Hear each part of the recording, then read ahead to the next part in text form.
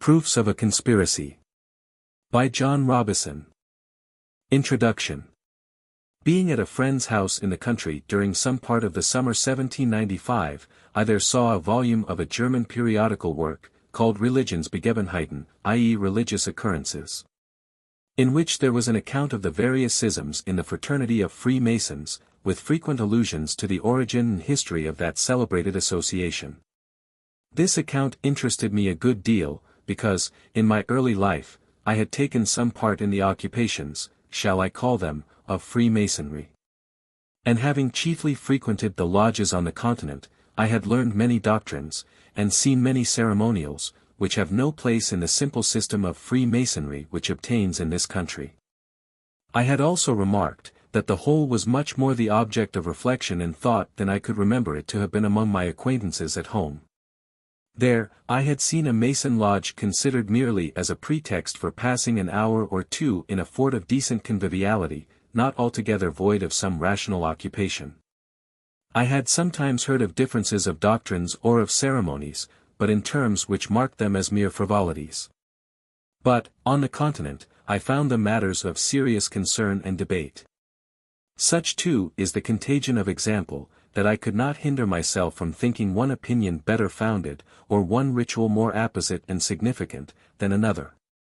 And I even felt something like an anxiety for its being adopted, and a zeal for making it a general practice. I had been initiated in a very splendid lodge at Liege, of which the Prince Bishop, his Tréfonciers, and the chief noblesse of the state, were members.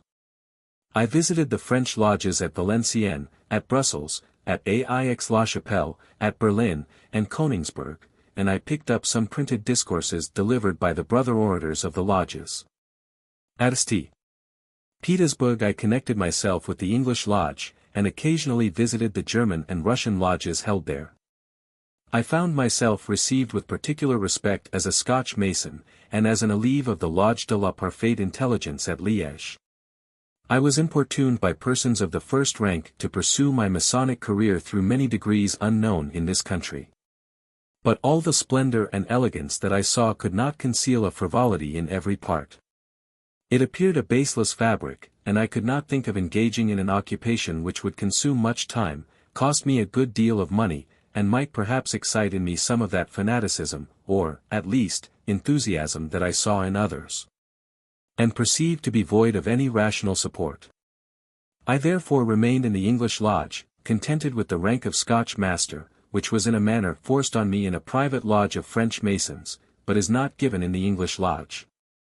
My Masonic rank admitted me to a very elegant entertainment in the female Loge de la Fidélité, where every ceremonial was composed in the highest degree of elegance, and everything conducted with the most delicate respect for our fair sisters. And the old song of brotherly love was chanted in the most refined strain of sentiment. I do not suppose that the Parisian Freemasonry of 45 degrees could give me more entertainment. I had profited so much by it, that I had the honor of being appointed the brother orator.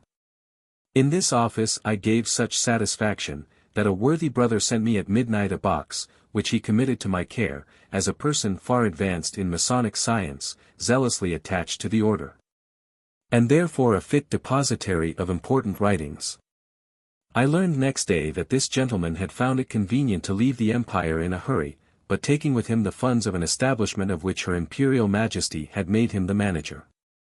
I was desired to keep these writings till he should see me again. I obeyed. About 10 years afterward I saw the gentleman on the street in Edinburgh, conversing with a foreigner. As I passed by him, I saluted him softly in the Russian language, but without stopping, or even looking him in the face. He colored, but made no return. I endeavored in vain to meet with him, intending to make a proper return for much civility and kindness which I had received from him in his own country. I now considered the box as accessible to myself, and opened it. I found it to contain all the degrees of the Parfaite Mécanicossois, with the rituals, catechisms, and instructions, and also 4 other degrees of Freemasonry, as cultivated in the Parisian lodges. I have kept them with all care, and mean to give them to some respectable lodge. But as I am bound by no engagement of any kind, I hold myself as at liberty to make such use of them as may be serviceable to the public, without enabling any uninitiated person to enter the lodges of these degrees. This acquisition might have roused my former relish for Masonry, had it been merely dormant, but, after so long separation from the Loge de la Fidelite, the Masonic spirit had evaporated. Some curiosity, however, remained, and some wished to trace this plastic mystery to the pit from which the clay had been dug, which has been molded into so many different shapes, some to honor, and some to dishonor. But my opportunities were now gone. I had given away, when in Russia, my volumes of discourses, and some far-fetched and gratuitous histories, and nothing remained but the pitiful work of Anderson, and the Maconnerie d'Anhuramique de Voily, which are in everyone's hands. My curiosity was strongly roused by the accounts given in the Religionsbegebenheiten. There I saw quotations without number, systems and schisms of which I had never heard. But what particularly struck me, was a zeal and fanaticism about what I thought trifles, which astonished me. Men of rank and fortune, and engaged in serious and honorable public employments, not only frequenting the lodges of the cities where they resided, but journeying from one end of Germany or France to the other, to visit new lodges, or to learn new secrets or new doctrines. I saw conventions held at Wismar, at Wiesbaden, at Colo, at Brunswick, and at Wilhelmsbad, consisting of some hundreds of persons of respectable stations. I saw adventurers coming to a city, professing some new secret, and in a few days forming new lodges, and instructing in a troublesome and expensive manner hundreds of brethren. German Masonry appeared a very serious concern, and to be implicated with other subjects with which I had never suspected it to have any connection. I saw it much connected with many occurrences and schisms in the Christian Church. I saw that the Jesuits had several times interfered in it, and that most of the exceptionable innovations and dissensions had arisen about the time that the order of Loyola was suppressed. So that it should seem, that these intriguing brethren had attempted to maintain their influence by the help of Freemasonry. I saw it much disturbed by the mystical whims of J. Bayman and Swedenborg, by the fanatical and knavish doctrines of the modern Rosicrucians, by magicians, magnetisers, exorcists, and I observed that these different sects reprobated each other, as not only maintaining erroneous opinions, but even inculcating opinions which were contrary to the established religions of Germany, and contrary to the principles of the civil establishments. At the same time they charged each other with mistakes and corruptions, both in doctrine and in practice, and particularly with falsification of the first principles of Freemasonry, and with ignorance of its origin and its history. And they supported these charges by authorities from many different books which were unknown to me. My curiosity was now greatly excited. I got from a much respected friend many of the preceding volumes of the Religionsbegebenheiten, in hopes of much information from the patient industry of German erudition. This opened a new and very interesting scene. I was frequently sent back to England, from whence all agreed that Freemasonry had been imported into Germany. I was frequently led into France and into Italy. There, and more remarkably in France, I found that the lodges had become the haunts of many projectors and fanatics, both in science, in religion, and in politics, who had availed themselves of the secrecy and the freedom of speech maintained in these meetings, to broach their particular whims, or suspicious doctrines, which, if published to the world in the usual manner, would have exposed the authors to ridicule, or to censure. These projectors had contrived to tag their peculiar nostrums to the mummery of Masonry, and were even allowed to twist the Masonic emblems and ceremonies to their purpose. So that in their hands Freemasonry became a thing totally unlike, and almost in direct opposition to the system, if it may get such a name, imported from England, and some lodges had become schools of irreligion and licentiousness. No nation in modern times has so particularly turned its attention to the cultivation of everything that is refined or ornamental as France, and it has long been the resort of all who hunt after entertainment in its most refined form. The French have come to consider themselves as the instructors of the world in everything that ornaments life, and feeling themselves received as such, they have formed their manners accordingly, full of the most condescending complaisance to all who acknowledge their superiority. Delighted, in a high degree, with this office, they have become zealous missionaries of refinement in every department of human pursuit, and have reduced their apostolic employment to a system, which they prosecute with ardor and delight. This is not groundless declamation, but sober historical truth. It was the professed aim, and it was a magnificent and wise aim, of the great Colbert, to make the court of Louis XIV, the fountain of human refinement, and Paris the Athens of Europe. We need only look at the plunder of Italy by the French army, to be convinced that their low-born generals and statesmen have in this respect the same notions with the Colberts and the Richelieus. I know no subject in which this aim at universal influence on the opinions of men, by holding themselves forth as the models of excellence and elegance, is more clearly seen than in the care that they have been pleased to take of Freemasonry. It seems indeed peculiarly suited to the talents and taste of that vain and ardent people. Baseless and frivolous, it admits of every form that Gallic refinement can invent, to recommend it to the young, the gay, the luxurious.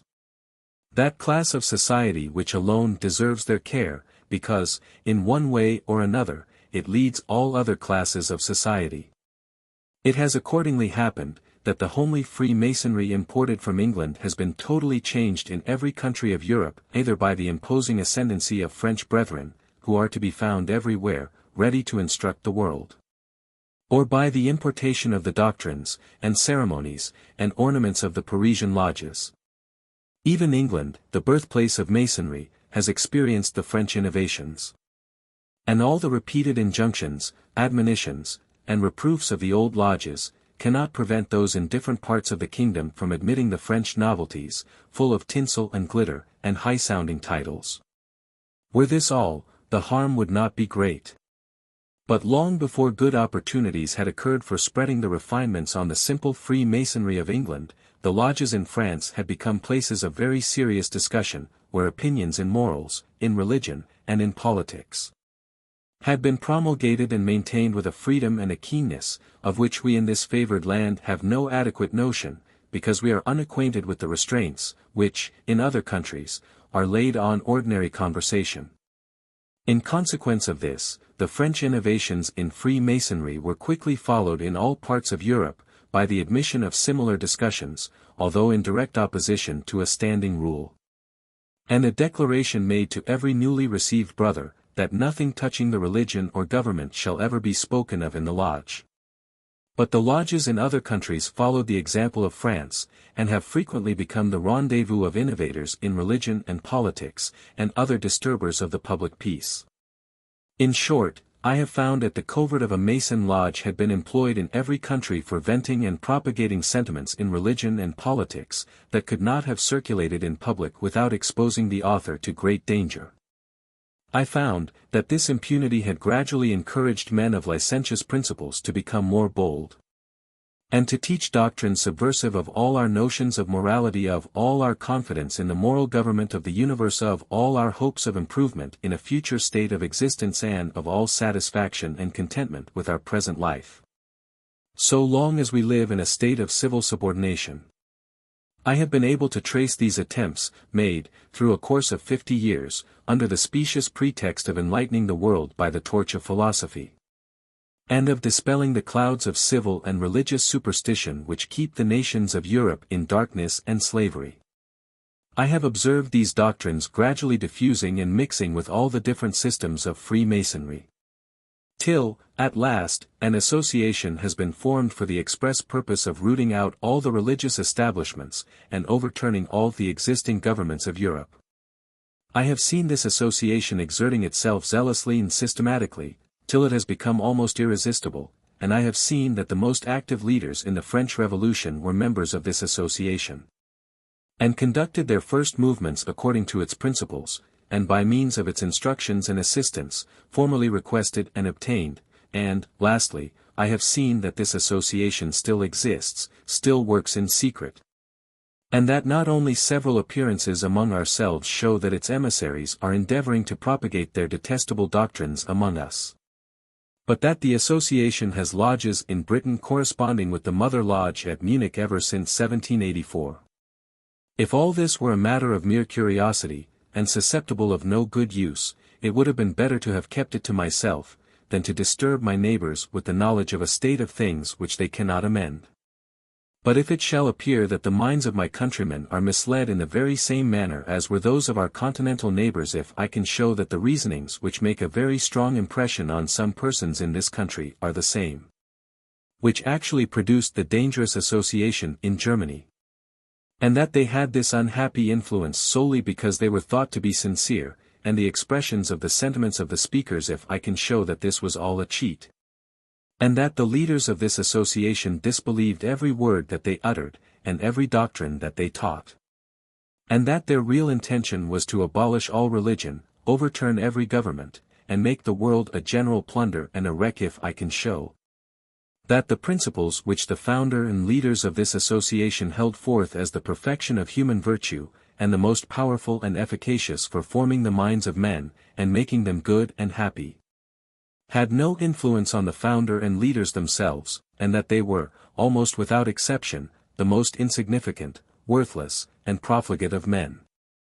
I cannot but think that such information will make my countrymen hesitate a little, and receive with caution, and even distrust, addresses and instructions which flatter our self-conceit, and which, by buoying us up with the gay prospect of what is perhaps attainable by a change, may make us discontented with our present condition, and forget that there never was a government on earth where the people of a great and luxurious nation enjoyed so much freedom and security in the possession of everything that is dear and valuable. When we see that these boasted principles had not that effect on the leaders which they assert to be their native, certain, and inevitable consequences, we will distrust the fine descriptions of the happiness that should result from such a change. And when we see that the methods which were practiced by this association for the express purpose of breaking all the bands of society, were employed solely in order that the leaders might rule the world with uncontrollable power, while all the rest, even of the associated, will be degraded in their own estimation, corrupted in their principles, and employed as mere tools of the ambition of their unknown superiors. Surely a freeborn Briton will not hesitate to reject at once, and without any farther examination, a plan so big with mischief, so disgraceful to its underling adherents, and so uncertain in its issue. These hopes have induced me to lay before the public a short abstract of the information which I think I have received. It will be short, but I hope sufficient for establishing the fact, that this detestable association exists, and its emissaries are busy among ourselves. I was not contented with the quotations which I found in the Religionsbegebenheiten, but procured from abroad some of the chief writings from which they are taken. This both gave me confidence in the quotations from books which I could not procure, and furnished me with more materials. Much, however, remains untold, richly deserving the attention of all those who feel themselves disposed to listen to the tales of a possible happiness that may be enjoyed in a society where all the magistrates are wise and just, and all the people are honest and kind. I hope that I am honest and candid. I have been at all pains to give the true sense of the authors. My knowledge of the German language is but scanty, but I have had the assistance of friends whenever I was in doubt. In compressing into one paragraph what I have collected from many, I have, as much as I was able, stuck to the words of the author, and have been anxious to give his precise meaning. I doubt not but that I have sometimes failed, and will receive correction with deference. I entreat the reader not to expect a piece of good literary composition. I am very sensible that it is far from it. It is written during bad health, when I am not at ease, and I wish to conceal my name, but my motive is, without the smallest mixture of another, to do some good in the only way I am able. And I think that what I say will come with better grace, and be received with more confidence, than any anonymous publication. Of these I am now most heartily sick. I throw myself on my country with a free heart, and I bow with deference to its decision. The association of which I have been speaking, is the Order of Illuminati, founded in 1775, by Dr. Adam Weishaupt, professor of canon law in the University of Ingolstadt, and abolished in 1786 by the Elector of Bavaria, but revived immediately after, under another name, and in a different form, all over Germany. It was again detected, and seemingly broken up, but it had by this time taken so deep root that it still subsists without being detected, and has spread into all the countries of Europe. It took its first rise among the Freemasons, but is totally different from Freemasonry. It was not, however, the mere protection gained by the secrecy of the lodges that gave occasion to it, but it arose naturally from the corruptions that had gradually crept into that fraternity, the violence of the party spirit which pervaded it, and from the total uncertainty and darkness that hangs over the whole of that mysterious association. It is necessary, therefore, to give some account of the innovations that have been introduced into Freemasonry from the time that it made its appearance on the continent of Europe as a mystical society, possessing secrets different from those of the mechanical employment whose name it assumed, and thus affording entertainment and occupation to persons of all ranks and professions. It is by no means intended to give a history of Freemasonry. This would lead to a very long discussion. The patient industry of German erudition has been very seriously employed on this subject, and many performances have been published, of which some account is given in the different volumes of the Religionsbegebenheiten, particularly in those for 1779, 1785, and 1786.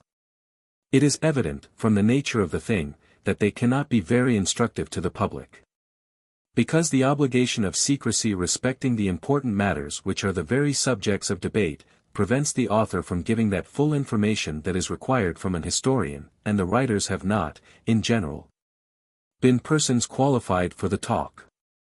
Scanty erudition, credulity, and enthusiasm, appear in almost all their writings.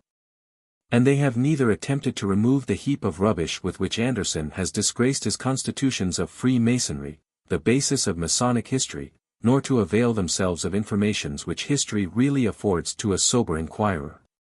Their royal art must never forsooth appear in a state of infancy or childhood, like all other human acquirements.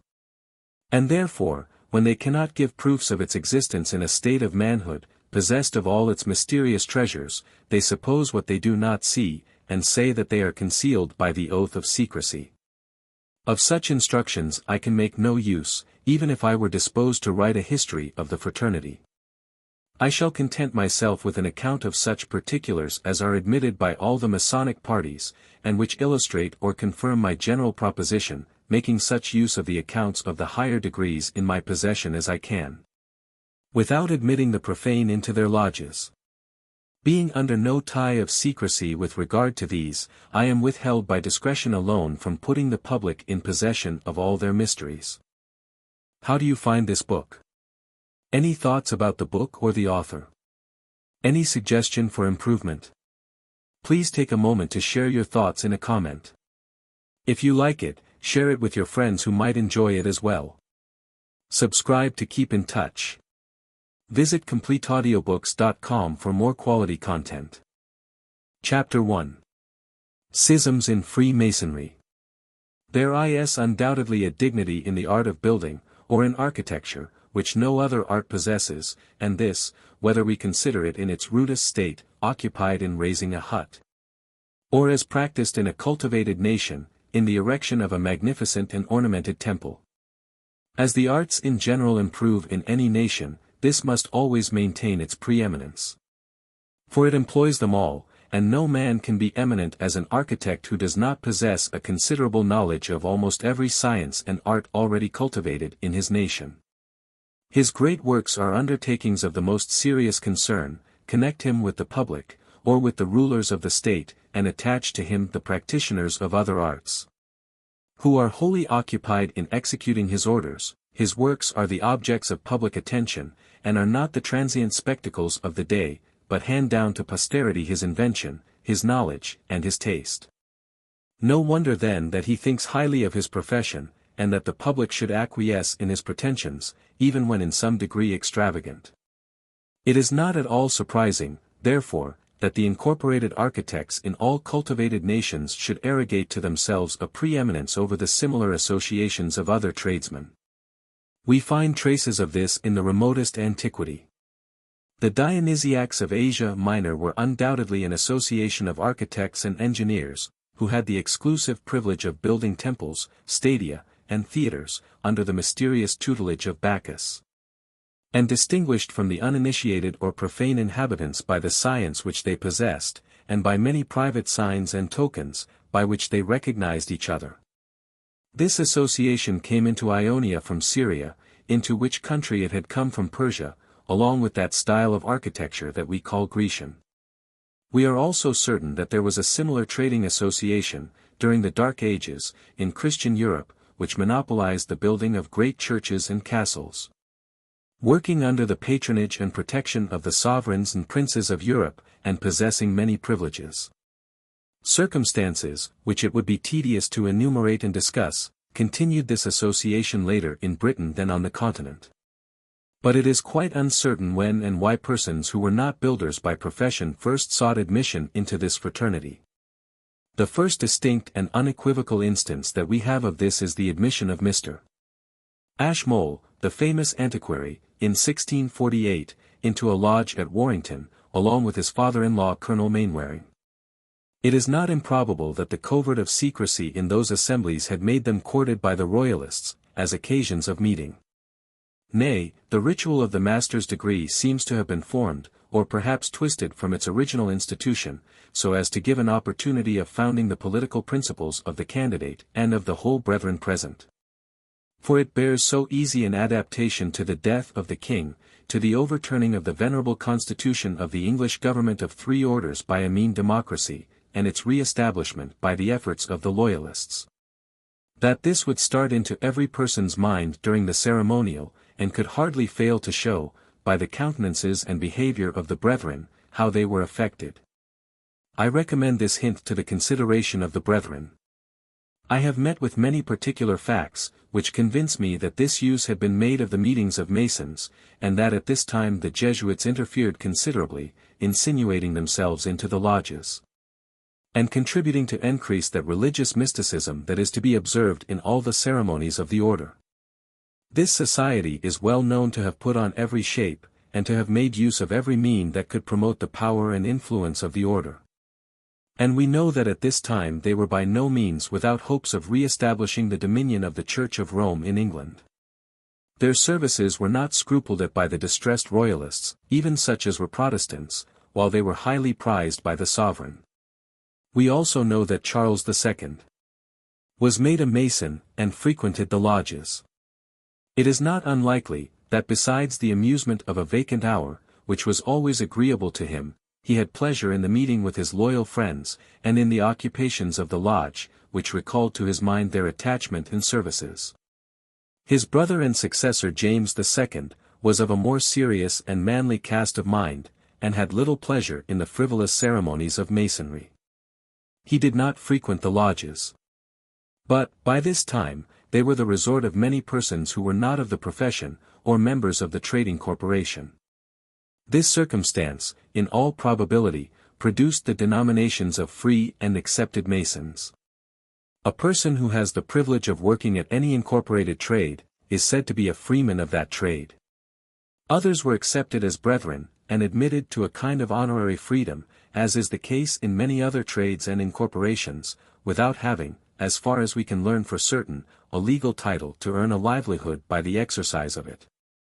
The lodges being in this manner frequented by persons of various professions, and in various ranks of civil society, it cannot be supposed that the employment in those meetings related entirely to the ostensible profession of Masonry.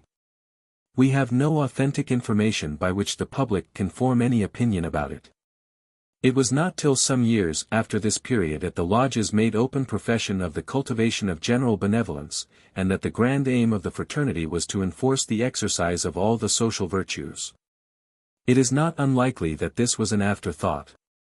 The political purposes of the association being once obtained, the conversation and occupations of the members must take some particular turn, in order to be generally acceptable. The establishment of a fund for the relief of unfortunate brethren did not take place till the very end of last century. And we may presume that it was brought about by the warm recommendations of some benevolent members, who would naturally enforce it by addresses to their assembled brethren. This is the probable origin of those philanthropic discourses which were delivered in the lodges by one of the brethren as an official task. Brotherly love was the general topic, and this, with great propriety, when we consider the object aimed at in those addresses. Nor was this object altogether a novelty. For while the manners of society were yet but rude, brother Masons, who were frequently led by their employment far from home and from their friends, stood in need of such helps, and might be greatly benefited by such an institution, which gave them introduction and citizenship wherever they went, and a right to share in the charitable contributions of brethren who were strangers to them. Other incorporated trades had similar provisions for their poor. But their poor were townsmen and neighbors, well known to them. There was more persuasion necessary in this fraternity, where the objects of our immediate beneficence were not of our acquaintance. But when the lodges consisted of many who were not Masons, and who had no particular claim to good offices from a stranger, and their number might be great, it is evident that stronger persuasions were now necessary, and that every topic of philanthropy must now be employed. When the funds became considerable, the effects naturally took the public eye, and recommended the society to notice and respect. And now the brethren were induced to dwell on the same topic, to join in the commendations bestowed on the society, and to say that universal beneficence was the great aim of the order. And this is all that could be said in public, without infringing the obligation to secrecy. The inquisitive are always prying and teasing, and this is the only point on which a brother is at liberty to speak. He will therefore do it with affectionate zeal, till perhaps he has heated his own fancy a little, and overlooks the inconsistency of this universal beneficence and philanthropy with the exclusive and monopolizing spirit of an association, which not only confines its benevolence to its own members, like any other charitable association, but hoards up in its bosom inestimable secrets, whose natural tendency, they say, is to form the heart to this generous and kind conduct, and inspire us with love to all mankind. The profane world cannot see the beneficence of concealing from public view a principle or a motive which so powerfully induces a Mason to be good and kind. The brother says that publicity would rob it of its force, and we must take him at his word, and our curiosity is so much the more excited to learn what are the secrets which have so singular a quality. Thus did the fraternity conduct themselves, and thus were they considered by the public, when it was carried over from England to the continent. And here, it is to be particularly remarked, that all our brethren abroad profess to have received the mystery of Freemasonry from Britain. This is surely a puzzle in the history. And we must leave it to others to reconcile this with the repeated assertions in Anderson's Book of Constitutions, that the fraternity existed all over the world, and the numberless examples which he adduces of its exertions in other countries. Nay, with his repeated assertions, that it frequently was near perishing in Britain, and that our princes were obliged to send to France and other countries, for leading men, to restore it to its former energy among us. We shall find by and by that this is not a point of mere historical curiosity, but that much hinges on it. In the meantime, let us just remember, that the plain tale of brotherly love had been polished up to protestations of universal benevolence, and had taken place of loyalty and attachment to the unfortunate family of Stuart, which was now totally forgotten in the English lodges. The Revolution had taken place, and King James, with many of his most zealous adherents, had taken refuge in France. But they took Freemasonry with them to the continent, where it was immediately received by the French, and was cultivated with great zeal in a manner suited to the taste and habits of that highly polished people. The lodges in France naturally became the rendezvous of the adherents to their banished king, and the means of carrying on a correspondence with their friends in England. At this time also the Jesuits took a more active hand in Freemasonry than ever. They insinuated themselves into the English lodges, where they were caressed by the Catholics, who panted after the re-establishment of their faith, and tolerated by the Protestant Royalists, who thought no concession too great a compensation for their services. At this time changes were made in some of the Masonic symbols, particularly in the tracing of the lodge, which bear evident marks of Jesuitical interference. It was in the lodges held at St. Germain's that the degree of Chevalier Macon Ecofoy was added to the 3 symbolical degrees of English Masonry. The Constitution, as imported, appeared too coarse for the refined taste of our neighbors, and they must make Masonry more like the occupation of a gentleman. Therefore, the English degrees of apprentice, fellow-craft, and master, were called symbolical, and the whole fraternity was considered either as typical of something more elegant, or as a preparation for it. The degrees afterwards superadded to this leave us in doubt which of these views the French entertained of our masonry. But at all events, this rank of Scotch Knight was called the first degree of the Macon Parfait. There is a device belonging to this lodge which deserves notice. A lion, wounded by an arrow, and escaped from the stake to which he had been bound, with the broken rope still about his neck, is represented lying at the mouth of a cave, and occupied with mathematical instruments which are lying near him. A broken crown lies at the foot of the stake. There can be little doubt but that this emblem alludes to the dethronement, the captivity, the escape, and the asylum of James II. And his hopes of re-establishment by the help of the loyal brethren. This emblem is worn as the gorget of the Scotch Knight. It is not very certain, however, when this degree was added, whether immediately after King James's abdication, or about the time of the attempt to set his son on the British throne. But it is certain, that in 1716, this and still higher degrees of masonry were much in vogue in the court of France. The refining genius of the French, and their love of show, made the humble denominations of the English brethren disgusting. And their passion for military rank, the only character that connected them with the court of an absolute monarch, made them adapt Freemasonry to the same scale of public estimation, and invent ranks of Macons chevaliers ornamented with titles, and rib bands, and stars. These were highly relished by that vain people. And the price of reception, which was very high, became a rich fund, that was generously applied to relieve the wants of the banished British and Irish adherents of the unfortunate family who had taken refuge among them. 3 new degrees of novice, élève, and chevalier, were soon added, and the Parfait Macon had now 7 receptions to go through, for each of which a handsome contribution was made. Afterwards, when the first beneficent purpose of this contribution ceased to exist, the finery that now glittered in all the lodges made a still more craving demand for reception money. And ingenuity was set to work to invent new baits for the Parfait Macon. More degrees of chivalry were added, interspersed with degrees of philosophe, pèlerin, clairvoyant, and till some Parisian lodges had 45 ranks of masonry, having 15 orders of chivalry. For a knighthood, with a rib band and a star, was a bonne bouche, given at every 3rd step. For a long while these degrees of chivalry proceeded on some faint analogies with several orders of chivalry which had been erected in Europe. All of these had some reference to some mystical doctrines of the Christian Church, and were, in fact, contrivances of the Church of Rome for securing and extending her influence on the laymen of rank and fortune, whom she retained in her service by these playthings. The Knights Templars of Jerusalem, and the Knights of the Desert, whose office it was to protect pilgrims, and to defend the Holy City, afforded very apt models for Masonic mimicry, because the Temple of Solomon, and the Holy Sepulchre, always shared the same fate. Many contended doctrines of the theologians had also their chevaliers to defend them. In all this progressive mummery we see much of the hand of the Jesuits, and it would seem that it was encouraged by the Church. But a thing happened which might easily have been foreseen. The lodges had become familiar with this kind of invention.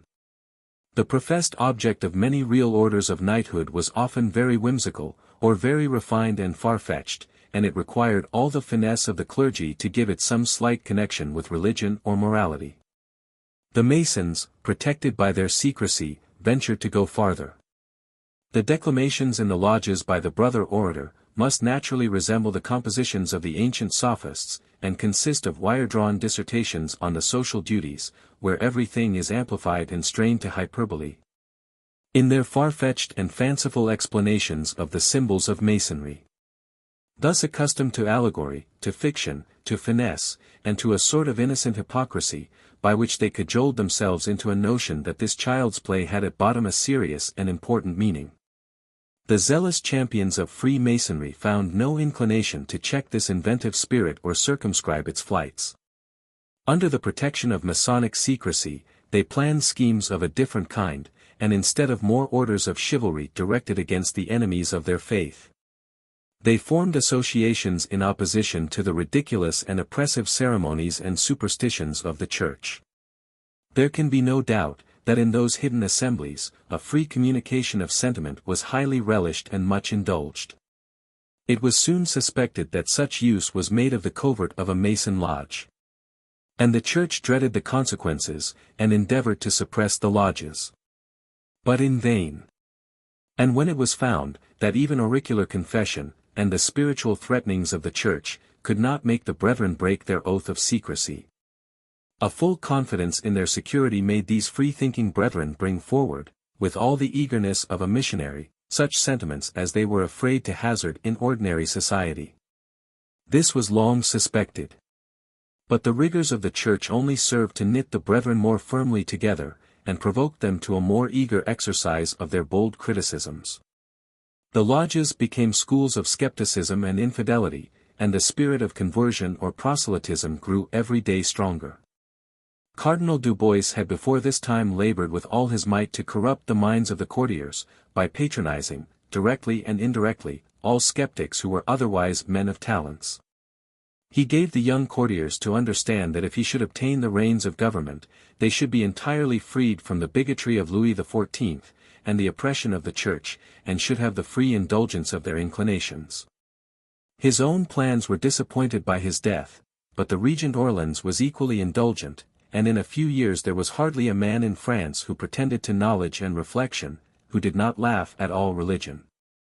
Amidst the almost infinite number of publications from the French presses, there is hardly a dozen to be found whose author attempts to vindicate religion from the charges of universal superstition and falsehood. And it must be acknowledged that little else was to be seen in the established religion of the kingdom. The people found nothing in Christianity but a never-ceasing round of insignificant and troublesome ceremonies, which consumed their time, and furnished a fund for supporting a set of lordly and oppressive dignitaries, who declared in the plainest manner their own disbelief of their religion, by their total disregard of common decency, by their continual residence at court, and by absolute neglect, and even the most haughty and oppressive treatment of the only part of their order that took any concern about the religious sentiments of the nation, namely, the cures or parish priests. The monks appeared only as lazy drones. But the parish priests instructed the people, visited the sick, reconciled the offender and the offended, and were the great mediators between the landlords and their vassals. An office which endeared them more to the people than all the other circumstances of their profession. And it is remarkable, that in all the licentious writings and bitter satirical tales of the philosophic freethinkers, such as Voltaire, who never fails to have a taunting hit at the clergy, the cure is generally an amiable personage, a charitable man, a friend to the poor and unfortunate, a peacemaker, and a man of piety and worth. Yet these men were kept in a state of the most slavish and cruel subjection by the higher orders of the clergy, and all hopes of advancement cut off. Rarely, hardly ever, does it happen, that a cure becomes a bishop. The abbés step into every line of preferment. When such procedure is observed by a whole nation, what opinion can be formed but that the whole is a vile cheat? This however was the case in France, and therefore infidelity was almost universal. Nor was this overstrained freedom or licentiousness confined to religious opinions. It was perhaps more naturally directed to the restraints arising from civil subordination. The familiar name of brother could not but tickle the fancy of those of inferior rank, when they found themselves set cheek by jowl with persons whom they cannot approach out of doors but with cautious respect. And while these men of rank have their pride lulled a little, and perhaps their hearts a little softened by the slang and sentimental declamation on the topic of brotherly love and utopian felicity, the others begin to fancy the happy days arrived, and the light of philanthropy beaming from the east and illuminating the lodge. The garret pamphleteer enjoys his fancied authority as senior warden, and conducts with affectionate solemnity the young nobleman, who pants for the honor of mastership. And he praises the trusty brother who has guarded him in his perilous journeys round the room. What topic of declamation can be more agreeable than the equality of the worthy brethren? And how naturally will the brother orator, in support of this favorite topic, slide into all the commonplace pictures of human society, freed from all the anxieties attending civil distinction, and passing their days in happy simplicity and equality. From this state of the fancy, it is hardly a step to descant on the propriety, the expediency, and at last, the justice of this arrangement of civil society. And in doing this, one cannot avoid taking notice of the great obstructions to human felicity which we see in every quarter. Proceeding from the abuses of those distinctions of rank and fortune which have arisen in the world, and as the mischiefs and horrors of superstition are topics of continual declamation to those who wish to throw off the restraints of religion. So the oppression of the rulers of this world, and the sufferings of talents and worth in inferior stations, will be no less greedily listened to by all whose notions of morality are not very pure. And who would be glad to have the enjoyments of the wealthy without the trouble of laboring for them. Freemasonry may be affirmed to have a natural tendency to foster such leveling wishes. And we cannot doubt but that great liberties are taken with those subjects in the lodges, especially in countries where the distinctions of rank and fortune are strongly expressed and noticed. But it is not a matter of mere probability that the Mason lodges were the seminaries of these libertine instructions. We have distinct proof of it, even in some of the French degrees. In the degree called the Chevalier de Soleil, the whole instruction is aimed against the established religion of the kingdom. The professed object is the emancipation from error, and the discovery of truth. The inscription in the east suggests, that in the north is liberal, that in the south is fermite, and in the west it is caution, terms which are very significant. The trace venerable is Adam. The senior warden is truth, and all the brethren are children of truth. The process of reception is very well contrived, the whole ritual is decent and circumspect, and nothing occurs which can alarm the most timid. Brother Truth is asked, what is the hour? He informs Father Adam, that among men it is the hour of darkness, but that it is midday in the lodge. The candidate is asked, why he has knocked at the door, and what is become of the 8 companions, he is one of the Elus. He says, that the world is in darkness, and his companions and he have lost each other. That Hesperus, the star of Europe, is obscured by clouds of incense, offered up by superstition to despots, who have made themselves gods, and have retired into the inmost recesses of their palaces, that they may not be recognized to be men. While their priests are deceiving the people, and causing them to worship these divinities. This and many similar sentiments are evident allusions to the pernicious doctrine of the book called Origine du Despotisme Oriental, where the religion of all countries is considered as a mere engine of state. Where it is declared that reason is the only light which nature has given to man, and that our anxiety about futurity has made us imagine endless torments in a future world. And that princes, taking advantage of our weakness, have taken the management of our hopes and fears, and directed them so as to suit their own purposes. Emancipation from the fear of death is declared the greatest of all deliverances. Questions are put to the candidate, tending to discover whether and how far he may be trusted, and what sacrifices he is willing to make in search after truth. This shape given to the plastic mysteries of Masonry was much relished, and in a very short time this new path was completely explored, and a new series of degrees was added to the list, viz. The Novice, and the Élu de la Vérité, and the Sublime Philosophe. In the progress through these degrees, the brethren must forget that they have formerly been Chevaliers de l'Orient, Chevaliers de l'Aigle, when the symbols were all explained as typical of the life and immortality brought to light by the Gospel. Indeed, they are taught to class this among the other clouds which have been dispelled by the Sun of Reason. Even in the Chevalerie de l'Aigle there is a twofold explanation given of the symbols, by which a lively imagination may conceive the whole history and peculiar doctrines of the New Testament. As being typical of the final triumph of reason and philosophy over error. And perhaps this degree is the very first step in the plan of illumination. We are not to suppose that this was carried to extremity at once. But it is certain, that before 1743 it had become universal, and that the lodges of Freemasons had become the places for making proselytes to every strange and obnoxious doctrine. Theurgy, cosmogony, Kabbalah, and many whimsical and mythical doctrines which have been grafted on the distinguishing tenets and the pure morality of the Jews and Christians, were subjects of frequent discussion in the lodges. The celebrated Chevalier Ramsay was a zealous apostle in this mission. Affectionately attached to the family of Stuart, and to his native country, he had cooperated heartily with those who endeavored to employ Masonry in the service of the Pretender, and, availing himself of the preeminence given, at first perhaps as a courtly compliment, to Scotch Masonry, he labored to shew that it existed, and indeed arose, during the Crusades. And that there really was either an order of chivalry whose business it was to rebuild the Christian churches destroyed by the Saracens, or that a fraternity of Scotch Masons were thus employed in the East, under the protection of the Knights of St. John of Jerusalem.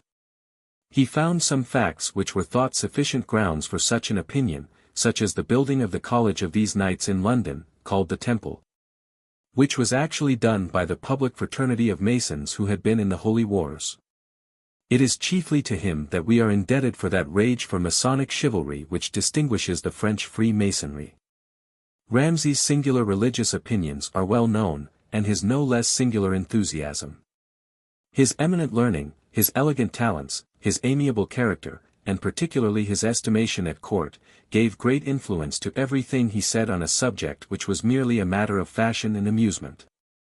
Whoever has attended much to human affairs, knows the eagerness with which men propagate all singular opinions, and the delight which attends their favorable reception.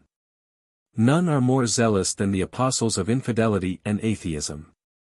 It is in human nature to catch with greediness any opportunity of doing what lies under general restraint.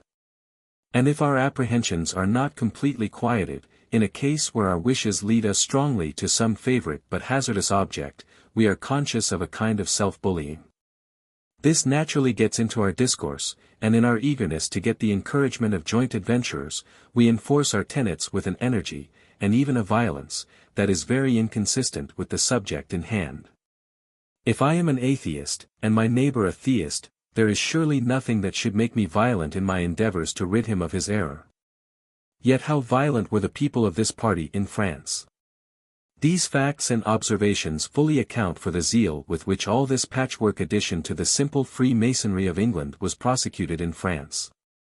It surprises us, Britons, who are accustomed to consider the whole as a matter of amusement for young men, who are glad of any pretext for indulging in conviviality. We generally consider a man advanced in life with less respect, if he shows any serious attachment to such things. But in France, the civil and religious restraints on conversation made these secret assemblies very precious.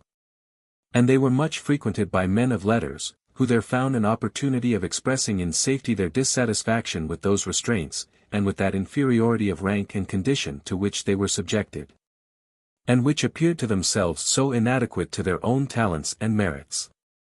The avocats de parlement, the unbeneficed abbés, the young men of no fortune, and thesoidisant philosophers, formed a numerous band, frequented the lodges, and there discussed every topic of religion and politics. Specimens of this occupation appeared from time to time in collections of discourses delivered by the Frère Orateur. I once had in my possession 2 volumes of these discourses, which I now regret that I left in a lodge on the continent, when my relish for Freemasonry had forsaken me.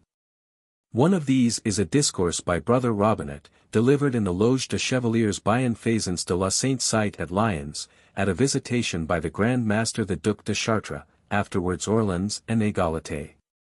In this discourse we have the germ and substance of his noted work, the Système de la Nature, au l'homme moral et physique. In another discourse, delivered by Brother Condorcet in the Loge de Philolithes at Strasbourg, we have the outlines of his posthumous work, Le Progrès de l'Esprit Humain. And in another, delivered by Mirabeau in the Loge de Chevaliers Bienfaisants at Paris, we have a great deal of the leveling principles, and cosmopolitism, one which he thundered from the tribunes of the National Assembly. But the most remarkable performances of this kind are, the Archives mystico-hermétiques, and the Des Erreurs, et de la Vérité. The first is considered as an account historical and dogmatical, of the procedure and system of the Loge de Chevaliers Bienfaisants at Lyons. This was the most zealous and systematical of all the cosmopolitical lodges in France. It worked long under the patronage of its Grand Master the Duc de Chartres, afterwards Orleans, and at last Égalité. It sent out many affiliated lodges, which were erected in various parts of the French dominions. The daughter lodges at Paris, Strasbourg, Lille, Toulouse, took the additional title of Philoliths. There arose some schisms, as may be expected, in an association where every man is encouraged to broach and to propagate any the most singular opinion. These schisms were continued with some heat, but were in a great measure repaired in lodges which took the name of Amos Réunis de la Vérité. One of this denomination at Paris became very eminent. The mother lodge at Lyons extended its correspondence into Germany, and other foreign countries, and sent constitutions or systems, by which the lodges conducted their operations. I have not been able to trace the steps by which this lodge acquired such an ascendancy. But I see, that in 1769 and 1770, all the refined or philosophical lodges in Alsace and Lorraine united, and in a convention at Lyons, formally put themselves under the patronage of this lodge, cultivated a continual correspondence, and considered themselves as professing one Masonic faith, sufficiently distinguishable from that of other lodges. What this was we do not very distinctly know. We can only infer it from some historical circumstances. One of its favorite daughters, the Lodge Theodor von der Guten Rath, at Munich, became so remarkable for discourses dangerous to church and state, that the Elector of Bavaria, after repeated admonitions during a course of 5 or 6 years, was obliged to suppress it in 1786. Another of its suffragan lodges at Regensburg became exceedingly obnoxious to the state, and occasioned several commotions and insurrections. Another, at Paris, gradually refined into the Jacobin Club, and in the year 1791, the lodges in Alsace and Lorraine, with those of Speyer and Worms, invited Custine into Germany, and delivered Mentz into his hands. When we reflect on these historical facts, we get some key to the better understanding of the two performances which I mentioned as descriptive of the opinions and occupations of this sect of Freemasons. The Archives Mystico-Hermetiques exhibit a very strange mixture of mysticism, theosophy, Kabbalistic whim, real science, fanaticism, and free thinking, both in religion and politics. They must not be considered as an account of any settled system, but rather as annals of the proceedings of the lodge, and abstracts of the strange doctrines which made their successive appearance in the lodge. But if an intelligent and cautious reader examine them attentively, he will see, that the book is the work of one hand, and that all the wonders and oddities are caricatured, so as to engross the general attention. While they also are twisted a little, so that in one way or another they accord with a general spirit of licentiousness in morals, religion, and politics. Although everything is expressed decently, and with some caution and moderation, atheism, materialism, and discontent with civil subordination, pervade the whole. It is a work of great art. By keeping the ridicule and the danger of superstition and ignorance continually in view, the mind is captivated by the relief which free inquiry and communication of sentiment seems to secure. And we are put off our guard against the risk of delusion, to which we are exposed when our judgment is warped by our passions. The other book, Des Erreurs et de la Vérité, came from the same school, and is a sort of holy scripture, or at least a Talmud among the Freemasons of France. It is intended only for the initiated, and is indeed a mystery to any other reader. But as it was intended for spreading the favorite opinions of some enthusiastic brethren, everything is said that does not directly betray the secrets of the order. It contains a system of theosophy that has often appeared in the writings of philosophers, both in ancient and modern times. All the intelligence and moral sentiment that appears in the universe, either directly, as in the minds of men, or indirectly, as an inference from the marks of design that we see around us, some of which show us that men have acted, and many more that some other intelligence has acted, are considered as parts or portions of a general mass of intelligence which exists in the universe, in the same manner as matter exists in it. This intelligence has an inscrutable connection with the material part of the universe, perhaps resembling the connection, equally unsearchable, that subsists between the mind and body of man, and it may be considered as the soul of the world. It is this substance, the natural object of wonder and respect, that men have called God, and have made the object of religious worship. In doing so they have fallen into gross mistakes, and have created for themselves numberless unfounded hopes and fears, which have been the source of superstition and fanaticism, the most destructive plagues that have ever afflicted the human race. The soul of man is separated from the general mass of intelligence by some of the operations of nature, which we shall never understand, just as water is raised from the ground by evaporation, or taken up by the root of a plant. And as the water, after an unsearchable train of changes, in which it sometimes makes part of a flower, sometimes part of an animal, and is at last reunited, in its original form, to the great mass of waters, ready to run over the same circle again. So the soul of man, after performing its office, and exhibiting all that train of intellectual phenomena that we call human life, is at last swallowed up in the great ocean of intelligence. The author then breaks out. Felix capituit rerum cognoscere causas. Ac metus omnes et inexorable fatum. Subjacet pedibus, strepitum cacarantis avari. For he has now got to his asylum. This deity of his may be the object of wonder, like everything great and incomprehensible, but not of worship, as the moral governor of the universe. The hopes are at an end, which rest on our notions of the immortality and individuality of the human soul, and on the encouragement which religion holds forth to believe, that improvement of the mind in the course of this life, by the exercise of wisdom and of virtuous dispositions, is but the beginning of an endless progress in all that can give delight to the rational and well-disposed mind. No relation now subsists between man and deity that can warm the heart. But, as this is contrary to some natural propensity in the human mind, which in all ages and nations has panted after some connection with deity, the author strives to avail himself of some cold principles of symmetry in the works of nature, some ill-supported notions of propriety, and other such considerations, to make this anima mundi an object of love and respect. This is done in greater detail in another work, Tableau de rapports entre l'homme, Dieu, et l'univers, which is undoubtedly by the same hand. But the intelligent reader will readily see, that such incongruous things cannot be reconciled, and that we can expect nothing here but sophistry. The author proceeds, in the next place, to consider man as related to man, and to trace out the path to happiness in this life. Here we have the same overstrained morality as in the other work, the same universal benevolence, the same lamentations over the miserable state of mankind, resulting from the oppression of the powerful, the great ones of the earth, who have combined against the happiness of mankind, and have succeeded, by debasing their minds, so that they have become willing slaves. This could not have been brought about without the assistance of superstition.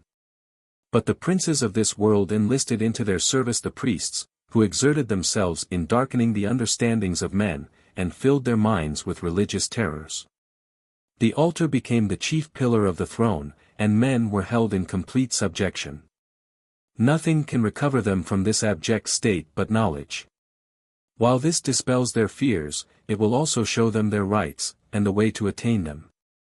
It deserves particularly to be remarked, that this system of opinions, if such an inconsistent mass of assertions can be called a system, bears a great resemblance to a performance of Toland's, published in 1720, called Pantheisticon.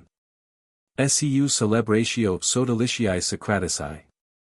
It is an account of the principles of a fraternity which he calls Socratica, and the brothers Pantheisti. They are supposed to hold a lodge, and the author gives a ritual of the procedure in this lodge. The ceremonies of opening and shutting of the lodge, the admission of members into its different degrees, and reason is the sun that illuminates the whole, and liberty and equality are the objects of their occupations. We shall see afterwards that this book was fondly pushed into Germany, translated, commented, and misrepresented, so as to take off the attention from the real spirit of the book, which is intentionally wrapped up in Kabbalah and enigma. Mirabeau was at much pains to procure it notice. And it must therefore be considered as a treasure of the cosmopolitical opinions of the Association of Chevaliers Bienfaisants, Philoliths, and Amos Reunis, who were called the Improved Lodges, working under the D. de Chartres. Of these there were 266 in 1784. This will be found a very important remark. Let it also be recollected afterwards, that this Lodge of Lions sent a deputy to a grand convention in Germany in 1772, viz. Mr. Willermoz, and that the business was thought of such importance, that he remained there 2 years. The book Des Erreurs et de la Vérité, must therefore be considered as a classical book of these opinions. We know that it originated in the Loge de Chèvres, Bienfaisance at Lyons. We know that this lodge stood as it were at the head of French Freemasonry, and that the fictitious order of Masonic Knights Templars was formed in this lodge, and was considered as the model of all the rest of this mimic chivalry. They proceeded so far in this mummery, as even to have the clerical tonsure. The Duke of Orleans, his son, the Elector of Bavaria, and some other German princes, did not scruple at this mummery in their own persons. In all the lodges of reception, the brother orator never failed to declaim on the topics of superstition, blind to the exhibition he was then making, or indifferent as to the vile hypocrisy of it. We have, in the lists of orators and office-bearers, many names of persons, who have had an opportunity at last of proclaiming their sentiments in public. The Abbé Sieyes was of the Lodge of Philolithes at Paris, and also at Lyons. Lequinio, author of the most profligate book that ever disgraced a press, the Préjuges vaincus par la raison, was warden in the Lodge Compact Sociale. D'Espremenil, Bailly, Fauchet, Maury, Mounier, were of the same system, though in different lodges. They were called Martinists, from St. Martin, who formed a schism in the system of the Chevaliers Bienfaisance, of which we have not any very precise account. Mercier gives some account of it in his Tableau de Paris, and in his Année 1888. The breach alarmed the brethren, and occasioned great heats. But it was healed, and the fraternity took the name of Missa du Renis, which is an anagram of De Amis Reunis. The Bishop of Autun, the man so bepraised as the benevolent citizen of the world, the friend of mankind and of good order, was senior warden of another lodge at Paris. Established in 1786, I think chiefly by Orleans and himself, which afterwards became the Jacobin Club. In short, we may assert with confidence, that the Mason lodges in France were the hotbeds, where the seeds were soon, and tenderly reared, of all the pernicious doctrines which soon after choked every moral or religious cultivation. And have made the society worse than a waste, have made it a noisome marsh of human corruption, filled with every rank and poisonous weed. These lodges were frequented by persons of all ranks, and of every profession. The idle and the frivolous found amusement, and glittering things to tickle their satiated fancies. There they became the dupes of the declamations of the crafty and licentious abbés, and writers of every denomination. Mutual encouragement in the indulgence of hazardous thoughts and opinions which flatter our wishes or propensities is a lure which few minds can resist. I believe that most men have felt this in some period of their lives. I can find no other way of accounting for the company that I have sometimes seen in a Mason lodge. The Lodge de la Parfaite Intelligence at Liege, contained, in December 1770, the Prince Bishop, and the greatest part of his chapter, and all the office-bearers were dignitaries of the Church. Yet a discourse given by the brother orator was as poignant a satire on superstition and credulity, as if it had been written by Voltaire. It was under the auspices of this lodge that this collection of discourses, which I mentioned above, was published, and there is no fault found with Brother Robinet, nor Brother Condorcet. Indeed the Trefensiers of Liege were proverbial even in Brabant, for their epicurism in the most extensive sense of the word. Thus was corruption spread over the kingdom under the mask of moral instruction. For these discourses were full of the most refined and strained morality, and florid paintings of utopian felicity, in a state where all are brothers and citizens of the world. But alas! These wire-drawn principles seem to have had little influence on the hearts, even of those who could best display their beauties. Read the tragedies of Voltaire, and some of his grave performances in prose. What man is there who seems better to know his master's will? No man expresses with more propriety, with more exactness, the feelings of a good mind. No man seems more sensible of the immutable obligation of justice and of truth. Yet this man, in his transactions with his booksellers, with the very men to whom he was immediately indebted for his affluence and his fame, was repeatedly, nay, incessantly, guilty of the meanest, the vilest tricks. When he sold a work for an enormous price to one bookseller, even to Kramer, whom he really respected, he took care that a surreptitious edition should appear in Holland, almost at the same moment. Proof sheets have been traced from Ferney to Amsterdam. When a friend of Kramer's expostulated with Voltaire on the injustice of this conduct, he said, grinning, "Oh le bon Kramer est bien il n'a que d'être du parti he may take a share he will not give me a livre the less for the first piece I offer him." Where shall we see more tenderness, more honor, more love of everything that is good and fair, than in Diderot's Père de Famille? Yet this man did not scruple to sell to the Empress of Russia an immense library, which he did not possess, for an enormous price, having got her promise that it should remain in his possession in Paris during his life. When her ambassador wanted to see it, after a year or two's payments, and the visitation could be no longer staved off, Diderot was obliged to set off in a hurry, and run through all the booksellers' shops in Germany, to help him to fill his empty shelves. He had the good fortune to save appearances, but the trick took air, because he had been niggardly in his attention to the ambassador's secretary. This, however, did not hinder him from honoring his imperial pupil with a visit.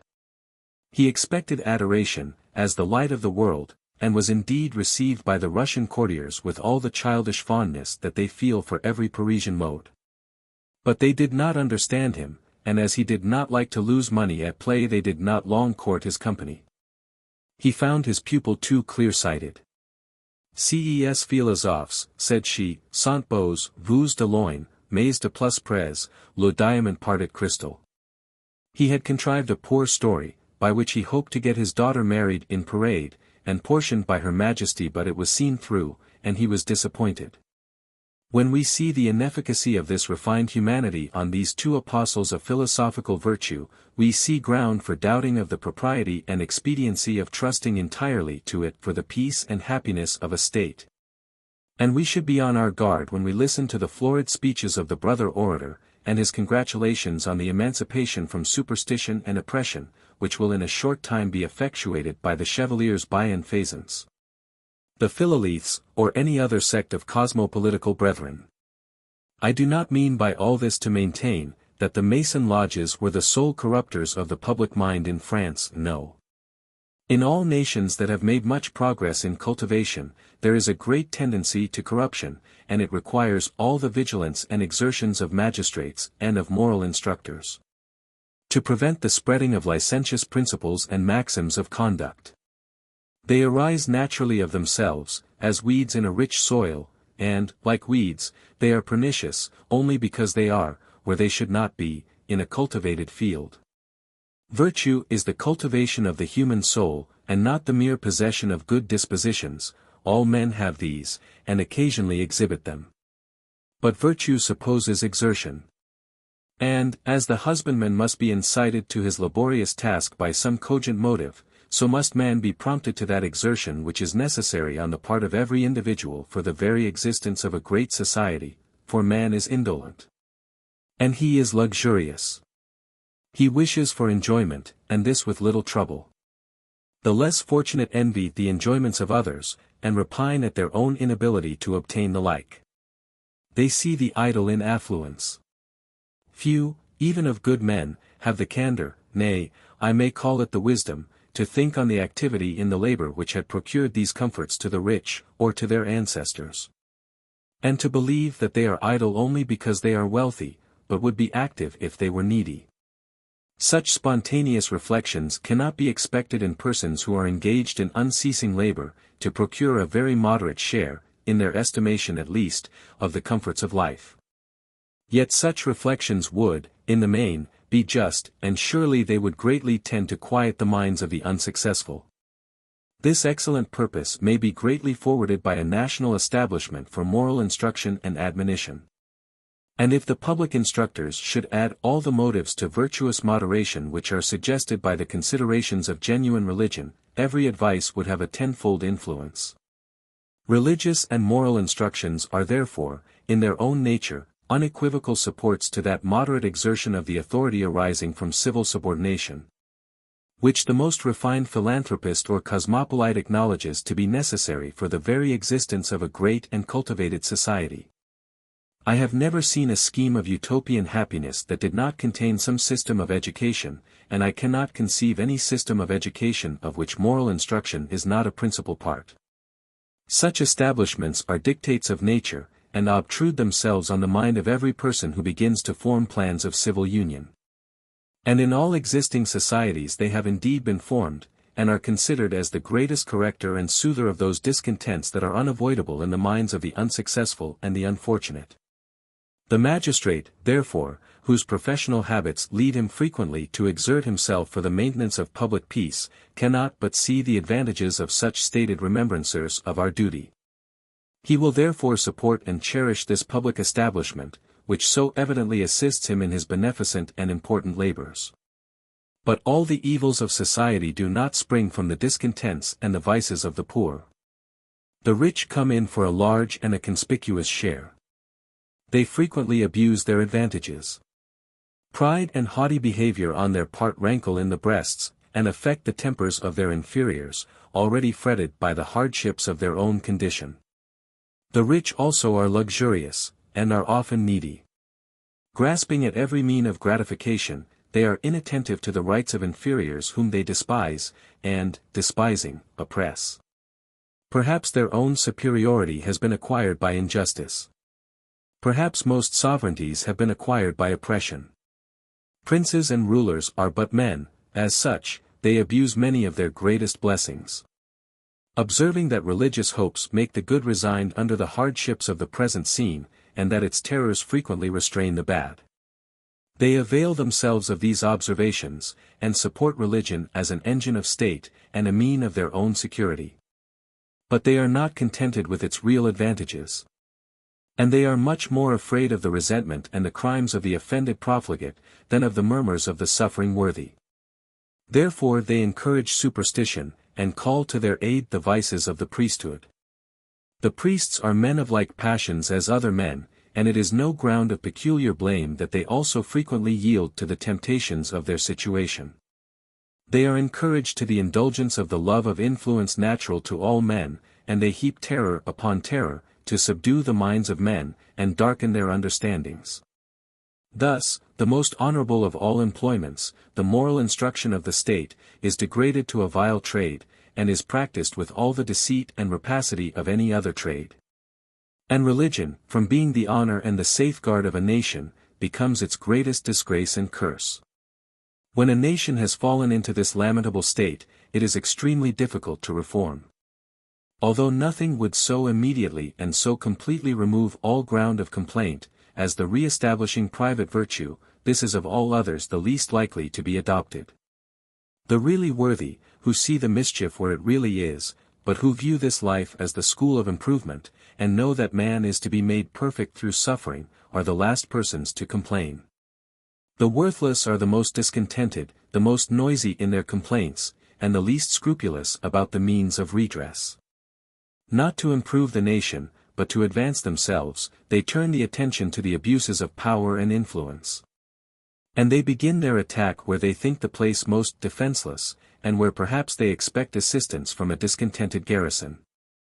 They attack superstition, and are not at all solicitous that true religion shall not suffer along with it. It is not, perhaps, with any direct intention to ruin the state, but merely to obtain indulgence for themselves, and the cooperation of the wealthy. They expect to be listened to by many who wish for the same indulgence. And thus it is that religious free-thinking is generally the first step of anarchy and revolution.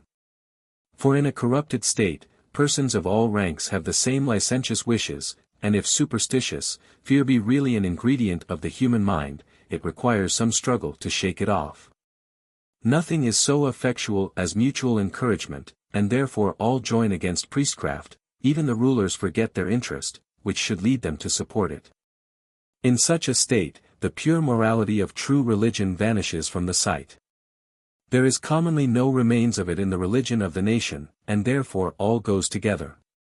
Perhaps there never was a nation where all those cooperating causes had acquired greater strength than in France.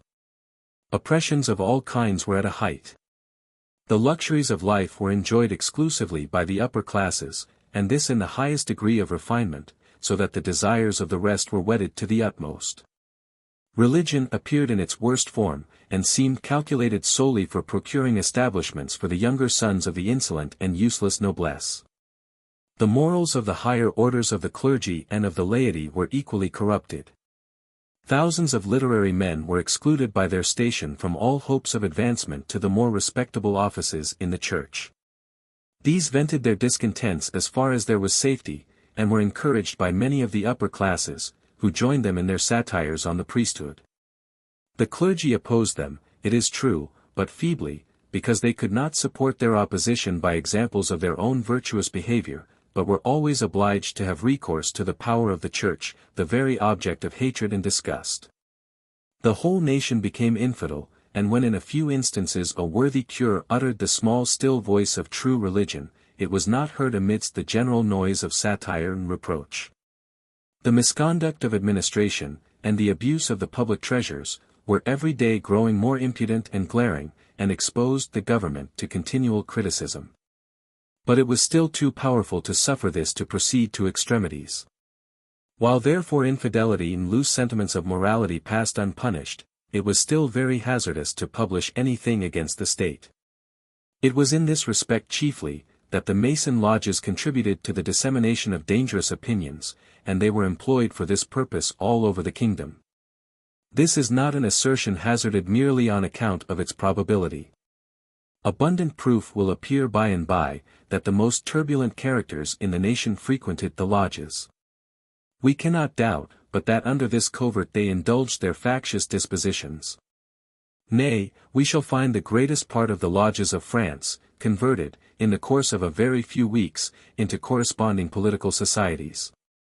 But it is now time to turn our eyes to the progress of Freemasonry in Germany and the north of Europe. There it took a more serious turn. Freemasonry was imported into Germany somewhat later than into France. The first German lodge that we have any account of, is that at Cologne, erected in 1716, but very soon suppressed. Before the year 1725 there were many, both in Protestant and Catholic Germany. Those of Wetzlar, Frankfurt on the Main, Brunswick, and Hamburg, are the oldest, and their priority is doubtful. All of them received their institution from England, and had patents from a mother lodge in London. All seem to have got the mystery through the same channel, the banished friends of the Stuart family. Many of these were Catholics, and entered into the service of Austria and the Catholic princes. The true hospitality, that is nowhere more conspicuous than in the character of the Germans, made this institution a most agreeable and useful passport to these gentlemen. And as many of them were in military stations, and in garrison, they found it a very easy matter to set up lodges in all parts of Germany. These afforded a very agreeable pastime to the officers, who had little to occupy them, and were already accustomed to a subordination which did not affect their vanity on account of family distinctions. As the ensign and the general were equally gentlemen, the allegory or play of universal brotherhood was neither novel nor disgusting. Freemasonry was then of the simplest form, consisting of the 3 degrees of apprentice, fellowcraft, and master. It is remarkable, that the Germans had been long accustomed to the word, the sign, and the gripe of the masons, and some other handicraft trades. In many parts of Germany there was a distinction of operative masons into Wertmoras and Schriftmoras. The Wertmoras had no other proof to give of their having been regularly brought up to the trade of builders, but the word and signs. The Schriftmoras had written indentures to shew. There are extant and in force, borough laws, enjoining the masters of masons to give employment to journeymen who had the proper words and sign. In particular it appears, that some cities had more extensive privileges in this respect than others. The word given at Wetzlar, the feet of the Great Council of Revision for the Empire, entitled the possessor to work over the whole empire. We may infer from the processes and decisions in some of those municipal courts, that a master gave a word and token for each year's progress of his apprentice. He gave the word of the incorporated imperial city or borough on which he depended, and also a word peculiar to himself, by which all his own pupils could recognize each other. This mode of recognizance was probably the only document of education in old times, while writing was confined to a very small part of the community. When we reflect on the nature of the German Empire, a confederation of small independent states, we see that this profession cannot keep pace with the other mechanic arts, unless its practitioners are invested with greater privileges than others. Their great works exceed the strength of the immediate neighborhood, and the workmen must be brought together from a distance. Their association must therefore be more cared for by the public. When English Freemasonry was carried into Germany, it was hospitably received. It required little effort to give it respectability, and to make it the occupation of a gentleman, and its secrets and mysteries were not such novelties as in France. It spread rapidly, and the simple topic of brotherly love was sufficient for recommending it to the honest and hospitable Germans.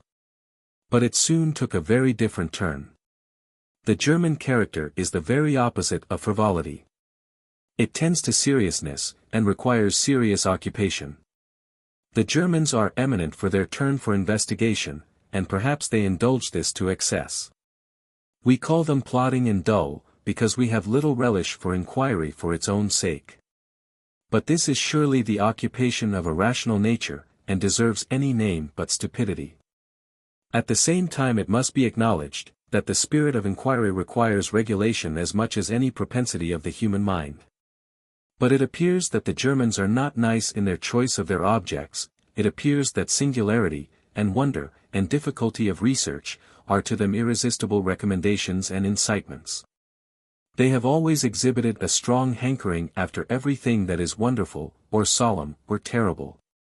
And in spite of the great progress which men have made in the course of these 2 last centuries, in the knowledge of nature, a progress too in which we should be very unjust if we did not acknowledge that the Germans have been generally in the foremost ranks, the gross absurdities of magic, exorcism, witchcraft, fortune-telling, transmutation of metals, and universal medicine, have always had their zealous partisans, who have listened with greedy ears to the nonsense and jargon of fanatics and cheats.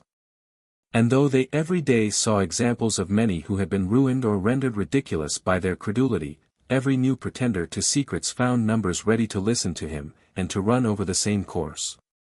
Freemasonry, professing mysteries, instantly roused all these people, and the lodges appeared to the adventurers who wanted to profit by the enthusiasm or the avarice of their dupes the fittest places in the world for the scene of their operations. The Rosicrucians were the first who availed themselves of the opportunity. This was not the society which had appeared formerly under that name, and was now extinct, but a set of alchemists, pretenders to the transmutation of metals and the universal medicine, who, the better to inveigle their votaries, had mixed with their own tricks a good deal of the absurd superstitions of that sect. In order to give a greater air of mystery to the whole, to protract the time of instruction, and to afford more room for evasions, by making so many difficult conditions necessary for perfecting the grand work, that the unfortunate Gull, who had thrown away his time and his money, might believe that the failure was owing to his own incapacity or unfitness for being the possessor of the grand secret. These cheats found it convenient to make masonry one of their conditions, and by a small degree of art, persuaded their pupils that they were the only true masons. These Rosicrucian lodges were soon established, and became numerous, because their mysteries were addressed, both to the curiosity, the sensuality, and the avarice of men. They became a very formidable band, adopting the constitution of the Jesuits, dividing the fraternity into circles, each under the management of its own superior, known to the president, but unknown to the individuals of the lodges. These superiors were connected with each other in a way known only to themselves, and the whole was under one general. At least this is the account which they wish to be believed. If it be just, nothing but the absurdity of the ostensible motives of their occupations could have prevented this combination from carrying on schemes big with hazard to the peace of the world. But the Rosicrucian lodges have always been considered by other Freemasons as bad societies, and as gross schismatics. This did not hinder, however, their alchemical and medical secrets from being frequently introduced into the lodges of simple Freemasonry. And in like manner, exorcism, or ghost-raising, magic, and other gross superstitions, were often held out in their meetings as attainable mysteries, which would be immense acquisitions to the fraternity, without any necessity of admitting along with them the religious deliriums of the Rosicrucians.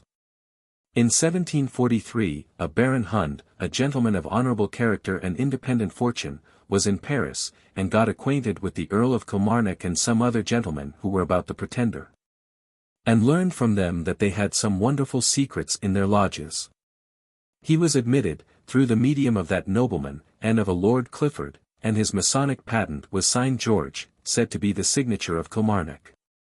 Hund had attached himself to the fortunes of the Pretender, in hopes, as he says himself, of rising in the world under his protection. The mighty secret was this. When the order of Knights Templars was abolished by Philip the Fair, and cruelly persecuted, some worthy persons escaped, and took refuge in the Highlands of Scotland, where they concealed themselves in caves. These persons possessed the true secrets of Masonry, which had always been in that order, having been acquired by the knights, during their services in the East, from the pilgrims whom they occasionally protected or delivered. The Chevaliers de la Rose-Croix continued to have the same duties as formerly, though robbed of their emoluments. In fine, every true Mason is a Knight Templar. It is very true that a clever fancy can accommodate the ritual of reception of the Chevalier de l'Épée, and to something like the institution of the Knights Templars, and perhaps this explanation of young Zerubbabel's pilgrimage, and of the rebuilding of the temple by Ezra, is the most significant explanation that has been given of the meager symbols of Freemasonry. When Baron Hund returned to Germany, he exhibited to some friends his extensive powers for propagating this system of Masonry, and made a few knights. But he was not very active. Probably the failure of the Pretender's attempt to recover the throne of his ancestors had put an end to Hund's hopes of making a figure. In the meantime Freemasonry was cultivated with zeal in Germany, and many adventurers found their advantage in supporting particular schisms. But in 1756, or 1757, a complete revolution took place. The French officers who were prisoners at large in Berlin, undertook, with the assurance peculiar to their nation, to instruct the simple Germans in everything that embellishes society. They said, that the homespun Freemasonry, which had been imported from England, was fit only for the unpolished minds of the British, but that in France it had grown into an elegant system, fit for the profession of gentlemen. Nay, they said, that the English were ignorant of true Masonry, and possessed nothing but the introduction to it, and even this was not understood by them. When the ribbands and stars, with which the French had ornamented the order, were shown to the Germans, they could not resist the enchantment. A Mr. Rosa, a French commissary, brought from Paris a complete wagonload of Masonic ornaments, which were all distributed before it had reached Berlin, and he was obliged to order another, to furnish the lodges of that city. It became for a while a most profitable business to many French officers and commissaries dispersed over Germany, having nothing else to do. Everybody gaped for instruction, and these kind teachers were always ready to bestow it. In half a year Freemasonry underwent a complete revolution all over Germany, and chevaliers multiplied without number. The Rosaic system was a gospel to the Mason and the poor British system was despised. But the new lodges of Berlin, as they had been the teachers of the whole empire, wanted also to be the governors, and insisted on complete subjection from all the others. This startled the Freemasons at a distance, and awakened them from their golden dreams. Now began a struggle for dominion and for independency. This made the old lodges think a little about the whole affair. The result of this was a counter-revolution. Though no man could pretend that he understood the true meaning of Freemasonry, its origin, its history, or its real aim, all saw that the interpretations of their hieroglyphics, and the rituals of the new degrees imported from France, were quite gratuitous. It appeared, therefore, that the safest thing for them was an appeal to the birthplace of Masonry. They sent to London for instructions. There they learned, that nothing was acknowledged for genuine unsophisticated Masonry but the 3 degrees. And that the Mother Lodge of London alone could, by her instructions, prevent the most dangerous schisms and innovations. Many lodges, therefore, applied for patents and instructions. Patents were easily made out, and most willingly sent to the zealous brethren, and these were thankfully received and paid for. But instruction was not so easy a matter. At that time we had nothing but the Book of Constitutions, drawn up about 1720, by Anderson and Desaguliers, 2 persons of little education, and of low manners, who had aimed at little more than making a pretext, not altogether contemptible, for a convivial meeting. This, however, was received with respect. We are apt to smile at grave men's being satisfied with such coarse and scanty fare. But it was of use, merely because it gave an ostensible reason for resisting the despotism of the lodges of Berlin. Several respectable lodges, particularly that of Frankfurt on the Main, that of Brunswick, that of Wetzlar, and the Royal York of Berlin, resolutely adhered to the English system, and denied themselves all the enjoyment of the French degrees, rather than acknowledge the supremacy of the Rosaic lodges of Berlin. About the year 1764 a new revolution took place. An adventurer, who called himself Johnson, and passed himself for an Englishman, but who was really a German or Bohemian named Lucht, said that he was ambassador from the chapter of Knights Templars at Old Aberdeen in Scotland, sent to teach the Germans what was true Masonry. He pretended to transmute metals, and some of the brethren declared that they had seen him do it repeatedly. This reached Baron Hund and brought back all his former enthusiasm. There is something very dark in this part of the history. For in a little Johnson told his partisans that the only point he had to inform them of was, that Baron Hund was the Grand Master of the 7th province of Masonry, which included the whole of Germany, and the royal dominions of Prussia. He showed them a map of the Masonic Empire arranged into provinces, each of which had distinguishing emblems. These are all taken from an old forgotten and insignificant book, Typodiae Symbola Divina et Humana, published in 1601. There is not the least trace in this book either of Masonry or Templars, and the emblems are taken out without the smallest ground of selection. Some inconsistency with the former magnificent promises of Johnson startled them at first, but they acquiesced and submitted to Baron Hund as Grand Master of Germany. Soon after Johnson turned out to be a cheat, escaped, was taken, and put in prison, where he died. Yet this seems not to have ruined the credit of Baron Hund. He erected lodges, gave a few simple instructions, all in the system of English Masonry, and promised, that when they had approved themselves as good Masons, he would then impart the mighty secret. After 2 or 3 years of novitiate, a convention was held at Altenburg, and he told them that his whole secret was that every true Mason was a Knight Templar. They were astonished, and disappointed. For they expected in general that he would teach them the philosopher's stone, or ghost-raising, or magic. After much discontent, falling out, and dispute, many lodges united in this system, made somewhat moderate and palatable, under the name of the strict disciplinarians, strict in observance. It was acceptable to many, because they insisted that they were really knights, properly consecrated, though without temporalities. And they seriously set themselves about forming a fund which should secure the order in a landed property and revenue, which would give them a respectable civil existence. Hund declared that his whole estate should devolve on the order. But the vexations which he afterwards met with, and his falling in love with a lady who prevailed on him to become Roman Catholic, made him alter this intention. The order went on, however, and acquired considerable credit by the serious regularity of their proceedings, and, although in the meantime a new apostle of mysteries, a Dr. Zinzendorf, one of the strict observants, introduced a new system, which he said was from Sweden, distinguished by some of the mystical doctrines of the Swedenborg sect, and though this system obtained the royal patronage, and a national lodge was established at Berlin by patent, still the Turpelorden, or Orden de Stricten Observance, continued to be very respectable. The German gentry were better pleased with a Grand Master of their own choosing, than with any imposed on them by authority. During this state of things, one Stark, a Protestant divine, well known in Germany by his writings, made another trial of public faith. One Gagomos, a private gentleman, but who would pass for son to a king of Cyprus, and one Schropfer, keeper of a coffee house at Nuremberg, drew crowds of Freemasons around them, to learn ghost-raising, exorcism, and alchemy. Numbers came from a great distance to Wiesbaden to see and learn these mysteries, and Freemasonry was on the point of another revolution. Dr. Stark was an adept in all these things, and contended with Cagliostro in Courland for the palm of superiority.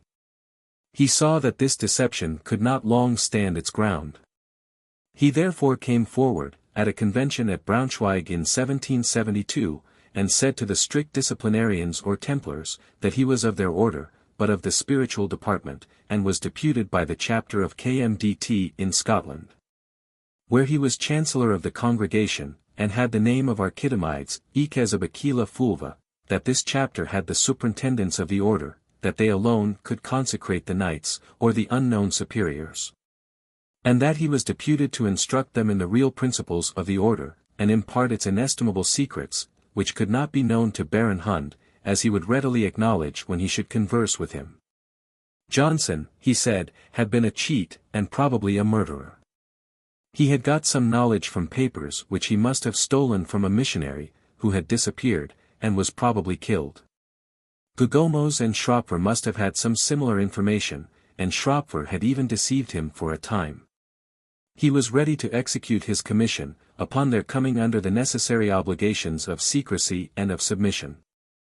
Hund, whose name in the order was the Ekesabents, acquiesced at once, and proposed a convention, with full powers to decide and accept. But a Schubart, a gentleman of character, who was treasurer to the Templar Masons, and had an employment which gave him considerable influence in the order, strongly dissuaded them from such a measure. The most unqualified submission to unknown superiors, and to conditions equally unknown, was required previous to the smallest communication, or any knowledge of the powers which Archidamides had to treat with them. Many meetings were held, and many attempts were made to learn something of this spiritual court, and of what they might expect from them. Dr. Stark, Baron Wegensack, Baron von Raven, and some others of his coadjutors in the lodges at Königsberg in Prussia, and at Wismar, were received into the order. But in vain nothing was obtained from these ghostly knights but some insignificant ceremonials of receptions and consecrations. Of this kind of novelties they were already heartily sick. And though they all panted after the expected wonders, they were so much frightened by the unconditional submission, that they could come to no agreement, and the secrets of the Scotch congregation of KMDT still remain with Dr. Stark. They did, however, a sensible thing. They sent a deputation to Old Aberdeen, to inquire after the caves where their venerable mysteries were known, and their treasures were hid. They had, as they thought, merited some more confidence. For they had remitted annual contributions to these unknown superiors, to the amount of some thousands of Rix-dollars.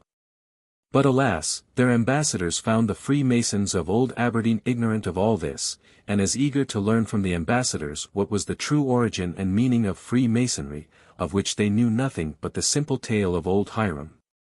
This broke Stark's credit, but he still insisted on the reality of his commission, and said that the brethren at Aberdeen were indeed ignorant, but that he had never said otherwise. Their expectations from that quarter had rested on the scraps purloined by Johnson.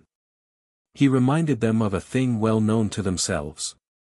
That one of them had been sent for by a dying nobleman to receive papers on this subject, and that his visit having been delayed a few hours by an unavoidable accident, he found all burnt but a fragment of a capitulary and a thing in cipher, part of which he, Dr.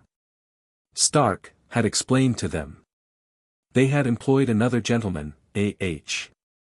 Wachter, to make similar inquiries in Italy, where Schropfer and others, even Hund, had told them great secrets were to be obtained from the pretender's secretary Aprozzi, and others. Wachter told them, that all this was a fiction, but that he had seen at Florence some brethren from the Holy Land, who really possessed wonderful secrets, which he was willing to impart, on proper conditions. These, however, they could not accede to, but they were cruelly tortured by seeing Wachter, who had left Germany in sober circumstances, now a man of great wealth and expense. He would not acknowledge that he had got the secret of gold-making from the Asiatic brethren, but said that no man had any right to ask him how he had come by his fortune. It was enough that he behaved honorably, and owed no man anything. He broke off all connections with them, and left them in great distress about their order, and panting after his secrets, risum tenietis amici. Stark, in revenge for the opposition he had met with from Schubart, left no stone unturned to hurt him with his brethren, and succeeded, so that he left them in disgust. Hund died about this time. A book appeared, called The Stumbling Block and Rock of Offense, which betrayed, by their own confession, the whole secrets of the Order of Templars, and soon made an end of it, as far as it went beyond the simple English masonry. Thus was the faith of Freemasons quite unhinged in Germany. But the rage for mysteries and wonder was not in the least abated, and the habits of these secret assemblies were becoming every day more craving. Dissension and schism was multiplying in every quarter, and the institution, instead of being an incitement to mutual complaisance and brotherly love, had become a source of contention, and of bitter enmity. Not satisfied with defending the propriety of its own institutions, each system of Freemasonry was busy in enticing away the partisans of other systems, shut their lodges against each other, and proceeded even to vilify and persecute the adherents of every system but their own. These animosities arose chiefly from the quarrel about precedency, and the arrogance, as it was thought, of the Patent Lodge of Berlin, in pretending to have any authority in the other parts of the empire. But these pretensions were not the result of mere vanity. The French importers of the new degrees, always true to the glory of their nation, hoped by this means to secure the dependence even of this frivolous society. Perhaps they might foresee political uses and benefits which might arise from it. One thing is worth notice. The French lodges had all emanated from the great confederation under the Duc de Chartres, and, even if we had no other proof, we might presume that they would cultivate the same principles that characterize that sect. But we are certain that infidelity and laxity of moral principles were prevalent in the Rosaic lodges, and that the observation of this corruption had offended many of the sober, old-fashioned lodges, and was one great cause of any check that was given to the brilliant masonry of France.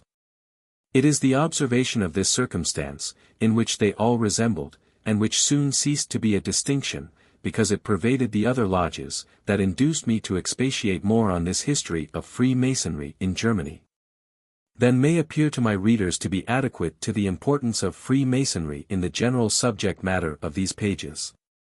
But I hope that it will appear in the course of my narration that I have not given it greater value than it deserves. About this very time there was a great revolution of the public mind in Germany, and skepticism, infidelity, and irreligion, not only were prevalent in the minds and manners of the wealthy and luxurious, and of the profligate of lower ranks, but began to appear in the productions of the press. Some circumstances, peculiar to Germany, occasioned these declensions from the former acquiescence in the faith of their forefathers to become more uniform and remarkable than they would otherwise have been. The confessions of Germany are the Roman Catholic, the Lutheran, which they call Protestant, and the Calvinist, which they call Reformed. These are professed in many small contiguous principalities, and there is hardly one of them in which all the three have not free exercise. The desire of making proselytes is natural to all serious professors of a rational faith, and was frequently exercised. The Roman Catholics are supposed by us to be particularly zealous, and the Protestants, Lutherans and Calvinists, were careful to oppose them by every kind of argument, among which those of ridicule and reproach were not spared. The Catholics accused them of infidelity respecting the fundamental doctrines of Christianity which they professed to believe, and even with respect to the doctrines of natural religion. This accusation was long very slightly supported, but, of late, by better proofs. The spirit of free inquiry was the great boast of the Protestants, and their only support against the Catholics, securing them both in their religious and civil rights. It was therefore supported by their governments. It is not to be wondered at that it should be indulged to excess, or improperly, even by serious men, liable to error, in their disputes with the Catholics. In the progress of this contest, even their own confession did not escape criticism, and it was asserted that the reformation which those confessions express was not complete. Further reformations were proposed. The Scriptures, the foundation of our faith, were examined by clergymen of very different capacities, dispositions, and views, till by explaining, correcting, allegorizing, and otherwise twisting the Bible, men's minds had hardly anything left to rest on as a doctrine of revealed religion. This encouraged others to go farther, and to say that revelation was a solecism, as plainly appeared by the irreconcilable differences among these enlighteners, so they were called, of the public, and that man had nothing to trust to but the dictates of natural reason. Another set of writers, proceeding from this as a point already settled, proscribed all religion whatever, and openly taught the doctrines of materialism and atheism. Most of those innovations were the work of Protestant divines, from the causes that I have mentioned. Teller, Semler, Eberhard, Leffing, Barth, Riem, and Schultz had the chief hand in all these innovations. But no man contributed more than Nicolai, an eminent and learned bookseller in Berlin. He has been for many years the publisher of a periodical work, called the General German Library, Allgemeine Deutsche Bibliothek, consisting of original dissertations, and reviews of the writings of others. The great merit of this work, on account of many learned dissertations which appear in it, has procured it great influence on that class of readers whose leisure or capacity did not allow them a more profound kind of reading. This is the bulk of readers in every country. Nicolai gives a decided preference to the writings of the Enlighteners, and in his reviews treats them with particular notice, makes the public fully acquainted with their works, and makes the most favorable comments. Whereas the performances of their opponents, or more properly speaking, the defenders of the national creeds, are neglected, omitted, or barely mentioned, or they are criticized with every severity of ridicule and reproach. He fell upon a very sure method of rendering the orthodox writers disagreeable to the public, by representing them as the abettors of superstition, and as secret Jesuits. He asserts, that the abolition of the order of Loyola is only apparent. The brethren still retain their connection, and most part of their property, under the secret patronage of Catholic princes. They are, therefore, in every corner, in every habit and character, working with unwearied zeal for the restoration of their empire. He raised a general alarm, and made a journey through Germany, hunting for Jesuits, and for this purpose, became Freemason and Rosicrucian, being introduced by his friends Gedeck and Biester, clergymen, publishers of the Berlin Monatschrift, and most zealous promoters of the new doctrines. This favor he has repaid at his return, by betraying the mysteries of the lodges, and numberless falsehoods. His journey was published in several volumes, and is full of frightful Jesuitisms. This man, as I have said, found the greatest success in his method of slandering the defenders of Bible Christianity, by representing them as concealed Jesuits. But, not contented with open discussion, he long ago published a sort of romance, called Sibaldus Nothenker, in which these divines are introduced under feigned names, and made as ridiculous and detestable as possible. All this was a good trading job, for skeptical and free-thinking writings have everywhere a good market, and Nicolai was not only reviewer, but publisher, having presses in different cities of the empire. The immense literary manufacture of Germany, far exceeding that of any nation of Europe, is carried on in a very particular way. The books go in sheets to the great fairs of Leipzig and Frankfurt, twice a year. The booksellers meet there, and see at one glance the state of literature, and having speculated and made their bargains, the books are instantly dispersed through every part of the empire, and appear at once in all quarters. Although every principality has an officer for licensing, it is impossible to prevent the currency of a performance, although it may be prohibited, for it is to be had by the carrier at 3 or 4 miles distance in another state. By this mode of traffic, a plot may be formed, and actually has been formed, for giving any particular turn to the literature of the country. There is an excellent work printed at Bern by the author Heinzmann, a bookseller, called Appeal to My Country, concerning a combination of writers, and booksellers, to rule the literature of Germany, and form the public mind into a contempt for the religion and civil establishments of the empire. It contains a historical account of the publications in every branch of literature for about 30 years. The author shows, in the most convincing manner, that the prodigious change from the former satisfaction of the Germans on those subjects to their present discontent and attacks from every quarter is neither a fair picture of the prevailing sentiments, nor has been the simple operation of things, but the result of a combination of trading infidels. I have here somewhat anticipated, for I hope to point out the sources of this combination, because it helps to explain or illustrate the progress of infidelity and irreligion that I was speaking of. It was much accelerated by another circumstance. One Bastow, a man of talents and learning, set up, in the Principality of Anhalt-Dessau, a PHLNTHROPNE, or Academy of General Education, on a plan extremely different from those of the universities and academies.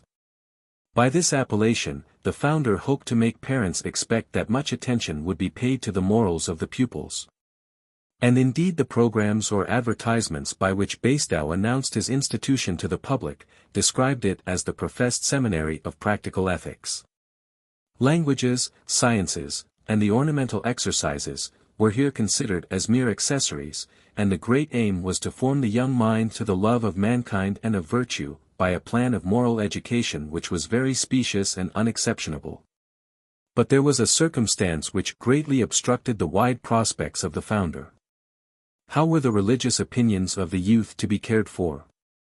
Catholics, Lutherans, and Calvinists were almost equally numerous in the adjoining principalities, and the exclusion of any two of these communions would prodigiously limit the proposed usefulness of the institution.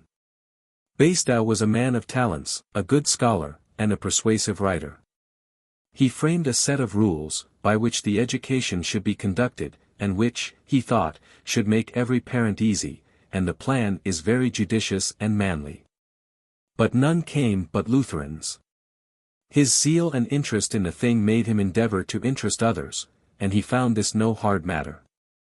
The people of condition, and all sensible men, saw that it would be a very great advantage to the place, could they induce men to send their children from all the neighboring states. What we wish, we readily believe to be the truth. And Basedow's plan and reasonings appeared complete, and had the support of all classes of men. The moderate Calvinists, after some time, were not averse from them, and the literary manufacture of Germany was soon very busy in making pamphlets, defending, improving, attacking and reprobating the plans. Innumerable were the projects for moderating the differences between the three Christian communions of Germany, and making it possible for the members of them all, not only to live amicably among each other, and to worship God in the same church, but even to communicate together.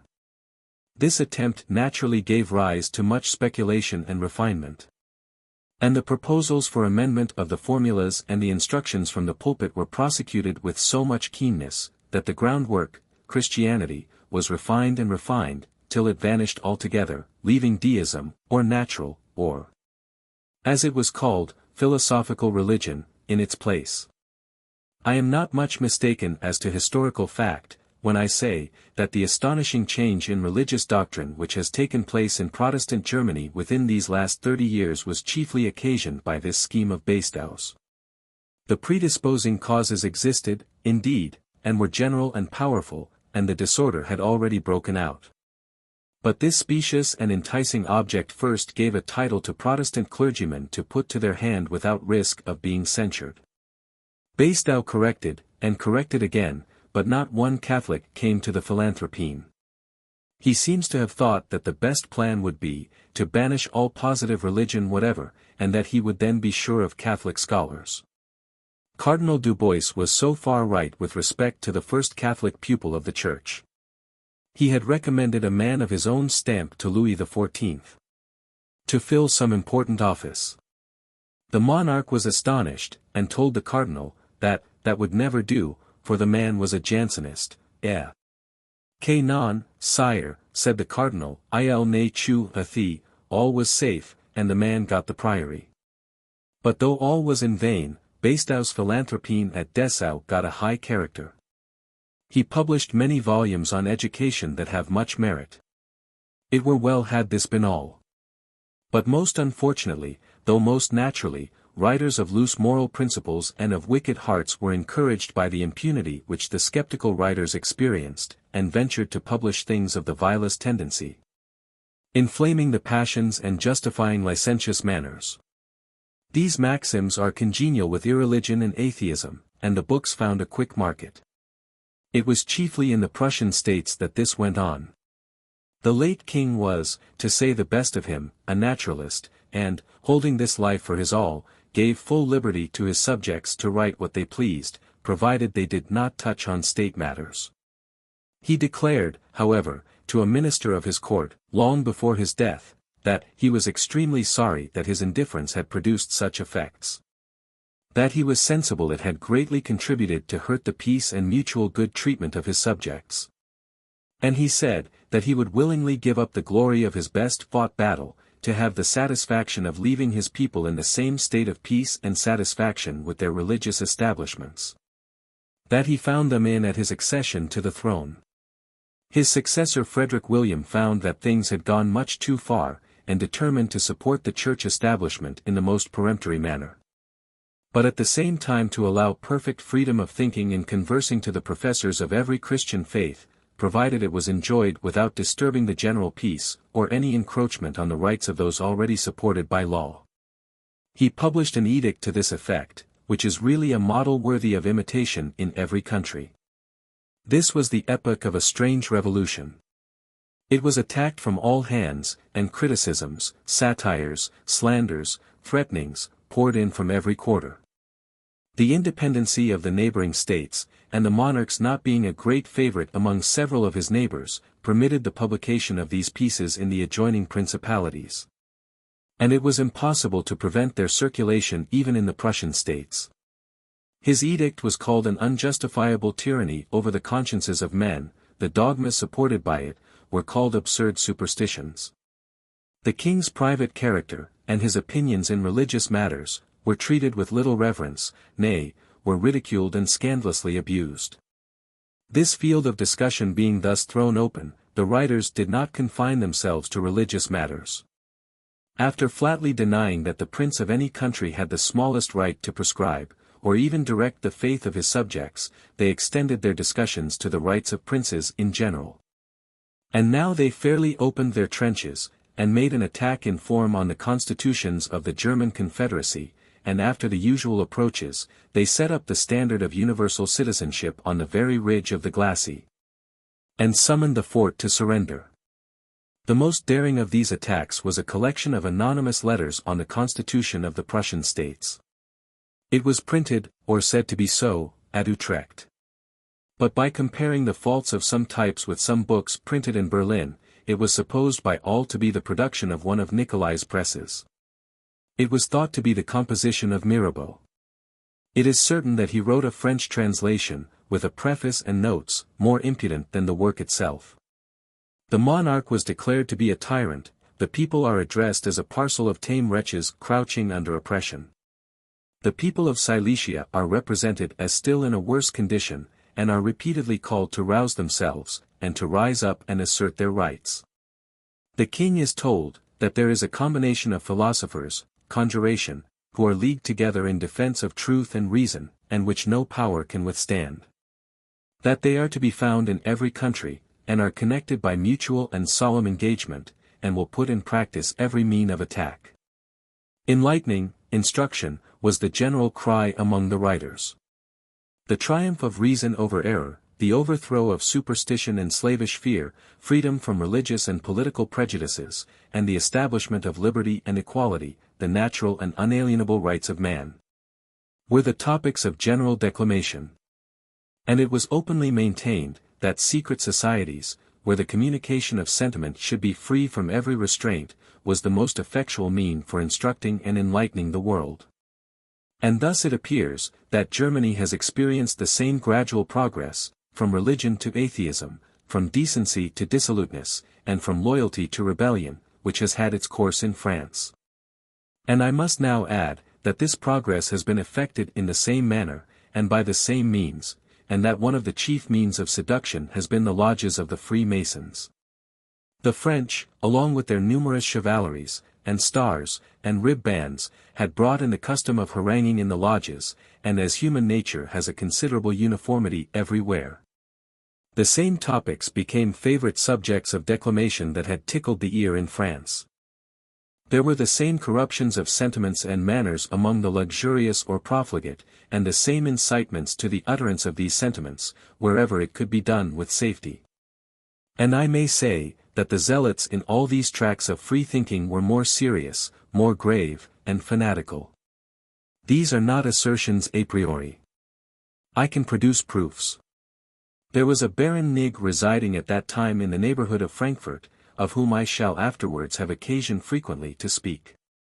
This man was an enthusiast in masonry from his youth, and had run through every possible degree of it. He was dissatisfied with them all, and particularly with the frivolity of the French chivalry, but he still believed that Masonry contained invaluable secrets. He imagined that he saw a glimpse of them in the cosmopolitical and skeptical discourses in their lodges. He sat down to meditate on these, and soon collected his thoughts, and found that those French orators were right without knocking it. And that Masonry was pure natural religion and universal citizenship, and that this was also true Christianity. In this faith he immediately began his career of brotherly love, and published 3 volumes of sermons. The first and third published at Frankfurt, and the second at Heidelberg, but without his name. He published also a popular system of religion. In all these publications, of which there are extracts in the Religionsbegebenheiten, Christianity is considered as a mere allegory, or a Masonic type of natural religion. The moral duties are spun into the commonplace declamations of universal benevolence. And the attention is continually directed to the absurdities and horrors of superstition, the sufferings of the poor, the tyranny and oppression of the great, the tricks of the priests, and the indolent simplicity and patience of the laity and of the common people. The happiness of the patriarchal life, and sweets of universal equality and freedom, are the burden of every paragraph. And the general tenor of the whole is to make men discontented with their condition of civil subordination, and the restraints of revealed religion. All the proceedings of Nig in the Masonic schism show that he was a zealous apostle of cosmopolitism, and that he was continually dealing with people in the lodges who were associated with him in propagating these notions among the brethren. So that we are certain that such conversations were common in the German lodges. When the reader considers all these circumstances, he will abate of that surprise which naturally affects a Briton, when he reads accounts of conventions for discussing and fixing the dogmatic tenets of Freemasonry. The perfect freedom, civil and religious, which we enjoy in this happy country, being familiar to every man, we indulge it with calmness and moderation, and secret assemblies hardly differ from the common meetings of friends and neighbors.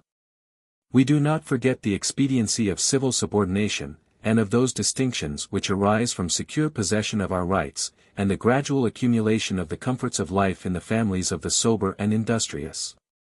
These have, by prudence and a respectable economy, preserved the acquisitions of their ancestors. Every man feels in his own breast the strong call of nature to procure for himself and his children, by every honest and commendable exertion, the means of public consideration and respect. No man is so totally without spirit, as not to think the better of his condition when he is come of creditable parents, and has creditable connections. And without thinking that he is in any respect generous, he presumes that others have the same sentiments, and therefore allows the moderate expression of them, without thinking it insolence or haughtiness. All these things are familiar, are not thought of, and we enjoy them as we enjoy ordinary health, without perceiving it. But in the same manner as a young man who has been long confined by sickness, exults in returning health, and is apt to riot in the enjoyment of what he so distinctly feels. So those who are under continual check in open society, feel this emancipation in these hidden assemblies, and indulge with eagerness in the expression of sentiments which in public they must smother within their own breast. Such meetings, therefore, have a zest that is very alluring, and they are frequented with avidity. There is no country in Europe where this kind of enjoyment is so poignant as in Germany. Very insignificant principalities have the same rank in the general federation with very extensive dominions. The internal constitution of each petty state being modeled in nearly the same manner, the official honors of their little courts become ludicrous and even farcical. The Geheimhofrath, the Hofmarschall, and all the Kammerherrs of a prince, whose dominions do not equal the estates of many English squires, cause the whole to appear like the play of children, and must give frequent occasion for discontent and ridicule. Mason lodges even keep this alive. The fraternal equality professed in them is very flattering to those who have not succeeded in the scramble for civil distinctions. Such persons become the most zealous Masons, and generally obtain the active offices in the lodges, and have an opportunity of treating with authority persons whom in public society they must look up to with some respect. These considerations account, in some measure, for the importance which Freemasonry has acquired in Germany. For a long while the hopes of learning some wonderful secret made a German baron think nothing of long and expensive journeys in quest of some new degree. Of late, the cosmopolitical doctrines encouraged and propagated in the lodges, and some hopes of producing a revolution in society, by which men of talents should obtain the management of public affairs, seem to be the cause of all the zeal with which the order is still cherished and promoted. In a periodical work, published at Neuwied, called Algemeine Zeitung der Freimaurerei, we have the list of the lodges in 1782, with the names of the office-bearers. 4/5 of these are clergymen, professors, persons having offices in the common law courts, men of letters by trade, such as reviewers and journalists, and other pamphleteers. A class of men, who generally think that they have not attained that rank in society to which their talents entitle them, and imagine that they could discharge the important offices of the state with reputation to themselves and advantage to the public. The miserable uncertainty and instability of the Masonic faith, which I described above, was not altogether the effect of mere chance, but had been greatly accelerated by the machinations of Baron Nig, and some other cosmopolitical brethren whom he had called to his assistance. Nig had now formed a scheme for uniting the whole fraternity, for the purpose of promoting his utopian plan of universal benevolence in a state of liberty and equality. He hoped to do this more readily by completing their embarrassment, and shewing each system how infirm its foundation was, and how little chance it had of obtaining a general adherence. The strict observance had now completely lost its credit, by which it had hoped to get the better of all the rest. Nig therefore proposed a plan to the lodges of Frankfurt and Wetzlar, by which all the systems might, in some measure, be united, or at least be brought to a state of mutual forbearance and intercourse. He proposed that the English system should be taken for the groundwork, and to receive all and only those who had taken the 3 symbolical degrees, as they were now generally called. After thus guarding this general point of faith, he proposed to allow the validity of every degree or rank which should be received in any lodge, or be made the character of any particular system.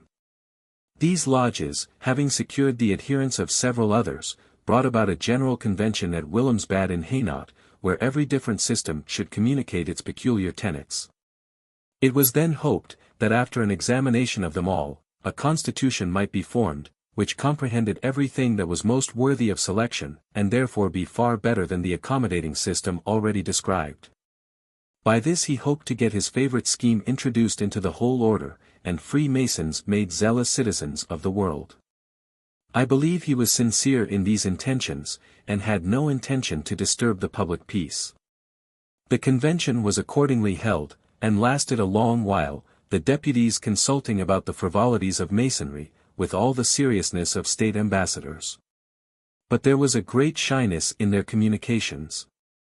And Nig was making but small progress in his plan, when he met with another Mason, the Marquis of Constanza, who in an instant converted him, and changed all his measures. By showing him that he, Nig, was only doing by halves what was already accomplished by another society, which had carried it to its full extent.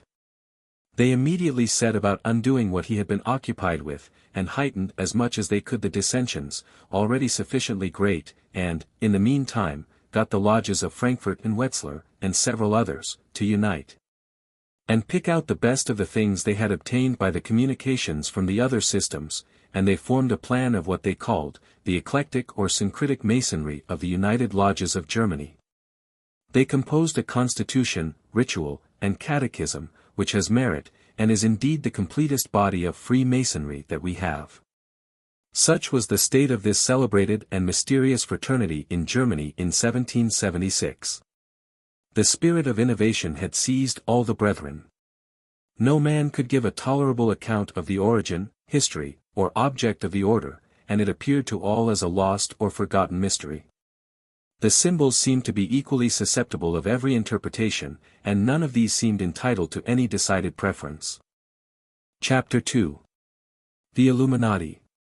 I am now arrived at what I should call the great epoch of cosmopolitism, the scheme communicated to Baron Nig by the Marchese di Constanza. This obliges me to mention a remarkable lodge of the eclectic masonry, erected at Munich in Bavaria, in 1775, under the worshipful master, Professor Bader. It was called the Lodge Theodore of Good Counsel. It had its constitutional patent from the Royal York at Berlin, but had formed a particular system of its own, by instructions from the Loge de Chevaliers Bienfaisants at Lyons, with which it kept up a correspondence. This respect to the lodge at Lyons had arisen from the preponderance acquired in general by the French party in the convention at Wilhelmstadt. The deputies of the Rosaic lodges, as well as the remains of the Templars, and strict in observance, all looking up to this as the mother lodge of what they called the Grand Orient de la France, consisting, in 1782, of 266 improved lodges, united under the D. de Chartres. Accordingly the lodge at Lyons sent Mr. Willermoz as deputy to this convention at Wilhelmsbad. Refining gradually on the simple British masonry, the lodge had formed a system of practical morality, which it asserted to be the aim of genuine masonry, saying, that a true mason, and a man of upright heart and active virtue, are synonymous characters, and that the great aim of free masonry is to promote the happiness of mankind by every mean in our power. In pursuance of these principles, the Lodge Theodore professedly occupied itself with economical, statistical, and political matters, and not only published from time to time discourses on such subjects by the brother orator, but the members considered themselves as in duty bound to propagate and inculcate the same doctrines out of doors. Of the zealous members of the Lodge Theodore the most conspicuous was Dr. Adam Weishaupt, professor of canon law in the University of Ingolstadt. This person had been educated among the Jesuits. But the abolition of their order made him change his views, and from being their pupil, he became their most bitter enemy. He had acquired a high reputation in his profession, and was attended not only by those intended for the practice in the law courts, but also by the young gentlemen at large, in their course of general education. And he brought numbers from the neighboring states to this university, and gave a ton to the studies of the place. He embraced with great keenness this opportunity of spreading the favorite doctrines of the lodge, and his auditory became the seminary of cosmopolitism. The engaging pictures of the possible felicity of a society where every office is held by a man of talents and virtue, and where every talent is set in a place fitted for its exertion, forcibly catches the generous and unsuspecting minds of youth. And in a Roman Catholic state, far advanced in the habits of gross superstition, a character given to Bavaria by its neighbors, and abounding in monks and idle dignitaries, the opportunities must be frequent for observing the inconsiderate dominion of the clergy, and the abject and indolent submission of the laity. Accordingly Professor Weishaupt says, in his Apology for Illuminatism, that deism, infidelity, and atheism are more prevalent in Bavaria than in any country he was acquainted with.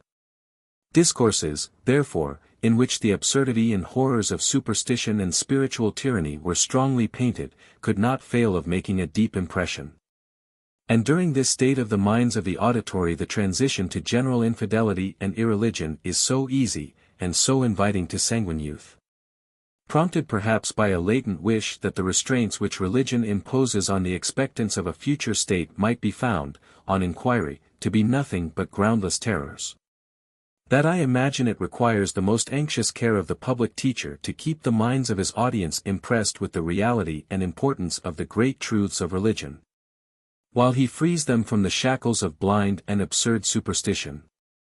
I fear that this celebrated instructor had none of this anxiety, but was satisfied with his great success in the last part of this task, the emancipation of his young hearers from the terrors of superstition. I suppose also that this was the more agreeable to him, as it procured him the triumph over the Jesuits, with whom he had long struggled for the direction of the university. This was in 1777. Weishaupt had long been scheming the establishment of an association or order, which, in time, should govern the world. In his first fervor and high expectations, he hinted to several ex-Jesuits the probability of their recovering, under a new name, the influence which they formerly possessed, and of being again of great service to society. By directing the education of youth of distinction, now emancipated from all civil and religious prejudices, he prevailed on some to join him, but they all retracted but two. After this disappointment Weishaupt became the implacable enemy of the Jesuits. And his sanguine temper made him frequently lay himself open to their piercing eye, and drew on him their keenest resentment, and at last made him the victim of their enmity. The Lodge Theodore was the place where the above-mentioned doctrines were most zealously propagated. But Weishaupt's emissaries had already procured the adherents of many other lodges. And the eclectic Masonry had been brought into vogue chiefly by their exertions at the Wilhelmsbad Convention. The Lodge Theodore was perhaps less guarded in its proceedings, for it became remarkable for the very bold sentiments in politics and religion which were frequently uttered in their harangues. And its members were noted for their zeal in making proselytes. Many bitter pasquinades, satires, and other offensive pamphlets were in secret circulation, and even larger works of very dangerous tendency, and several of them were traced to that lodge.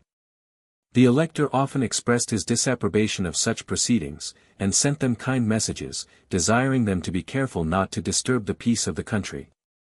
And particularly to recollect the solemn declaration made to every entrant into the fraternity of Freemasons, that no subject of religion or politics shall ever be touched on in the lodge. A declaration which alone could have procured his permission of any secret assembly whatever, and on the sincerity and honor of which he had reckoned when he gave his sanction to their establishment. But repeated accounts of the same kind increased the alarm, and the elector ordered a judicial inquiry into the proceedings of the Lodge Theodore. It was then discovered that this and several associated lodges were the nursery or preparation school for another order of Masons, who called themselves the Illuminated, and that the express aim of this order was to abolish Christianity and overturn all civil government. But the result of the inquiry was very imperfect and unsatisfactory. No Illuminati were to be found. They were unknown in the lodge. Some of the members occasionally heard of certain candidates for illumination called Minervals, who were sometimes seen among them. But whether these had been admitted, or who received them, was known only to themselves. Some of these were examined in private by the elector himself. They said that they were bound by honor to secrecy, but they assured the elector, on their honor, that the aim of the order was in the highest degree praiseworthy and useful both to church and state, but this could not allay the anxiety of the profane public. And it was repeatedly stated to the elector, that members of the Lodge Theodore had unguardedly spoken of this order as one that in time must rule the world. He therefore issued an order forbidding, during his pleasure, all secret assemblies, and shutting up the Mason lodges. It was not meant to be rigorously enforced, but was intended as a trial of the deference of these associations for civil authority. The Lodge Theodore distinguished itself by pointed opposition, continuing its meetings. And the members, out of doors, openly reprobated the prohibition as an absurd and unjustifiable tyranny. In the beginning of 1783, 4 professors of the Marianen Academy, founded by the widow of the late elector, viz. Uchneider, Kossendy, Renner, and Grunberger, with 2 others, were summoned before the court of inquiry, and questioned, on their allegiance, respecting the order of the Illuminati. They acknowledged that they belonged to it, and when more closely examined, they related several circumstances of its constitution and principles. Their declarations were immediately published, and were very unfavorable. The order was said to abjure Christianity, and to refuse admission into the higher degrees to all who adhered to any of the 3 confessions. Sensual pleasures were restored to the rank they held in the Epicurean philosophy. Self-murder was justified on Stoical principles. In the lodge's death was declared an eternal sleep, patriotism and loyalty were called narrow-minded prejudices, and incompatible with universal benevolence. Continual declamations were made on liberty and equality as the unalienable rights of man. The baneful influence of accumulated property was declared an insurmountable obstacle to the happiness of any nation whose chief laws were framed for its protection and increase. Nothing was so frequently discoursed of as the propriety of employing, for a good purpose, the means which the wicked employed for evil purposes. And it was taught, that the preponderancy of good in the ultimate result consecrated every mean employed, and that wisdom and virtue consisted in properly determining this balance. This appeared big with danger. Because it appeared that nothing would be scrupled at, if we could make it appear that the order could derive advantage from it, because the great object of the order was held as superior to every consideration. They concluded by saying that the method of education made them all spies on each other and on all around them. But all this was denied by the Illuminati. Some of them were said to be absolutely false, and the rest were said to be mistakes. The apostate professors had acknowledged their ignorance of many things. Two of them were only Minervals, another was an Illuminatus of the lowest class, and the fourth was but one step farther advanced. Pamphlets appeared on both sides, with very little effect. The elector called before him one of the superiors, a young nobleman, who denied these injurious charges, and said that they were ready to lay before His Highness their whole archives and all constitutional papers.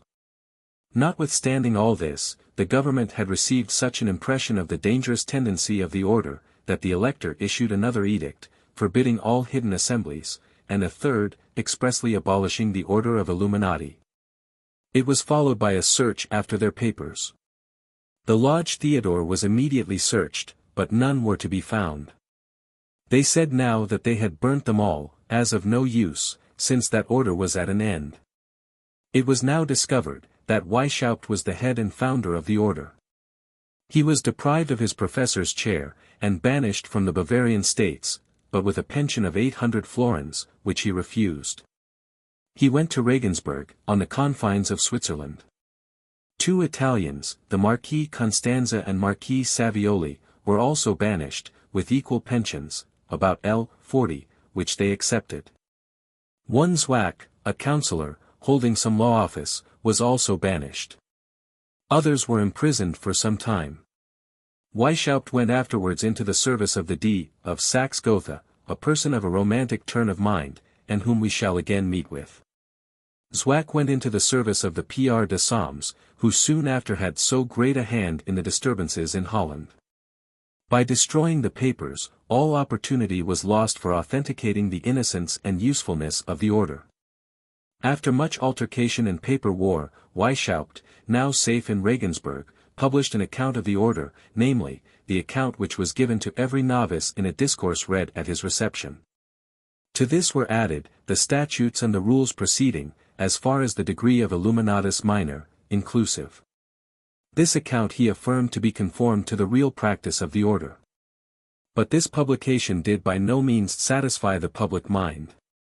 It differed exceedingly from the accounts given by the four professors. It made no mention of the higher degrees, which had been most blamed by them. Besides, it was alleged, that it was all a fiction, written in order to lull the suspicions which had been raised, and this was found to be the case, except in respect of the very lowest degree. The real constitution was brought to light by degrees, and shall be laid before the reader, in the order in which it was gradually discovered, that we may the better judge of things not fully known by the conduct of the leaders during the detection. The first account given by Weishaupt is correct, as far as I shall make use of it, and shows clearly the methods that were taken to recommend the order to strangers. The order of Illuminati appears as an accessory to Freemasonry. It is in the lodges of Freemasons that the Minervals are found, and there they are prepared for illumination. They must have previously obtained the 3 English degrees. The founder says more. He says that his doctrines are the only true Freemasonry. He was the chief promoter of the eclectic system. This he urged as the best method for getting information of all the explanations which have been given of the Masonic mysteries. He was also a strict observance, and an adept Rosicrucian. The result of all his knowledge is worthy of particular remark, and shall therefore be given at large. I declare, says he, and I challenge all mankind to contradict my declaration, that no man can give any account of the order of Freemasonry, of its origin, of its history, of its object, nor any explanation of its mysteries and symbols, which does not leave the mind in total uncertainty on all these points. Every man is entitled, therefore, to give any explanation of the symbols, and any system of the doctrines, that he can render palatable. Hence have sprung up that variety of systems which for 20 years have divided the order. The simple tale of the English, and the 50 degrees of the French, and the Knights of Baron Hund, are equally authentic, and have equally had the support of intelligent and zealous brethren. These systems are in fact but one. They have all sprung from the Blue Lodge of 3 degrees, take these for their standard, and found on these all the improvements by which each system is afterwards suited to the particular object which it keeps in view. There is no man, nor system, in the world, which can show by undoubted succession that it should stand at the head of the order. Our ignorance in this particular frets me. Do but consider our short history of 120 years. Who will show me the Mother Lodge? Those of London we have discovered to be self-erected in 1716. Ask for their archives. They tell you they were burnt. They have nothing but the wretched sophistications of the Englishman Anderson, and the Frenchman de Sigilliers. Where is the Lodge of York, which pretends to the priority, with their King Boudin, and the archives that he brought from the East? These two are all burnt.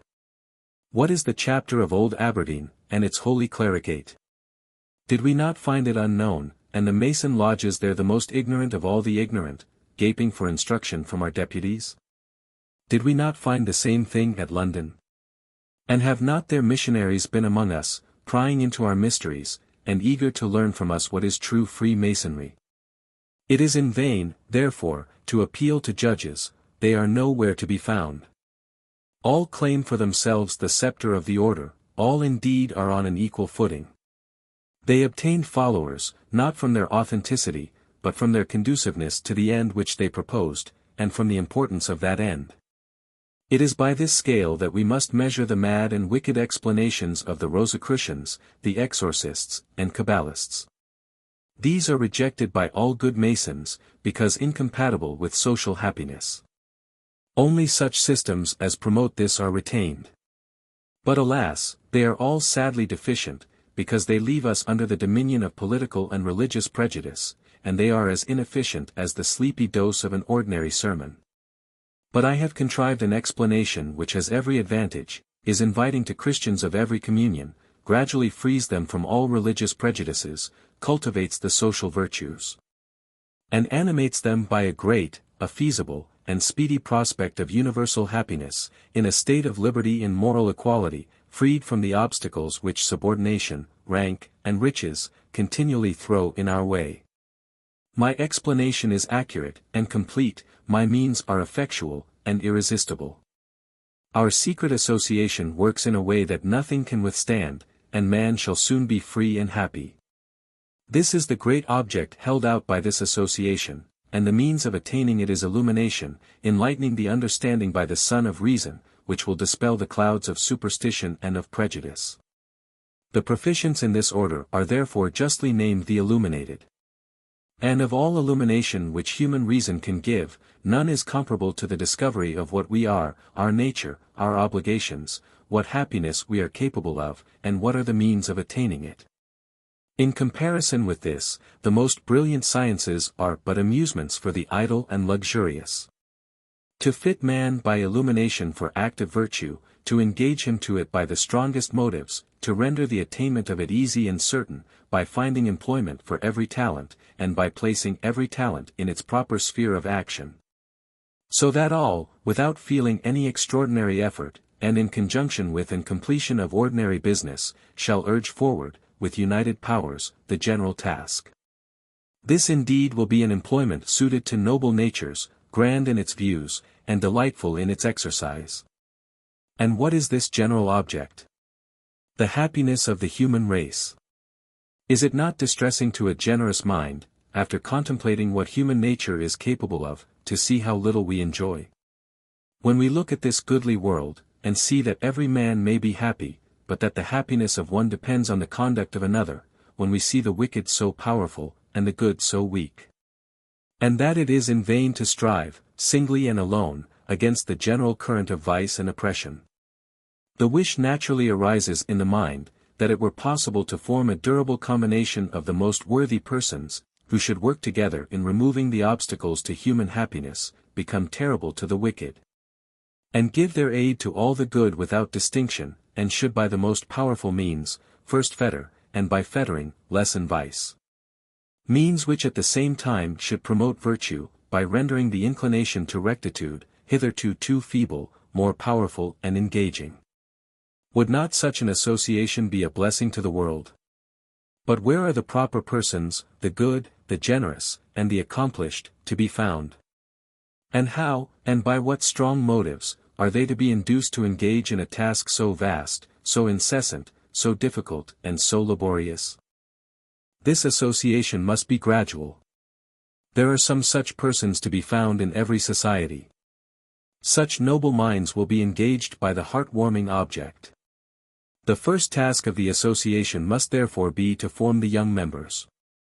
As these multiply and advance, they become the apostles of beneficence, and the work is now on foot, and advances with a speed increasing every day. The slightest observation shows that nothing will so much contribute to increase the zeal of the members as secret union. We see with what keenness and zeal the frivolous business of Freemasonry is conducted, by persons knit together by the secrecy of their union. It is needless to inquire into the causes of this zeal which secrecy produces. It is an universal fact, confirmed by the history of every age. Let this circumstance of our Constitution therefore be directed to this noble purpose, and then all the objections urged against it by jealous tyranny and affrighted superstition will vanish. The order will thus work silently, and securely. And though the generous benefactors of the human race are thus deprived of the applause of the world, they have the noble pleasure of seeing their work prosper in their hands. Such is the aim, and such are the hopes of the order of the illuminated. Let us now see how these were to be accomplished. We cannot judge precisely of this, because the account given of the constitution of the order by its founder includes only the lowest degree, and even this is suspected to be fictitious. The accounts given by the 4 professors, even of this part of the order, make a very different impression on the mind, although they differ only in a few particulars. The only ostensible members of the order were the Minervals. They were to be found only in the lodges of Freemasons. A candidate for admission must make his wish known to some Minerval. He reports it to a superior, who, by a channel to be explained presently, intimates it to the council. No notice is farther taken of it for some time. The candidate is carefully observed in silence, and if thought unfit for the order, no notice is taken of his solicitation. But if otherwise, the candidate receives privately an invitation to a conference. Here he meets with a person unknown to him, and, previous to all further conference, he is required to peruse and to sign the following oath. I.N.N. Hereby bind myself, by mine honor and good name, forswearing all mental reservation, never to reveal, by hint, word, writing, or in any manner whatever, even to my most trusted friend, anything that shall now be said or done to me respecting my wished for reception, and this whether my reception shall follow or not. I being previously assured that it shall contain nothing contrary to religion, the state, nor good manners. I promise, that I shall make no intelligible extract from any papers which shall be shown me now or during my novitiate. All this I swear, as I am, and as I hope to continue, a man of honor. The urbanity of this protestation must agreeably impress the mind of a person who recollects the dreadful imprecations which he made at his reception into the different ranks of Freemasonry. The candidate is then introduced to an illuminates dirigens, whom perhaps he knows, and is told that this person is to be his future instructor. There is now presented to the candidate, what they call a table, in which he writes his name, place of birth, age, rank, place of residence, profession, and favorite studies. He is then made to read several articles of this table. It contains, first, a very concise account of the order, its connection with Freemasonry, and its great object, the promoting the happiness of mankind by means of instruction and confirmation in virtuous principles. 2d. Several questions relative to the order. Among these are, what advantages he hopes to derive from being a member. What he most particularly wishes to learn. What delicate questions relative to the life, the prospects, the duties of man, as an individual, and as a citizen, he wishes to have particularly discussed to him. In what respects he thinks he can be of use to the order. Who are his ancestors, relations, friends, correspondents, or enemies? Whom he thinks proper persons to be received into the order, or whom he thinks unfit for it, and the reasons for both opinions. To each of these questions he must give some answer in writing. The novice and his mentor are known only to each other, perhaps nothing more follows upon this. If otherwise, the mentor appoints another conference, and begins his instructions, by giving him in detail certain portions of the Constitution, and of the fundamental rules of the order. Of these the novice must give a weekly account in writing. He must also read, in the mentor's house, a book containing more of the instructions of the order, but he must make no extracts. Yet from this reading he must derive all his knowledge, and he must give an account in writing of his progress. All writings received from his superiors must be returned with a stated punctuality. These writings consist chiefly of important and delicate questions, suited either to the particular inclination, or to the peculiar taste which the candidate had discovered in his subscriptions of the articles of the table, and in his former rescripts, or to the direction which the mentor wishes to give to his thoughts. Enlightening the understanding, and the rooting out of prejudices, are pointed out to him as the principal tasks of his novitiate. The knowledge of himself is considered as preparatory to all other knowledge. To disclose to him, by means of the calm and unbiased observation of his instructor, what is his own character, his most vulnerable side, either in respect of temper, passions, or prepossessions, is therefore the most essential service that can be done him. For this purpose there is required of him some account of his own conduct on occasions where he doubted of its propriety, some account of his friendships, of his differences of opinion, and of his conduct on such occasions. From such relations the superior learns his manner of thinking and judging, and those propensities which require his chief attention. Having made the candidate acquainted with himself, he is apprised that the order is not a speculative, but an active association, engaged in doing good to others. The knowledge of human character is therefore of all others the most important. This is acquired only by observation, assisted by the instructions of his teacher. Characters in history are proposed to him for observation, and his opinion is required. After this he is directed to look around him, and to notice the conduct of other men, and part of his weekly rescripts must consist of accounts of all interesting occurrences in his neighborhood, whether of a public or private nature. Cossendy, one of the 4 professors, gives a particular account of the instructions relating to this kind of science. The novice must be attentive to trifles, for, in frivolous occurrences a man is indolent, and makes no effort to act a part, so that his real character is then acting alone. Nothing will have such influence with the superiors in promoting the advancement of a candidate as very copious narrations of this kind, because the candidate, if promoted, is to be employed in an active station. And it is from this kind of information only that the superiors can judge of his fitness. These characteristic anecdotes are not for the instruction of the superiors, who are men of long experience, and familiar with such occupation. But they inform the order concerning the talents and proficiency of the young member. Scientific instruction, being connected by system, is soon communicated, and may in general be very completely obtained from the books which are recommended to the novice, and acquired in the public seminaries of instruction. But knowledge of character is more multifarious and more delicate. For this there is no college, and it must therefore require longer time for its attainment. Besides, this assiduous and long-continued study of men, enables the possessor of such knowledge to act with men, and by his knowledge of their character, to influence their conduct. For such reasons this study is continued, and these rescripts are required, during the whole progress through the order, and attention to them is recommended as the only mean of advancement. Remarks on physiognomy in these narrations are accounted of considerable value. So far Mr. Cossendy. During all this trial, which may last 1, 2, or 3 years, the novice knows no person of the order but his own instructor, with whom he has frequent meetings, along with other minervals. In these conversations he learns the importance of the order, and the opportunities he will afterwards have of acquiring much hidden science. The employment of his unknown superiors naturally causes him to entertain very high notions of their abilities and worth. He is counseled to aim at a resemblance to them by getting rid by degrees of all those prejudices or prepossessions which checked his own former progress, and he is assisted in this endeavor by an invitation to a correspondence with them. He may address his provincial superior, by directing his letter solely, or the general by primo, or the superiors in general by quibus licet.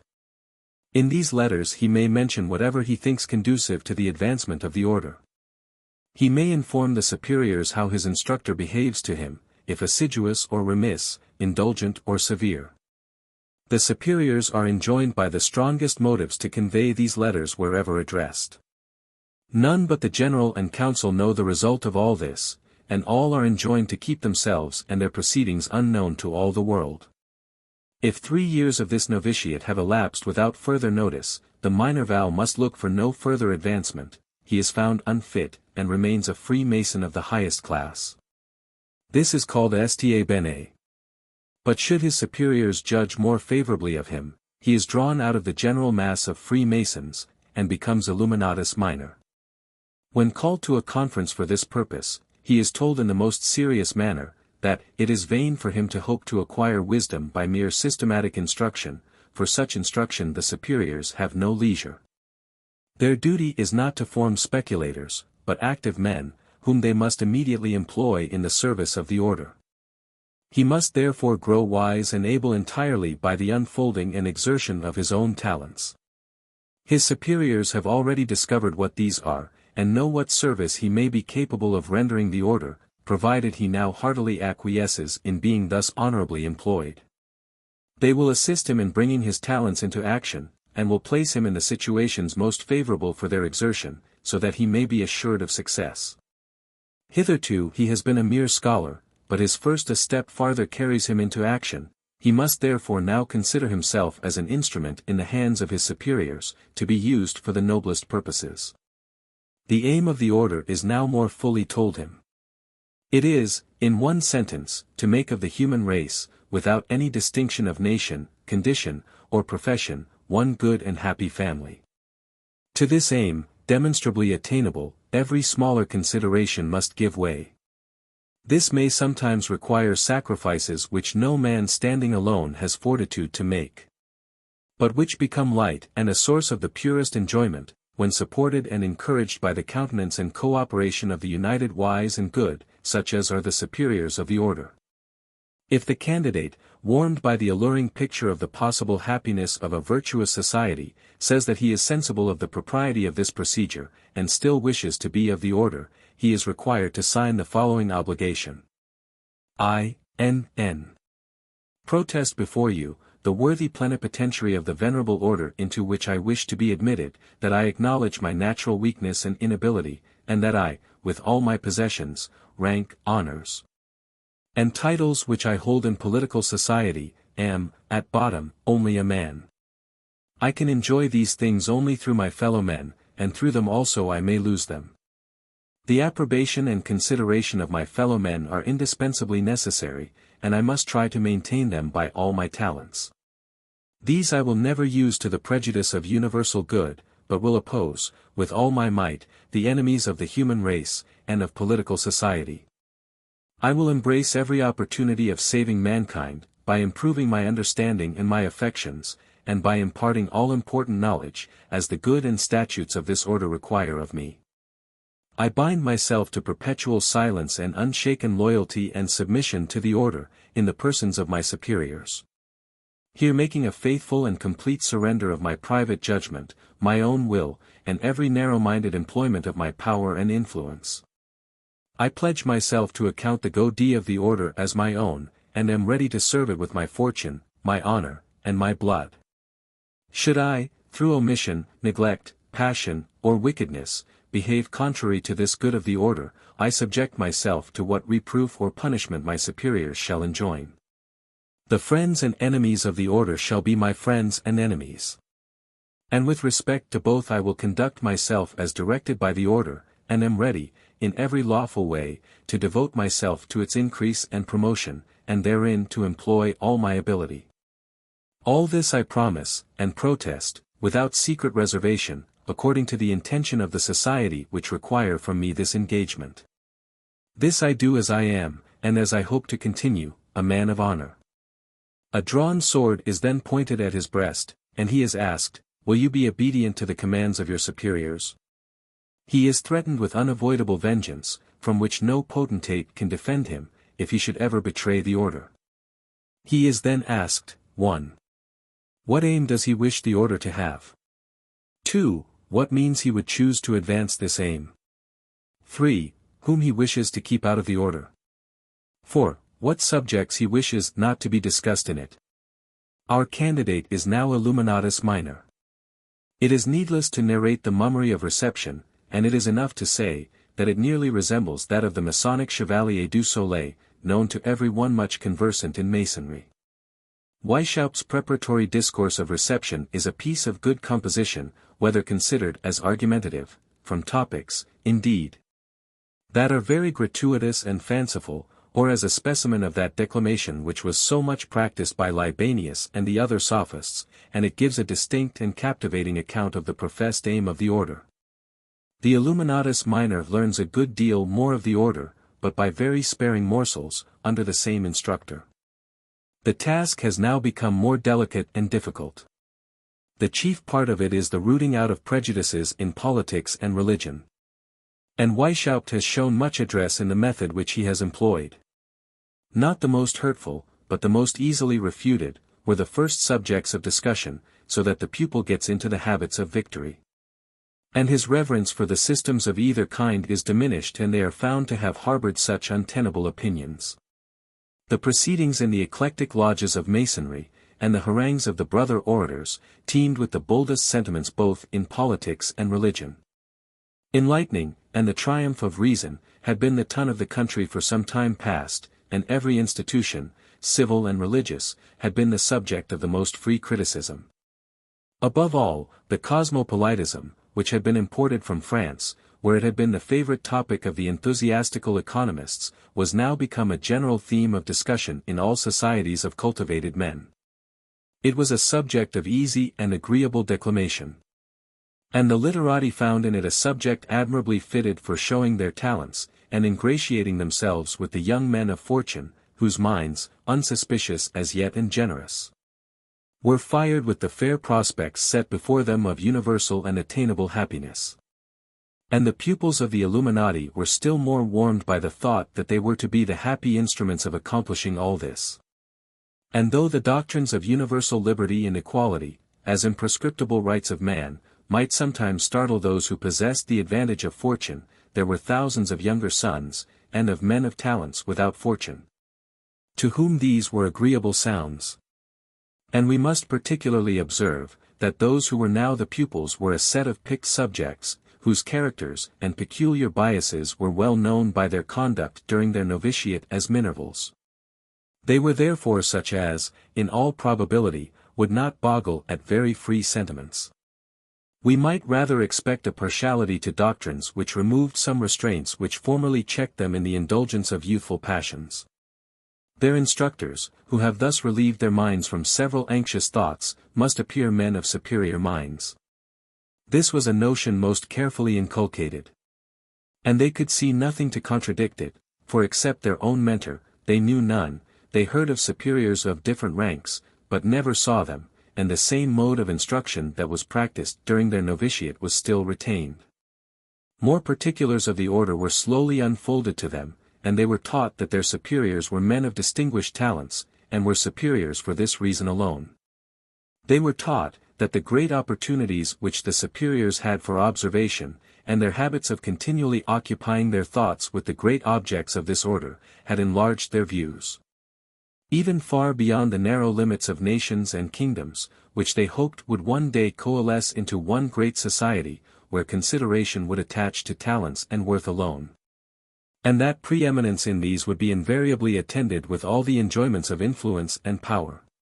And they were told that they would gradually become acquainted with these great and venerable characters, as they advanced in the order. In earnest of this, they were made acquainted with one or two superiors, and with several Illuminati of their own rank. Also, to whet their zeal, they are now made instructors of one or two Minervals, and report their progress to their superiors. They are given to understand that nothing can so much recommend them as the success with which they perform this task. It is declared to be the best evidence of their usefulness in the great designs of the order.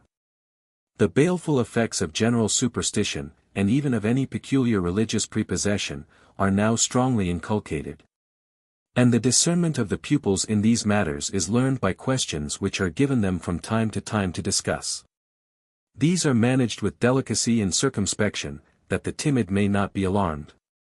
In like manner, the political doctrines of the order are inculcated with the utmost caution.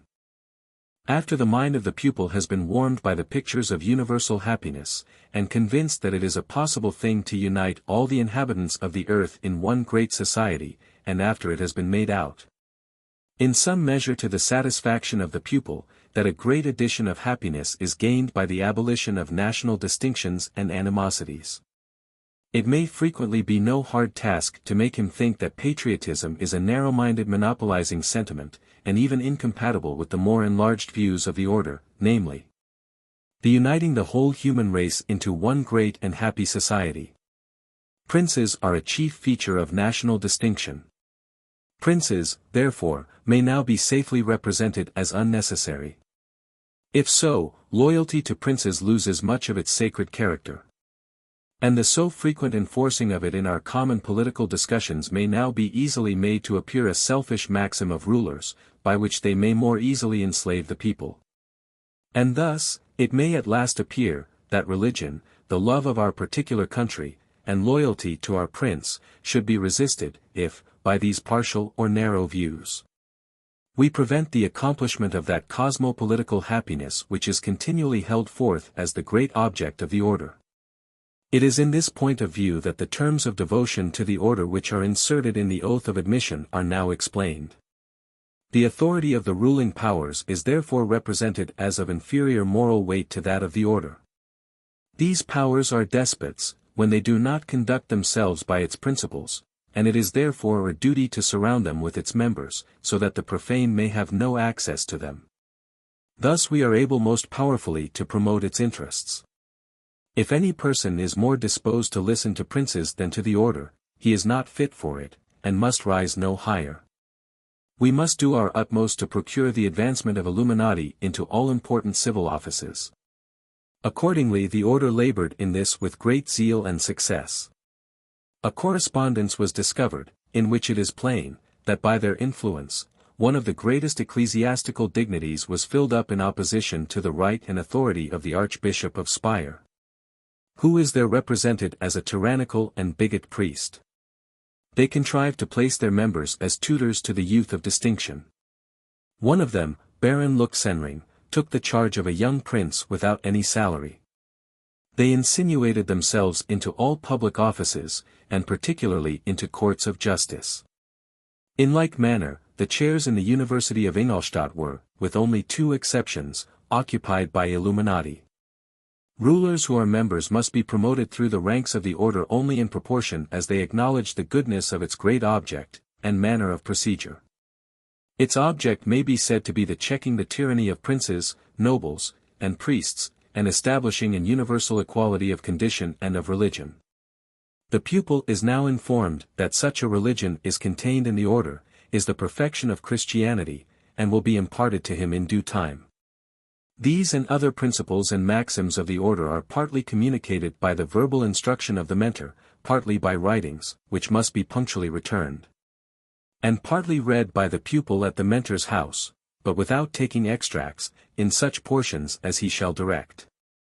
The rescripts by the pupil must contain discussions on these subjects, and of anecdotes and descriptions of living characters, and these must be zealously continued, as the chief mean of advancement. All this while the pupil knows only his mentor, the Minervals, and a few others of his own rank. All mention of degrees, or other business of the order, must be carefully avoided, even in the meetings with other members, for the order wishes to be secret and to work in silence. For thus it is better secured from the oppression of the ruling powers, and because this secrecy gives a greater zest to the whole. This short account of the novitiate, and of the lowest class of Illuminati, is all we can get from the authority of Mr. Weishaupt. The higher degrees were not published by him. Many circumstances appear suspicious, and are certainly susceptible of different turns, and may easily be pushed to very dangerous extremes.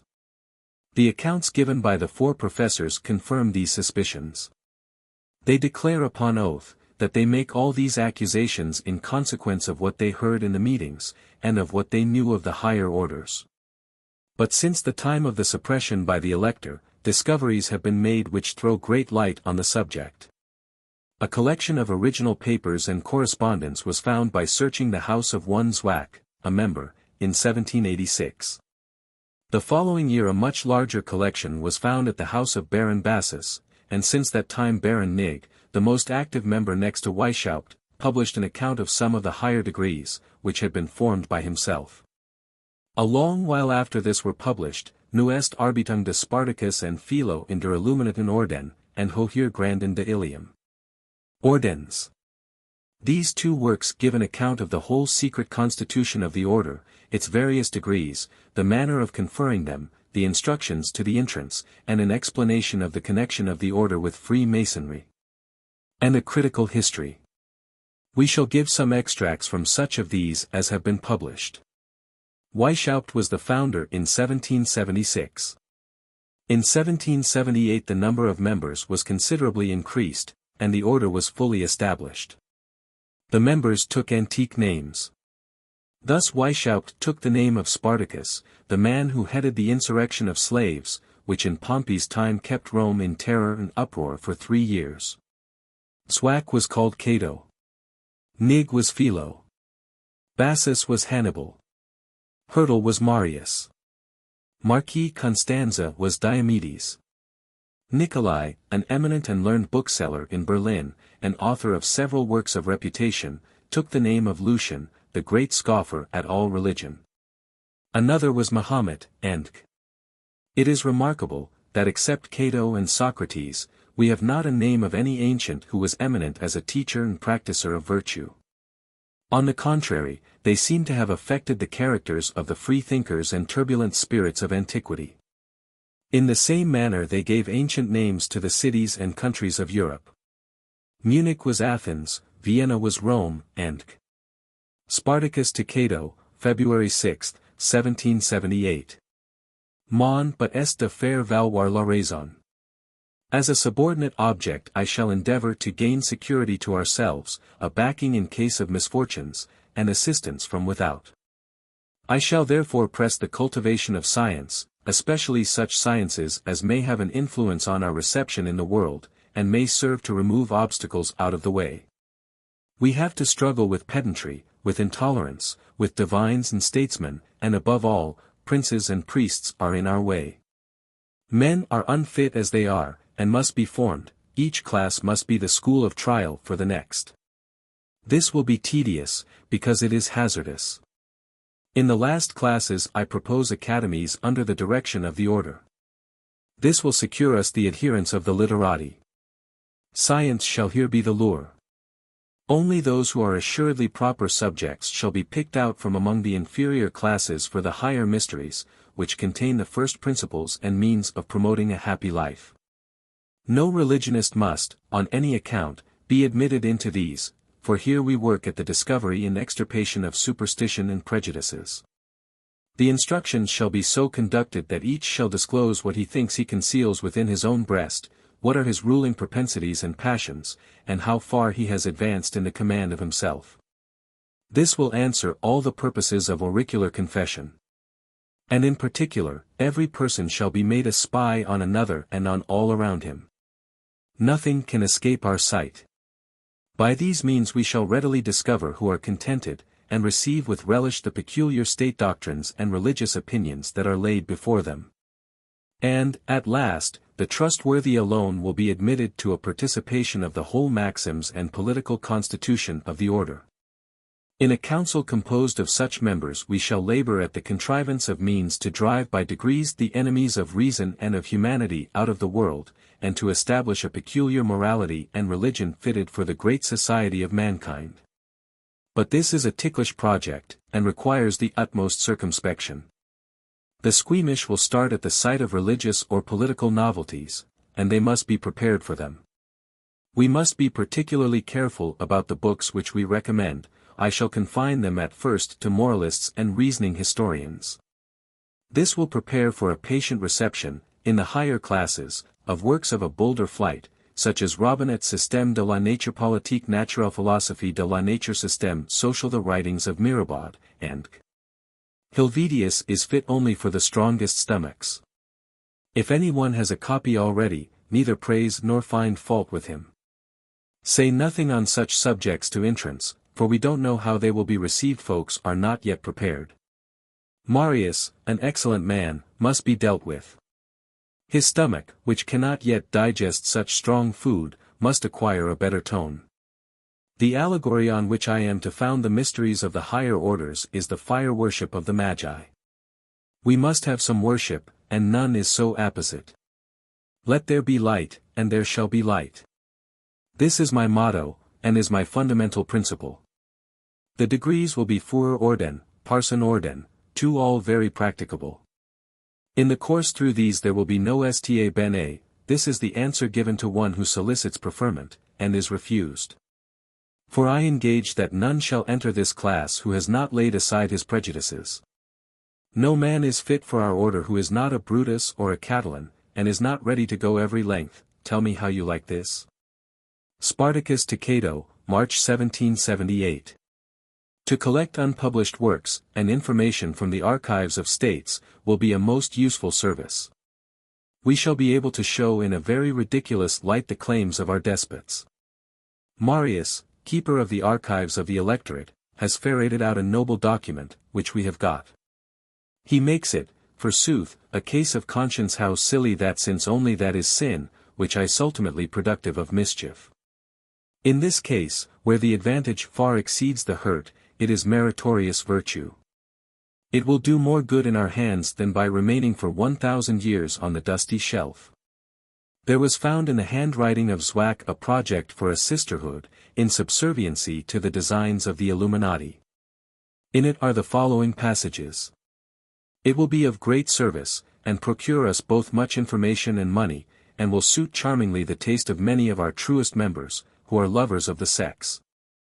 It should consist of two classes, the virtuous, and the freer-hearted, i.e. those who fly out of the common tract of prudish manners.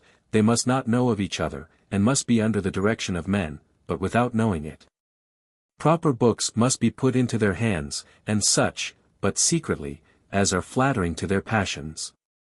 There are, in the same handwriting, description of a strong box, which, if forced open, shall blow up and destroy its contents. Several receipts for procuring abortion, a composition which blinds or kills when spurted in the face. A sheet containing a receipt for sympathetic ink. Tea for procuring abortion. Herbi quae habent qualitatem deleterium. A method for filling a bedchamber with pestilential vapors. How to take off impressions of seals, so as to use them afterwards as seals. A collection of some hundreds of such impressions, with a list of their owners, princes, nobles, clergymen, merchants, and a receipt ad excitandum furorem uteranum. A manuscript entitled, Better than Horace.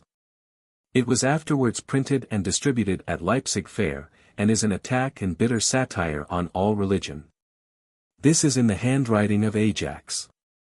As also a dissertation on suicide. N.B.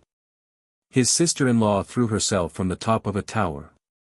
There was also a set of portraits, or characters of 85 ladies in Munich, with recommendations of some of them for members of a lodge of Sister Illuminati, also injunctions to all the superiors to learn to write with both hands, and that they should use more than one cipher. Immediately after the publication of these writings, many defenses appeared. It was said that the dreadful medical apparatus were with propriety in the hands of Councillor Zwack, who was a judge of a criminal court, and whose duty it was therefore to know such things. The same excuse was offered for the collection of seals. But how came these things to be put up with papers of the Illuminati, and to be in the handwriting of one of that order? Weishaupt says, these things were not carried into effect, only spoken of, and are justifiable when taken in proper connection. This however he has not pointed out.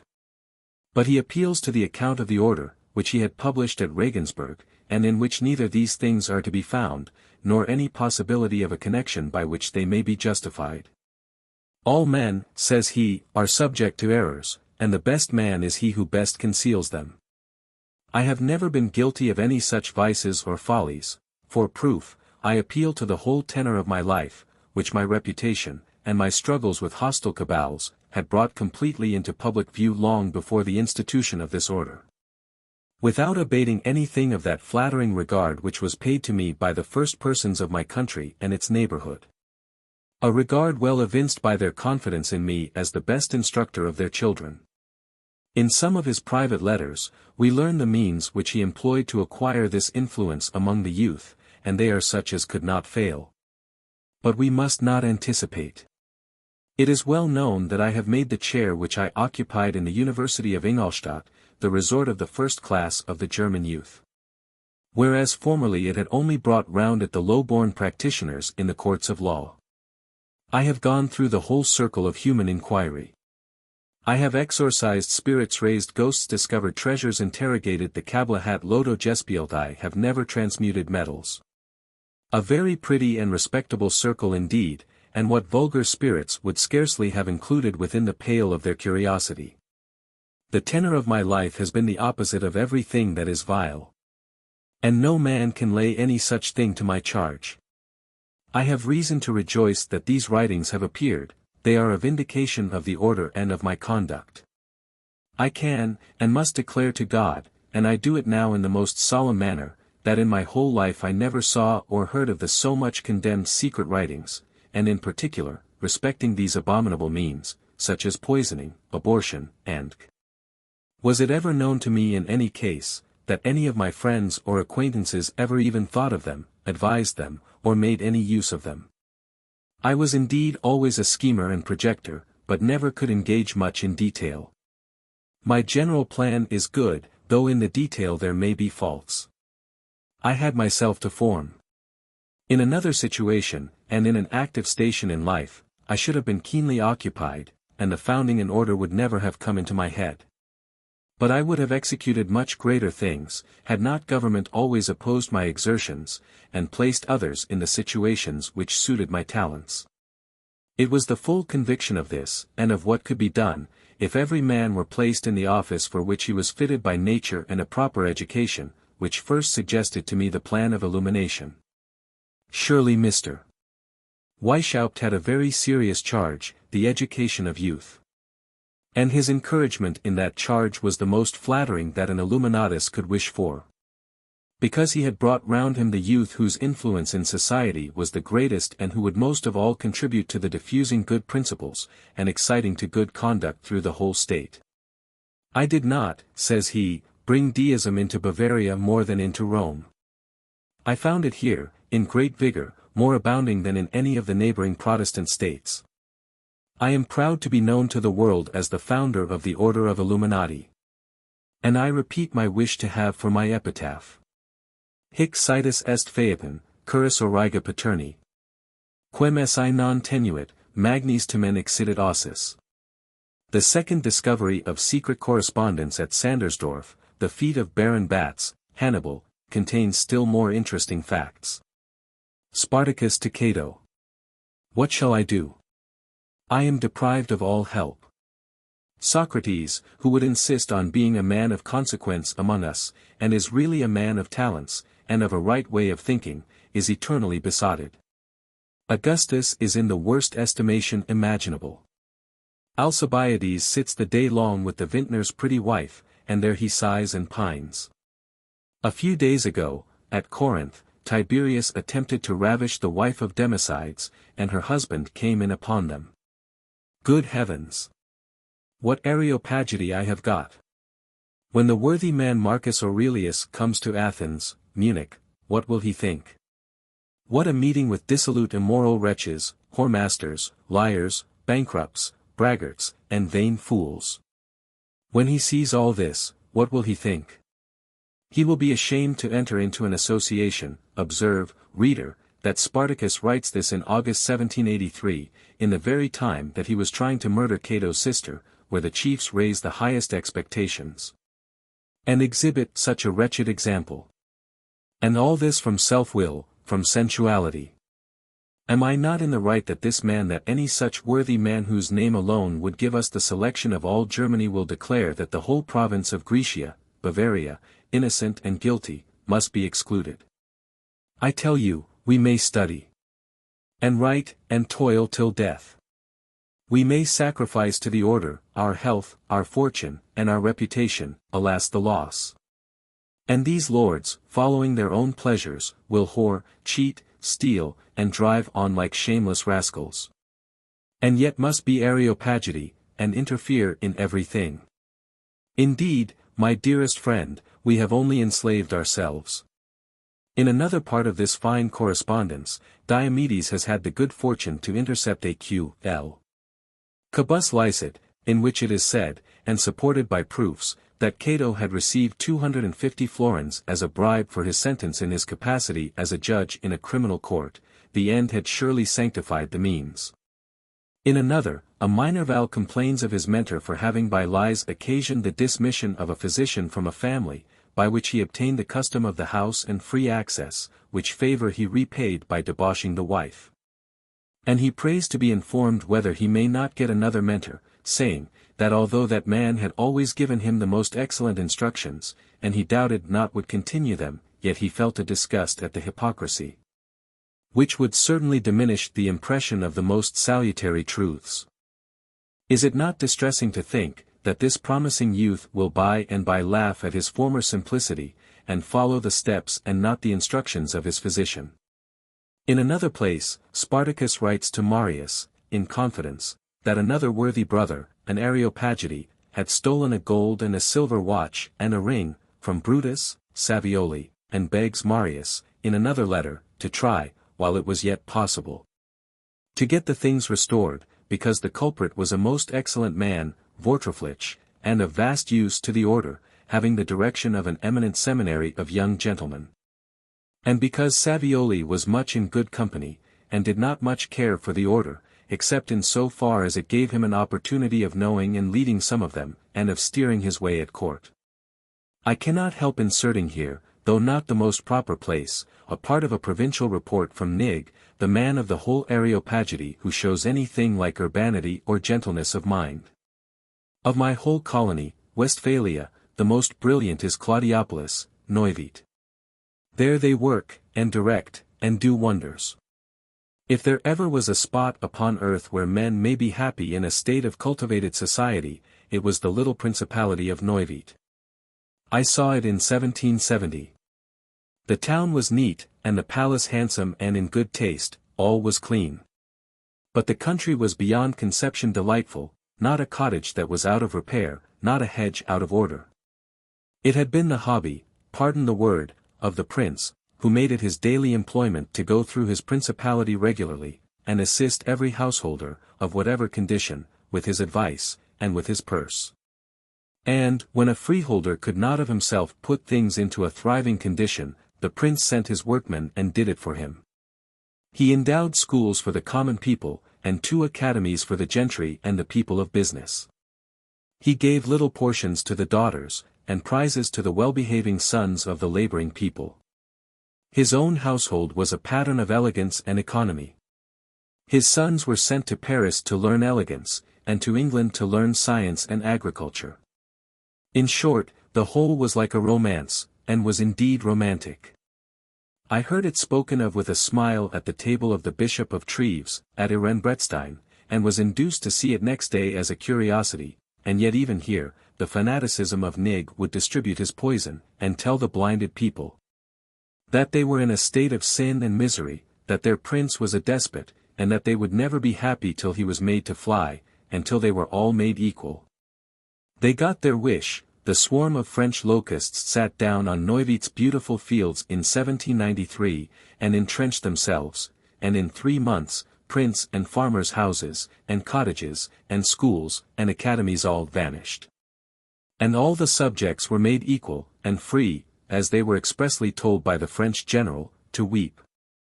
Discite justitiam monetae, eden non temnera divos. To proceed. Spartacus to Cato.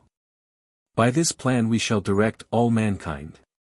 In this manner, and by the simplest means, we shall set all in motion and in flames. The occupations must be so allotted and contrived, that we may, in secret, influence all political transactions. N.B.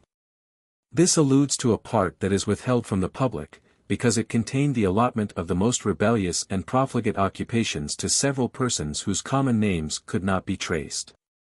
I have considered, says Spartacus, every thing, and so prepared it, that if the order should this day go to ruin, I shall in a year re-establish it more brilliant than ever. Accordingly it got up again in about this space of time, under the name of the German Union, appearing in the form of reading societies. One of these was set up in Zwack's house. And this raising a suspicion, a visitation was made at Landshut, and the first set of the private papers were found. The scheme was, however, zealously prosecuted in other parts of Germany, as we shall see by and by. Nor, continues Spartacus, will it signify though all should be betrayed and printed. I am so certain of success, in spite of all obstacles, for the springs are in every heart, that I am indifferent, though it should involve my life and my liberty. What? Have thousands thrown away their lives about homoios and homoiousios, and shall not this cause warm even the heart of a coward? But I have the art to draw advantage even from misfortune. And when you would think me sunk to the bottom, I shall rise with new vigor. Who would have thought, that a professor at Ingolstadt was to become the teacher of the professors of Göttingen, and of the greatest men in Germany? Spartacus to Cato. Send me back my degree of Illuminatus Minor, it is the wonder of all men here. I may perhaps find time to give a translation of the Discourse of Reception, which contains all that can be said of this association to the public winky face. As also the 2 last sheets of my degree, which is in the keeping of Marius, and Celsus, under 100 locks, which contains my history of the lives of the patriarchs. N.B. Nothing very particular has been discovered of these lives of the patriarchs. He says, that there were above 60 sheets of it. To judge by the care taken of it, it must be a favorite work, very hazardous, and very catching. In another letter to Cato, we have some hints of the higher degrees, and concerning a peculiar morality, and a popular religion, which the order was one day to give the world. He says, there must, a la Jesuite, not a single purpose ever come in sight that is ambiguous, and that may betray our aims against religion and the state. One must speak sometimes one way and sometimes another, but so as never to contradict ourselves, and so that, with respect to our true way of thinking, we may be impenetrable. When our strongest things chance to give offense, they must be explained as attempts to draw answers which discover to us the sentiments of the person we converse with. N.B. This did not always succeed with him. Spartacus says, speaking of the priest's degree, one would almost imagine, that this degree, as I have managed it, is genuine Christianity, and that its end was to free the Jews from slavery. I say, that Freemasonry is concealed Christianity. My explanation of the hieroglyphics, at least, proceeds on this supposition, and as I explain things, no man need be ashamed of being a Christian. Indeed I afterwards throw away this name, and substitute reason. But I assure you this is no small affair, a new religion, and a new state government, which so happily explain one and all of these symbols, and combines them in one degree. You may think that this is my chief work. But I have 3 other degrees, all different, for my class of higher mysteries, in comparison with which this is but child's play. But these I keep for myself as general, to be bestowed by me only on the benemeritissimi, surely such as Cato, his dearest friend, and the possessor of such pretty secrets, as abortives, poisons, pestilential vapors, and the promoted may be Areopagites or not. Were you here I should give you this degree without hesitation. But it is too important to be entrusted to paper, or to be bestowed otherwise than from my own hand. It is the key to history, to religion, and to every state government in the world. 3. Spartacus proceeds, there shall be but 3 copies for all Germany. You can't imagine what respect and curiosity my priest degree has raised. And, which is wonderful, a famous Protestant divine, who is now of the order, is persuaded that the religion contained in it is the true sense of Christianity. O man, man! To what mayst thou not be persuaded? Who would imagine that I was to be the founder of a new religion? In this scheme of Masonic Christianity, Spartacus and Philo labored seriously together. Spartacus sent him the materials, and Philo worked them up. It will therefore illustrate this capital point of the constitution of the order, if we take Philo's account of it. Philo to Cato. We must consider the ruling propensities of every age of the world. At present the cheats and tricks of the priests have roused all men against them, and against Christianity. But, at the same time superstition and fanaticism rule with unlimited dominion, and the understanding of man really seems to be going backwards. Our task, therefore, is doubled. We must give such an account of things, that fanatics shall not be alarmed, and that shall, notwithstanding, excite a spirit of free inquiry. We must not throw away the good with the bad, the child with the dirty water. But we must make the secret doctrines of Christianity be received as the secrets of genuine Freemasonry. But farther, we have to deal with the despotism of princes. This increases every day. But then, the spirit of freedom breathes and sighs in every corner, and, by the assistance of hidden schools of wisdom, liberty and equality, the natural and imprescriptible rights of man, warm and glow in every breast. We must therefore unite these extremes. We proceed in this manner. Jesus Christ established no new religion, he would only set religion and reason in their ancient rights. For this purpose he would unite men in a common bond. He would fit them for this by spreading a just morality, by enlightening the understanding, and by assisting the mind to shake off all prejudices. He would teach all men, in the first place, to govern themselves. Rulers would then be needless, and equality and liberty would take place without any revolution, by the natural and gentle operation of reason and expediency. This great teacher allows himself to explain every part of the Bible in conformity to these purposes, and he forbids all wrangling among his scholars, because every man may there find a reasonable application to his peculiar doctrines. Let this be true or false, it does not signify. This was a simple religion, and it was so far inspired, but the minds of his hearers were not fitted for receiving these doctrines. I told you, says he, but you could not bear it. Many therefore were called, but few were chosen. To these elect were entrusted the most important secrets, and even among them there were degrees of information. There was a 70, and a 12.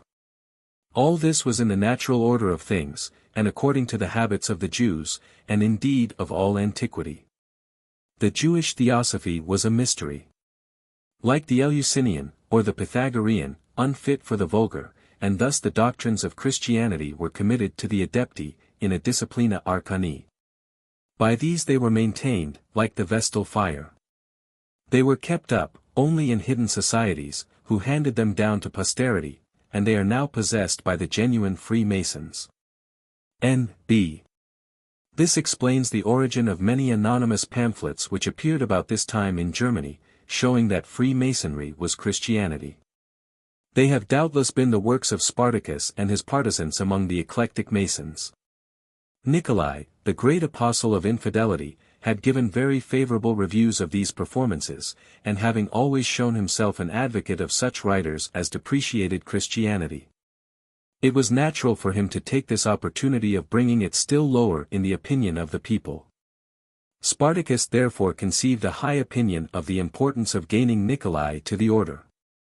He had before this gained Luxenring, a hot-headed fanatic, who had spied Jesuits in every corner, and set Nikolai on his journey through Germany, to hunt them out. This man, finding them equally hated by the Illuminati, was easily gained, and was most zealous in their cause. He engaged Nikolai, and Spartacus exults exceedingly in the acquisition, saying, that he was an unwearied champion, cadem contentissimus. Of this man Philo says, that he had spread this Christianity into every corner of Germany. I have put meaning, says Philo, to all these dark symbols, and have prepared both degrees, introducing beautiful ceremonies, which I have selected from among those of the ancient communions, combined with those of the Rosaic Masonry. And now, says he, it will appear that we are the only true Christians. We shall now be in a condition to say a few words to priests and princes. I have so contrived things, that I would admit even popes and kings, after the trials which I have prefixed, and they would be glad to be of the order. But how is all this to be reconciled with the plan of illumination, which is to banish Christianity altogether? Philo himself in many places says, that it is only a cloak, to prevent squeamish people from starting back. This is done pretty much in the same way that was practiced in the French Masonry. In one of their degrees, the master's degree is made typical of the death of Jesus Christ, the preacher of brotherly love. But in the next step, the Chevalier du Soleil, it is reason that has been destroyed and entombed, and the master in this degree, the sublime philosophe, occasions the discovery of the place where the body is hid. Reason tries again, and superstition and tyranny disappear, and all becomes clear, man becomes free and happy. Let us hear Spartacus again. Spartacus, in another place. We must, first, gradually explain away all our preparatory pious frauds. And when persons of discernment find fault, we must desire them to consider the end of all our labor.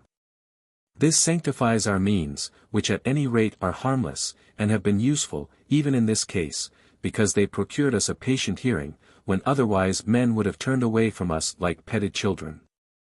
This will convince them of our sentiments in all the intervening points, and our ambiguous expressions will then be interpreted into an endeavor to draw answers of any kind, which may show us the minds of our pupils.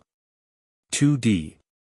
We must unfold, from history and other writings, the origin and fabrication of all religious lies whatever, and then, 3d. We give a critical history of the order. But I cannot but laugh, when I think of the ready reception which all this has met with from the grave and learned divines of Germany and of England. And I wonder how their William failed when he attempted to establish a deistical worship in London. What can this mean? For I am certain, that it must have been most acceptable to that learned and free people. But they had not the enlightening of our days.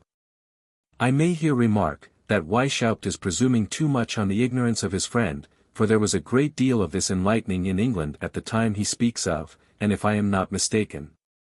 Even this celebrated professor of irreligion has borrowed most of his scheme from this kingdom. This to be sure is nothing in our praise. But the pantheistician of Toland resembles Weishaupt's illumination in everything but its rebellion and its villainy. Toland's Socratic Lodge is an elegant pattern for Weishaupt, and his triumph of reason, his philosophic happiness, his God, or anima mundi, are all so like the harsh system of Spartacus, that I am convinced that he has copied them, stamping them with the roughness of his own character. But to go on, Spartacus says of the English, their poet Pope made his essay on man a system of pure naturalism, without knowing it, as brother Chrysippus did with my priest's degree, and was equally astonished when this was pointed out to him. Chrysippus is religious, but not superstitious. Brother Lucian, Nicolai, of whom I have already said so much, says, that the grave Zollikofer now allows that it would be a very proper thing to establish a deistical worship at Berlin. I am not afraid but things will go on very well. But Philo, who was entrusted with framing the priest's degree, has destroyed it without any necessity. It would, forsooth, startle those who have a hankering for religion. But I always told you that Philo is fanatical and prudish. I gave him fine materials, and he has stuffed it full of ceremonies and child's play, and as Minos says, c'est jouer la religion. But all this may be corrected in the revision by the Areopagity. N.B. I have already mentioned Baron Nigg's conversion to Illuminatism by the M. de Constanza, whose name in the order was Diomedes. Nigg, henceforth Philo, was, next to Spartacus, the most serviceable man in the order, and procured the greatest number of members. It was chiefly by his exertions among the Masons in the Protestant countries, that the eclectic system was introduced, and afterwards brought under the direction of the Illuminati. This conquest was owing entirely to his very extensive connections among the Masons. He traveled like a philosopher from city to city, from lodge to lodge, and even from house to house, before his illumination, trying to unite the Masons, and he now went over the same ground to extend the eclectic system, and to get the lodges put under the direction of the Illuminati, by their choice of the master and wardens. By this the order had an opportunity of noticing the conduct of individuals, and when they had found out their manner of thinking, and that they were fit for their purpose, they never quitted them till they had gained them over to their party. We have seen, that he was by no means void of religious impressions, and we often find him offended with the atheism of Spartacus. Nigg was at the same time a man of the world, and had kept good company. Weishaupt had passed his life in the habits of a college.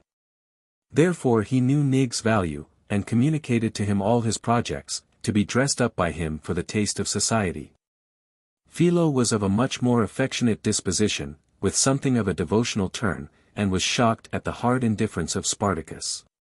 After laboring 4 years with great zeal, he was provoked with the disingenuous tricks of Spartacus, and he broke off all connection with the society in 1784, and some time after published a declaration of all that he had done in it. This is a most excellent account of the plan and principles of the order, at least as he conceived it, for Spartacus had much deeper views, and shows that the aim of it was to abolish Christianity, and all the state governments in Europe, and to establish a great republic. But it is full of romantic notions and enthusiastic declamation, on the hackneyed topics of universal citizenship, and liberty and equality. Spartacus gave him line, and allowed him to work on, knowing that he could discard him when he chose. I shall after this give some extracts from Philo's letters, from which the reader will see the vile behavior of Spartacus, and the nature of his ultimate views. In the meantime we may proceed with the account of the principles of the system. Spartacus to Cato. Nothing would be more profitable to us than a right history of mankind. Despotism has robbed them of their liberty. How can the weak obtain protection? Only by union, but this is rare. Nothing can bring this about but hidden societies. Hidden schools of wisdom are the means which will one day free men from their bonds. These have in all ages been the archives of nature, and of the rights of men. And by them shall human nature be raised from her fallen state. Princes and nations shall vanish from the earth. The human race will then become one family, and the world will be the dwelling of rational men. Morality alone can do this. The head of every family will be what Abraham was, the patriarch, the priest, and the unlettered lord of his family, and reason will be the code of laws to all mankind. This, says Spartacus, is our great secret. True, there may be some disturbance, but by and by the unequal will become equal, and after the storm all will be calm. Can the unhappy consequences remain when the grounds of dissension are removed? Rouse yourselves therefore, O men. Assert your rights, and then will reason rule with unperceived sway, and all shall be happy. 5. Morality will perform all this, and morality is the fruit of illumination. Duties and rights are reciprocal. Where Octavius has no right, Cato owes him no duty. Illumination shews us our rights, and morality follows. That morality which teaches us to be of age, to be out of wardenship, to be full grown, and to walk without the leading strings of priests and princes. Jesus of Nazareth, the Grand Master of our order, appeared at a time when the world was in the utmost disorder, and among a people who for ages had groaned under the yoke of bondage. He taught them the lessons of reason. To be more effective, he took in the aid of religion of opinions which were current and, in a very clever manner, he combined his secret doctrines with the popular religion, and with the customs which lay to his hand. In these he wrapped up his lessons he taught by parables. Never did any prophet lead men so easily and so securely along the road of liberty. He concealed the precious meaning and consequences of his doctrines, but fully disclosed them to a chosen few. He speaks of a kingdom of the upright and faithful, his Father's kingdom, whose children we also are. Let us only take liberty and equality as the great aim of his doctrines, and morality as the way to attain it, and everything in the New Testament will be comprehensible, and Jesus will appear as the Redeemer of slaves. Man is fallen from the condition of liberty and equality, the state of pure nature. He is under subordination and civil bondage, arising from the vices of man. This is the fall, and original sin. The kingdom of grace is that restoration which may be brought about by illumination and a just morality. This is the new birth. When man lives under government, he is fallen, his worth is gone, and his nature tarnished. By subduing our passions, or limiting their cravings, we may recover a great deal of our original worth, and live in a state of grace. This is the redemption of men. This is accomplished by morality. And when this is spread over the world, we have the kingdom of the just. But alas! The task of self-formation was too hard for the subjects of the Roman Empire, corrupted by every species of profligacy. A chosen few received the doctrines in secret, and they have been handed down to us, but frequently almost buried under rubbish of man's invention, by the Freemasons. These three conditions of human society are expressed by the rough, the split and the polished stone. The rough stone, and the one that is split, express our condition under civil government, rough by every fretting inequality of condition. And split, since we are no longer one family, and are farther divided by differences of government, rank, property, and religion, but when reunited in one family, we are represented by the polished stone. G is grace. The flaming star is the torch of reason. Those who possess this knowledge are indeed Illuminati. Hiram is our fictitious Grand Master, slain for the redemption of slaves. The 9 masters are the founders of the order. Freemasonry is a royal art, inasmuch as it teaches us to walk without trammels, and to govern ourselves.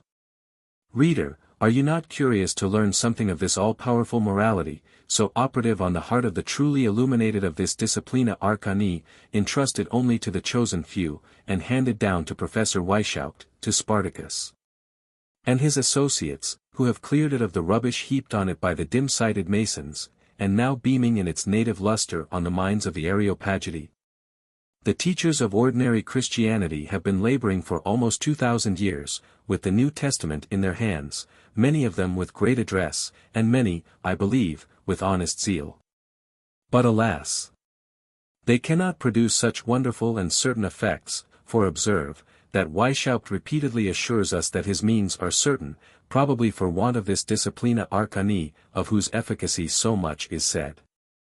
Most fortunately, Spartacus has given us a brilliant specimen of the ethics which illuminated himself on a trying occasion, where an ordinary Christian would have been much perplexed, or would have taken a road widely different from that of this illustrious apostle of light. And seeing that several of the Areopagity cooperated in the transaction, and that it was carefully concealed from the profane and dim-sighted world, we can have no doubt but that it was conducted according to the Disciplina Arcani of illumination. I shall give it in his own words. Spartacus to Marius, September 1783. I am now in the most embarrassing situation. It robs me of all rest, and makes me unfit for everything. I am in danger of losing at once my honor and my reputation, by which I have long had such influence. What think you my sister-in-law is with child? I have sent her to Eurofon, and am endeavoring to procure a marriage license from Rome. How much depends on this uncertainty, and there is not a moment to lose. Should I fail, what is to be done? What a return do I make by this to a person to whom I am so much obliged? We shall see the probable meaning of this exclamation by and by.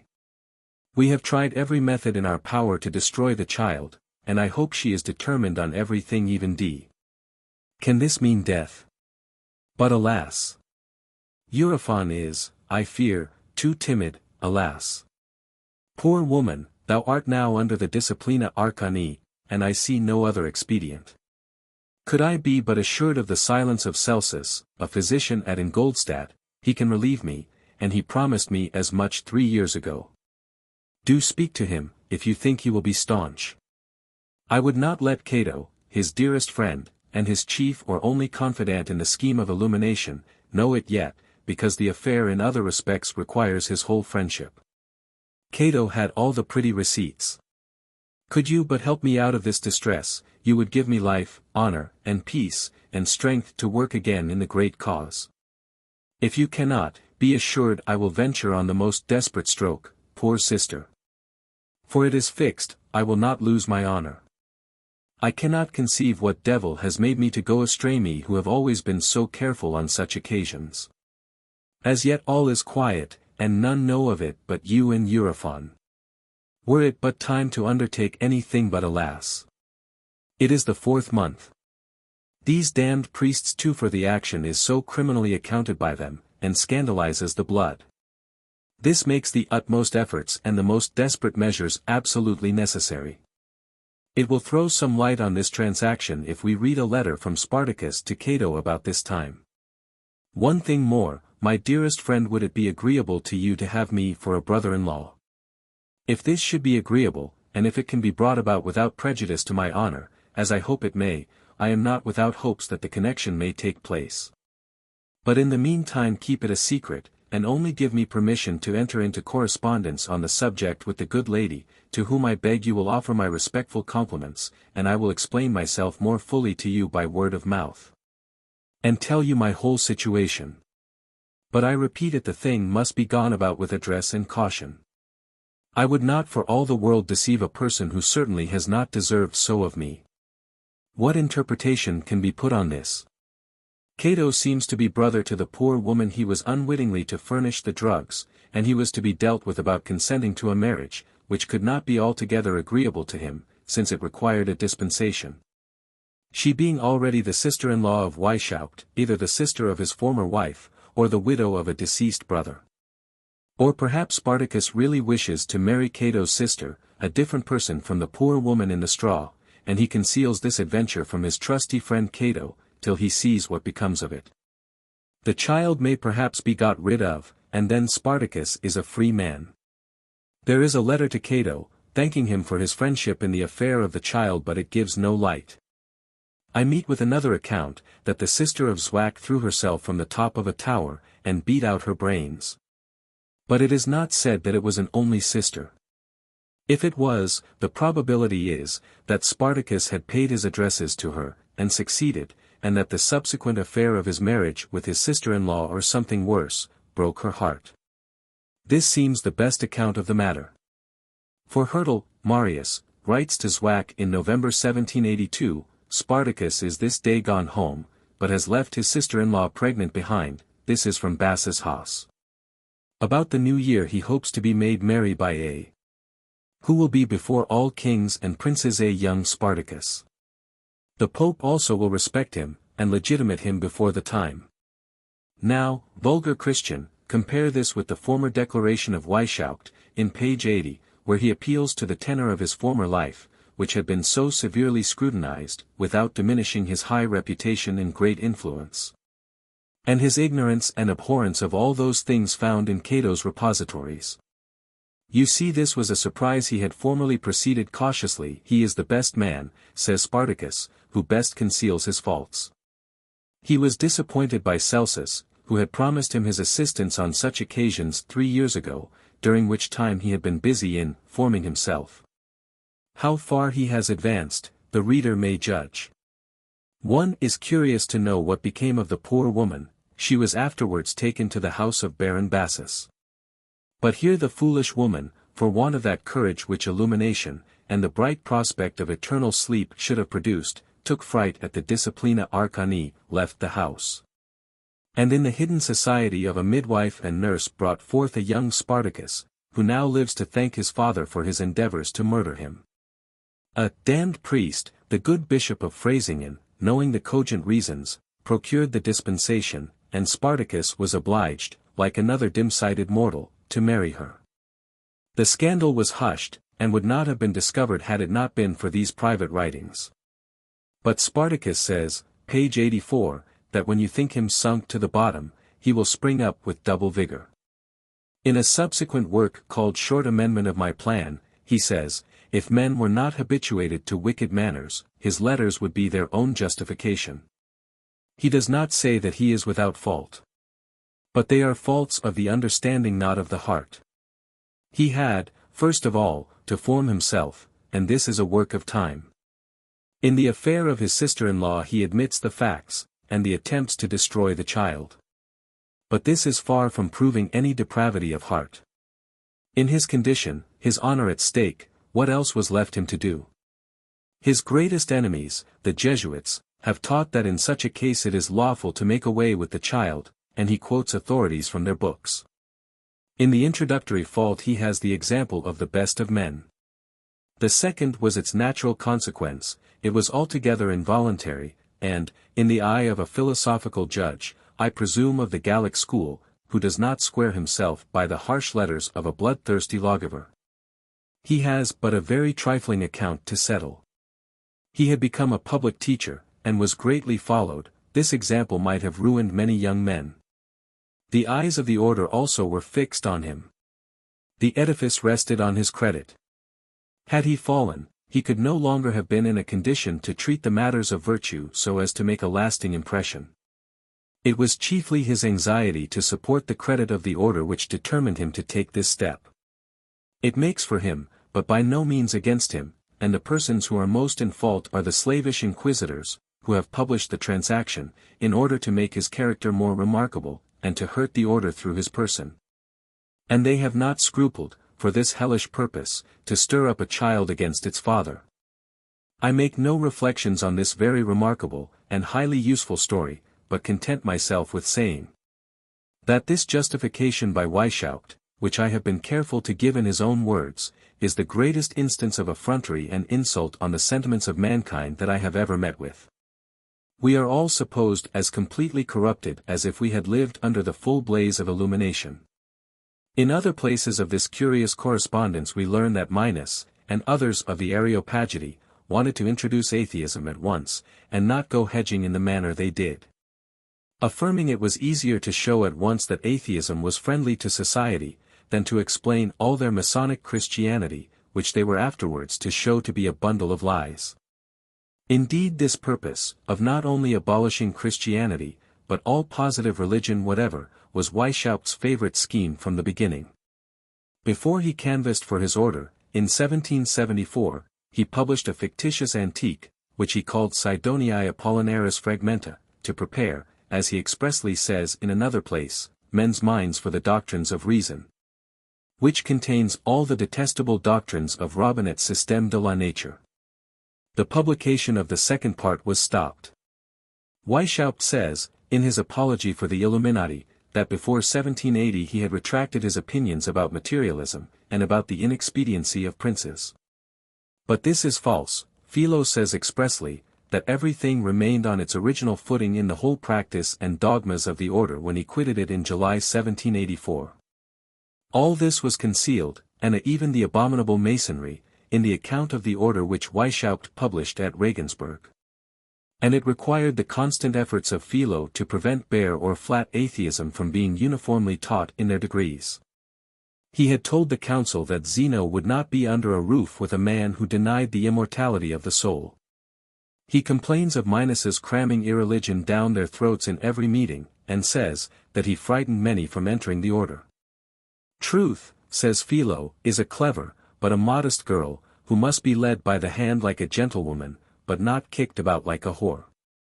Spartacus complains much of the squeamishness of Philo, yet Philo is not a great deal behind him in irreligion. When describing to Cato the Christianity of the priest degree, as he had manufactured it, he says, "It is all one whether it be true or false, we must have it, that we may tickle those who have a hankering for religion." All the odds seems to be, that he was of a gentler disposition, and had more deference even for the absurd prejudices of others. In one of his angry letters to Cato he says, "The vanity and self-conceit of Spartacus would have got the better of all prudence, had I not checked him, and prevailed on the Areopagity but to defer the development of the bold principles till we had firmly secured the man. I even wished to entice the candidate the more by giving him back all his former bonds of secrecy, and leaving him at liberty to walk out without fear, and I am certain that they were, by this time, so engaged that we should not have lost one man." But Spartacus had composed an exhibition of his last principles, for a discourse of reception, in which he painted his 3 favorite mysterious degrees, which were to be conferred by him alone, in colors which had fascinated his own fancy.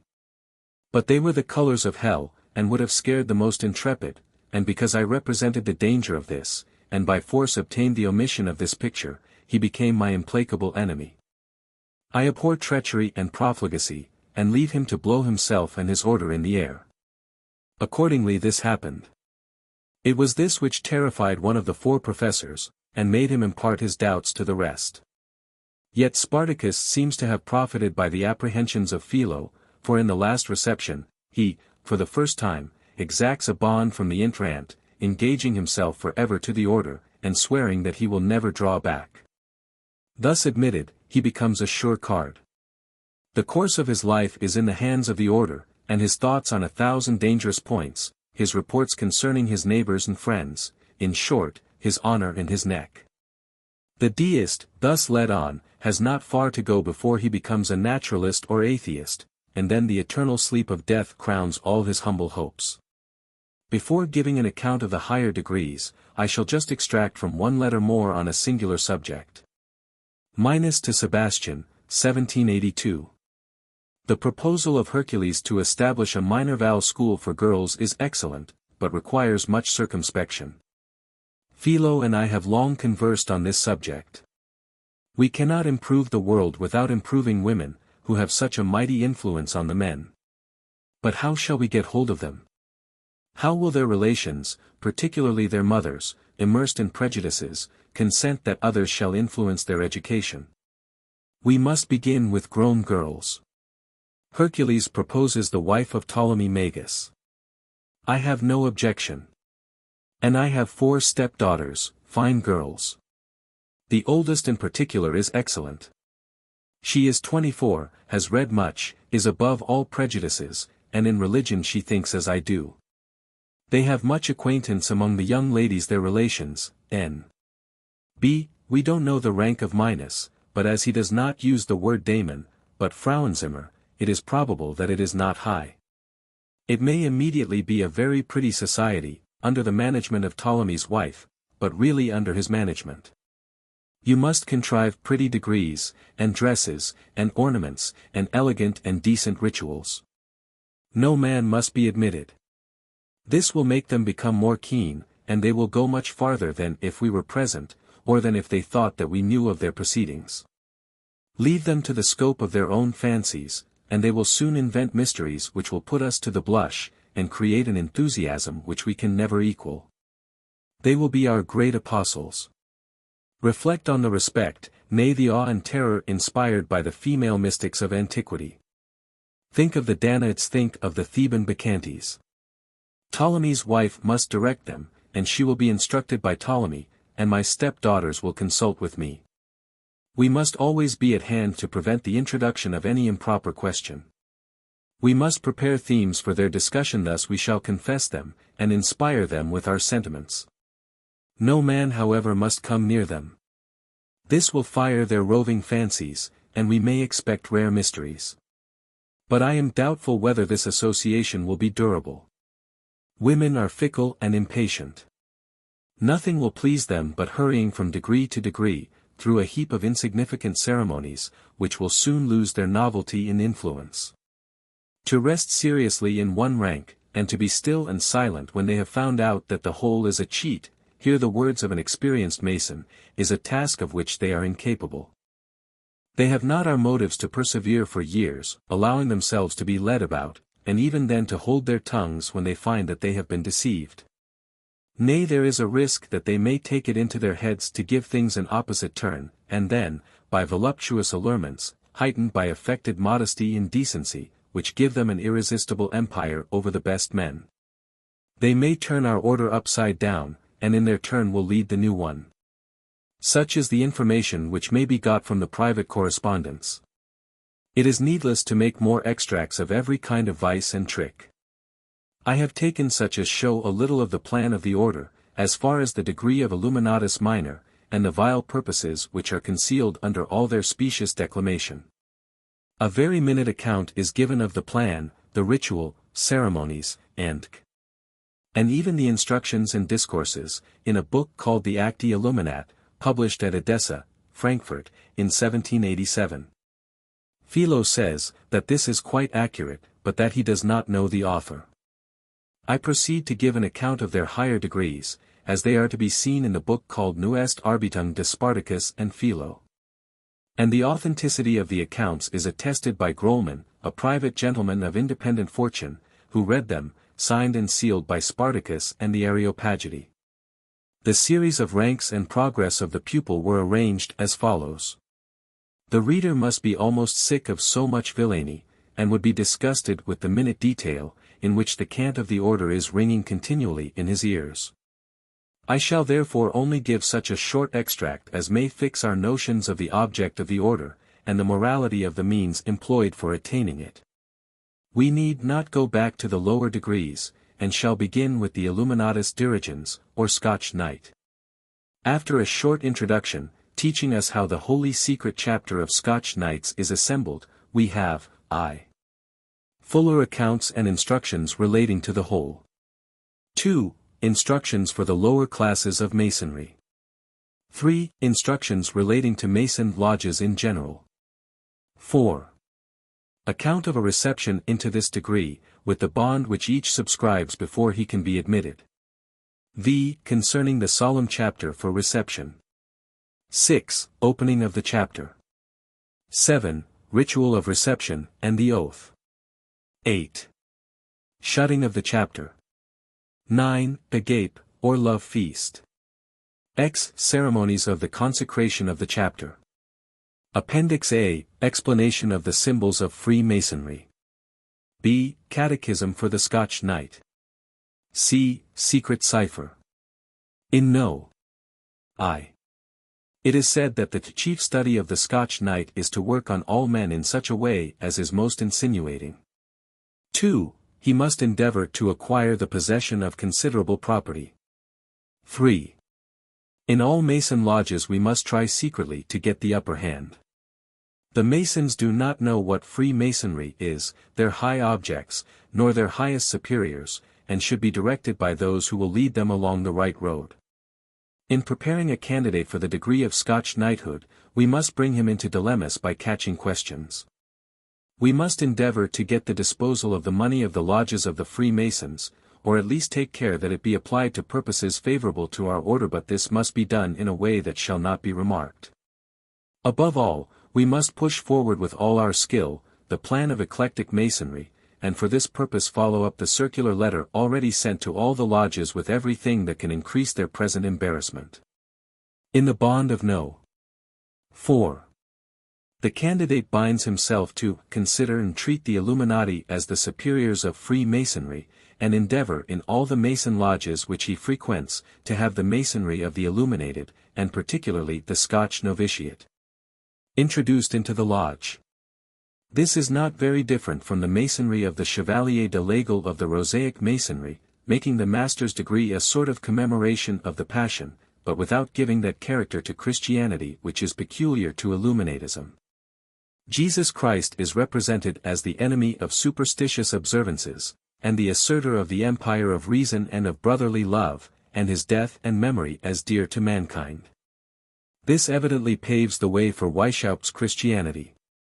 The Scotch Knight also engages to consider the superiors of the order as the unknown superiors of Freemasonry, and to contribute all he can to their gradual union. In the oath, No. 7. The candidate says, I will never more be a flatterer of the great, I will never be a lowly servant of princes, but I will strive with spirit, and with address, for virtue, wisdom, and liberty. I will powerfully oppose superstition, slander, and despotism, so, that like a true son of the order, I may serve the world. I will never sacrifice the general good, and the happiness of the world, to my private interest. I will boldly defend my brother against slander, will follow out the traces of the pure and true religion pointed out to me in my instructions, and in the doctrines of Masonry, and will faithfully report to my superiors the progress I make therein. When he gets the stroke which dubs him a knight, the presses says to him, Now prove thyself, by thy ability, equal to kings, and never from this time forward bow thy knee to one who is, like thyself, but a man. No. 9 is an account of the love feast.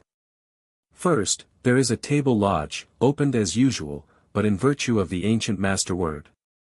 Then it is said, Let moderation, fortitude, morality, and genuine love of the brethren, with the overflowing of innocent and careless mirth reign here. This is almost verbatim from Toland. 2d. In the middle of a by-table is a chalice, a pot of wine, an empty plate, and a plate of unleavened bread. All is covered with a green cloth. 3d. When the table lodge is ended, and the prefect sees no obstacle, he strikes on this by-table the stroke of Scotch master, and his signal is repeated by the senior warden.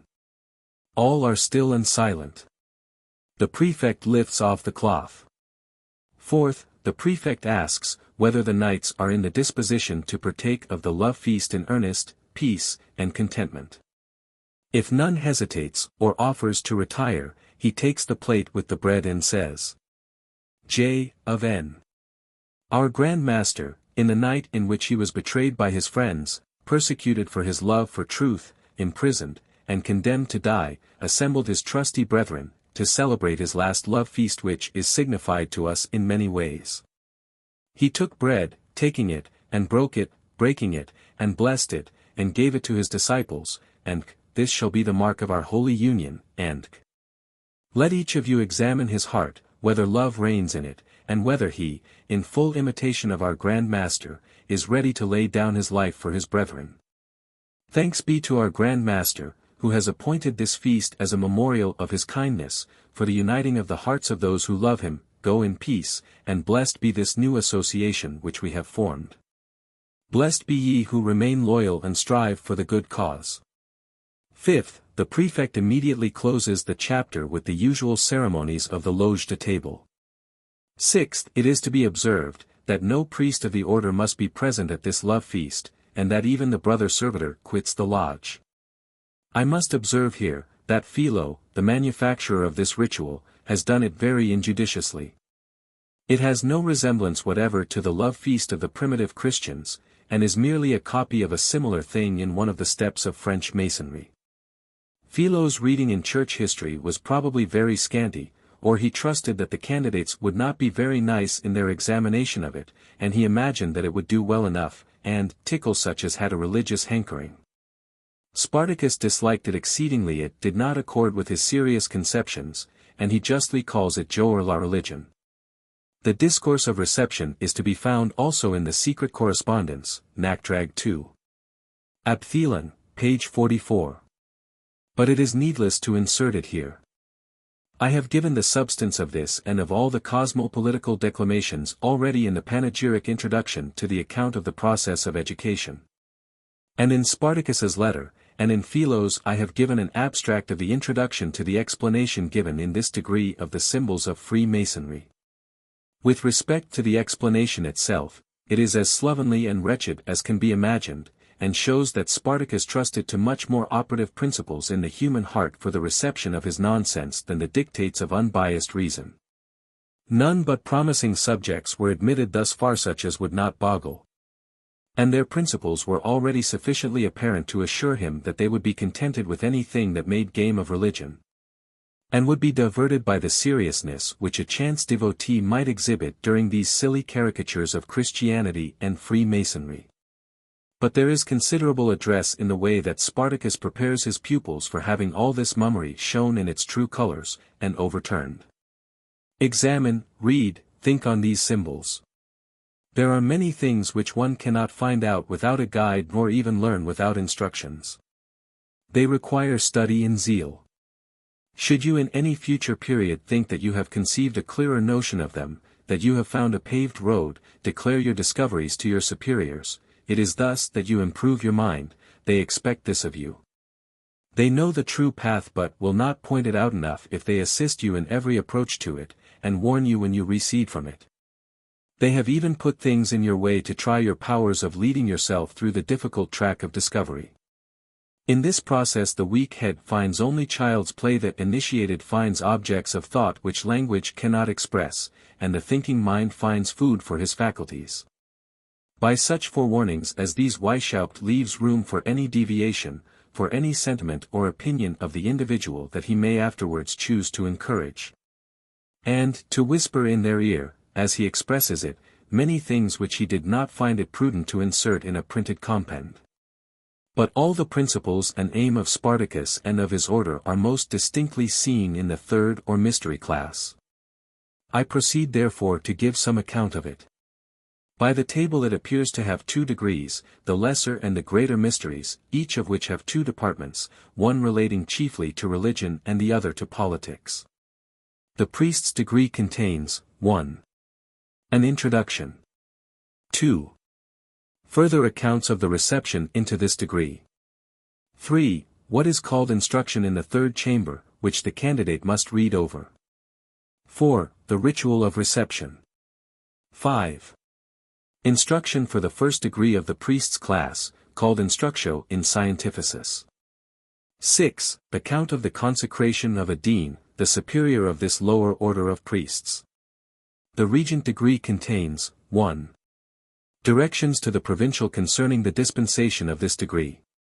2. Ritual of reception. 3. System of direction for the whole order. 4. Instruction for the whole regent degree. 5. Instruction for the prefects or local superiors. 6. Instruction for the provincials. The most remarkable thing in the priest's degree is the instruction in the third chamber. It is to be found in the private correspondence. Nachtridge Original Schriften 1787, 2 nd Abthielen, page 44. There it has the title Discourse to the Illuminati Dirigentes, or Scotch Knights. In the Critical History, which is annexed to the Neueste Arbitung, there is an account given of the reason for this denomination. And notice is taken of some differences between the instructions here contained and that discourse. This instruction begins with sore complaints of the low condition of the human race, and the causes are deduced from religion and state government. Men originally led a patriarchal life, in which every father of a family was the sole lord of his house and his property, while he himself possessed general freedom and equality. But they suffered themselves to be oppressed, gave themselves up to civil societies, and formed states. Even by this they fell, and this is the fall of man, by which they were thrust into unspeakable misery. To get out of this state, to be freed and born again, there is no other mean than the use of pure reason, by which a general morality may be established, which will put man in a condition to govern himself, regain his original worth, and dispense with all political supports, and particularly with rulers. This can be done in no other way but by secret associations, which will by degrees, and in silence, possess themselves of the government of the states, and make use of those means for this purpose which the wicked use for attaining their base ends. Princes and priests are in particular, and cat, exechen, the wicked, whose hands must tie up by means of these associations, if we cannot root them out altogether. Kings are parents. The paternal power ceases with the incapacity of the child. And the father injures his child, if he pretends to retain his right beyond this period. When a nation comes of age, their state of wardship is at an end. Here follows a long declamation against patriotism, as a narrow-minded principle when compared with true cosmopolitism. Nobles are represented as a race of men that serve not the nation but the prince, whom a hint from the sovereign stirs up against the nation, who are retained servants and ministers of despotism, and the mean for oppressing national liberty. Kings are accused of a tacit convention, under the flattering appellation of the balance of power, to keep nations in subjection. The mean to regain reason her rights, to raise liberty from its ashes, to restore to man his original rights, to produce the previous revolution in the mind of man, to obtain an eternal victory over oppressors, and to work the redemption of mankind, is secret schools of wisdom. When the worthy have strengthened their association by numbers, they are secure, and then they begin to become powerful, and terrible to the wicked, of whom many will, for safety, amend themselves. Many will come over to our party, and we shall bind the hands of the rest, and finally conquer them. Whoever spreads general illumination augments mutual security. Illumination and security make princes unnecessary. Illumination performs this by creating an effective morality, and morality makes a nation of full age fit to govern itself. And since it is not impossible to produce a just morality, it is possible to regain freedom for the world. We must therefore strengthen our band, and establish a legion, which shall restore the rights of man, original liberty and independence. Jesus Christ, but I am sick of all this. The following questions are put to the candidate. 1. Are our civil conditions in the world the destinations that seem to be the end of our nature, or the purposes for which man was placed on this earth, or are they not? Do states, civil obligations, popular religion, fulfill the intentions of men who established them? Do secret associations promote instruction and true human happiness, or are they the children of necessity, of the multifarious wants, of unnatural conditions, or the inventions of vain and cunning men? 2. What civil association, what science do you think to the purpose, and what are not? 3. Has there ever been any other in the world, is there no other more simple condition, and what do you think of it? 4. Does it appear possible, after having gone through all the nonentities of our civil constitutions, to recover for once our first simplicity, and get back to this honorable uniformity?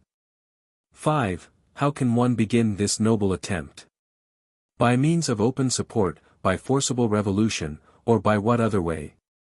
6. Does Christianity give us any hint to this purpose? Does it not recognize such a blessed condition as once the lot of man, and as still recoverable? 7. But is this holy religion the religion that is now professed by any sect on earth, or is it a better? 8. Can we learn this religion? Can the world, as it is, bear the light? Do you think that it would be of service, before numerous obstacles are removed, if we taught men this purified religion, sublime philosophy, and the art of governing themselves? Or would not this hurt, by rousing the interested passions of men habituated to prejudices, who would oppose this as wicked? 9. May it not be more advisable to do away these corruptions bit by bit, in silence, and for this purpose to propagate these salutary and heart-consoling doctrines in secret? 10. Do we not perceive traces of such a secret doctrine in the ancient schools of philosophy, in the doctrines and instructions of the Bible, which Christ, the Redeemer and Liberator of the human race, gave to his trusty disciples? Do you not observe an education, proceeding by steps of this kind, handed down to us from his time till the present? In the ceremonial of reception, crowns and scepters are represented as tokens of human degradation. The plan of operation, by which our higher degrees act, must work powerfully on the world, and must give another turn to all our present constitutions. Many other questions are put to the pupil during his preparation, and his answers are given in writing. Some of these rescripts are to be found in the secret correspondence. Thus, how far is the position true, that all those means may be used for a good purpose which the wicked have employed for a bad? And along with this question there is an injunction to take counsel from the opinions and conduct of the learned and worthy out of the society. In one of the answers, the example of a great philosopher and cosmopolite is adduced, who betrayed a private correspondence entrusted to him, for the service of freedom. The case was Dr. Franklin's. In another, the power of the order was extended to the putting the individual to death. And the reason given, was, that this power was allowed to all sovereignties, for the good of the state, and therefore belonged to the order, which was to govern the world. N.B. We must acquire the direction of education of church management of the professorial chair, and of the pulpit. We must bring our opinions into fashion by every art, spread them among the people by the help of young writers. We must preach the warmest concern for humanity, and make people indifferent to all other relations. We must take care that our writers be well puffed, and that the reviewers do not depreciate them. Therefore we must endeavor by every mean to gain over the reviewers and journalists, and we must also try to gain the booksellers, who in time will see that it is their interest to side with us. I conclude this account of the degree of presbyter with remarking, that there were 2 copies of it employed occasionally. In one of them all the most offensive things in respect of church and state were left out. In the regent degree, the proceedings and instructions are conducted in the same manner. Here, it is said, we must as much as possible select for this degree persons who are free, independent of all princes. Particularly such as have frequently declared themselves discontented with the usual institutions, and their wishes to see a better government established. Catching questions are put to the candidate for this degree, such as 1. Would the society be objectionable which should, till the greater revolution of nature should be ripe, put monarchs and rulers out of the condition to do harm? Which in silence prevents the abuse of power, by surrounding the great with its members, and thus not only prevents their doing mischief, but even makes them do good? 2. Is not the objection unjust, that such a society may abuse its power? Do not our rulers frequently abuse their power, though we are silent? This power is not so secure as in the hands of our members, whom we train up with so much care, and place about princes after mature deliberation and choice. If any government can be harmless which is erected by man, surely it must be ours, which is founded on morality, foresight, talents, liberty, and virtue, and The candidate is presented for reception in the character of a slave. And it is demanded of him what has brought him into this most miserable of all conditions. He answers society, the state, submissiveness, false religion. A skeleton is pointed out to him, at the feet of which are laid a crown and a sword. He is asked, whether that is the skeleton of a king, a nobleman, or a beggar. As he cannot decide, the president of the meeting says to him, the character of being a man is the only one that is of importance. In a long declamation on the hackneyed topics, we have here and there some thoughts which have not yet come before us. We must allow the underlings to imagine, but without telling them the truth, that we direct all the Freemason lodges, and even all other orders, and that the greatest monarchs are under our guidance, which indeed is here and there the case. There is no way of influencing men so powerfully as by means of the women. These should therefore be our chief study. We should insinuate ourselves into their good opinion, give them hints of emancipation from the tyranny of public opinion, and of standing up for themselves. It will be an immense relief to their enslaved minds to be freed from any one bond of restraint, and it will fire them the more, and cause them to work for us with zeal, without knowing that they do so. For they will only be indulging their own desire of personal admiration. We must win the common people in every corner. This will be obtained chiefly by means of the schools, and by open, hearty behavior, show, condescension, popularity, and toleration of their prejudices, which we shall at leisure root out and dispel. If a writer publishes anything that attracts notice, and is in itself just, but does not accord with our plan, we must endeavor to win him over, or decry him. A chief object of our care must be to keep down that slavish veneration for princes which so much disgraces all nations. Even in the soi-disant free England, the silly monarch says, "We are graciously pleased," and the more simple people say, "Amen." These men, commonly very weak heads, are only the farther corrupted by this servile flattery. But let us at once give an example of our spirit by our behavior with princes. We must avoid all familiarity, never entrust ourselves to them, behave with precision, but with civility, as to other men, speak of them on an equal footing. This will in time teach them that they are by nature men, if they have sense and spirit. And that only by convention they are lords. We must assiduously collect anecdotes, and the honorable and mean actions, both of the least and the greatest, and when their names occur in any records which are read in our meetings, let them ever be accompanied by these marks of their real worth. The great strength of our order lies in its concealment. Let it never appear in any place in its own name, but always covered by another name, and another occupation. None is fitter than the 3 lower degrees of Freemasonry. The public is accustomed to it, expects little from it, and therefore takes little notice of it. Next to this, the form of a learned or literary society is best suited to our purpose, and had Freemasonry not existed, this cover would have been employed, and it may be much more than a cover, it may be a powerful engine in our hands. By establishing reading societies, and subscription libraries, and taking these under our direction, and supplying them through our labors, we may turn the public mind which way we will. In like manner we must try to obtain an influence in the military academies. This may be of mighty consequence, the printing houses, booksellers' shops, chapters, and in short in all offices which have any effect, either in forming, or in managing, or even in directing the mind of man. Painting and engraving are highly worth our care. 6. Could our prefect, observe it is to the Illuminati regents he is speaking, whose officers are perfecti, fill the judicatories of a state with our worthy members, he does all that man can do for the order. It is better than to gain the prince himself. Princes should never get beyond the Scotch knighthood. They either never prosecute anything, or they twist everything to their own advantage. A literary society is the most proper form for the introduction of our order into any state where we are yet strangers. Mark this. The power of the order must surely be turned to the advantage of its members. All must be assisted. They must be preferred to all persons otherwise of equal merit. Money, services, honor, goods, and blood, must be expended for the fully proved brethren, and the unfortunate must be relieved by the funds of the society. As evidence that this was not only their instructions, but also their assiduous practice, take the following report from the overseer of Greece, Bavaria.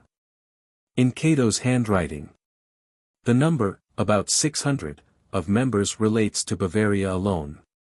In Munich there is a well-constituted meeting of Illuminati Majores, a meeting of excellent Illuminati Minores, a respectable Grand Lodge, and 2 minor Val assemblies. There is a minor Val assembly at Fressing, at Landsberg, at Berghausen, at Strasbourg, at Ingolstadt, and at last at Regensburg. 7. At Munich we have bought a house, and by clever measures have brought things so far, that the citizens take no notice of it, and even speak of us with esteem. We can openly go to the house every day, and carry on the business of the lodge. This is a great deal for this city. In the house is a good museum of natural history, and apparatus for experiments, also a library which daily increases. The garden is well occupied by botanic specimens, and the whole has the appearance of a society of zealous naturalists. We get all the literary journals. We take care, by well-timed pieces, to make the citizens and the princes a little more noticed for certain little slips. We oppose the monks with all our might, and with great success.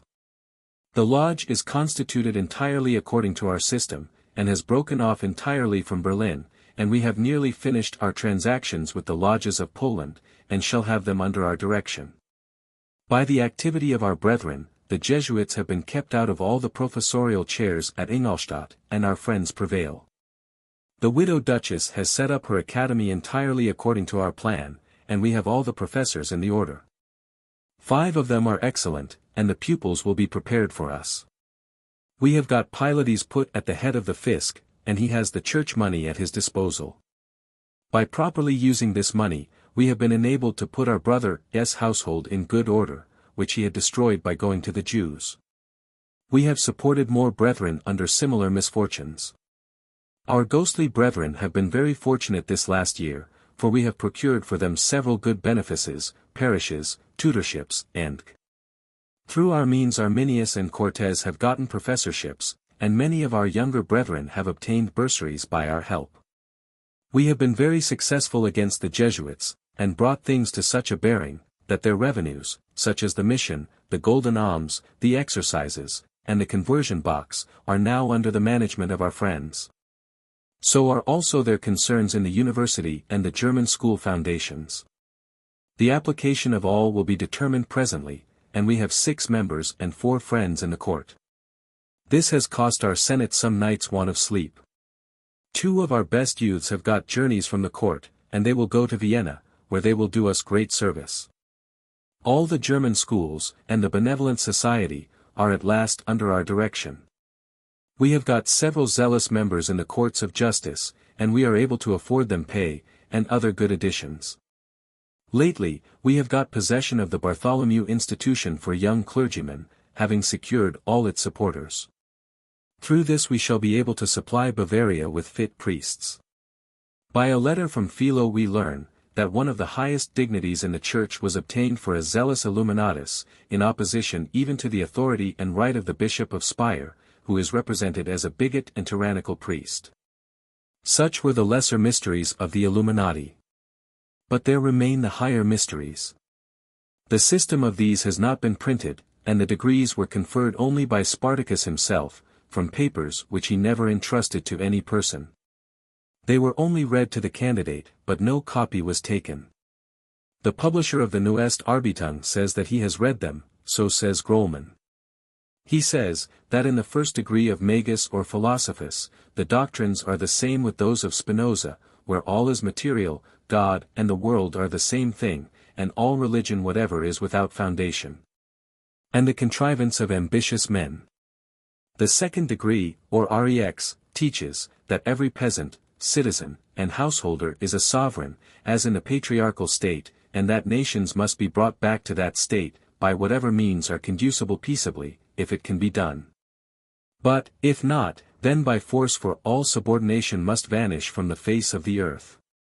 The author says further, that the German Union was, to his certain knowledge, the work of the Illuminati. The private correspondence that has been published is by no means the whole of what was discovered at Landshut and Bassus Hof, and government got a great deal of useful information, which was concealed. Both out of regard to the families of the persons concerned, and also that the rest might not know the utmost extent of the discovery, and be less on their guard. A third collection was found under the foundation of the house in which the Lodge Theodor von Guten-Rath had been held. But none of this has appeared. Enough surely has been discovered to give the public a very just idea of the designs of the society and its connections.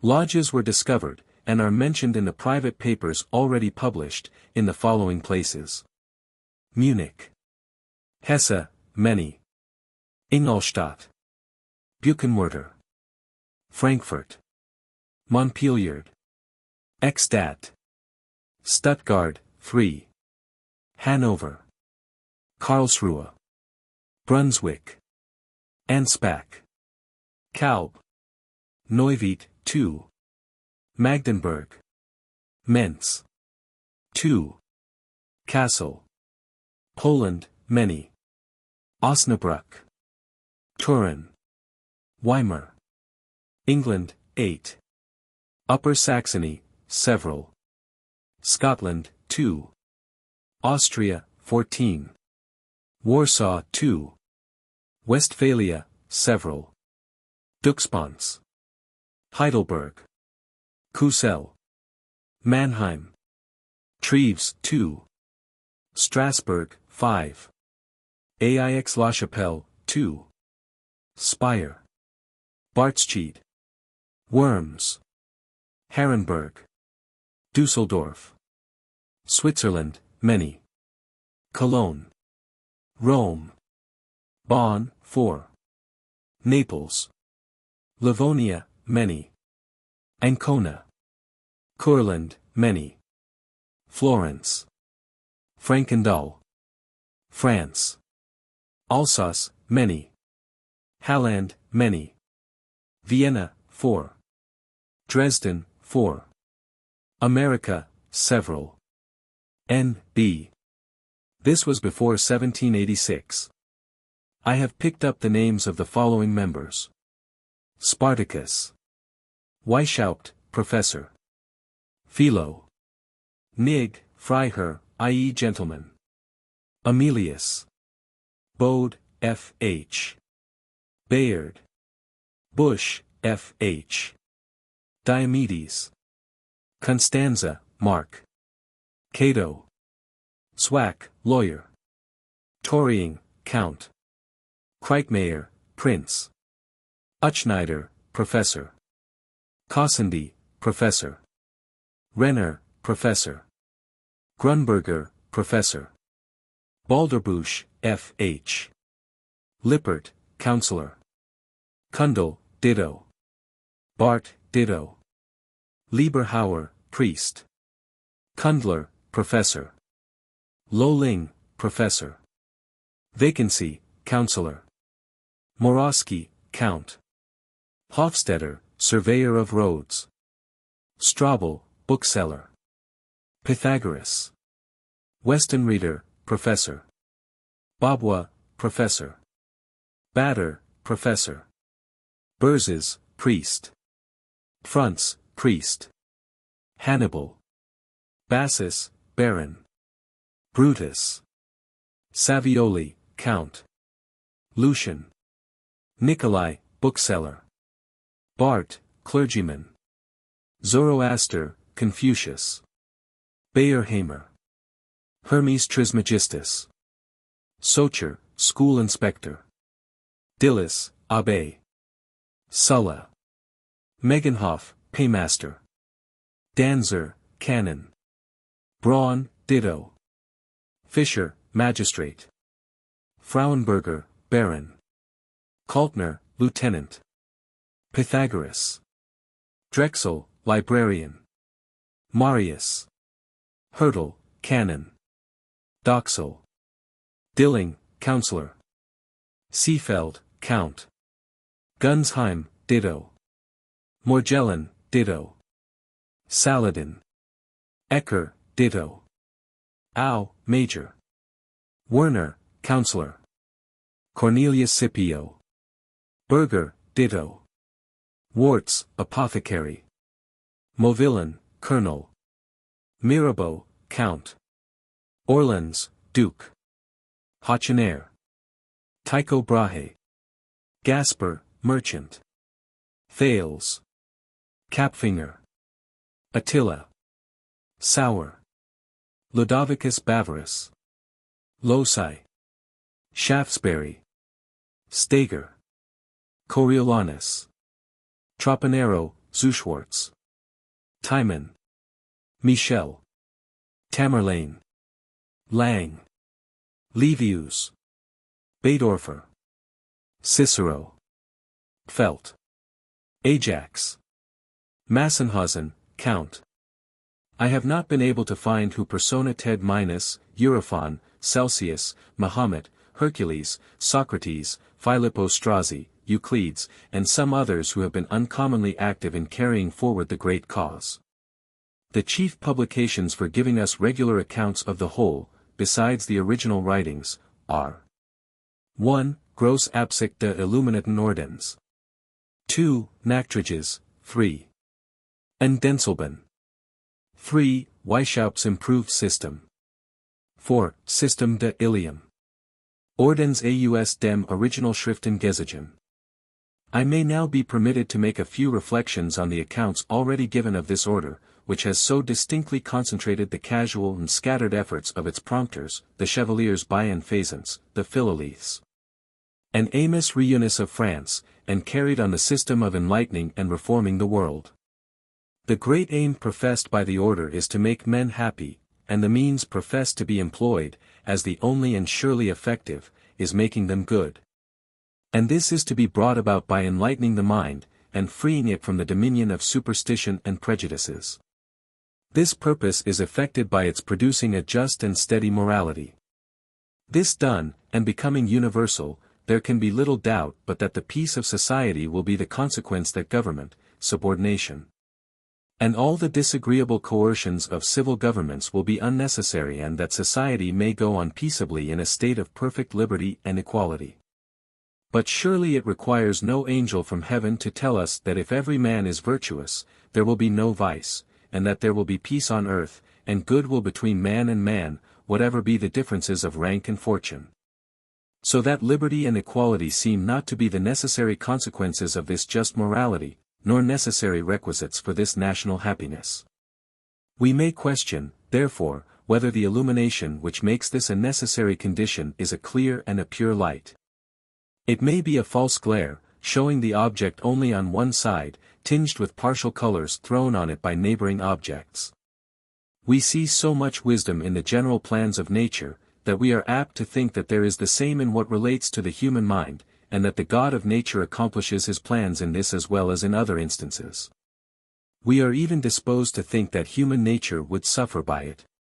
The rational nature of man is not contented with meat and drink, and raiment, and shelter, but is also pleased with exerting many powers and faculties, and with gratifying many tastes, which could hardly have any existence in a society where all are equal. We say that there can be no doubt that the pleasure arising from the contemplation of the works of art, the pleasure of intellectual cultivation, the pleasure of mere ornament, are rational, distinguish man from a brute, and are so general, that there is hardly a mind so rude as not to feel them. Of all these, and of all the difficult sciences, all most rational, and in themselves most innocent, and most delightful to a cultivated mind, we should be deprived in a society where all are equal. No individual could give employment to the talents necessary for creating and improving these ornamental comforts of life. We are absolutely certain that, even in the most favorable situations on the face of the earth, the most untainted virtue in every breast could not raise man to that degree of cultivation that is possessed by citizens very low in any of the states of Europe.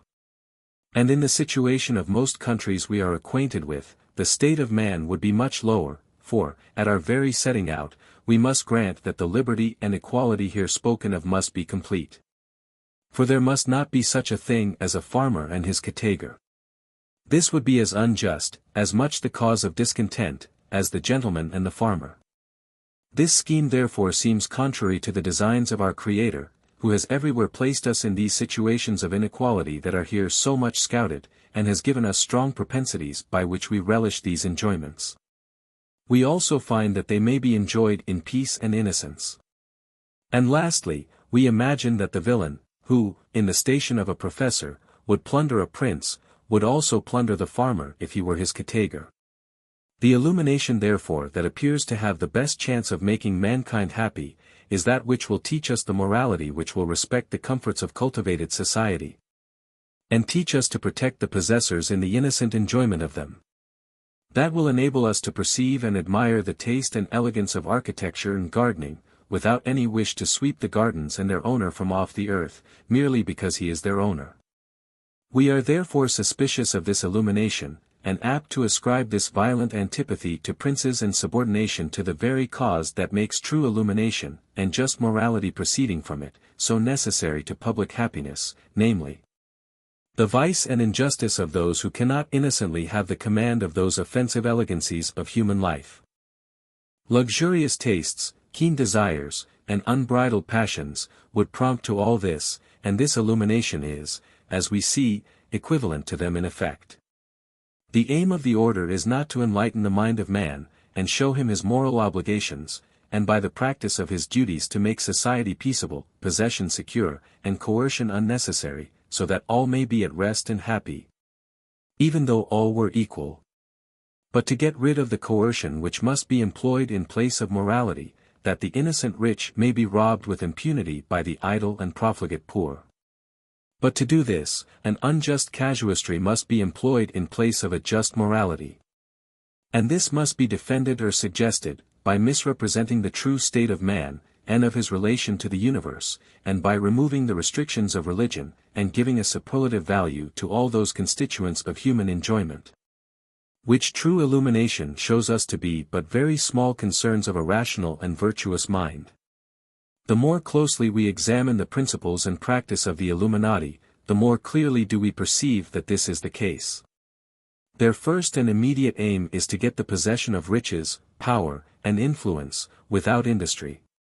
And, to accomplish this, they want to abolish Christianity, and then dissolute manners and universal profligacy will procure them the adherence of all the wicked, and enable them to overturn all the civil governments of Europe. After which they will think of farther conquests, and extend their operations to the other quarters of the globe, till they have reduced mankind to the state of one undistinguishable chaotic mass. But this is too chimerical to be thought their real aim. Their founder, I dare say, never entertained such hopes, nor troubled himself with the fate of distant lands. But it comes in his way when he puts on the mask of humanity and benevolence. It must embrace all mankind, only because it must be stronger than patriotism and loyalty, which stand in his way. Observe that Weishaupt took a name expressive of his principles. Spartacus was a gladiator, who headed an insurrection of Roman slaves, and for 3 years kept the city in terror. Weishaupt says in one of his letters, "I never was fond of empty titles, but surely that man has a childish soul who would not as readily choose the name of Spartacus as that of Octavius Augustus." The names which he gives to several of his gang express their differences of sentiments. Philo, Lucian, and others, are very significantly given to Nikolai, and He was vain of the name Spartacus, because he considered himself as employed somewhat in the same way, leading slaves to freedom. Princes and priests are mentioned by him on all occasions in terms of abhorrence. Spartacus employs powerful means. In the style of the Jesuits, as he says, he considers every mean as consecrated by the end for which it is employed, and he says with great truth, "Flectere es iniquios superos, accaranta movebo." To save his reputation, he scruples not to murder his innocent child, and the woman whom he had held in his arms with emotions of fondness and affection. But lest this should appear too selfish a motive, he says, "Had I fallen, my precious order would have fallen with me, the order which is to bless mankind. I should not again have been able to speak of virtue so as to make any lasting impression. My example might have ruined many young men. This he thinks will excuse, nay sanctify anything. My letters are my greatest vindication." He employs the Christian religion, which he thinks a falsehood, and which he is afterwards to explode, as the mean for inviting Christians of every denomination, and gradually cajoling them, by clearing up their Christian doubts in succession, till he lands them in deism. Or, if he finds them unfit, and too religious, he gives them a sta bene, and then laughs at the fears, or perhaps madness, in which he leaves them. Having got them this length, they are declared to be fit, and he receives them into the higher mysteries. But lest they should still shrink back, dazzled by the pandemonian glare of illumination which will now burst upon them, he exacts from them, for the first time, a bond of perseverance.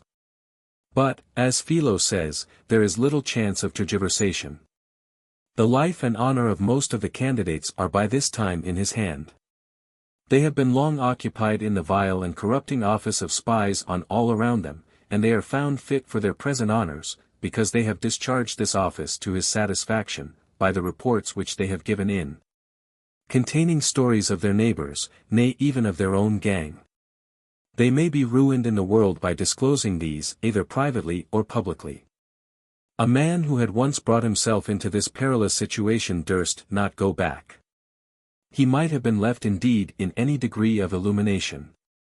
And, if religion has not been quite eradicated from his mind, he must be in that condition of painful anxiety and doubt that makes him desperate, fit for the full operation of fanaticism, and he may be engaged in the cause of God, to commit all kind of wickedness with greediness.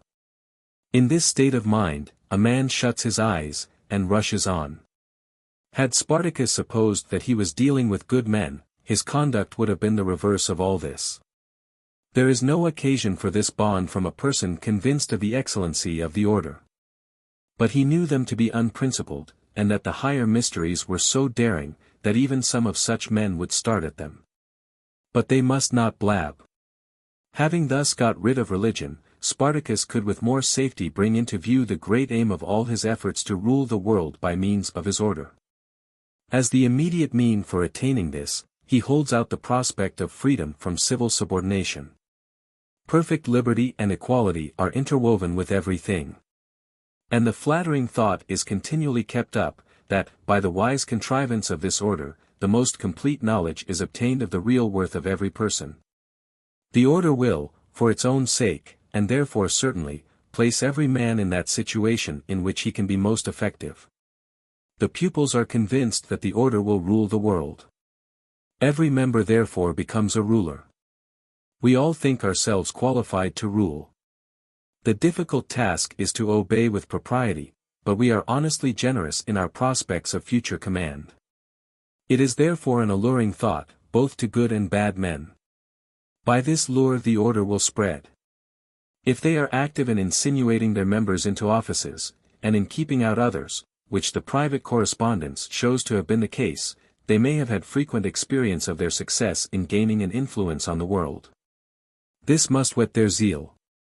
If Weishaupt was a sincere cosmopolite, he had the pleasure of seeing his work prospering in his hands. It surely needs little argument now to prove, that the order of Illuminati had for its immediate object the abolishing of Christianity, at least this was the intention of the founder, with the sole view of overturning the civil government. By introducing universal dissoluteness and profligacy of manners, and then getting the assistance of the corrupted subjects to overset the throne. The whole conduct in the preparation and instruction of the presbyter and regents is directed to this point. Philo says, I have been at unwearied pains to remove the fears of some who imagine that our superiors want to abolish Christianity. But by and by their prejudices will wear off, and they will be more at their ease. Were I to let them know that our general holds all religion to be a lie, and uses even deism, only to lead men by the nose. Were I to connect myself again with the Freemasons, and tell them our designs to ruin their fraternity by this circular letter, a letter to the lodge in Courland, were I but to give the least hint to any of the princes of Greece, Bavaria, no. My anger shall not carry me so far. An order forsooth, which in this manner abuses human nature, which will subject men to a bondage more intolerable than Jesuitism, I could put it on a respectable footing, and the world would be ours. Should I mention our fundamental principles, even after all the pains I have been at to mitigate them, so unquestionably dangerous to the world, who would remain? What signifies the innocent ceremonies of the priest's degree, as I have composed it, in comparison with your maxim, that we may use for a good end those means which the wicked employ for a base purpose? Brutus writes, Numenius now acquiesces in the mortality of the soul, but, I fear we shall lose Lodovicus Bavarus. He told Spartacus, that he was mistaken when he thought that he had swallowed his stupid masonry. No, he saw the trick, and did not admire the end that required it. I don't know what to do, sta bene would make him mad, and he will blow us all up. The order must possess the power of life and death in consequence of our oath. And with propriety, for the same reason, and by the same right, that any government in the world possesses it, for the order comes in their place, making them unnecessary. When things cannot be otherwise, and ruin would ensue if the association did not employ this mean, the order must, as well as public rulers, employ it for the good of mankind, therefore for its own preservation. N.B. Observe here the casuistry. Nor will the political constitutions suffer by this, for there are always thousands equally ready and able to supply the place. We need not wonder that Diomedes told the professors, that death, inevitable death, from which no potentate could protect them, awaited every traitor of the order. Nor that the French Convention proposed to take off the German princes and generals by sword or poison, and Spartacus might tickle the fancy of his order with the notion of ruling the world, but I imagine that his darling aim was ruling the order. The happiness of mankind was, like Weishaupt's Christianity, a mere tool, a tool which the regents made a joke of. But Spartacus would rule the regents, this he could not so easily accomplish. His despotism was insupportable to most of them, and finally brought all to light. When he could not persuade them by his own firmness, and indeed by his superior wisdom and disinterestedness in other respects, and his unwearied activity, he employed Jesuitical tricks, causing them to fall out with each other, setting them as spies on each other, and separating any two that he saw attached to each other, by making the one a master of the other. And, in short, he left nothing undone that could secure his uncontrolled command. This caused Philo to quit the order, and made Bassus, Von Toring, Kreitmayer, and several other gentlemen, cease attending the meetings. And it was their mutual dissensions which made them speak too freely in public, and call on themselves so much notice. At the time of the discovery, the party of Weishaupt consisted chiefly of very mean people, devoted to him, and willing to execute his orders, that by being his servants, they might have the pleasure of commanding others. The objects, the undoubted objects of this association, are surely dangerous and detestable, viz. To overturn the present constitutions of the European states, in order to introduce a chimera which the history of mankind shows to be contrary to the nature of man. Naturam expellos furca, tamen usque recurret. Suppose it possible, and done in peace, it could not stand, unless every principle of activity in the human mind be enthralled, all incitement to exertion and industry removed, and man brought into a condition incapable of improvement. And this at the expense of everything that is valued by the best of men, by misery and devastation, by loosening all the bands of society. To talk of morality and virtue in conjunction with such schemes, is an insult to common sense. Dissoluteness of manners alone can bring men to think of it. Is it not astonishing, therefore, to hear people in this country express any regard for this institution? Is it not grieving to the heart to think that there are lodges of illuminated among us? I think that nothing bids fairer for weaning our inconsiderate countrymen from having any connection with them, than the faithful account here given. I hope that there are few, very few of our countrymen, and none whom we call friend, who can think that an order which practiced such things can be anything else than a ruinous association, a gang of profligates. All their professions of the love of mankind are vain, nay, their illumination must be a bewildering blaze, and totally ineffectual for its purpose, for it has had no such influence on the leaders of the band. Yet it seems quite adequate to the effects it has produced, for such are the characters of those who forget God. If we in the next place attend to their mode of education, and examine it by those rulers of common sense that we apply in other cases of conduct, we shall find it equally unpromising. The system of Illuminatism is one of the explanations of Freemasonry, and it has gained many partisans. These explanations rest their credit and their preference on their own merits. There is something in themselves, or in one of them as distinguished from another, which procures it the preference for its own sake. Therefore, to give this order any dependence on Freemasonry, is to degrade the order. To introduce a Masonic ritual into a manly institution is to degrade it to a frivolous amusement for great children. Men really exerting themselves to reform the world, and qualified for the task, must have been disgusted with such occupations. They betray a frivolous conception of the talk in which they are really engaged. To imagine that men engaged in the struggle and rivalship of life, under the influence of selfish, or mean, or impetuous passions, are to be wheedled into candid sentiments, or a generous conduct. As a froward child may sometimes be made gentle and tractable by a rattle or a humming top, betrays a great ignorance of human nature, and an arrogant self-conceit in those who can imagine that all but themselves are babies. The further we proceed, the more do we see of this want of wisdom. The whole procedure of their instruction supposes such a complete surrender of freedom of thought, of common sense, and of common caution, that it seems impossible that it should not have alarmed every sensible mind. This indeed happened before the order was 7 years old. It was wise indeed to keep their Areopagity out of sight, but who can be so silly as to believe that their unknown superiors were all and always faultless men? But had they been the men they were represented to be, if I have any knowledge of my own heart, or any capacity of drawing just inferences from the conduct of others, I am persuaded that the knowing his superiors would have animated the pupil to exertion, that he might exhibit a pleasing spectacle to such intelligent and worthy judges.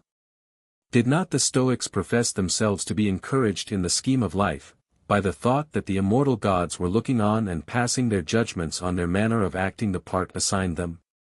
But what abject spirit will be contented with working, zealously working, for years, after a plan of which he is never to learn the full meaning? In short, the only knowledge that he can perceive is knowledge in its worst form, cunning. This must appear in the contrivances by which he will soon find that he is kept in complete subjection. If he is a true and zealous brother, he has put himself in the power of his superiors by his rescripts, which they required of him on pretence of their learning his own character, and of his learning how to know the characters of other men. In these rescripts they have got his thoughts on many delicate points, and on the conduct of others. His directors may ruin him by betraying him, and this without being seen in it. I should think that wise men would know that none but weak or bad men would subject themselves to such a task. They exclude the good, the manly, the only fit persons for assisting them in their endeavors to inform and to rule the world. Indeed, I may say that this exclusion is almost made already by connecting the order with Freemasonry. Lodges are not the resorts of such men. They may sometimes be found there for an hour's relaxation.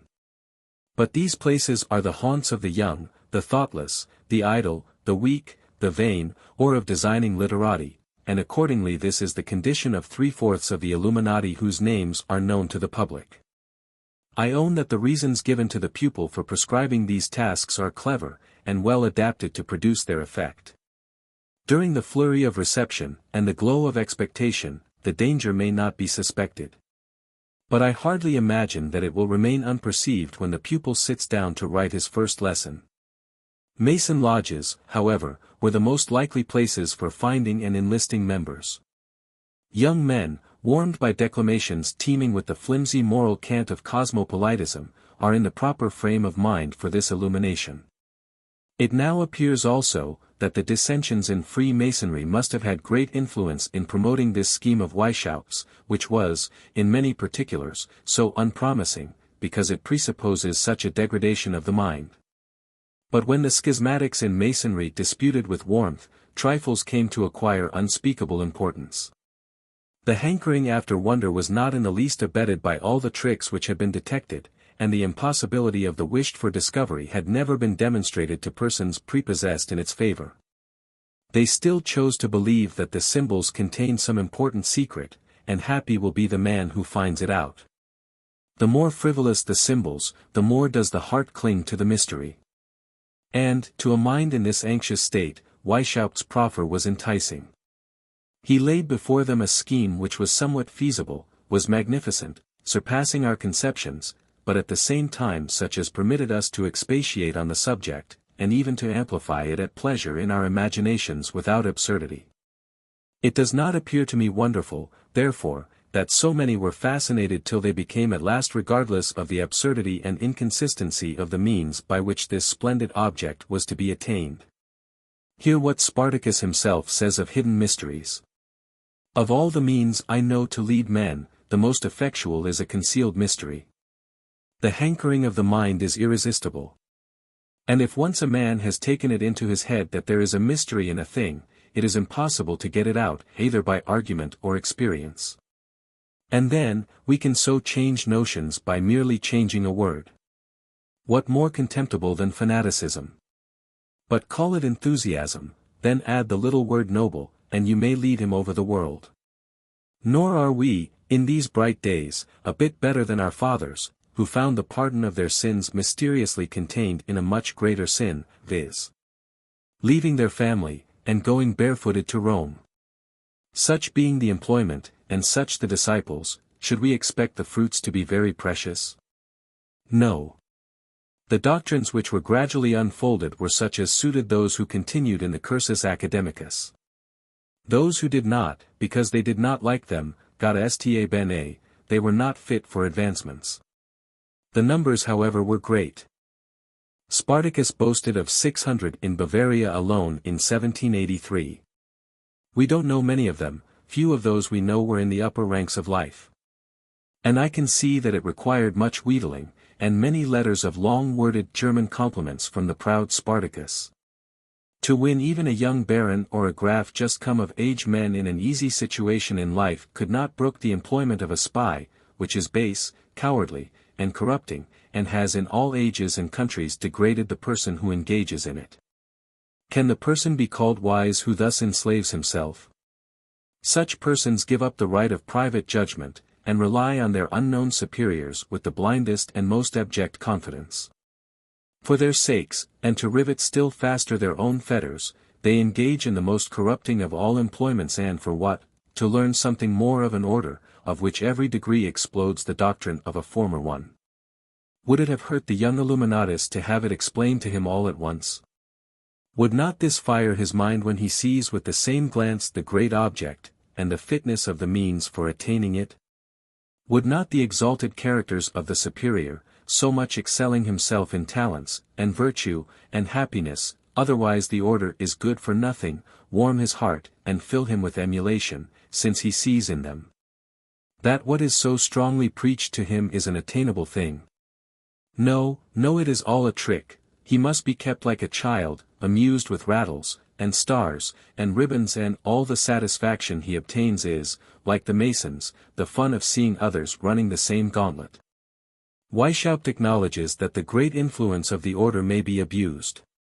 Surely, in no way so easily or so fatally as by corrupting or seductive lessons in the beginning.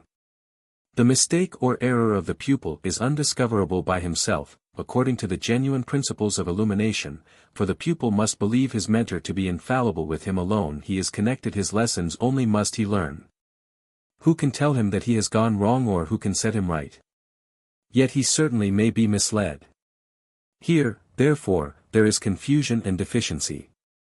There must be some standard to which appeal can be made. But this is inaccessible to all within the pale of the order, it is therefore without this pale, and independent of the order, and it is attainable only by abandoning the order. The quibus licet, the primo, the soli, can procure no light to the person who does not know that he has been led out of the right road to virtue and happiness. The superiors indeed draw much useful information from these reports, though they affect to stand in no need of it, and they make a cruel return. All this is so much out of the natural road of instruction, that, on this account alone, we may presume that it is wrong. We are generally safe when we follow nature's plans. A child learns in his father's house, by seeing, and by imitating, and in common domestic education, he gets much useful knowledge, and the chief habits which are afterwards to regulate his conduct. Example does almost everything. And, with respect to what may be called living, as distinguishable from profession, speculation and argumentative instruction are seldom employed, or of any use. The indispensableness of mutual forbearance and obedience, for domestic peace and happiness, forms most of these habits. And the child, under good parents, is kept in a situation that makes virtue easier than vice, and he becomes wise and good without any express study about the matter. But this illumination plan is darkness over all, it is too artificial, and the topics, from which counsel is to be drawn, cannot be taken from the peculiar views of the order, for these are yet a secret for the pupil and must ever be a secret for him while under tuition. They must therefore be drawn from common sources, and the order is of no use. All that can naturally be effectuated by this association is the forming, and assiduously fostering a narrow, Jewish, corporation spirit, totally opposite to the benevolent pretensions of the order. The pupil can see nothing but this, that there is a set of men, whom he does not know, who may acquire incontrollable power, and may perhaps make use of him, but for what purpose, and in what way, he does not know. How can he know that his endeavors are to make man happier, any other way than as he might have known it without having put this collar round his own neck? These reflections address themselves to all men who profess to conduct themselves by the principles and dictates of common sense and prudence, and who have the ordinary share of candor and goodwill to others. It requires no singular sensibility of heart, nor great generosity, to make such people think the doctrines and views of the Illuminati false, absurd, foolish, and ruinous. But I hope that I address them to thousands of my countrymen and friends, who have much higher notions of human nature, and who cherish with care the affections and the hopes that are suited to a rational, a benevolent, and a high-minded being, capable of endless improvement. To those who enjoy the cheering confidence in the superintendence and providence of God, who consider themselves as creatures whom He has made, and whom He cares for, as the subjects of His moral government, this order must appear with every character of falsehood and absurdity on its countenance. What can be more improbable than this, that he, whom we look up to as the contriver, the maker, and director, of this goodly frame of things, should have so far mistaken his own plans? That this world of rational creatures should have subsisted for thousands of years, before a way could be found out, by which his intention of making men good and happy could be accomplished. And that this method did not occur to the great artist himself, nor even to the wisest, and happiest, and best men upon earth, but to a few persons at Munich in Bavaria, who had been trying to raise ghosts, to change lead into gold, to tell fortunes, or discover treasures, but had failed in all their attempts. Men who had been engaged for years in every whim which characterizes a weak, a greedy, or a gloomy mind. Finding all these beyond their reach, they combined their powers, and, at once, found out this infinitely more important secret, for secret it must still be, otherwise not only the deity, but even those philosophers, will still be disappointed. Yet this is the doctrine that must be swallowed by the Minervals and the Illuminati minores, to whom it is not yet safe to disclose the grand secret, that there is no such superintendence of deity. At last, however, when the pupil has conceived such exalted notions of the knowledge of his teachers, and such low notions of the blundering projector of this world, it may be no difficult matter to persuade him that all his former notions were only old wives' tales. By this time he must have heard much about superstition, and how men's minds have been dazzled by this splendid picture of a providence and a moral government of the universe. It now appears incompatible with the great object of the order, the principles of universal liberty and equality. It is therefore rejected without farther examination, for this reason alone. This was precisely the argument used in France for rejecting revealed religion. It was incompatible with their rights of man. It is richly worth observing how this principle can warp the judgment, and give quite another appearance to the same object. The reader will not be displeased with a most remarkable instance of it, which I beg leave to give at length. Our immortal Newton, whom the philosophers of Europe look up to as the honor of our species, whom even Mr. Bailly, the President of the National Assembly of France, and Mayor of Paris, cannot find words sufficiently energetic to praise. This patient, sagacious, and successful observer of nature, After having exhibited to the wondering world the characteristic property of that principle of material nature by which all the bodies of the solar system are made to form a connected and permanent universe. And after having shown that this law of action alone was adapted to this end, and that if gravity had deviated but 1,000th part from the inverse duplicate ratio of the distances, the system must, in the course of a very few revolutions, have gone into confusion and ruin, he sits down, and views the goodly scene, and then closes his Principles of Natural Philosophy with this reflection, his Scholium Generale. This most elegant frame of things could not have arisen, unless by the contrivance and the direction of a wise and powerful being, and if the fixed stars are the centers of systems, these systems must be similar. And all these, constructed according to the same plan, are subject to the government of one being. All these he governs, not as the soul of the world, but as the Lord of all. Therefore, on account of his government, he is called the Lord God Pantocrator, for God is a relative term, and refers to subjects.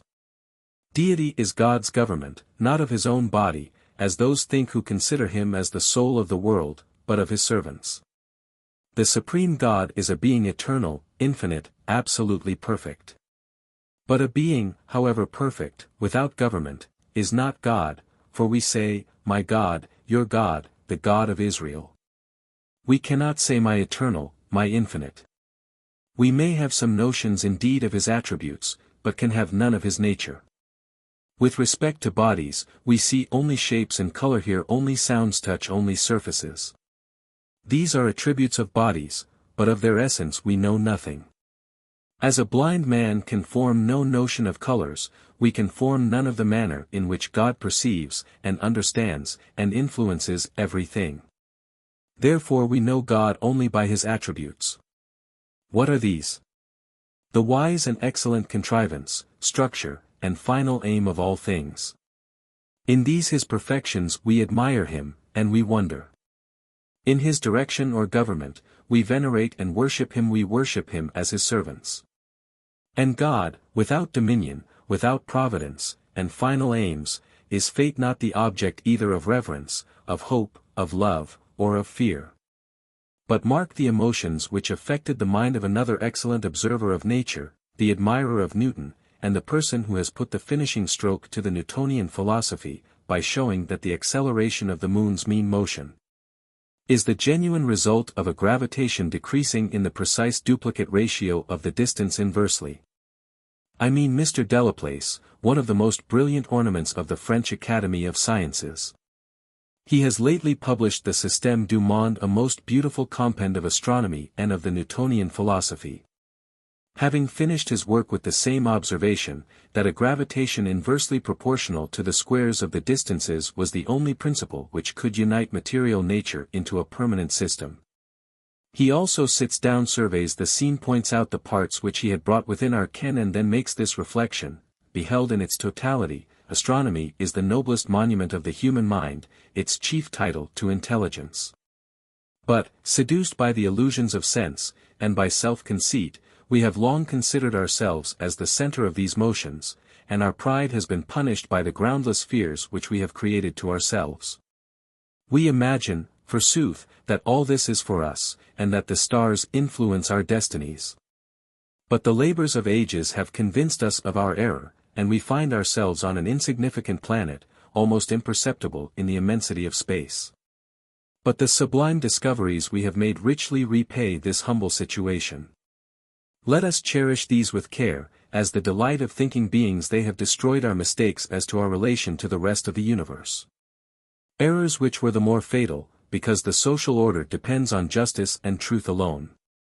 Far be from us the dangerous maxim, that it is sometimes useful to depart from these, and to deceive men, in order to ensure their happiness.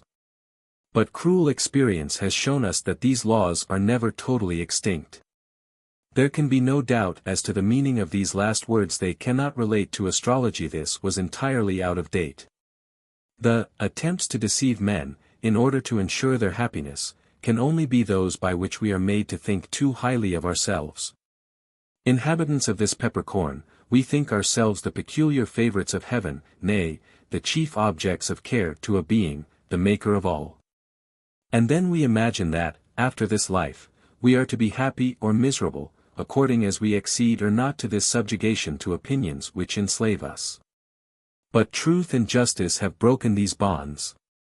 But where is the force of the argument which entitles this perfecter of the Newtonian philosophy to exult so much? It all rests on this, that this earth is but as a grain of mustard seed. Man would be more worth attention had he inhabited Jupiter or the sun. Thus may a Frenchman look down on the noble creatures who inhabit Orolong or Pelou. But whence arises the absurdity of the intellectual inhabitants of this peppercorn being a proper object of attention? It is because our shallow comprehensions cannot, at the same glance, see an extensive scene, and perceive its most minute detail. David, a king, and a soldier had some notions of this kind. The heavens, it is true, pointed out to him a maker and ruler, which is more than they seem to have done to the Gallic philosopher. But David was afraid that he would be forgotten in the crowd, and cries out, Lord! What is man, that thou art mindful of him? But David gets rid of his fears, not by becoming a philosopher, and discovering all this to be absurd he would still be forgotten. He at once thinks of what he is, a noble creature high in the scale of nature. But, says he, I had forgotten myself. Thou hast made man but a little lower than the angels, thou hast crowned him with glory and honor, thou hast put all things under his feet. Here are exalted sentiments, fit for the creature whose ken pierces through the immensity of the visible universe, and who sees his relation to the universe, being nearly allied to its sovereign, and capable of rising continually in his rank. By cultivating those talents which distinguish and adorn it. Thousands, I trust, there are, who think that this life is but a preparation for another, in which the mind of man will have the whole wonders of creation and of providence laid open to its enraptured view.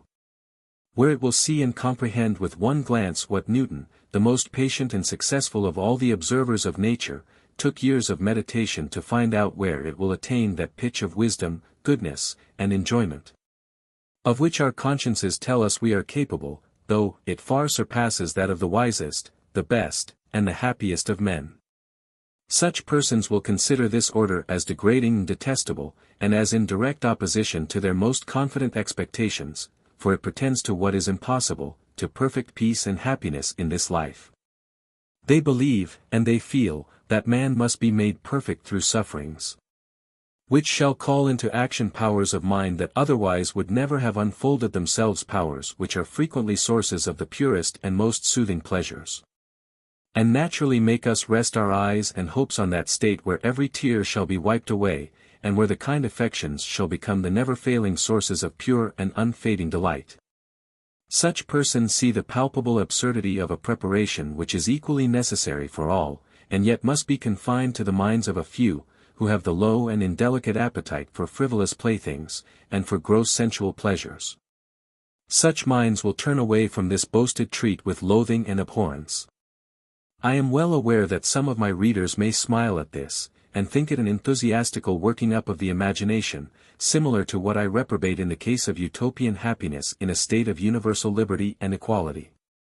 It is like, they will say, to the declamation in a sermon by persons of the trade, who are trained up to finesse, by which they allure and tickle weak minds. I acknowledge, that in the present case, I do not address myself to the cold hearts, who contentedly sink and slumber in their cells of clay.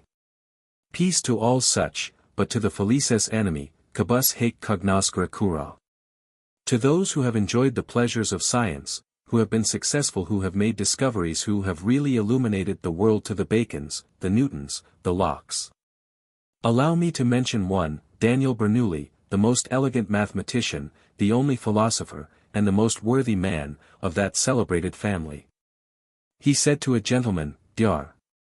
Staling, who repeated it to me, that, when reading some of those wonderful guesses of Sir Isaac Newton, the subsequent demonstration of which has been the chief source of fame to his most celebrated commentators, his mind has sometimes been so overpowered by thrilling emotions, that he has wished that moment to be his last. And that it was this which gave him the clearest conception of the happiness of heaven. If such delightful emotions could be excited by the perception of mere truth, what must they be when each of these truths is an instance of wisdom, and when we recollect, that what we call wisdom in the works of nature, is always the nice adaptation of means for producing beneficent ends. And that each of these affecting qualities is susceptible of degrees which are boundless, and exceed our highest conceptions. What can this complex emotion or feeling be but rapture? But Bernoulli is a doctor of theology and therefore a suspicious person, perhaps one of the combination hired by despots to enslave us. I will take another man, a gentleman of rank and family, a soldier, who often signalized himself as a naval commander who at one time forced his way through a powerful fleet of the Venetians with a small squadron, and brought relief to a distressed garrison. I would desire the reader to peruse the conclusion of Sir Kenelm Digby's treatises on body and mind. And after having reflected on the state of science at the time this author wrote, let him coolly weigh the incitements to manly conduct which this soldier finds in the differences observed between body and mind. And then let him say, on his conscience, whether they are more feeble than those which he can draw from the eternal sleep of death. If he thinks that they are, he is in the proper frame for initiation into Spartacus's higher mysteries. He may be either Magus or Rex. Were this a proper place for considering the question as a question of science or truth, I would say, that every man who has been a successful student of nature, and who will rest his conclusions on the same maxims of probable reasoning that have procured him success in his past researches, will consider it as next to certain that there is another state of existence for rational man. For he must own, that if this be not the case, there is a most singular exception to a proposition which the whole course of his experience has made him consider as a truth founded on universal induction, viz. That nature accomplishes all her plans, and that every class of beings attains all the improvement of which it is capable. Let him but turn his thoughts inward, he will feel that his intellect is capable of improvement, in comparison with which Newton is but a child. I could pursue this argument very far, and, I think, warm the heart of every man whom I should wish to call my friend. What opinion will be formed of this association by the modest, the lowly-minded, the candid, who acknowledge that they too often feel the superior force of present and sensible pleasures, by which their minds are drawn off from the contemplation of what their consciences tell them to be right, to be their dutiful and filial sentiments, and emotions respecting their great and good parent to be their dutiful and neighborly affections, and their proper conduct to all around them, and which diminish their veneration for that purity of thought and moderation of appetite which becomes their noble natures. What must they think of this order? Conscious of frequent faults, which would offend themselves if committed by their dearest children, they look up to their Maker with anxiety, are sorry for having so far forgotten their duty, and fearful that they may again forget it. Their painful experience tells them that their reason is often too weak, their information too scanty, or its light is obstructed by passion and prejudices, which distort and discolor everything. Or it is unheeded during their attention to present objects. Happy should they be, if it should please their kind parent to remind them of their duty from time to time, or to influence their mind in any way that would compensate for their own ignorance, their own weakness, or even their indolence and neglect. They dare not expect such a favor, which their modesty tells them they do not deserve, and which they fear may be unfit to be granted. But when such a comfort is held out to them, with eager hearts they receive it, they bless the kindness that granted it, and the hand that brings it. Such amiable characters have appeared in all ages, and in all situations of mankind. They have not in all instances been wise, often have they been precipitate, and have too readily catched at any thing which pretended to give them the so much wished for assistances. And, unfortunately, there have been enthusiasts, or villains, who have taken advantage of this universal wish of anxious man. And the world has been darkened by cheats, who have misrepresented God to mankind, have filled us with vain terrors, and have then quieted our fears by fines, and sacrifices, and mortifications, and services, which they said made more than amends for all our faults. Thus was our duty to our neighbor, to our own dignity, and to our Maker and Parent, kept out of sight, and religion no longer came in aid to our sense of right and wrong. But, on the contrary, by these superstitions it opened the doors of heaven to the worthless and the wicked. But I wish not to speak of these men, but of the good, the candid, the modest, the humble, who know their failings, who love their duties, but wish to know, to perceive, and to love them still more. These are they who think and believe that the gospel has brought life and immortality to light, that is, within their reach.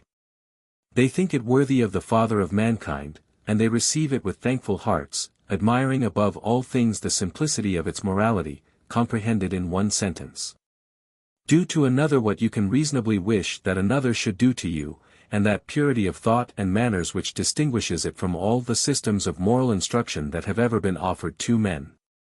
Here they find a ground of resignation under the troubles of life, and a support in the hour of death, quite suited to the diffidence of their character. Such men are ready to grant that the Stoics were persons of noble and exalted minds, and that they had worthy conceptions of the rank of man in the scale of God's works. But they confess that they themselves do not feel all that support from stoical principles which man too frequently needs.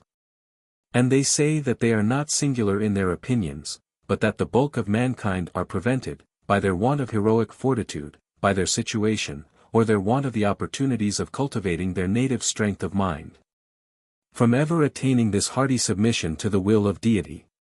They maintain, that the Stoics were but a very few, from among many millions, and therefore their being satisfied was but a trifle amidst the general discontent, and fretting, and despair. Such men will most certainly start back from this illumination with horror and fright from a society which gives the lie to their fondest hopes, makes a sport of their grounds of hope, and of their deliverer. And which, after laughing at their credulity, bids them shake off all religion whatever, and denies the existence of that supreme mind, the pattern of all excellence. Who till now had filled their thoughts with admiration and love from an order which pretends to free them from spiritual bondage, and then lays on their necks a load 10 times more oppressive and intolerable, from which they have no power of ever escaping. Men of sense and virtue will spurn at such a proposal. And even the profligate, who trade with deity, must be sensible that they will be better off with their priests, whom they know, and among whom they may make a selection of such as will with patience and gentleness clear up their doubts, calm their fears, and encourage their hopes. And all good men, all lovers of peace and of justice, will abhor and reject the thought of overturning the present constitution of things, faulty as it may he, merely in the endeavor to establish another, which the vices of mankind may subvert again in a 12-month. They must see, that in order to gain their point, the proposers have found it necessary to destroy the grounds of morality, by permitting the most wicked means for accomplishing any end that our fancy, warped by passion or interest, may represent to us as of great importance. They see, that instead of morality, vice must prevail, and that therefore there is no security for the continuance of this utopian felicity. And, in the meantime, desolation and misery must lay the world waste during the struggle, and half of those for whom we are striving will be swept from the face of the earth. We have but to look to France, where in 8 years there have been more executions and spoliations and distresses of every kind by the pouvoir révolutionnaire, than can be found in the long records of that despotic monarchy. There is nothing in the whole constitution of the Illuminati that strikes me with more horror than the proposals of Hercules and Minos to enlist the women in this shocking warfare with all that is good, and pure, and lovely, and of good report. They could not have fallen on any expedient that will be more effectual and fatal. If any of my countrywomen shall honor these pages with a reading, I would call on them, in the most earnest manner, to consider this as an affair of the utmost importance to themselves.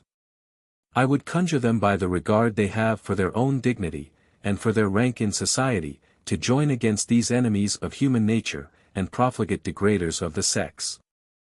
And I would assure them that the present state of things almost puts it in their power to be the saviors of the world.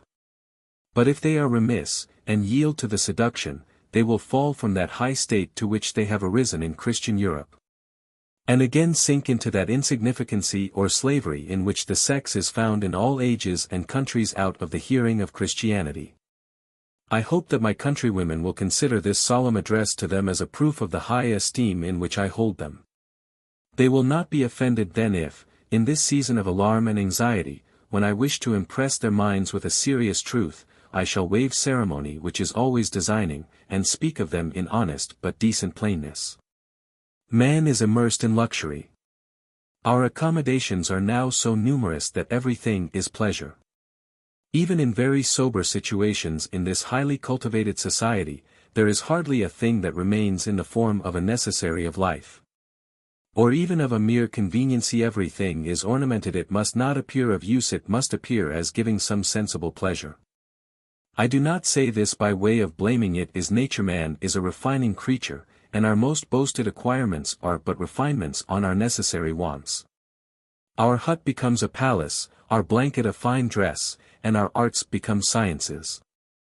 This discontent with the natural condition of things, and this disposition to refinement, is a characteristic of our species, and is the great employment of our lives. The direction which this propensity chances to take in any age or nation, marks its character in the most conspicuous and interesting manner. All have it in some degree, and it is very conceivable that, in some, it may constitute the chief object of attention. If this be the case in any nations, it is surely most likely to be so in those where the accommodations of life are the most numerous. Therefore in a rich and luxurious nation, I may surely, without exaggeration or reproach, give that appellation to our own nation at this moment. If you do not go to the very lowest class of people, who must labor all day, is it not the chief object of all to procure perceptible pleasure in one way or another?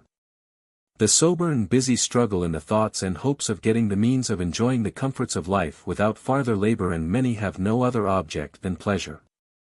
Then let us reflect that it is woman that is to grace the whole. It is in nature, it is the very constitution of man, that woman, and everything connected with woman, must appear as the ornament of life. That this mixes with every other social sentiment, appears from the conduct of our species in all ages and in every situation. This I presume would be the case, even though there were no qualities or talents in the sex to justify it. This sentiment respecting the sex is necessary, in order to rear so helpless, so nice, and so improvable a creature as man. Without it, the long-abiding task could not be performed, and I think that I may venture to say that it is performed in the different states of society nearly in proportion as this preparatory and indispensable sentiment is in force. On the other hand, I think it no less evident that it is the desire of the women to be agreeable to the men, and that they will model themselves according to what they think will please. Without this adjustment of sentiments by nature, nothing would go on. We never observe any such want of symmetry in the works of God. If, therefore, those who take the lead, and give the fashion in society, were wise and virtuous, I have no doubt but that the women would set the brightest pattern of everything that is excellent. But if the men are nice and fastidious sensualists, the women will be refined and elegant voluptuaries. There is no deficiency in the female mind, either in talents or in dispositions. Nor can we say with certainty that there is any subject of intellectual or moral discussion in which women have not excelled. If the delicacy of their constitution, and other physical causes, allow the female sex a smaller share of some mental powers, they possess others in a superior degree, which are no less respectable in their own nature, and of as great importance to society. Instead of descanting at large on their powers of mind, and supporting my assertions by the instances of a Hypatia, a Sherman, a Zenobia, an Elizabeth, and I may repeat the account given of the sex by a person of uncommon experience, who saw them without disguise, or any motive that could lead them to play a feigned part, Mr. Ledyard, who traversed the greatest part of the world, for the mere indulgence of his taste for observation of human nature, generally in want, and often in extreme misery. I have, says he, always remarked that women, in all countries, are civil, obliging, tender, and humane, that they are ever inclined to be gay and cheerful, timorous and modest. And that they do not hesitate, like man, to perform a kind or generous action. Not haughty, not arrogant, not supercilious, they are full of courtesy, and fond of society, more liable in general to err than man, but in general, also, more virtuous, and performing more good actions than he. To a woman, whether civilized or savage, I never addressed myself in the language of decency and friendship, without receiving a decent and friendly answer. With man it has often been otherwise. In wandering over the barren plains of inhospitable Denmark, through honest Sweden, and frozen Lapland, rude and churlish Finland, unprincipled Russia, and the wide-spread regions of the wandering Tartar, if hungry, dry, cold, wet, or sick, The women have ever been friendly to me, and uniformly so. And to add to this virtue, so worthy of the appellation of benevolence, these actions have been performed in so free and so kind a manner, that if I was thirsty, I drank the sweetest draught, and if hungry, I ate the coarse meal with a double relish. And these are they whom Weishaupt would corrupt. One of these, whom he had embraced with fondness, would he have murdered, to save his honor, and qualify himself to preach virtue. But let us not be too severe on Weishaupt. Let us wash ourselves clear of all stain before we think of reprobating him. Are we not guilty in some degree, when we do not cultivate in the women those powers of mind, and those dispositions of heart, which would equally dignify them in every station as in those humble ranks in which Mr. Ledyard most frequently saw them? I cannot think that we do this. They are not only to grace the whole of cultivated society, but it is in their faithful and affectionate personal attachment that we are to find the sweetest pleasures that life can give. Yet in all the situations where the manner in which they are treated is not dictated by the stern laws of necessity, are they not trained up for mere amusement? Are not serious occupations considered as a task which hurts their loveliness? What is this but selfishness, or as if they had no virtues worth cultivating? Their business is supposed to be the ornamenting themselves, as if nature did not dictate this to them already, with at least as much force as is necessary. Everything is prescribed to them because it makes them more lovely. Even their moral lessons are enforced by this argument. And Miss Wollstonecraft is perfectly right when she says that the fine lessons given to young women by Fordyce or Rousseau are nothing but selfish and refined voluptuousness. This advocate of her sex puts her sisters in the proper point of view, when she tells them that they are, like man, the subjects of God's moral government. Like man, preparing themselves for boundless improvement in a better state of existence. Had she adhered to this view of the matter, and kept it constantly in sight, her book, which doubtless contains many excellent things, highly deserving of their serious consideration, would have been a most valuable work. She justly observes, that the virtues of the sex are great and respectable, but that in our mad chase of pleasure, only pleasure, they are little thought of or attended to. Man trusts to his own uncontrollable power, or to the general goodness of the sex, that their virtues will appear when we have occasion for them, but we will send for these some other time. Many noble displays do they make of the most difficult attainments. Such is the patient bearing up under misfortunes, which has no brilliancy to support it in the effort. This is more difficult than braving danger in an active and conspicuous situation.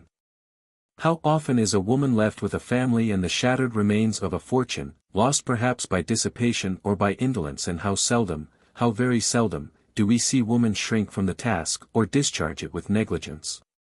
Is it not therefore folly next to madness, not to be careful of this our greatest blessing of things which so nearly concern our peace nor guard ourselves, and these our best companions and friends, from the effects of this fatal illumination? It has indeed brought to light what dreadful lengths men will go, when under the fanatical and dazzling glare of happiness in a state of liberty and equality, and spurred on by insatiable luxury, and not held in check by moral feelings and the restraints of religion. And mark, reader, that the women have here also taken the complexion of the men, and have even gone beyond them. If we have seen a son present himself to the National Assembly of France, professing his satisfaction with the execution of his father 3 days before, and declaring himself a true citizen, who prefers the nation to all other considerations. We have also seen, on the same day, wives denouncing their husbands, and, oh shocking to human nature, mothers denouncing their sons, as bad citizens and traitors. Mark too what return the women have met with for all their horrid services, where, to express their sentiments of civism and abhorrence of royalty, they threw away the character of their sex, and bit the amputated limbs of their murdered countrymen.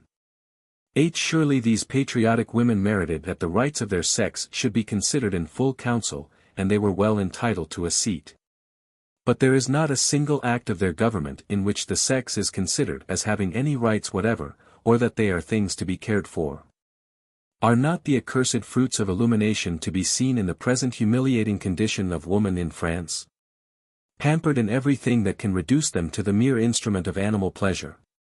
In their present state of national moderation, as they call it, and security, see Madame Tallien come into the public theatre, accompanied by other beautiful women, I was about to have misnamed them ladies, laying aside all modesty, and presenting themselves to the public view, with bared limbs, à la savage, as the alluring objects of desire.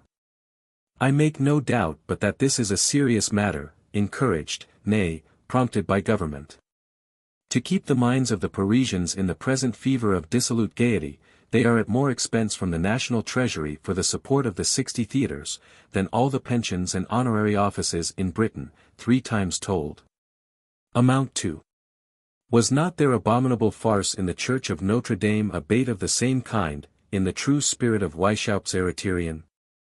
I was pleased to see among the priests of that solemnity Mr. Braganza, an old acquaintance, formerly machinist, and excellent in his profession, to the opera at the Palace in St. Petersburg. He was a most zealous Mason, and Chevalier de l'Orient. And I know that he went to Paris in the same capacity of machinist de l'Opéra, so that I am next to certain that this is the very man. But what will be the end of all this? The fondlings of the wealthy will be pampered in all the indulgences which fastidious voluptuousness finds necessary for varying or enhancing its pleasures, but they will either be slighted as toys, or they will be immured. And the companions of the poor will be drudges and slaves. I am fully persuaded that it was the enthusiastic admiration of Grecian democracy that recommended to the French nation the dress à la grecque, which exhibits, not the elegant, ornamented beauty, but the beautiful female, fully as well as Madame Tallien's dress à la savage. It was no doubt with the same adherence to serious principle, that Mademoiselle Théroigne was most beautifully dressed à l'Amazon on the 5th of October, 1789, when she turned the heads of so many young officers of the regiments at Versailles. The Cytherea, the hominum divum voluptas, at the Cathedral of Notre Dame, was also dressed à la grecque, and in this, and in much of the solemnities of that day, I recognized the taste and invention of my old acquaintance Braganza. I recollected the dresses of our premier and second surveillance in the Loge de la Fidélite. There is a most evident and characteristic change in the whole system of female dress in France. The filles de l'opéra always gave the ton, and were surely withheld by no rigid principle. They sometimes produced very extravagant and fantastic forms, but these were almost always in the style of the highest ornament, and they trusted, for the rest of the impression which they wished to make, to the fascinating expression of elegant movements. This indeed was wonderful, and hardly conceivable by any who have not seen a grand ballet performed by good actors. I have shed tears of the most sincere and tender sorrow during the exhibition of Antigone, set to music by Troada, and performed by Madame Mailcourt and Sre Torelli, and Zantini. I can easily conceive the impression to be still stronger, though perhaps of another kind, when the former superb dresses are changed for the expressive simplicity of the Grecian. I cannot help thinking that the female ornaments in the rest of Europe, and even among ourselves, have less elegance since we lost the imprimatur of the French court. But see how all this will terminate, when we shall have brought the sex so low, and will not even wait for a Mahometan paradise. What can we expect but such a dissoluteness of manners, that the endearing ties of relation and family, and mutual confidence within doors, will be slighted, and will cease. And every man must stand up for himself, single and alone, in perfect equality, and full liberty to do whatever his own arm, but that alone, is able to accomplish. This is not the suggestion of prudish fear, I think it is the natural course of things, and that France is at this moment giving to the world the fullest proof of Weishaupt's sagacity, and the judgment with which he has formed his plans. Can it tend to the improvement of our morals or manners to have our ladies frequent the gymnastic theatres, and see them decide, like the Roman matrons, on the merits of a naked gladiator or wrestler?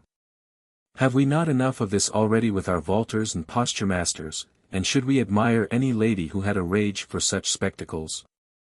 Will it improve our taste to have our rooms ornamented with such paintings and sculptures as filled the cenaculum, and the study of the refined and elegant moralist Horace, who had the Artridendo Diceraverum?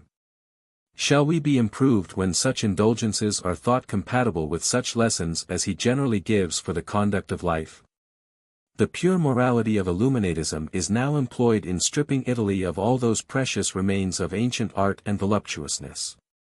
And Paris will ere long be the deposit and the resort of artists from all nations, there to study the works of ancient masters, and to return from thence panders of public corruption. The plan is masterly, and the low-born statesmen and generals of France may in this respect be set on a level with a Colbert or a Condé. But the consequences of this Gallic dominion over the minds of fallen man will be as dreadful as their dominion over their lives and fortunes. Recollect in what manner Spartacus proposed to corrupt his sisters, for we need not speak of the manner in which he expected that this would promote his plan. This is abundantly plain. It was by destroying their moral sentiments, and their sentiments of religion. Recollect what is the recommendation that the atheist Minos gives of his stepdaughters, when he speaks of them as proper persons for the lodge of sisters.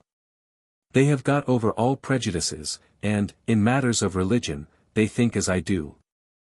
These profligates judged rightly that this affair required much caution, and that the utmost attention to decency, and even delicacy, must be observed in their rituals and ceremonies, otherwise they would be disgusted.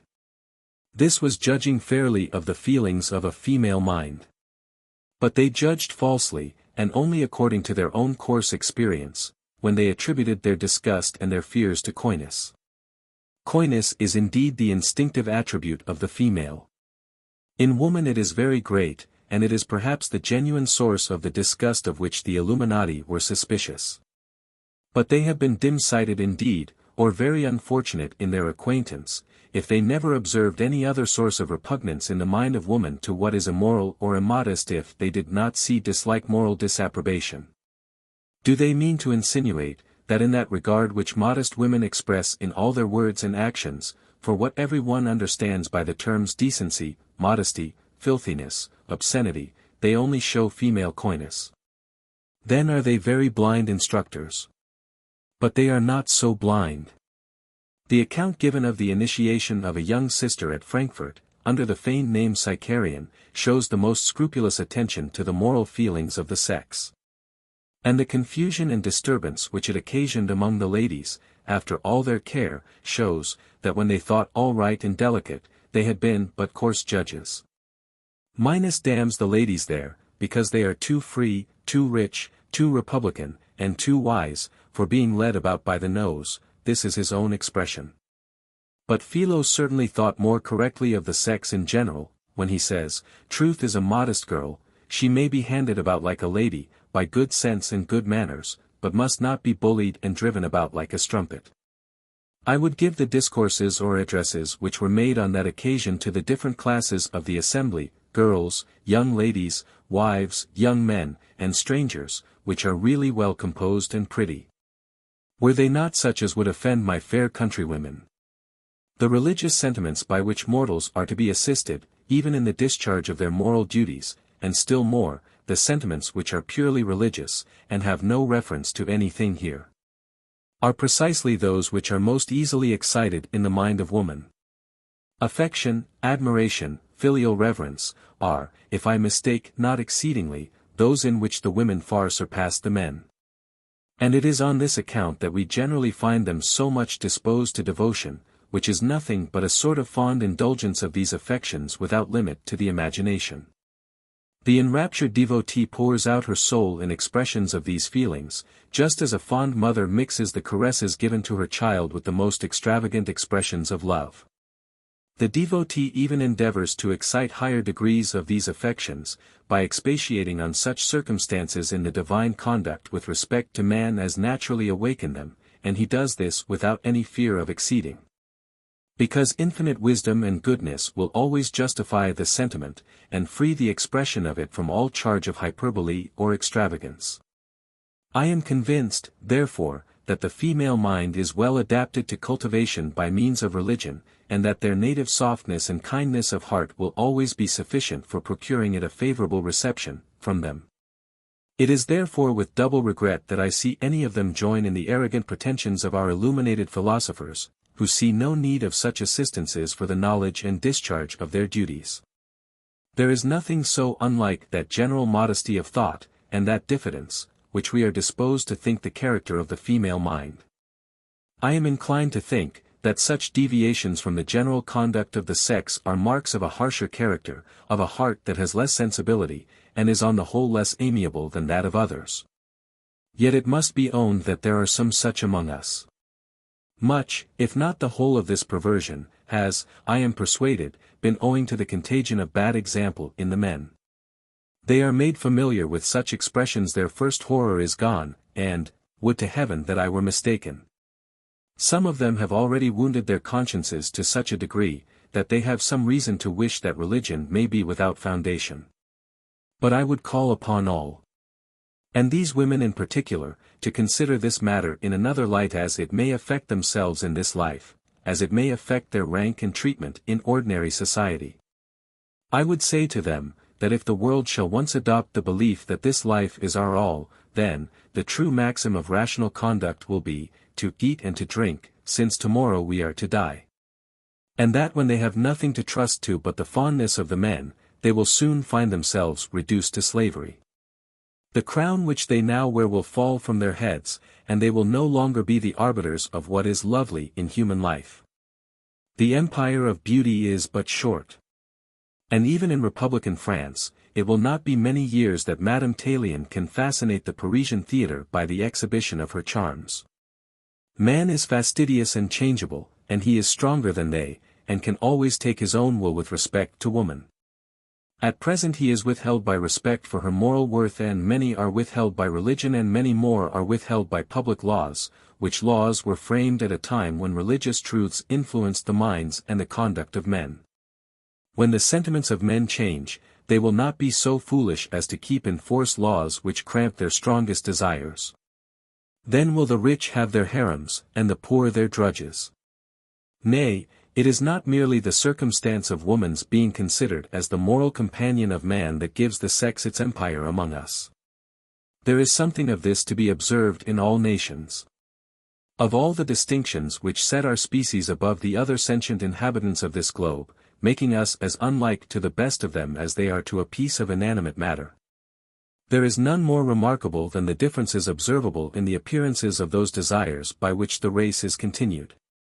As I observed already, such a distinction is indispensably necessary. There must be a moral connection, in order that the human species may be a race of rational creatures, improvable, not only by the increasing experience of the individual, but also by the heritable experience of the successive generations.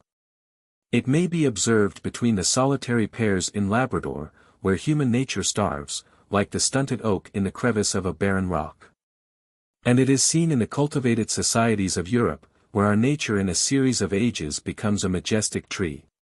But, alas! With what differences of boughs and foliage!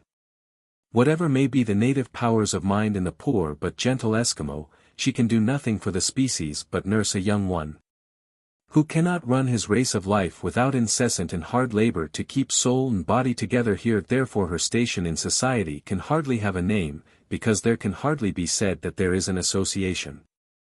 Except what is necessary for repelling the hostile attacks of Indians, who seem to hunt them without provocation as the dog does the hare.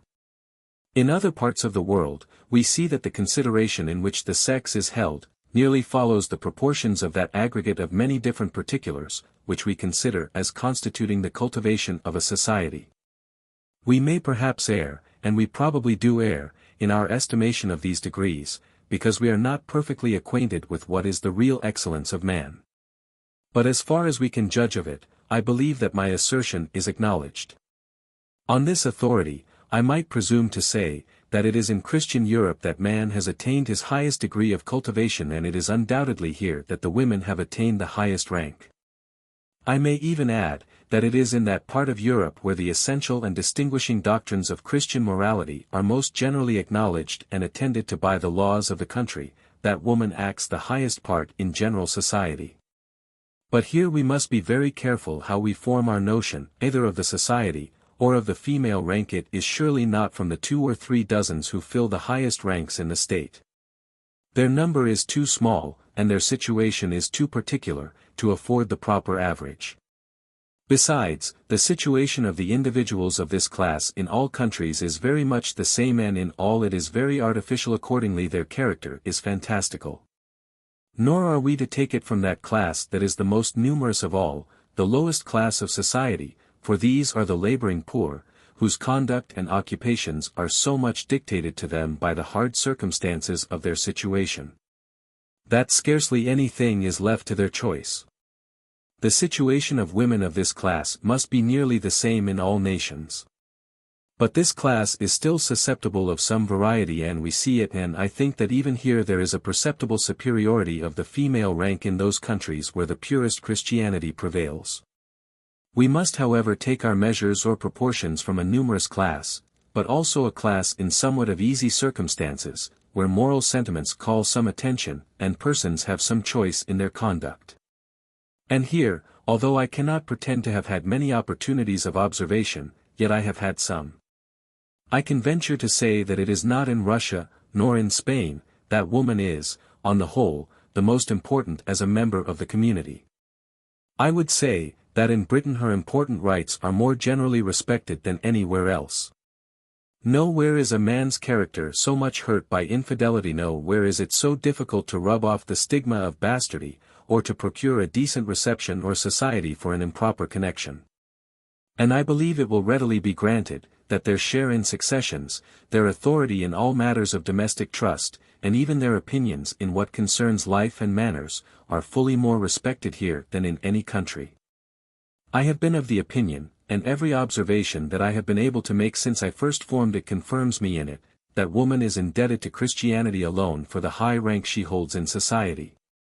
Look into the writings of antiquity, into the works of the Greek and Latin poets, into the numberless panegyrics of the sex, to be found both in prose and verse. I can find little, very little indeed. Where woman is treated with respect there is no want of love, that is, of fondness, of beauty, of charms, of graces. But of woman as the equal of man, as a moral companion, traveling with him the road to felicity, as his adviser, his solace in misfortune, as a pattern from which he may sometimes copy with advantage. Of all this there is hardly a trace. Woman is always mentioned as an object of passion. Chastity, modesty, sober-mindedness, are all considered in relation to this single point, or sometimes as of importance in respect of economy or domestic quiet. Recollect the famous speech of Metellus Numidicus to the Roman people, when, as censor, he was recommending marriage. Si fine uxor possumus carites esse, omnesie molestia carerimus. Sed quoniam ita natura tradidit, ut nec cum illis commode, nec fine illis ullo modo vivi possit, saluti perpetui podius quam brevi voluptati consolendum. All. Gel. Noct. Atti 6. What does Ovid, the great panegyrist of the sex, say for his beloved daughter, whom he had praised for her attractions in various places of his Tristia and other compositions? He is writing her epitaph, and the only thing he can say of her as a rational creature is, that she is domnified and not a gadabout. Search Apuleius, where you will find many female characters. In abstracto you will find that his little Photis was nearest to his heart, after all his philosophy. Nay, in his pretty story of Cupid and Psyche, which the very wise will tell you is a fine lesson of moral philosophy, and a representation of the operations of the intellectual and moral faculties of the human soul. A story which gave him the finest opportunity, nay, almost made it necessary for him, to insert whatever can ornament the female character. What is his Psyche but a beautiful, fond, and silly girl, and what are the whole fruits of any acquaintance with the sex? Pleasure. But why take more pains in the search? Look at their immortal goddesses. Is there one among them whom a wise man would for a wife or a friend? I grant that a Lucretia is praised, a Portia, an Arria, a Zenobia, but these are individual characters, not representatives of the sex. The only Grecian ladies who made a figure by intellectual talents were your Aspasias, Sapphos, Phrynis, and other nymphs of this caste, who had emerged from the general insignificance of the sex, by throwing away what we are accustomed to call its greatest ornament. I think that the first piece in which woman is pictured as a respectable character, is the oldest novel that I am acquainted with, written by a Christian bishop, Heliodorus. I mean the adventures of Theagenes and Chariclia. I think that the heroine is a greater character than you will meet with in all the annals of antiquity. And it is worthwhile to observe what was the effect of this painting. The poor bishop had been deposed, and even excommunicated, for doctrinal errors, and for drawing such a picture of a heathen.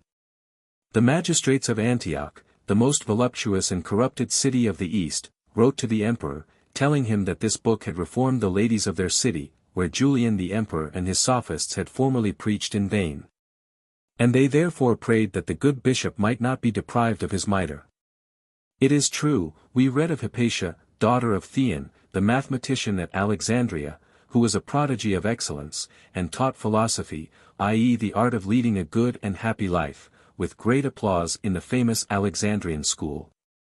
But she also was in the times of Christianity, and was the intimate friend of Syncellus and other Christian bishops. It is undoubtedly Christianity that has set woman on her throne, making her in every respect the equal of man, bound to the same duties, and candidate for the same happiness. Mark how woman is described by a Christian poet. Yet when I approach her loveliness, so absolute she seems, and in herself complete, so well to know her own, that what she wills to do or say seems wisest, virtuousest, discreetest, best. Neither her outside, formed so fair, so much delights me, as those graceful acts, those thousand decencies that daily flow from all her words and actions, mixed with love and sweet compliance, which declare unfeigned union of mind, or in us both one soul. And, to consummate all, greatness of mind, and nobleness, their feet build in her loveliest, and create an awe about her, as a guard angelic plact. Milton. This is really moral painting, without any abatement of female charms. This is the natural consequence of that purity of heart, which is so much insisted on in the Christian morality. In the instructions of the heathen philosophers, it is either not mentioned at all, or at most, it is recommended coldly, as a thing proper, and worthy of a mind attentive to great things. But, in Christianity, it is insisted on as an indispensable duty, and enforced by many arguments peculiar to itself. It is worthy of observation, that the most prominent superstitions which have dishonored the Christian churches have been the excessive refinements which the enthusiastic admiration of heroic purity has allowed the holy trade to introduce into the manufacture of our spiritual fetters. Without this enthusiasm, cold expediency would not have been able to make the monastic vow so general, nor have given us such numbers of convents.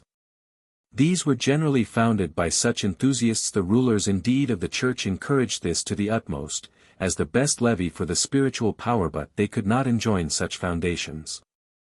From the same source we may derive the chief influence of auricular confession. When these were firmly established, and were venerated, almost all the other corruptions of Christianity followed of course. I may almost add, that though it is here that Christianity has suffered the most violent attacks, it is here that the place is most tenable. Nothing tends so much to knit all the ties of society as the endearing connections of family, and whatever tends to lessen our veneration for the marriage contract, weakens them in the most effectual manner. Purity of manners is its most effectual support, and pure thoughts are the only sources from which pure manners can flow. I readily grant that this veneration for personal purity was carried to an extravagant height, and that several very ridiculous fancies and customs arose from this. Romantic love, and chivalry, are strong instances of the strange vagaries of our imagination, when carried along by this enthusiastic admiration of female purity, and so unnatural and forced, that they could only be temporary fashions. But I believe that, with all their ridicule, it would be a happy nation where this was the general creed and practice. Nor can I help thinking a nation on its decline, when the domestic connections cease to be venerated, and the illegitimate offspring of a nabob or a nobleman are received with ease into good company. Nothing is more clear than that the design of the Illuminati was to abolish Christianity, and we now see how effectual this would be for the corruption of the fair sex, a purpose which they eagerly wish to gain, that they might corrupt the men. But if the women would retain the rank they now hold, they will be careful to preserve in full force on their minds this religion so congenial to their dispositions, which nature has made affectionate and kind. And with respect to the men, is it not egregious folly to encourage anything that can tend to blast our sweetest enjoyments? Shall we not do this most effectually if we attempt to corrupt what nature will always make us consider as the highest elegance of life? The divinity of the Stoics was, mens sana in corpore sano, but it is equally true. Gratior est pulchro veniens e corpore virtus. If therefore, instead of professedly tainting what is of itself beautiful, we could really work it up to that fair form, which, woven fancies loom, floats in light visions round the poet's head, and make woman a pattern of perfection, we should undoubtedly add more to the heartfelt happiness of life than by all the discoveries of the Illuminati. See what was the effect of Theagenes and Chariclia. And we should remember that with the fate of woman that of man is indissolubly knit. The voice of nature spoke through our immortal bard, when he made Adam say, "From thy state mine never shall be parted, bliss or woe." Should we suffer the contagion to touch our fair partner, all is gone, and too late shall we say, "O fairest of creation, last and best of all God's works, creature in whom excelled whatever can to fight or thought be formed, holy, divine, good, amiable, or sweet. How art thou lost and now to death devote?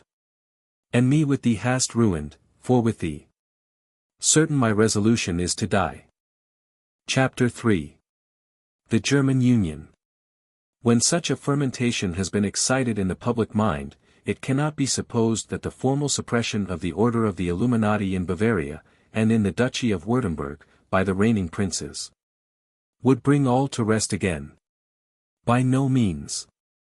The minds of men were predisposed for a change by the restless spirit of speculation in every kind of inquiry, and the leaven had been carefully and skillfully disseminated in every quarter of the empire, and even in foreign countries. Weishaupt said, on good grounds, that, if the order should be discovered and suppressed, he would restore it with tenfold energy in a 12-month. Even in those states where it was formally abolished, nothing could hinder the enlisting new members, and carrying on all the purposes of the order. The Areopagity might indeed be changed, and the feet of the direction transferred to some other place.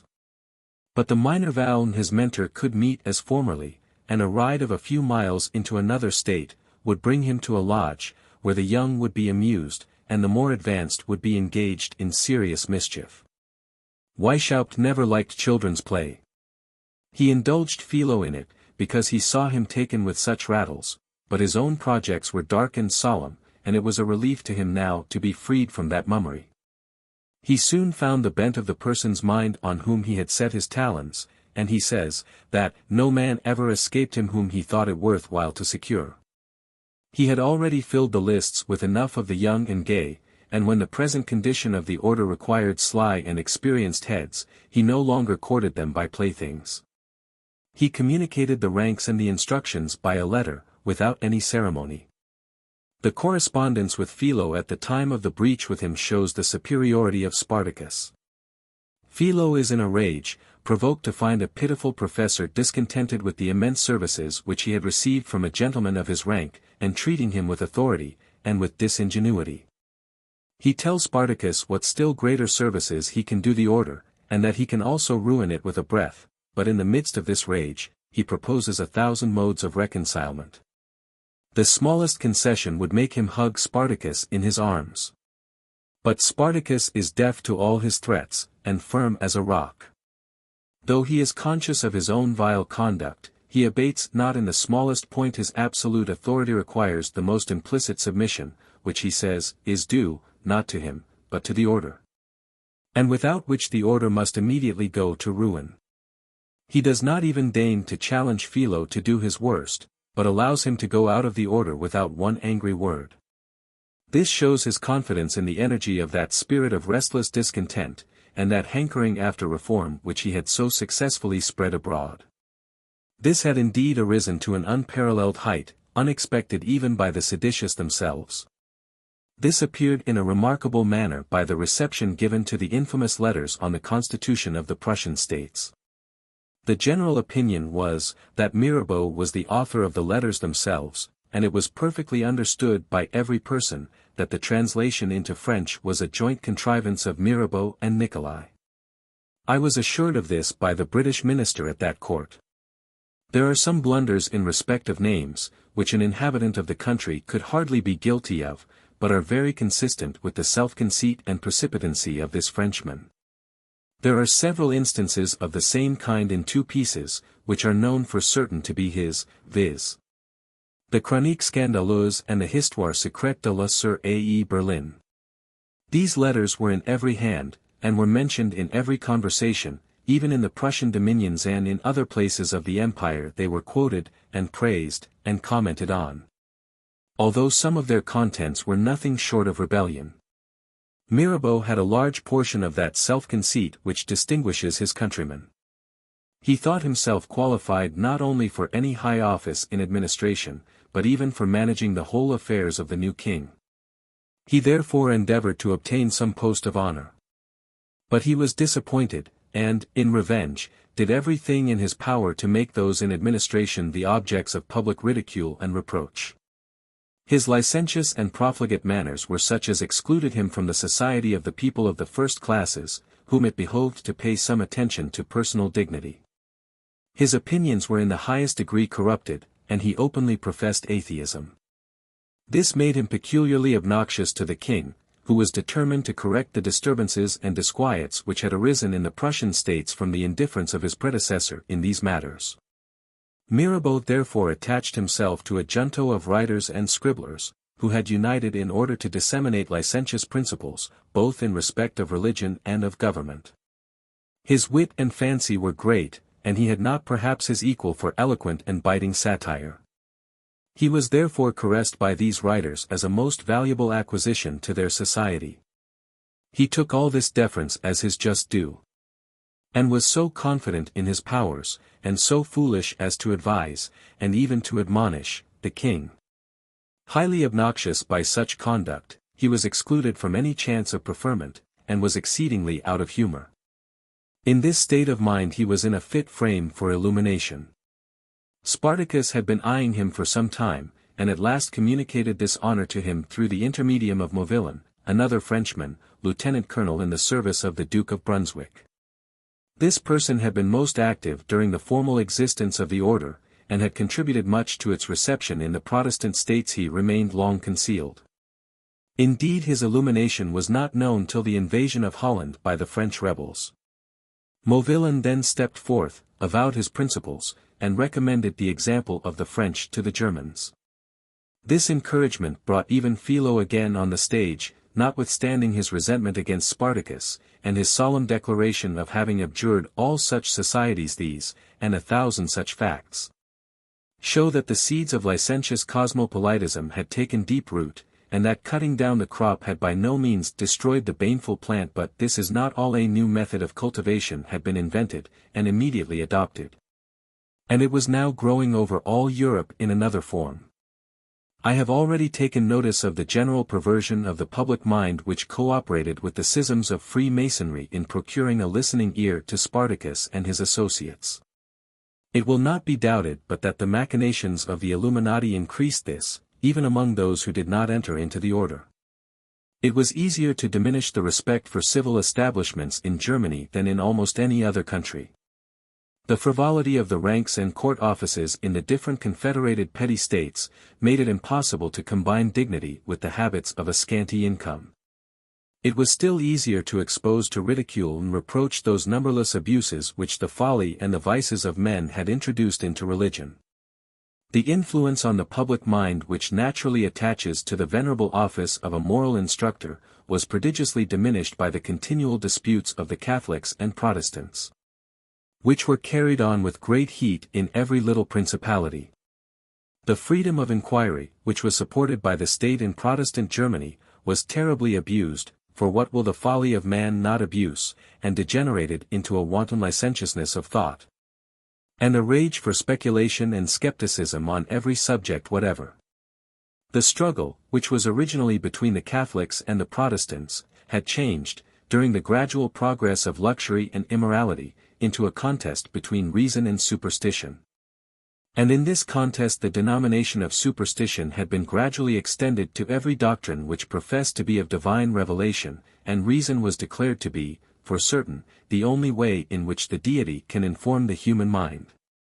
Some respectable Catholics had published works filled with liberal sentiments. These were represented as villainous machinations to inveigle Protestants. On the other hand, some Protestant divines had proposed to imitate this liberality by making concessions which might enable a good Catholic to live more at ease among the Protestants, and might even accelerate an union of faiths. This was hooted beyond measure, as Jesuitical, and big with danger. While the skeptical junto, headed by the editors of the Deutsche Bibliothek and the Berlin Monatschrift, were recommending every performance that was hostile to the established faith of the country, Luxenring was equally busy. Finding Jesuits in every corner, and went about with all the inquietude of a madman, picking up anecdotes.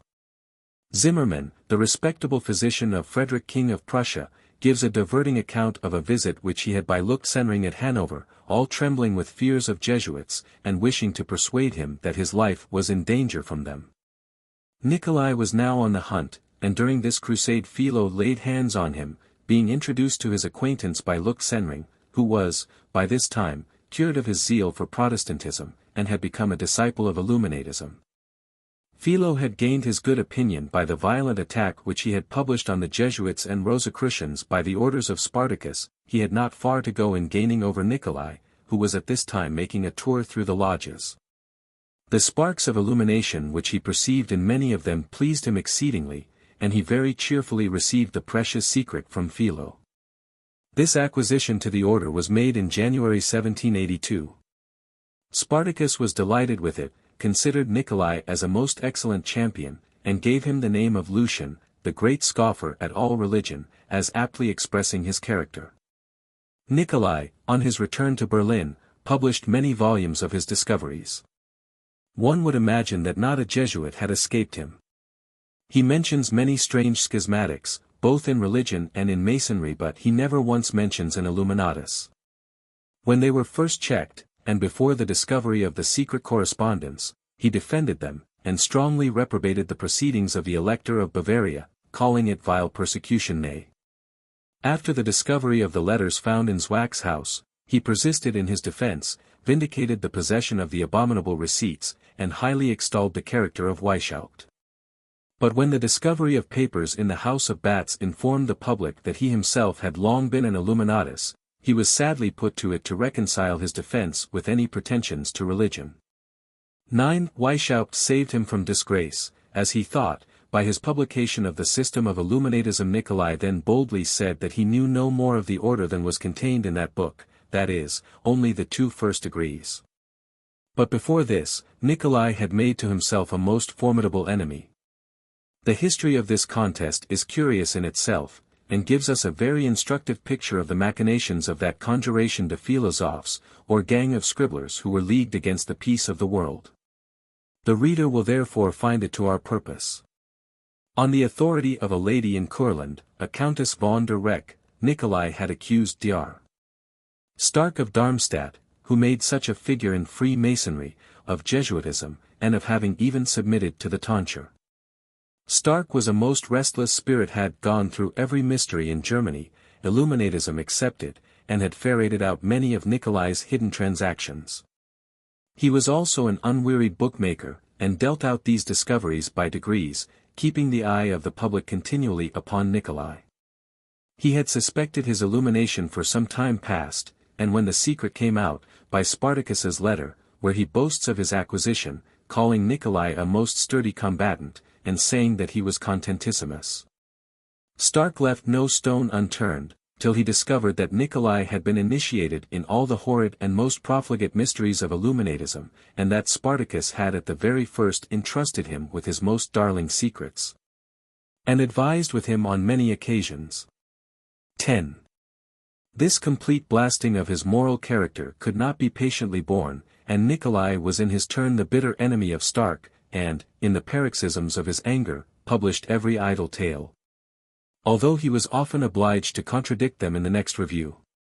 In the course of this attack and defense, Dr. Stark discovered the revival of the Illuminati, or at least a society which carried on the same great work in a somewhat different way.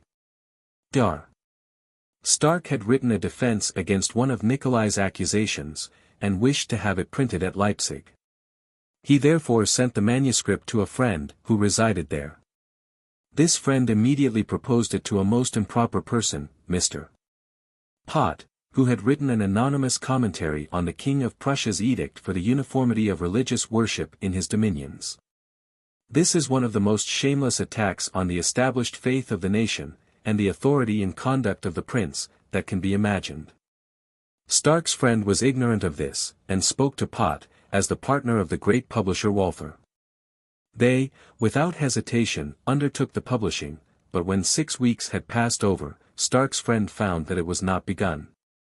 Some exceptionable passages, which treated with disrespect the religion of reason, were given as the cause of delay, and he was told that the author had been written to about them, but had not yet returned an answer.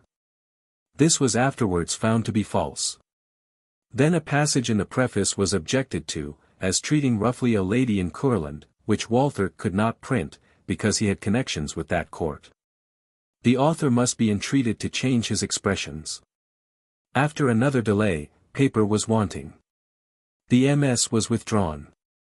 Walther now said that he would print it immediately, and again got it into his hands, promising to send the sheets as they came from the press.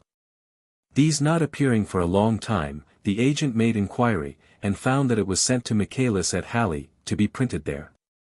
The agent immediately went thither, and found that it was printing with great alterations, another title, and a guide or key, in which the work was perverted and turned into ridicule by a Dr. Barth, who resided in that neighborhood. An action of recovery in damages was immediately commenced at Leipzig, and after much contest, an interdict was put on Michaelis's edition, and a proper edition was ordered immediately from Walther, with security that it should appear before Barth's key.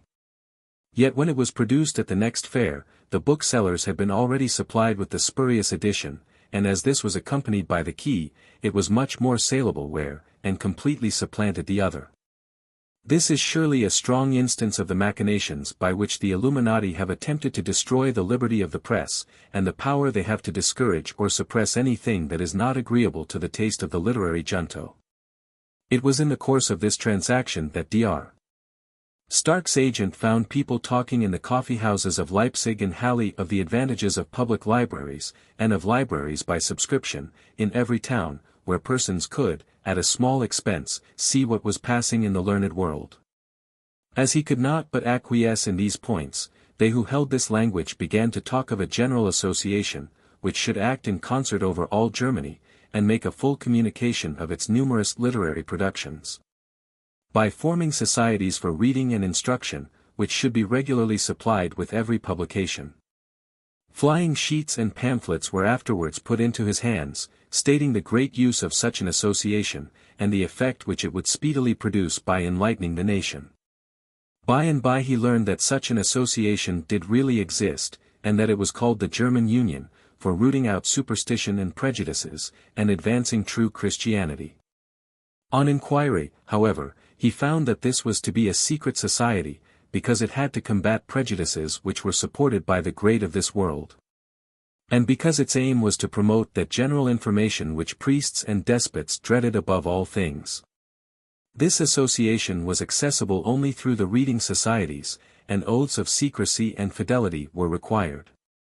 In short, it appeared to be the old song of the Illuminati. This discovery was immediately announced to the public, in an anonymous publication in defense of Dr. Stark. It is supposed to be his own performance. It discloses a scene of complicated villainy and folly, in which the lady in Courland makes a very strange figure.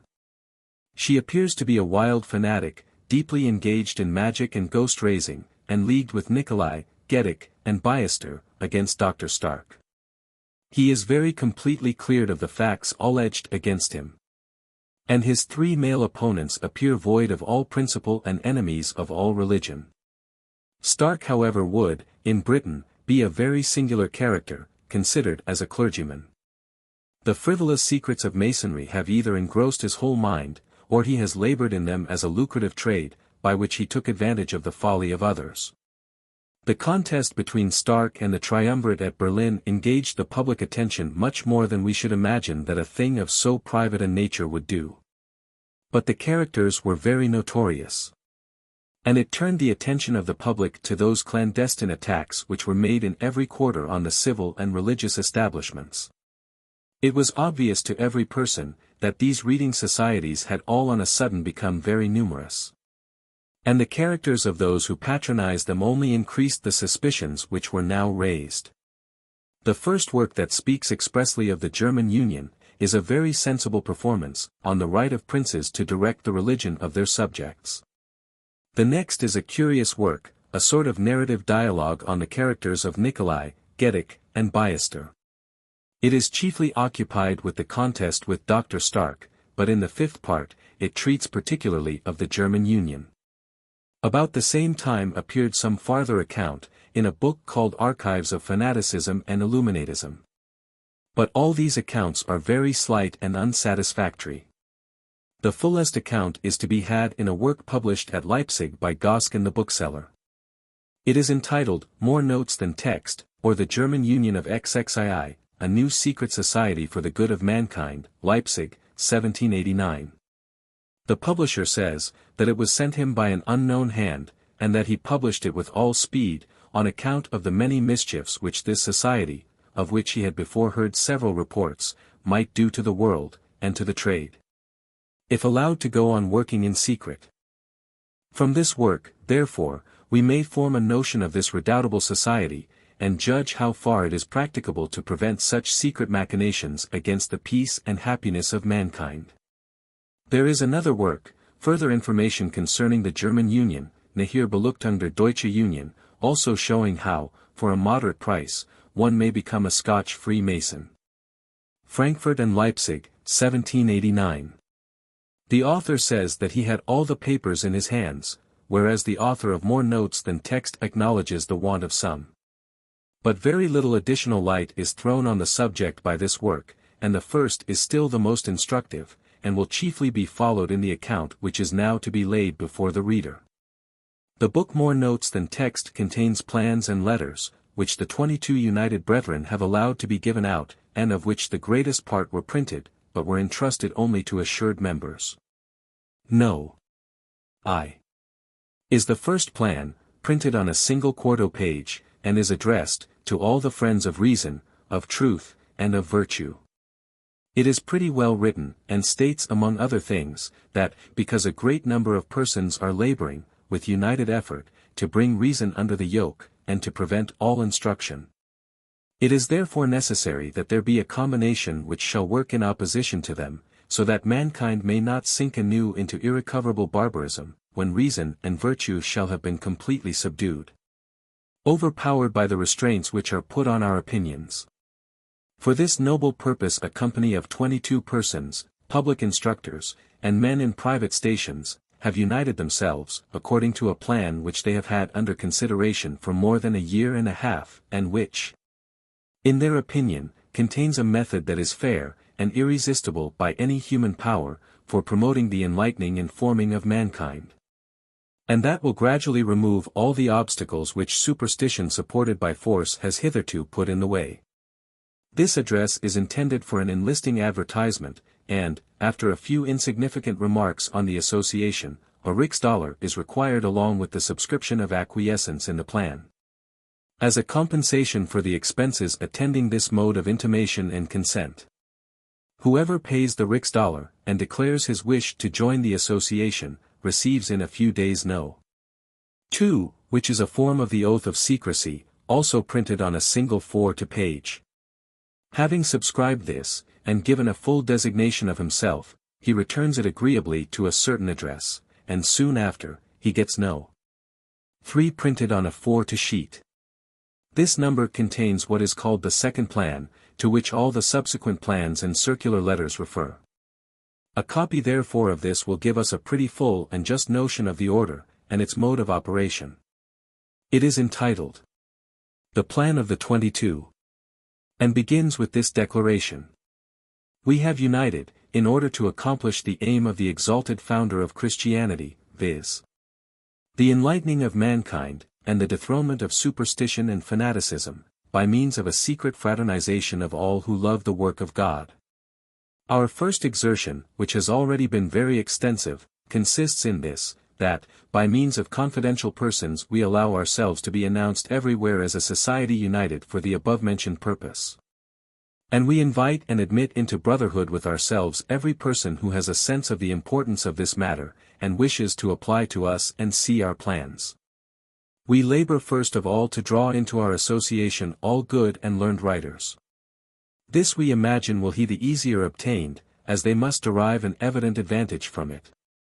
Next to such men, we seek to gain the masters and secretaries of the post offices, in order to facilitate our correspondence.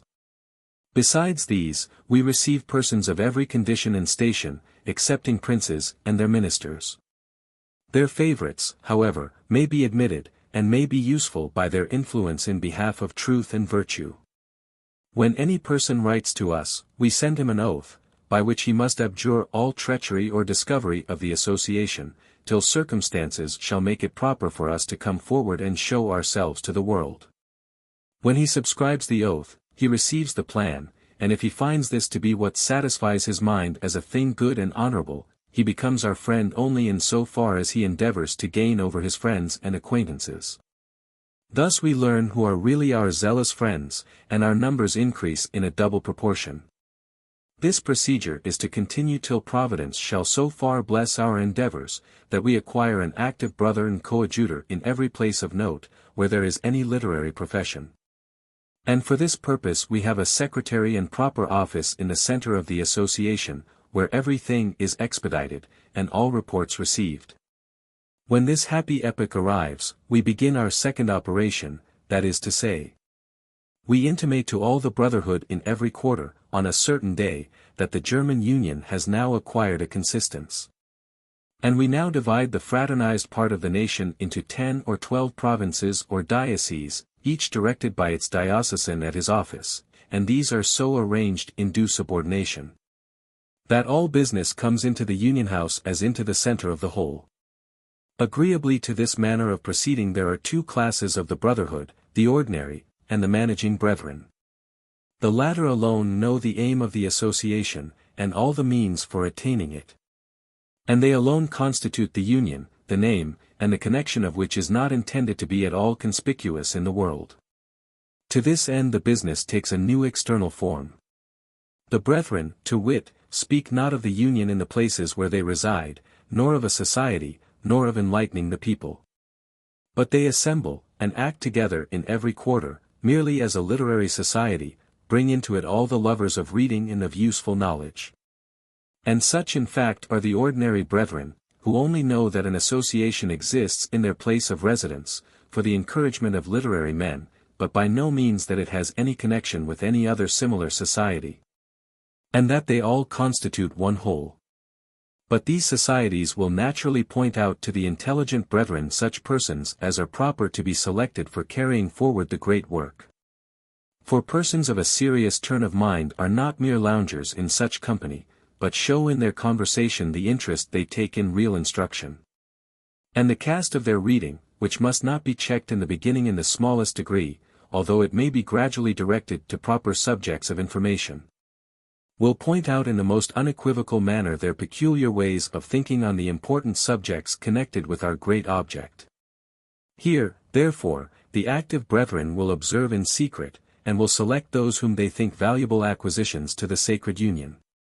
They will invite such persons to unite with themselves in their endeavors to enlighten the rest of mankind, by calling their attention to profitable subjects of reading, and to proper books. Reading societies, therefore, are to be formed in every quarter, and to be furnished with proper books. In this provision attention must be paid to two things. The taste of the public must be complied with, that the society may have any effect at all in bringing men together who are born for somewhat more than just to look about them. But the general taste may, and must also be carefully and skillfully directed to subjects that will enlarge the comprehension, will fortify the heart, and, by habituating the mind to novelty, and to successful discovery, both in physics and in morals, will hinder the timid from being startled at doctrines and maxims which are singular, or perhaps opposite to those which are current in ordinary society. Commonly a man speaks as if he thought he was uttering his own sentiments, while he is only echoing the general sound. Our minds are dressed in a prevailing fashion as much as our bodies, and with stuff as little congenial to sentiment, as a piece of woolen cloth is to the human skin. So careless and indolent are men, even in what they call serious conversation. Till reflection becomes a habit, what is really a thought startles, however simple, and, if really uncommon, it astonishes and confounds. Nothing, therefore, can so powerfully tend to the improvement of the human character, as well-managed reading societies. When these have been established in different places, we must endeavor to accomplish the following intermediate plans. 1. To introduce a general literary gazette or review, which, by uniting all the learned brethren, and combining with judgment and address all their talents, and steadily proceeding according to a distinct and precise plan, may in time supplant every other gazette, a thing which its intrinsic merit and comprehensive plan will easily accomplish. 2. To select a secretary for our society, who shall have it in charge to commission the books which they shall select in conformity to the great aim of the association, and who shall undertake to commission all other books for the curious in his neighborhood. If there be a bookseller in the place, who can be gained over and sworn into the society, it will be proper to choose him for this office, since, as will be made more plain afterwards, the trade will gradually come into the plan, and fall into the hands of the Union. And now, every eye can perceive the progressive moral influence which the Union will acquire on the nation. Let us only conceive what superstition will lose, and what instruction must gain by this, when, 1. In every reading society the books are selected by our fraternity. 2. When we have confidential persons in every quarter, who will make it their serious concern to spread such performances as promote the enlightening of mankind, and to introduce them even into every cottage. 3. When we have the loud voice of the public on our side, and since we are able, either to scout into the shade all the fanatical writings which appear in the reviews that are commonly read, or to warn the public against them. And, on the other hand, to bring into notice and recommend those performances alone which give light to the human mind. 4. When we by degrees bring the whole trade of bookselling into our hands, as the good writers will bring all their performances into the market through our means, we shall bring it about that at last the writers who labor in the cause of superstition and restraint will have neither a publisher nor readers. 5. When, lastly, by the spreading of our fraternity, all good hearts and sensible men will adhere to us, and by our means will be put in a condition that enables them to work in silence upon all courts, families, and individuals in every quarter, and acquire an influence in the appointment of court officers, stewards, secretaries, parish priests, public teachers, and private tutors. Remark, that we shall speedily get the trade into our hands, which was formerly the aim of the association called the Gellertenbechandlung, is conceivable by this: that every writer who unites with us immediately acquires a triple number of readers, and finds friends in every place who promote the sale of his performance, so that his gain is increased manifold, and consequently all will quit the booksellers, and accede to us by degrees. Had the above-named association been constructed in this manner, it would, long ere now, have been the only shop in Germany. The book called Fuller Information, and gives a more particular account of the advantages held forth to the literary manufacturers of Germany by this union for God's work. The class of literary brothers, or writers by trade, was divided into Mesopolites, aldermen, men, and cadets. The Mesopolites, or metropolitans, are to be attached to the archive office, and to be taken care of in the Union House, when in straits through age or misfortune. They will be occupied in the department of the sciences or arts, which this association professes principally to cherish. They are also brethren of the third degree of Scotch Freemasonry, a qualification to be explained afterwards. The Union House is a building which the ostensible founder of the Union professed to have acquired, or speedily to acquire through the favor and protection of a German prince, who is not named. Aldermen are persons who hold public offices, and are engaged to exercise their genius and talents in the sciences. These also are brothers of the third rank of Scotch Freemasonry, and out of their number are the diocesans and the directors of the reading societies selected. The members who are designed simply men, are brothers of the second rank of Masonry, and have also a definite scientific occupation assigned them. The cadets are writers who have not yet merited any particular honors, but have exhibited sufficient dispositions and talents for different kinds of literary manufacture. Every member is bound to bring the productions of his genius to market through the union. An alderman receives for an original work 80% of the returns, and 70% for a translation. The member of the next class receives 60%, and the cadet 50%. As to the expense of printing, the alderman pays nothing, even though the work should lie on hand unsold, but the man and the cadet must pay 1/2. 3 months after publication at the fairs an account is brought in, and after this, yearly, when and in what manner the author shall desire. In every diocese will be established at least one reading society, of which near 800 are proposed. To each of these will a copy of an alderman's work be sent. The same favor will be shown to a dissertation by a man, or by a cadet, provided that the manuscript is documented by an alderman, or formally approved by him upon serious perusal. This imprimatur, which must be considered as a powerful recommendation of the work, is to be published in the General Review or Gazette. This is to be a vehicle of political as well as of literary news. And it is hoped that, by its intrinsic worth, and the recommendation of the members, it will soon supplant all others. With respect to affairs of the Union, a sort of cipher was to be employed in it. Each diocesan was there designed by a letter, of a size that marked his rank, and each member by a number. It was to appear weekly, at the very small price of 25 shillings. But let us return to the plan. When everything has been established in the manner set forth above, the Union will assume the following republican form, the reader always recollecting that this is not to appear to the world, and to be known only to the managing brethren. Here, however, there is a great blank. The above-named sketch of this constitution did not come to the hands of the person who furnished the bookseller with the rest of the information. But we have other documents which give sufficient information for our purpose. In the meantime, let us just take the papers as they stand. No. 4. Contains a list of the German Union, which the sender received in manuscript. Here we find many names which we should not have expected, and miss many that were much more likely to have been partners in this patriotic scheme. There are several hundred names, but very few designations. So that it is difficult to point out the individuals to the public. Some however are designed, and the writer observes that names are found, which, when applied to some individuals whom he knows, accord surprisingly with the anecdotes that are to be seen in the private correspondence of the Illuminati. And in the romance called Materials for the History of Socratism, Illuminatism. 11. It is but a disagreeable remark, that the list of the Union contains the names of many public teachers, both from the pulpit, and from the academic chair in all its degrees. And among these are several whose ciphers show that they have been active hands.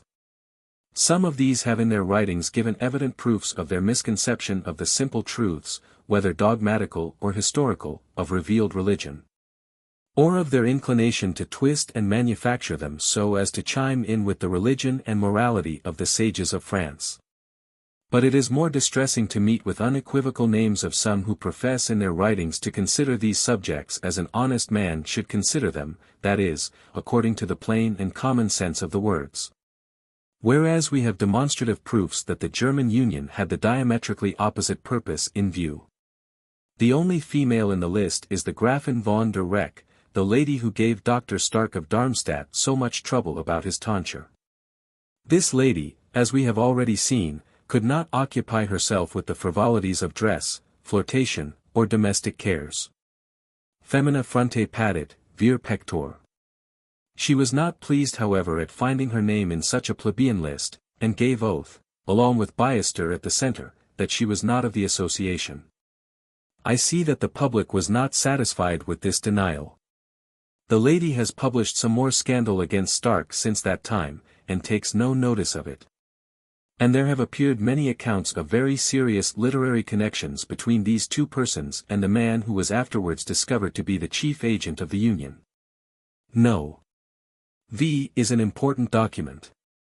It is a letter addressed to the sworn members of the Union, reminding the beloved fellow workers that the bygone management of the business has been expensive, and that the XXII do not mean to make any particular charge for their own compensation, but that it was necessary that all and each of the members should know precisely the object of the association, and the way which mature consideration had pointed out as the most effectual method of attaining this object.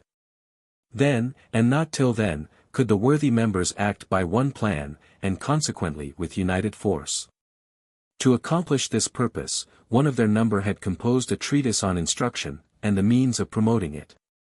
12. This work has been revised by the whole number, and may be considered as the result of their deepest reflection.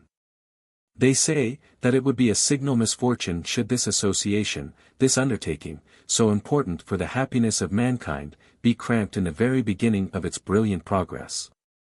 They therefore propose to print this work, this holy scripture of their faith and practice, by subscription. They here give a short account of the work. And they request the members to encourage the work by subscribing and by exerting more than their usual activity in procuring subscriptions, and in recommending the performance in the newspapers. For persons are named as diocesans, who are to receive the money, which they beg may be speedily advanced in order to purchase paper, that the work may be ready for the first fair, Easter 1788. No. 6, is a printed paper, as is No. V. Without date, farther recommending the essay on instruction. No. 7, is in manuscript, without date. It is addressed to a worthy man, intimating that the like are sent to others, to whom will also speedily be forwarded an improved plan, with a request to cancel or destroy the former contained in No. 3. It is added, that the Union now contains, among many others, more than 200 of the most respectable persons in Germany, of every rank and condition, and that in the course of the year, 1788, a general list will be sent, with a request that the receiver will point out such as he does not think worthy of perfect confidence. It concludes with another recommendation of the book on instruction, on the returns from which first work of the German Union the support of the Secretary's office is to depend. Accordingly No. 8 contains this plan, but it is not entitled the improved plan. Such a denomination would have called in doubt the infallibility of the XXII. It is therefore called the Progressive, Vorläufig, Plan, a title which leaves room for every subsequent change. It differs from the former only in some unimportant circumstances. Some expressions, which had given offense or raised suspicions, are softened or cancelled. 2 copies of this, which we may call A and B, are given, differing also in some circumstances. The great aim of the German Union, is the good of mankind, which is to be attained only by means of mental illumination, Aufklärung, and the dethroning of fanaticism and moral despotism. Neither paper has the expression which immediately followed in the former plan, that this had been the aim of the exalted founder of Christianity. The paper A refers, on the present subject, to a dissertation printed in 1787 without a name, on the freedom of the press, and its limitation. This is one of the most licentious pieces that has been published on the subject, not only enforcing the most unqualified liberty of publishing everything a man pleases, but exemplifying it in the most scandalous manner. Libeling characters of every sort, and persons of every condition, and this frequently in the most abusive language, and expressions so coarse, as shewed the author to be either habituated to the coarsest company, or determined to try boldly once for all, what the public eye can bear. The piece goes on, the Union considers it as a chief part of its secret plan of operation, to include the trade of bookselling in their circle. By getting hold of this, they have it in their power to increase the number of writings which promote instruction, and to lessen that of those which mar it. Since the authors of the latter will by degrees lose both their publishers and their readers. That the present booksellers may do them no harm, they will by degrees draw in the greater part of them to unite with them. The literary newspaper is here strongly insisted on, and, in addition to what was said in the former plan, it is said, that they will include political news, as of mighty influence on the public mind, and as a subject that merits the closest attention of the moral instructor. For what illumination is that mind susceptible of, that is so blinded by the prejudice created and nursed by the habits of civil subordination, that it worships stupidity or wickedness under a coronet, and neglects talents and virtue under the bearskin cap of the boor? We must therefore represent political transactions, and public occurrences, not as they affect that artificial and fanatical creature of imagination that we see everywhere around us, wheeled about in a chariot, but as it affects a man, rational, active, freeborn man. By thus stripping the transaction of all foreign circumstances, we see it as it affects, or ought to affect ourselves. Be assured that this new form of political intelligence will be highly interesting, and that the Gazette of the Union will soon supersede all others, and, of itself, will defray all our necessary expenses. This is followed by some allusions to a secret correspondence that is quick, unsusceptible of all discovery or treachery, and attended with no expense, by which the business of the secret plan, different from either of those communicated to the sworn brethren at large, is carried on, and which puts the members in a condition to learn everything that goes on in the world, for or against their cause, and also teaches them to know mankind, to gain an influence over all, and enables them effectually to promote their best subjects into all offices, and finally, from which every member, whether statesman, merchant, or writer, can draw his own advantages. Some passages, here and in another place, make me imagine that the Union hope to get the command of the post offices, by having their brethren in the direction. It is then said, that, it is supposed that the levy will be sufficiently numerous in the spring of the ensuing year. When this takes place, a general synod will be held, in which the plan of secret operations will be finally adjusted, and accommodated to local circumstances, so as to be digested into a law that will need no farther alteration. A proper person will set off from this synod, with full powers, to visit every quarter where there are sworn brethren, and he will there establish a lodge after the ancient simple ritual, and will communicate verbally the plan of secret operation, and certain instructions. These lodges will then establish a managing fund or box. Each lodge will also establish a reading society, under the management of a bookseller residing in the place, or of some person acquainted with the mechanical conduct of things of this nature.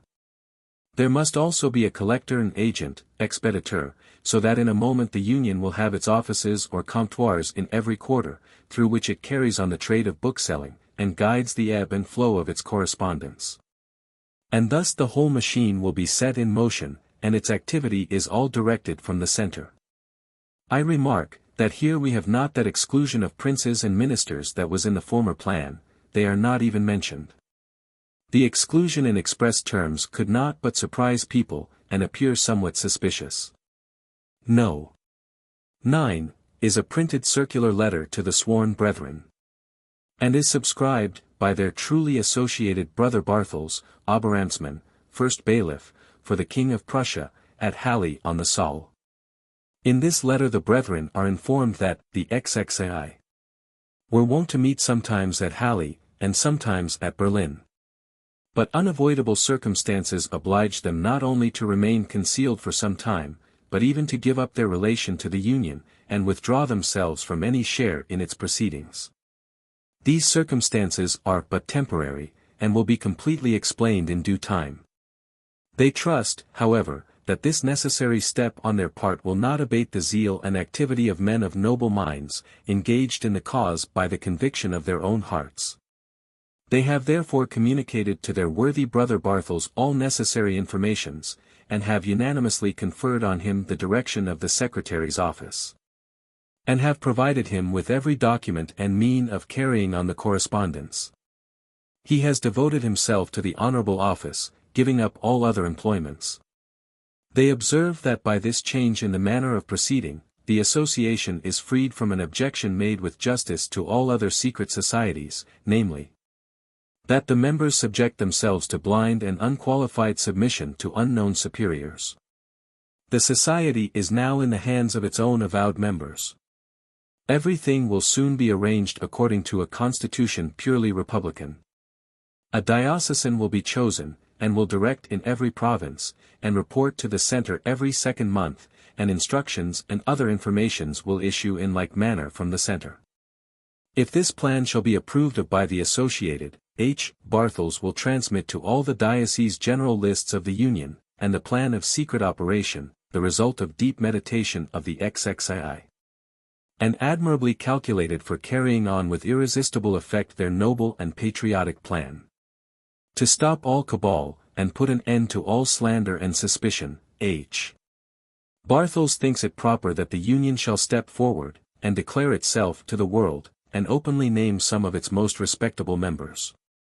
The public must however be informed only with respect to the exterior of the society, for which purpose he had written a sheet to be annexed as an appendix to the work, on instruction, declaring that to be the work of the society, and a sufficient indication of its most honorable aim. He desires such members as choose to share the honor with him, to send him their names and proper designations, that they may appear in that appendix. And, lastly, he requests them to instruct him, and co-operate with him, according to the concerted rules of the Union, in promoting the cause of God and the happiness of mankind. The appendix now alluded to makes no X of the packet sent to the bookseller Goskin of Leipzig, and is dated December 1788. It is also found in the book on instruction, and printed at Leipzig in 1789, by Walther. Here, however, the appendix is dated January 1789. This edition agrees in the main with that in the book from which I have made such copious extracts, but differs in some particulars that are not unworthy of remark. In the packet it is written, the undersigned, as member and agent of the German Union, in order to rectify several mistakes and injurious slanders and accusations, thinks it necessary that the public itself should judge of their object and conduct. Towards the end it is said, and all who have any doubts may apply to those named below, and are invited to write to them. No names however are subjoined. In the appendix to the book it is only said, the agent of the German Union, and persons who wish to be better informed may write to the agent, under the address, to the German Union under cover to the shop of Walther, bookseller in Leipzig. Here too there are no names, and it does not appear that any person has chosen to come from behind the curtain. 13.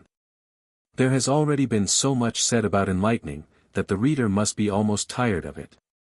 He is assured in this performance that the illumination proposed by the Union is not that of the Wolfenbüttel fragments, nor that of Horace, nor that of Barth.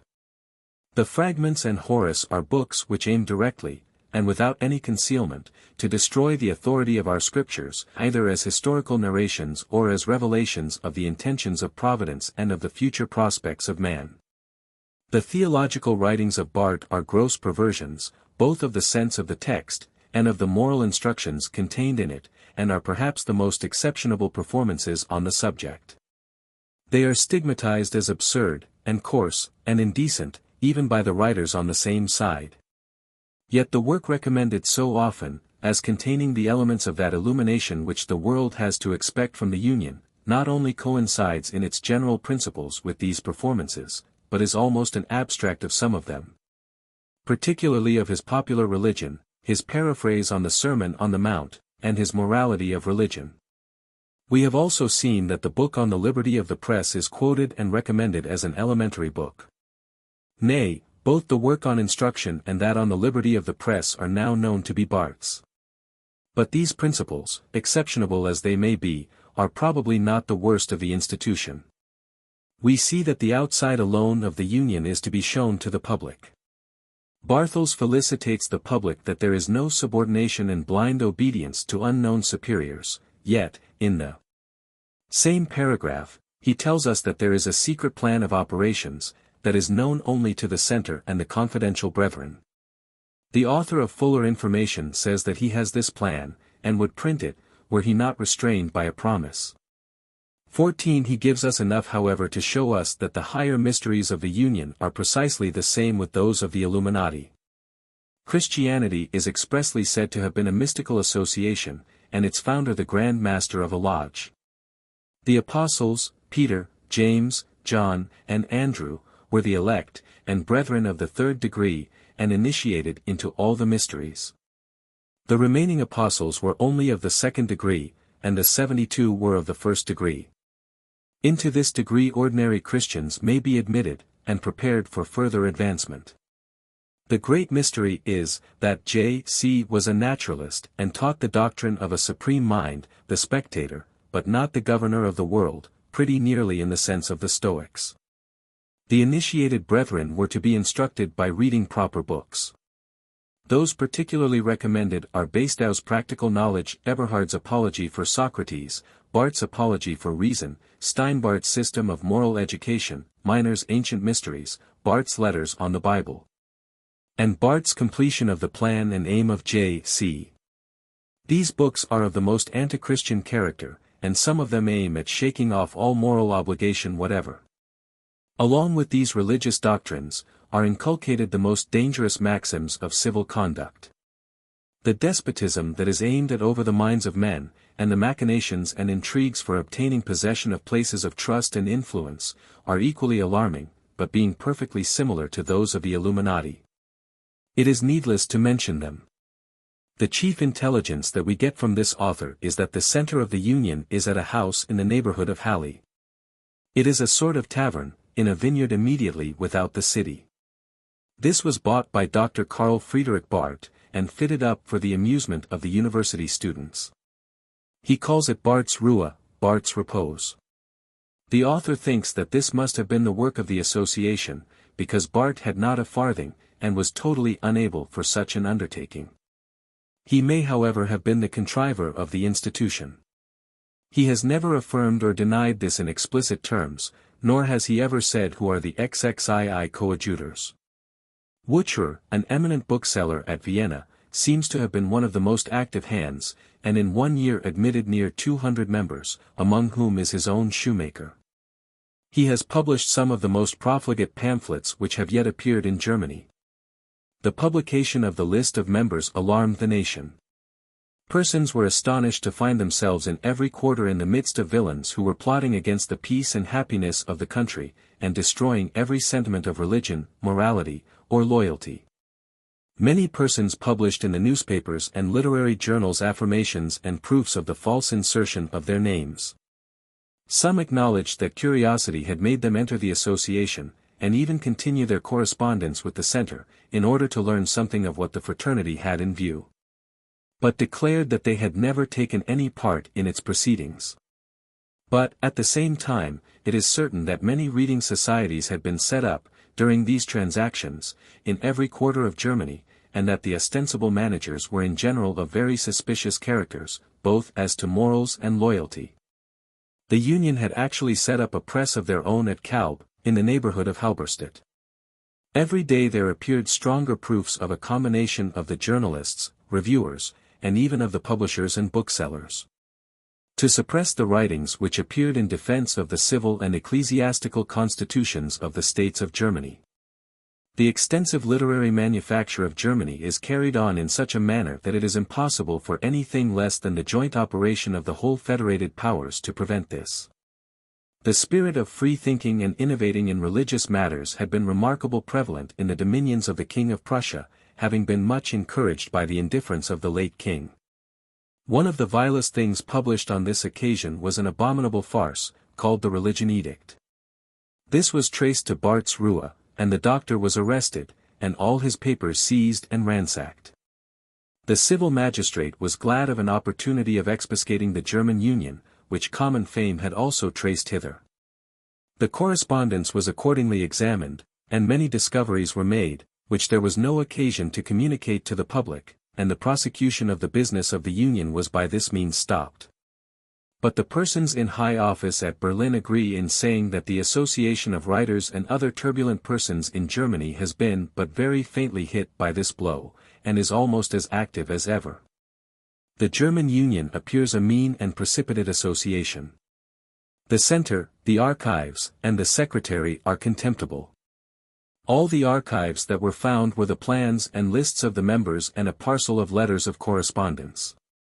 The correspondence and other business was managed by an old man in some very inferior office or judicatory, who lived at bed and board in Barth's house for about 6 shillings a week. having a chest of papers and a writing desk in the corner of the common room of the house. Bart gives a long narration of his concern in the affair, but we can put little confidence in what he says, yet as we have no better authority, I shall give a very short abstract of it as follows. He said, that he learned cosmopolitical Freemasonry in England, when he was there getting pupils for his academy but neglected it on his return to Germany. Some time after his settlement he was roused by a visit from a stranger who passed for an Englishman, but whom he afterwards found to be a Dutch officer. He gives a description which bears considerable resemblance to the Prince or General Solms who gave so much disturbance to the States General. He was still more excited by an anonymous letter giving him an account of a society which was employed in the instruction of mankind, and a plan of their mode of operations, nearly the same with that of No. 3. He then set up a lodge of Freemasonry on cosmopolitical principles. As a preparation for engaging in this great plan he was stopped by the National Lodge, because he had no patent from it. This obliged him to work in secret. He met with a gentleman in a coffee house, who entreated him to go on, and promised him great assistance. This he got from time to time, as he stood most in need of it. And he now found that he was working in concert with many powerful though unknown friends, each in his own circle. The plan of operation of the XXII was gradually unfolded to him, and he got solemn promises of being made acquainted with his colleagues, but he now found, that after he had so essentially served their noble cause, he was dropped by them in the hour of danger, and thus was made the sacrifice for the public good. The last packet which he received was a request from a friend to the Union to print 2 performances sent him, with a promise of $100 for his trouble. These were the abominable farce called the Religion Edict, and some dissertations on that royal proclamation. He then gives an account of his system of Freemasonry, not very different from Weishaupt's Masonic Christianity, and concludes with the following abstract of the advantages of the Union: advancement of science, a general interest and concern for arts and learning, excitement of talents, check of scribbling, good education, liberty, equality, hospitality, delivery of many from misfortunes, union of the learned, and at last perhaps amen. What the meaning of this enigmatical conclusion is we can only guess, and our conjectures cannot be very favorable. The narration, of which this is a very short index, is abundantly entertaining. But the opinion of the most intelligent is, that it is in a great measure fictitious, and that the contrivance of the Union is mostly his own. Although it could not be legally proved that he was the author of the farce, every person in court was convinced that he was, and indeed it is perfectly in Bart's very singular manner. This invalidates the whole of his story, and he afterwards acknowledges the farce, at least by implication, in several writings, and boasts of it. For these reasons I have omitted the narration in detail. Some information, however, which I have received since, seems to confirm his account, while it diminishes its importance. I now find that the book called Fuller Information is the performance of a clergyman called Schutz, of the lowest class, and by no means of an eminent character. Another performance in the form of a dialogue between X, Y, and Z, giving nearly the same account, is by Pott, the dear friend of Bart and of his Union, and author of the commentary on the edict. Schutz got his materials from one Roper, an expelled student of debauched morals, who subsisted by copying and vending filthy manuscripts. Bart says, that he found him naked and starving, and, out of pity, took him into his house, and employed him as an amanuensis. Roper stole the papers at various times, taking them with him to Leipzig, whither he went on pretence of sickness. At last Schutz and he went to Berlin together, and gave the information on which Bart was put in prison. In short, they all appear to have been equally profligates and traitors to each other, and exhibit a dreadful, but I hope a useful picture of the influence of this illumination which so wonderfully fascinates Germany. This is all the direct information that I can pick up of the founder and the proceedings of the German Union. The project is coarse, and palpably mean, aiming at the dollars of entry money and of annual contribution, and at the publication and profitable sale of Dr. Bart's books. This circumstance gives it strong features of its parentage.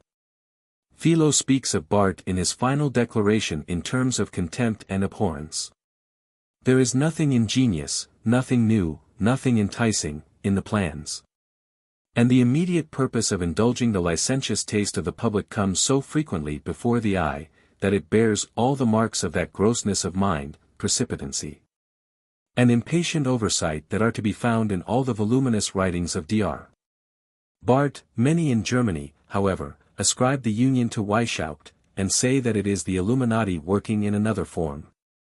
There is no denying that the principles, and even the manner of proceeding, are the same in every essential circumstance. Many paragraphs of the declamations circulated through Germany with the plans, are transcribed verbatim from Weishaupt's corrected system of Illuminatism. Much of the work on instruction, and the means for promoting it, is very nearly a copy of the same work, blended with slovenly extracts from some of his own writings. There is the same series of delusions from the beginning. As in Illuminatism, Freemasonry and Christianity are compounded first with marks of respect, then Christianity is twisted to a purpose foreign from it, but the same with that aimed at by Weishaupt, then it is thrown away altogether. And natural religion and atheism substituted for it, for no person will have a moment's hesitation in saying, that this is the creed of the author of the books on instruction and on the liberty of the press. Nor can he doubt that the political principles are equally anarchical with those of the Illuminati. The endeavors also to get possession of public offices, of places of education of the public mind, by the reading societies, and by publications are so many transcripts from the Illuminati. Add to this, that Dr. Barth was an Illuminatus and wrote the better than Horace, at the command of Weishaupt. Nay, it is well known that Weishaupt was twice or thrice at Barth's Ruhe during those transactions, and that he zealously promoted the formation of reading societies in several places. But I am rather of the opinion that Weishaupt made those visits in order to keep Dr. Barth within some bounds of decency, and to hinder him from hurting the cause by his precipitancy, when spurred on by the want of money. Weishaupt could not work in such an unskilful manner. But he would be very glad of such help as this coarse tool could give him, and Barth gave great help. For, when he was imprisoned and his papers seized, his archives, as he called them, shewed that there were many reading societies which his project had drawn together. The Prussian states had above 30, and the number of readers was astonishingly great, and it was found, that the pernicious books had really found their way into every hut. Barth, by descending a story lower than Weishaupt, has greatly increased the number of his pupils. But, although I cannot consider the German Union as a formal revival of the order under another name, I must hold those united, and the members of those reading societies, as Illuminati and Minervals. I must even consider the Union as a part of Spartacus's work. The plans of Weishaupt were partly carried into effect in their different branches. They were pointed out, and the way to carry them on are distinctly described in the private correspondence of the order. It required little genius to attempt them in imitation. Barth made the attempt, and in part succeeded. Weishaupt's hopes were well founded. The leaven was not only distributed, but the management of the fermentation was now understood, and it went on apace. It is to be remarked, that nothing was found among Barth's papers to support the story he writes in his diary. No such correspondences, but enough for detecting many of these societies. Many others, however, were found unconnected with Barth's Ruhe, not of better character either as to morality or loyalty, and some of them considerable and expensive. And many proofs were found of a combination to force the public to a certain way of thinking, by the management of the reviews and journals. The extensive dealings of Nicolai of Berlin gave him great weight in the bookmaking trade, which in Germany surpasses all our conceptions. The catalogues of new writings in sheets, which are printed twice a year for each of the fairs of Leipzig and Frankfurt, would astonish a British reader by the number. The booksellers meet there, and in one glance see the whole republic of literature, and, like Roman senators, decide the sentiments of distant provinces. By thus seeing the whole together, their speculations are national, and they really have it in their power to give what turn they please to the literature and to the sentiments of Germany. Still, however, they must be induced by motives. The motive of a merchant is gain, and every object appears in his eye something by which money may be made. Therefore, in a luxurious and voluptuous nation, licentious and free-thinking books will abound. The writers suggest, and the booksellers think how the thing will tickle. Yet it must not be inferred from the prevalence of such books, that such is the common sense of mankind, and that the writings are not the corrupters, but the corrupted, or that they are what they ought to be, because they please the public. We need only push the matter to an extremity, and its cause appears plain. Filthy prints will always create a greater crowd before the shop window than the finest performances of Wolet. Licentious books will be read with a fluttering eagerness, as long as they are not universally permitted, and pitiable will be the state of the nation when their number makes them familiar and no longer entertaining. But although it must be confessed that great encouragement was given to the skeptical, infidel, and licentious writings in Germany, we see that it was still necessary to practice seduction. Their religionist was made to expect some engaging exhibition of his faith. The citizen must be told that his civil connections are respected, and will be improved, and all are told that good manners or virtue is to be supported. Man is supposed to be, in very essential circumstances, what he wishes to be, and feels he ought to be, and he is corrupted by means of falsehood and trick. The principles by which he is wheedled into wickedness in the first instance are therefore such as are really addressed to the general sentiments of mankind. These therefore should be considered as more expressive of the public mind than those which he afterwards adopts, after this artificial education. Therefore virtue, patriotism, loyalty, veneration for true and undefiled religion, are really acknowledged by those corrupters to be the prevailing sentiments, and they are good if this prevalence is to be the test of worth. The mind that is otherwise affected by them, and hypocritically uses them in order to get hold of the uninitiated, that he may in time be made to cherish the contrary sentiments, cannot be a good mind. Notwithstanding any pretentious it may make to the love of mankind. No man, not Weishaupt himself, has made stronger professions of benevolence, of regard for the happiness of mankind, and of everything that is amiable, than Dr. Barth. It may not be useless to inquire what effect such principles have had on his own mind, and those of his chief coadjutors. Deceit of every kind is dishonorable. And the deceit that is professedly employed in the proceedings of the Union is no exception. No pious fraud whatever must be used, and pure religion must be presented to the view without all disguise. The more fair virtues seen, the more she charms. Safe, plain, and easy, are her artless ways. With face erect, her eyes look straight before. For dauntless is her march, her step secure. Not so pale fraud now here she turns, now there. Still seeking darker shades, secure in none. Looks often back, and wheeling round and round. Sinks headlong in the danger she would shun. The mean motive of the Protestant skeptic is as inconsistent with our notions of honesty as with our notions of honor, and our suspicions are justly raised of the character of Dr. Barth and his associates, even although we do not suppose that their aim is the total abolishing of religion. With propriety therefore may we make some inquiry about their lives and conduct. Fortunately this is easy in the present instance. A man that has turned every eye upon himself can hardly escape observation. But it is not so easy to get fair information. The peculiar situation of Dr.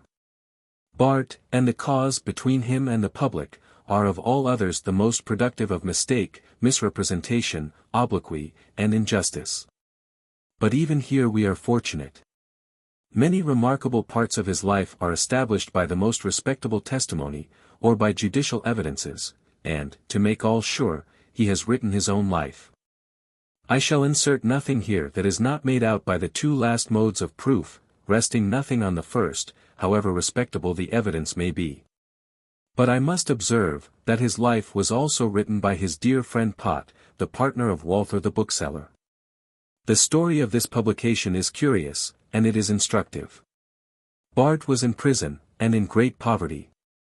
He intended to write his own life, to be printed by Walther, under a fictitious name, and in this work he intended to indulge his spleen and his dislike of all those who had offended him, and in particular all priests, and rulers, and judges, who had given him so much trouble. He knew that the strange, and many of them scandalous anecdotes, with which he had so liberally interlarded many of his former publications, would set curiosity on tiptoe, and would procure a rapid sale as soon as the public should guess that it was his own performance, by the singular but significant name which the pretended author would assume. He had almost agreed with Walther for $1,000, about L. 200, when he was imprisoned for being the author of the farce so often named, and of the commentary on the religion edict, written by Pott, and for the proceedings of the German Union. He was refused the use of pen and ink. He then applied to Pott, and found means to correspond with him, and to give him part of his life already written, and materials for the rest, consisting of stories, and anecdotes, and correspondence. Pott sent him several sheets, with which he was so pleased, that they concluded a bargain. Bart says, that Pott was to have 400 copies, and that the rest was to go to the maintenance of Bart and his family, consisting of his wife, daughter, a Christina and her children who lived with them, and Pott gives a different account, and the truth was different from both, but of little consequence to us. Bart's papers had been seized, and searched for evidence of his transactions, but the strictest attention was paid to the precise points of the charge, and no paper was abstracted which did not relate to these. All others were kept in a sealed room. Pott procured the removal of the seals, and got possession of them. Bart says, that his wife and daughter came to him in prison, almost starving, and told him that now that the room was opened, Pott had made an offer to write for their support. If he had the use of these papers, that this was the conclusion of the bargain, and that Pott took away all the papers. N.B. Pott was the associate of Walther, who had great confidence in him, Anekdotenbuch für meinen lieben Ansbruder, page 400. And had conducted the business of Stark's book, as has been already mentioned. No man was better known to Bart, for they had long acted together as chief hands in the Union. He would therefore write the life of its founder con amore, and it might be expected to be a rare and tickling performance. And indeed it was.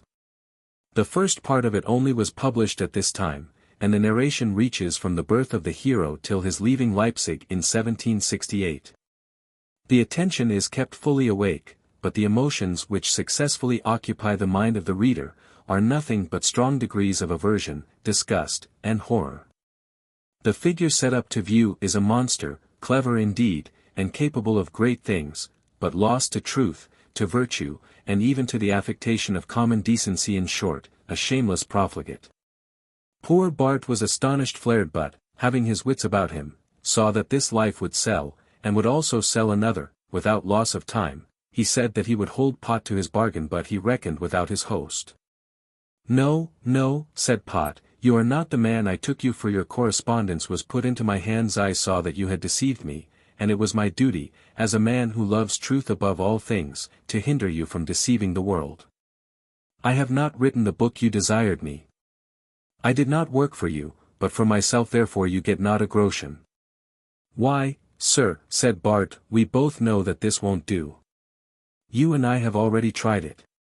You received Stark's manuscript, to be printed by Walther, and you sent it hither to Michaelis, that I might see it during the printing. I wrote an illustration and a key, which made the fellow very ridiculous, and they were printed together, with one title page.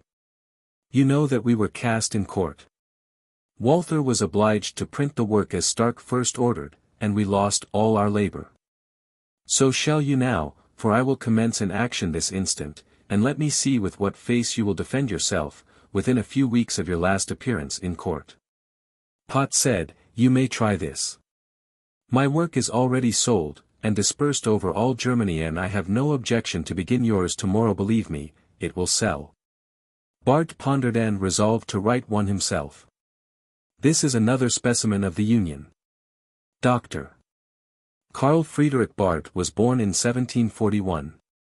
His father was then a parish minister, and afterwards professor of theology at Leipzig, where he died in 1775. The youth, when at college, enlisted in the Prussian service as a hussar, but was bought off by his father. He was M.A. in 1761. He became catechist in his father's church, was a popular preacher, and published sermons in 1765, and some controversial writings, which did him honor, but he then began to indulge in conviviality, and in anonymous pasquinades.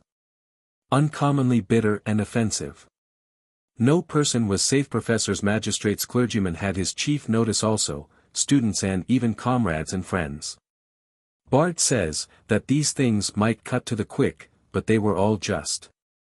Unluckily his temperament was what the atomical philosophers, who can explain everything by ethers and vibrations, call sanguine. He therefore, his own word, was a passionate admirer of the ladies.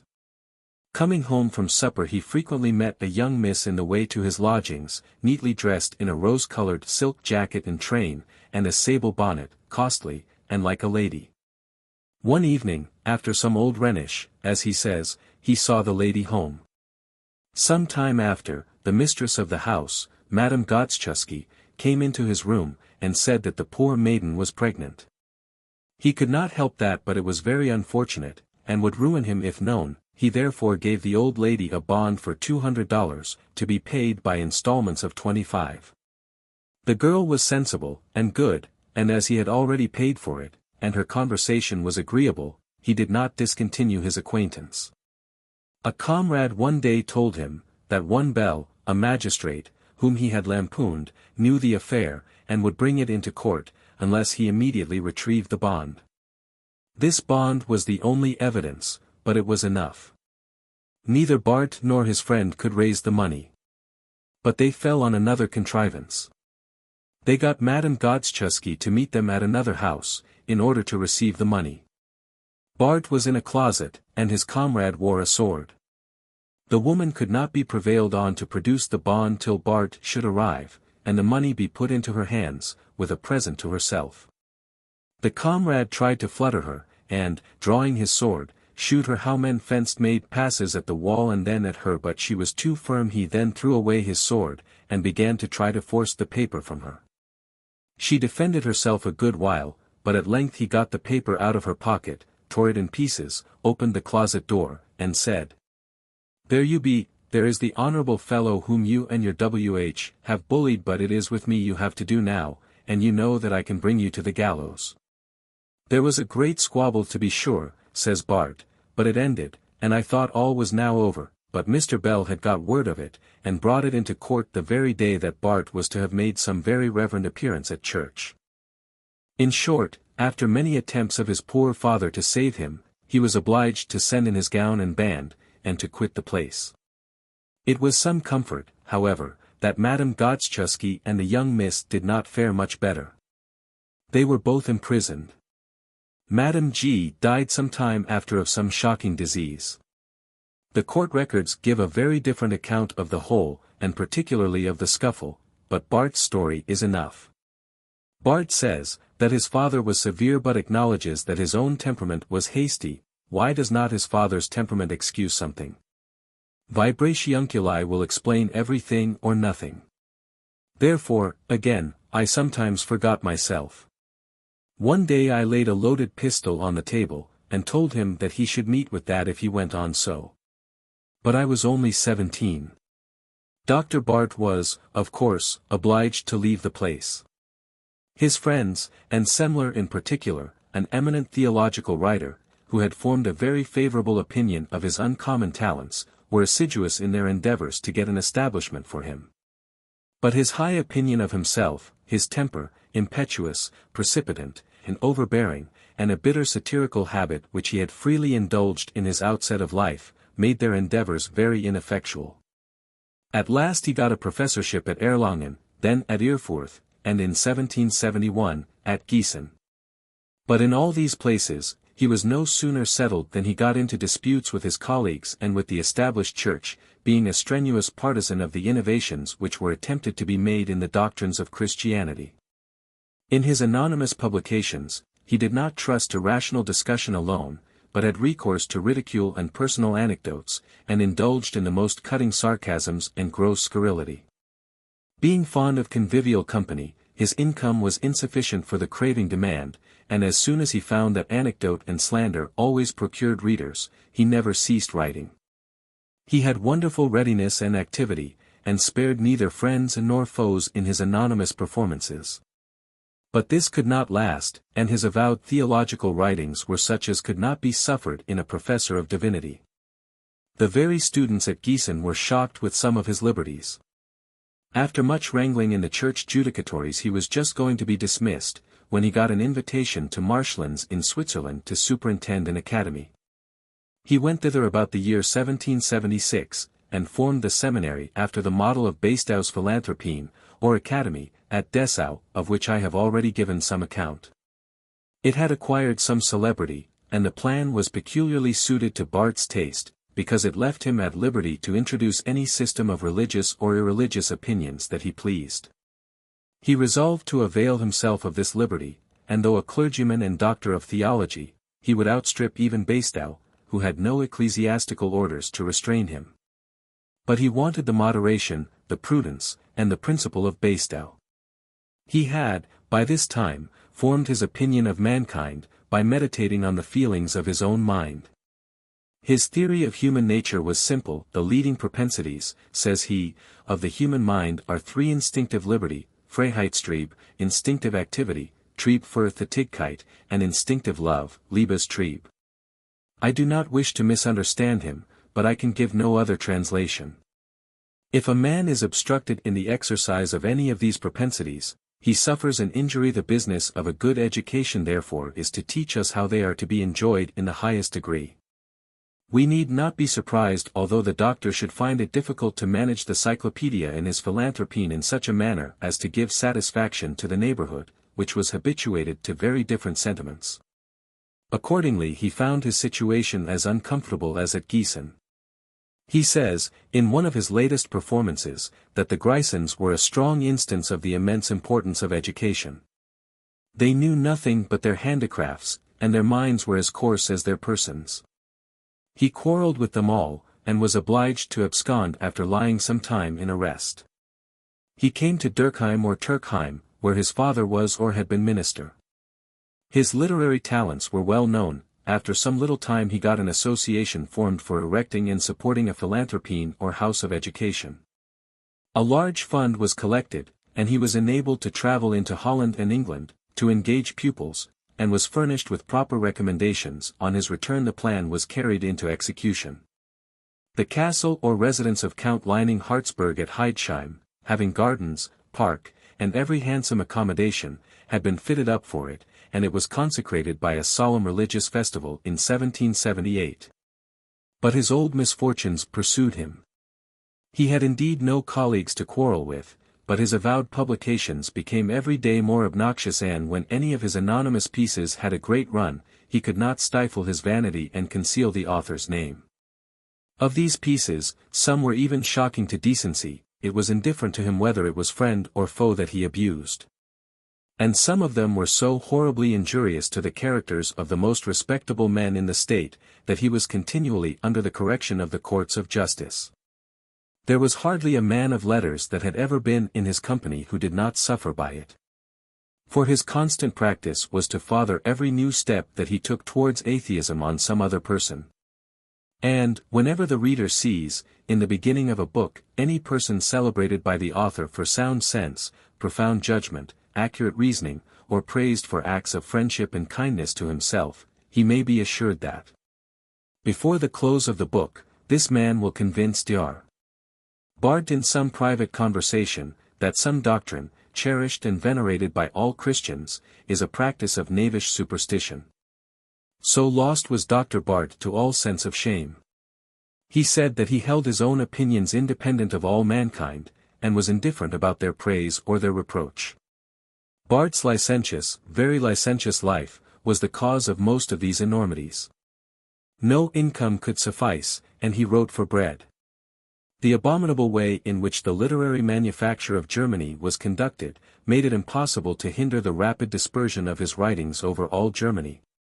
And the undelicate and coarse maw of the public was as ravenous as the sensuality of Dr. Barth, who really battened in the Epicurean sty. The consequence of all this was that he was obliged to fly from Heidsheim, leaving his sureties in the philanthropine to pay about $14,000, besides debts without number to his friends. He was imprisoned at Dienheim, but was released I know not how, and settled at Halle. There he sunk to be a keeper of a tavern and billiard table, and his house became the resort and the bane of the students in the university. He was obliged therefore to leave the city. He had somehow got funds which enabled him to buy a little vineyard, prettily situated in the neighborhood. This he fitted up with every accommodation that could invite the students, and called it Barth's Ruhe. We have already seen the occupations of Dr. B. In this Bune Retiro can we call it odium cum dignitate? Alas no. He had not lived 2 years here, bustling and toiling for the German Union, sometimes without a bit of bread when he was sent to prison at Halle, and then to Magdeburg, where he was more than a year in jail. He was set at liberty, and returned to Bart's Rua, not, alas, to live at ease, but to lie down on a sick bed, where, after more than a year's suffering increasing pain, he died on the 23d of April 1793. The most wretched and loathsome victim of unbridled sensuality. The account of his case is written by a friend, a Dr. Jung, who professes to defend his memory in his principles. The medical description melted my heart, and I am certain would make his bitterest enemy weep. Jung repeatedly says that the case was not venereal, calls it the vineyard disease, the quicksilver disease. He was dying of an unconquerable salivation, and yet, through the whole of his narration, relates symptoms and sufferings, which, as a medical man, he could not possibly mean to be taken in any other sense than as effects of pox. He meant to please the enemies of poor Bart, knowing that such a man could have no friends, and being himself ignorant of what friendship or goodness is. The fate of this poor creature affected me more than anything I have read of a great while. All his open enemies put together have not said so much ill of him as his trusted friend Pott, and another confidant, whose name I cannot recollect, who published in his lifetime an anonymous book called Bart with the Iron Brow, and this fellow Jung, under the absurd mask of friendship, exhibited the loathsome carcass for a florin, like a malefactor's at Surgeons' Hall. Such were the fruits of the German Union, of that illumination that was to refine the heart of man, and bring to maturity the seeds of native virtue, which are choked in the hearts of other men by superstition and despotism. We see nothing but mutual treachery and base desertion.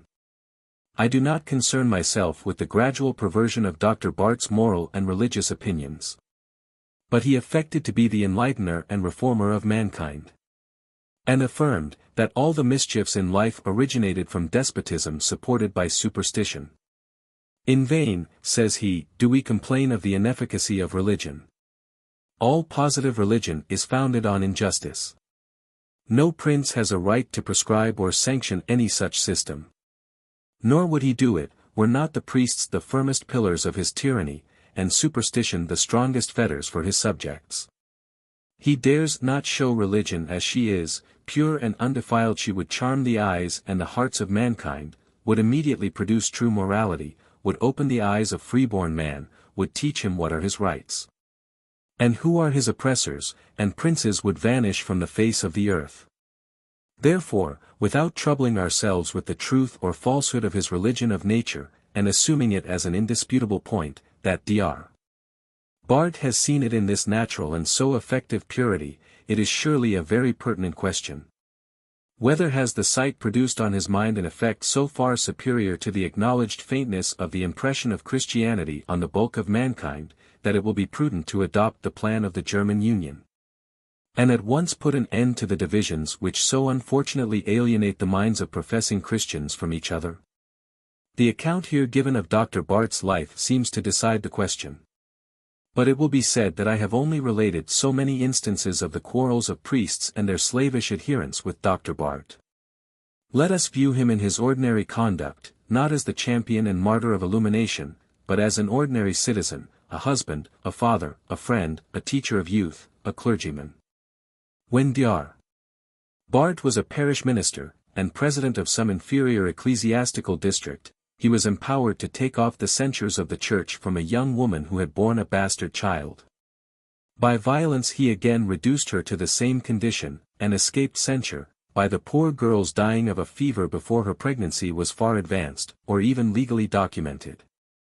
Also, on the night of the solemn farce of consecrating his philanthropine, he debauched the maid-servant, who bore twins, and gave him up for the father. The thing, I presume, was not judiciously proved, otherwise he would have surely been disgraced, but it was afterwards made evident, by the letters which were found by Pott, when he undertook to write his life. A series of these letters had passed between him and one Graf a steward, who was employed by him to give the woman the small pittance by which she and the infants were maintained. Remonstrances were made when the money was not advanced. And there are particularly letters about the end of 1779, which show that Bart had ceased giving anything. On the ___ of February 1780, the infants, 3 years old, were taken away in the night, and were found exposed, the one at Ufstein, and the other at Worms, many miles distant from each other, and almost frozen to death. The first was found, by its moans, by a shoemaker in a field by the roadside, about 6 in the morning, the other was found by 2 girls between the hedges in a lane, set between 2 great stones, past all crying. The poor mother travelled up and down the country in quest of her infants, and hearing these accounts, found them both, and took one of them home. But not being able to maintain both, when Bart's commissioner refused contributing any more, it remained with the good woman who had taken it in. Bart was married in 1772 while at Gießen. But after wasting the greatest part of his wife's little fortune left her by a former husband, he was provoked, by losing 1,000 florins, about L. 110, in the hands of her brother, who would not pay it up. After this he used her very ill, and speaks very contemptuously of her in his own account of his life, calling her a dowdy, jealous, and everything contemptible. In 2 infamous novels, he exhibits characters, in which she is represented in a most cruel manner. Yet this woman, perhaps during the honeymoon, was enticed by him one day into the bath, in the pond of the garden of the Philanthropine at Heidsheim, and there, in the sight of all the pupils, did he, also undressed, toy with his naked wife in the water. When at Halle, he used the poor woman extremely ill, keeping a mistress in the house, and giving her the whole command of the family, while the wife and daughter were confined to a separate part of it. When in prison at Magdeburg, the strumpet lived with him, and bore him 2 children.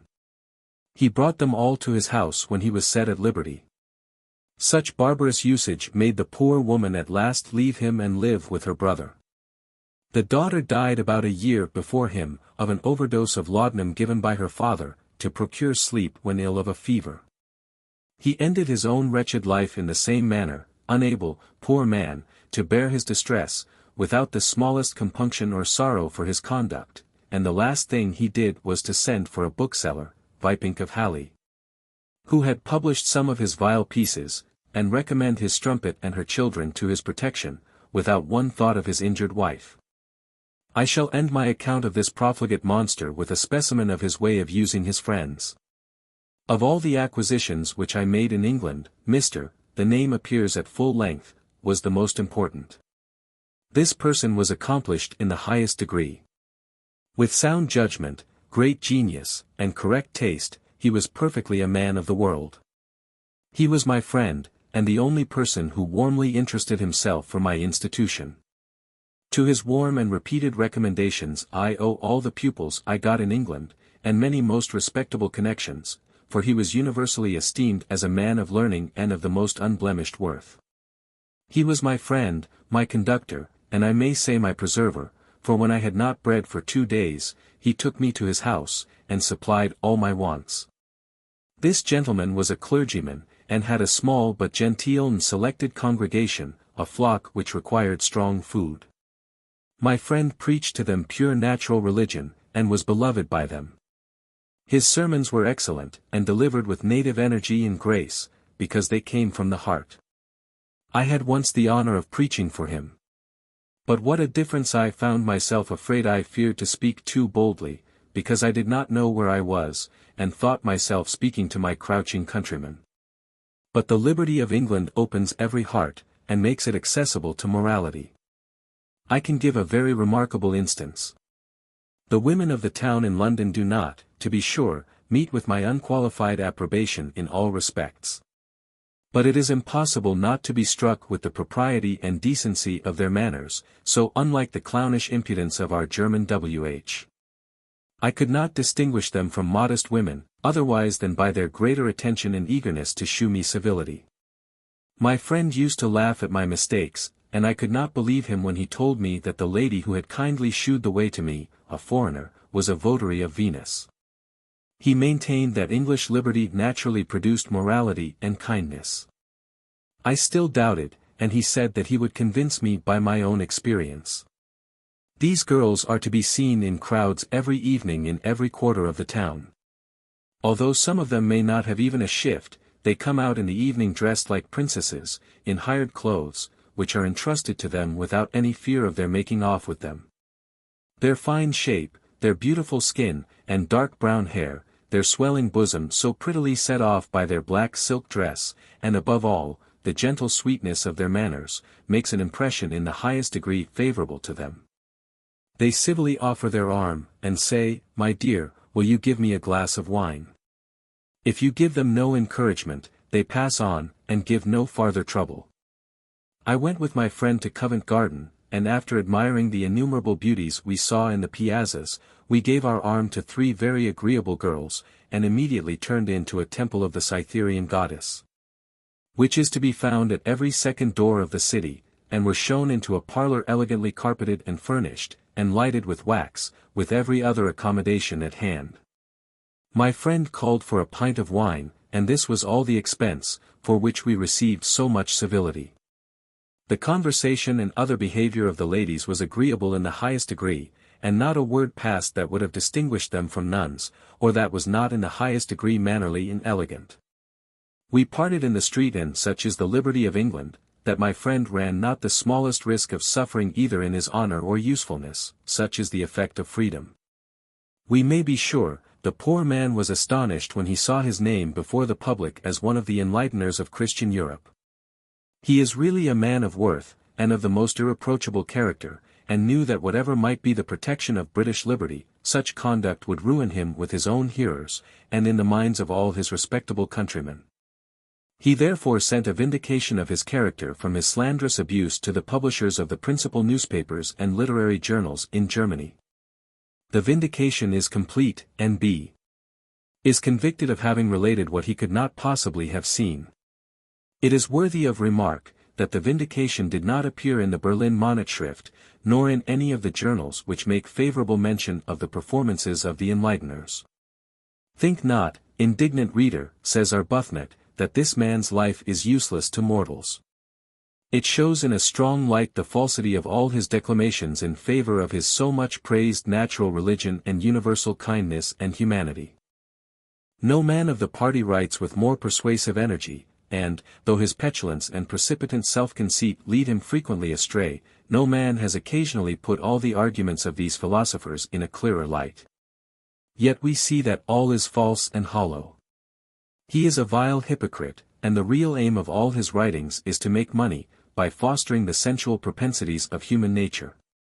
Although he sees and feels that the completion of the plan of the German Union would be an event more destructive and lamentable than any that can be pointed out in the annals of superstition. I will not say that all partisans of illumination are hogs of the sty of Epicurus like this wretch. But the reader must acknowledge that, in the institution of Weishaupt, there is the same train of sensual indulgence laid along the whole. And that purity of heart and life is no part of the morality that is held forth as the perfection of human nature. The final abolition of Christianity is undoubtedly one of its objects, whether as an end of their efforts, or as a mean for the attainment of some end still more important. Purity of heart is perhaps the most distinctive feature of Christian morality.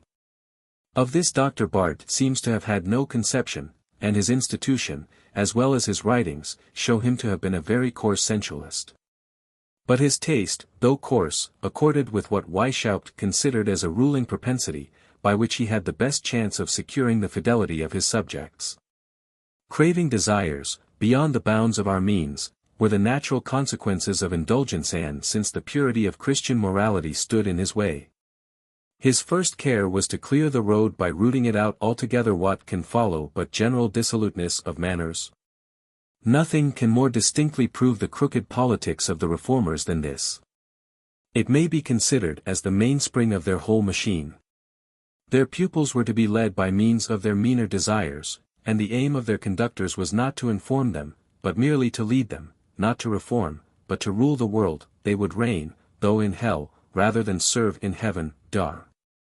Barth was a true apostle of Illuminatism. And though his torch was made of the grossest materials, and served only to discover sights of woe, the horrid glare darted into every corner, rousing hundreds of filthy vermin. and directing their flight to the rotten carrion where they could best deposit their poison and their eggs. In the breasts, to wit, of the sensual and profligate, there to fester and burst forth in a new and filthy progeny, and it is astonishing what numbers were thus roused into action. The scheme of reading societies had taken prodigiously, and became a very profitable part of the literary trade of Germany. The booksellers and writers soon perceived its importance, and acted in concert. I might fill a volume with extracts from the criticisms which were published on the religion edict so often mentioned already. The Leipzig catalogue for 1 year contained 173. Although it concerned the Prussian states alone, these appeared in every corner of Germany, nay, also in Holland, in Flanders, in Hungary, in Switzerland, in Courland, and in Livonia. This shows it to have been the operation of an associated band, as was intimated to the king with so much petulance by Mirabeau. There was, past all doubt, such a combination among the innumerable scribblers who supplied the fairs of Leipzig and Frankfurt. Mirabeau calls it a conjuration de philosophes, an expression very clear to himself, for the myriads of garreteers who have long fed the craving mouth of Paris, always thirsting after some new thing, called themselves philosophers, and, like the gangs of St. Giles, conversed with each other in a cant of their own, full of moral, of energy, of bienveillance, and unintelligible or misunderstood by other men, and used for the purpose of deceit. While Mirabeau lived too, they formed a conjuration. The 14th of July, 1790, the most solemn invocation of the divine presence ever made on the face of this earth, put an end to the propriety of this appellation.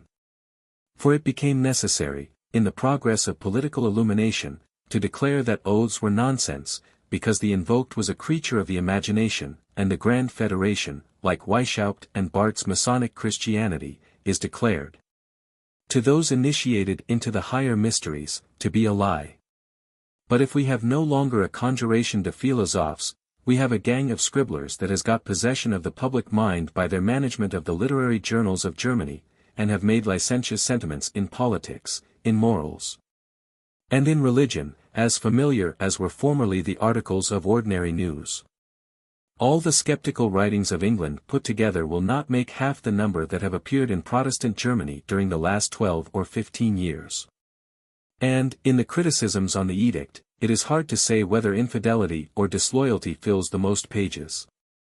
To such a degree had the Illuminati carried this favorite and important point that they obtained the direction even of those whose office it was to prevent it. There is at Vienna, as at Berlin, an office for examining and licensing writings before they can have their course in the market. This office publishes annually an index of forbidden books. In this index are included the account of the last operations of Spartacus and Philo in the order of Illuminati, and a dissertation on the final overthrow of Freemasonry, a most excellent performance, showing the gradual corruption and final perversion of that society to a seminary of sedition. Also the Vienna Magazine of Literature and Arts, which contains many accounts of the interferences of the Illuminati in the disturbances of Europe. The censor who occasioned this prohibition was an Illuminatus, named Retzer. He makes a most pitiful and Jesuitical defense, showing himself completely versant in all the chicane of the Illuminati, and devoted to their infidel principles. See Rel Beijben. 1795, page 493. There are two performances which give us much information respecting the state of moral and political opinions in Germany about this time. One of them is called, Proofs of a Hidden Combination to Destroy the Freedom of Thought and Writing in Germany. These proofs are general, taken from many concurring circumstances in the condition of German literature. They are convincing to a thinking mind, but are too abstracted to be very impressive on ordinary readers. The other is the Appeal to My Country, which I mentioned in the former part of this work. This is much more striking, and, in each branch of literature, gives a progressive account of the changes of sentiment, all supported by the evidence of the books themselves. The author puts it past contradiction, that in every species of literary composition into which it was possible, without palpable absurdity, to introduce licentious or seditious principles, it was done. Many romances, novels, journeys through Germany and other countries 15 are written on purpose to attach praise or reproach to certain sentiments, characters, and pieces of conduct. The prince, the nobleman, is made despotic, oppressive, unfeeling, or ridiculous. The poor, and the men of talents, are unfortunate and neglected, and here and there a fictitious graf or baron is made a divinity. By philanthropy expressed in romantic charity and kindness, or ostentatious indifference for the little honors which are so precious in the eyes of a German. In short, the system of Weishaupt and Nig is carried into vigorous effect over all. In both these performances, and indeed in a vast number of other pieces, I see that the influence of Nicolai is much commented on, and considered as having had the chief hand in all those innovations. Thus I think it clearly appears, that the suppression of the Illuminati in Bavaria and of the Union of Brandenburg, were insufficient for removing the evils which they had introduced. The Elector of Bavaria was obliged to issue another proclamation in November 1790, warning his subjects of their repeated machinations, and particularly enjoining the magistrates to observe carefully the assemblies in the reading societies, which were multiplying in his states. A similar proclamation was made and repeated by the Regency of Hanover, and it was on this occasion that Mauvillain impudently avowed the most anarchical opinions, but Weishaupt and his agents were still busy and successful. The habit of plotting had formed itself into a regular system. Societies now acted everywhere in secret, in correspondence with similar societies in distant places. And thus a mode of cooperation was furnished to the discontented, the restless, and the unprincipled in all places, without even the trouble of formal initiations. And without any external appearances by which the existence and occupations of the members could be distinguished. The hydra's teeth were already sown, and each grew up, independent of the rest, and soon sent out its own offsets. In all places where such secret practices were going on, there did not fail to appear some individuals of more than common zeal and activity, who took the lead, each in his own circle. This gives a consistency and unity to the operations of the rest, and they, encouraged by this cooperation, could now attempt things which they would not have otherwise ventured on. It is not till this state of things obtains, that this influence becomes sensible to the public. Philo, in his public declaration, unwarily lets this appear. Speaking of the numerous little societies in which their principles were cultivated, he says, "We thus begin to be formidable. It may now alarm, but it is now too late. The same germ is now sprouting in another place." I must not forget to take notice that about this time, 1787 or 1788, there appeared an invitation from a baron or princess, governor of the Dutch fortress H before the troubles in Holland, to form a society for the protection of princes. The plan is expressed in very enigmatical terms, but such as plainly show it to be merely an odd title, to catch the public eye, for the association is of the same seditious kind with all those already spoken of, viz. Professing to enlighten the minds of men, and making them imagine that all their hardships proceed from superstition, which subjects them to useless and crafty priests. And from their own indolence and want of patriotism, which make them submit to the maladministration of ministers. The sovereign is supposed to be innocent, but to be a cipher, and every magistrate, who is not chosen by the people actually under him, is held to be a despot, and is to be bound hand and foot. Many circumstances concur to prove that the projector of this insidious plan is the Prince Solms, who so assiduously fomented all the disturbances in the Dutch and Austrian Netherlands. He had, before this time, taken into his service Swack, the Cato of the Illuminati. The project had gone some length when it was discovered and suppressed by the States. Zimmermann, who had been president of the Illuminati in Mannheim, was also a most active person in propagating their doctrines in other countries.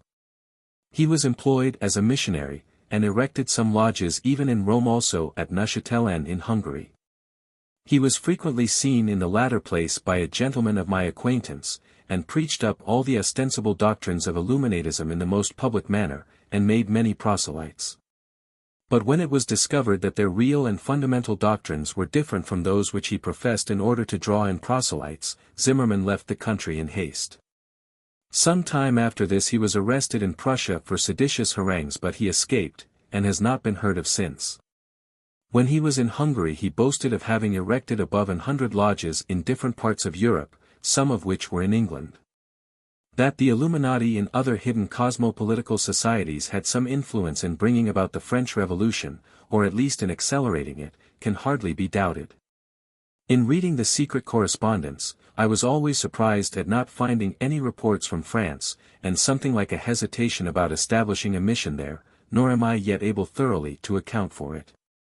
But there is abundant evidence that they interfered, both in preparing for it in the same manner as in Germany, and in accelerating its progress.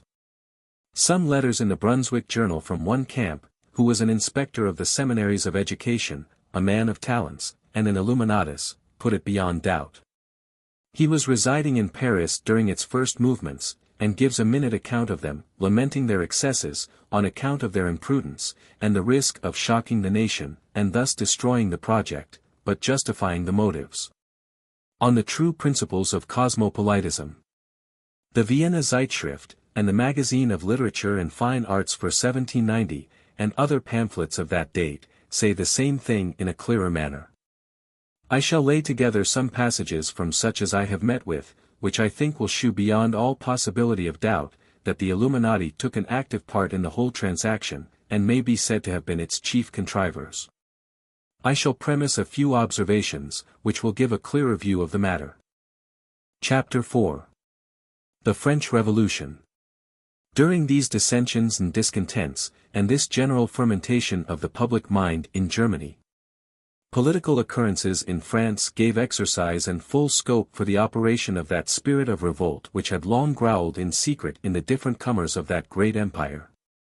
The cosmopolitical and skeptical opinions and sentiments so much cultivated in all the lodges of the Philelites had by this time been openly professed by many of the sages of France, and artfully interwoven with their statistical economics.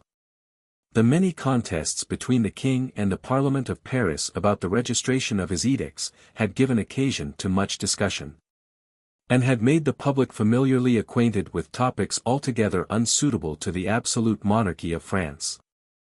This acquaintance with the natural expectations of the subject, and the expediency of a candid attention on the part of government to these expectations, and a view of legislation and government founded on a very liberal interpretation of all these things, was prodigiously promoted by the rash interference of France in the dispute between Great Britain and her colonies. In this attempt to ruin Britain, even the court of France was obliged to preach the doctrines of liberty, and to take its chance that Frenchmen would consent to be the only slaves. But their officers and soldiers who returned from America, imported the American principles, and in every company found hearers who listened with delight and regret to their fascinating tale of American independence.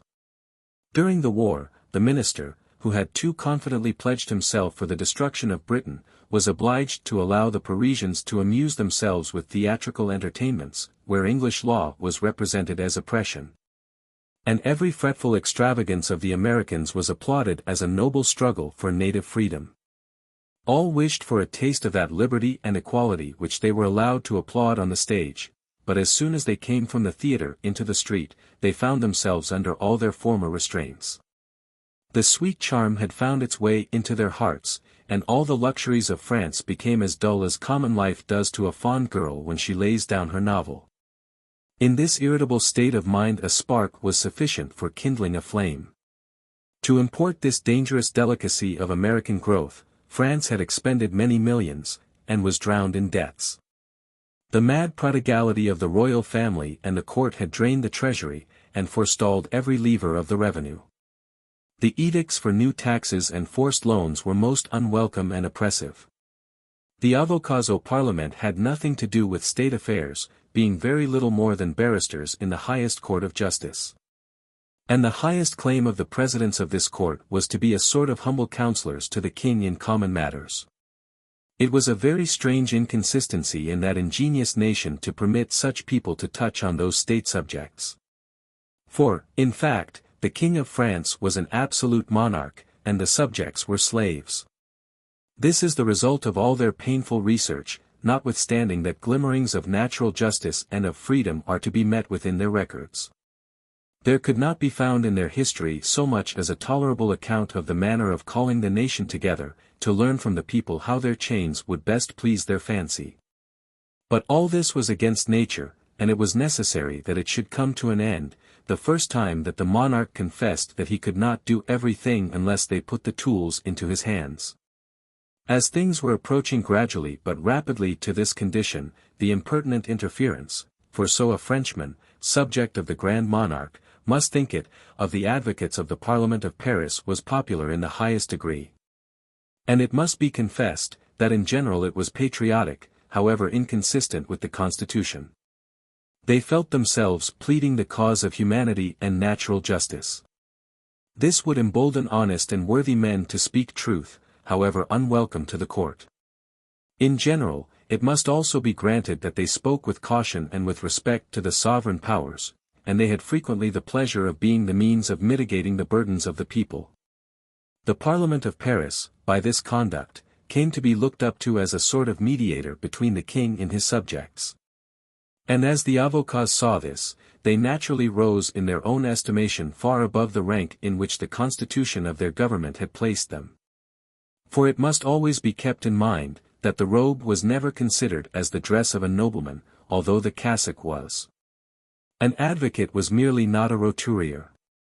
And though we can hardly conceive a profession more truly honorable than the dispensing of distributive justice, nor any skill more congenial to a rational mind than that of the practical morality which we, in theory, consider as the light by which they are always conducted. And although even the artificial constitution of France had long been obliged to bow to the dictates of nature and humanity, and to confer nobility, and even title, on such of the professors of the municipal law as had, by their skill and their honorable character, risen to the first offices of their profession, yet the noblesse de la robe never could incorporate with the noblesse du sang, nor even with the noblesse de l'épée. The descendants of a Marquis de la Robe never could rise to certain dignities in the church and at court.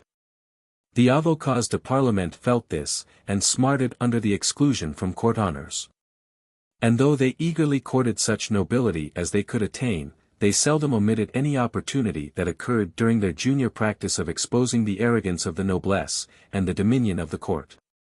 This increased their popularity, and in the present situation of things, being certain of support, they went beyond their former cautious bounds, and introduced in their pleadings, and particularly in their joint remonstrances against the registration of edicts, all the wire-drawn morality, and cosmopolitical jurisprudence, which they had so often rehearsed in the lodges, and which had of late been openly preached by the economists and philosophers.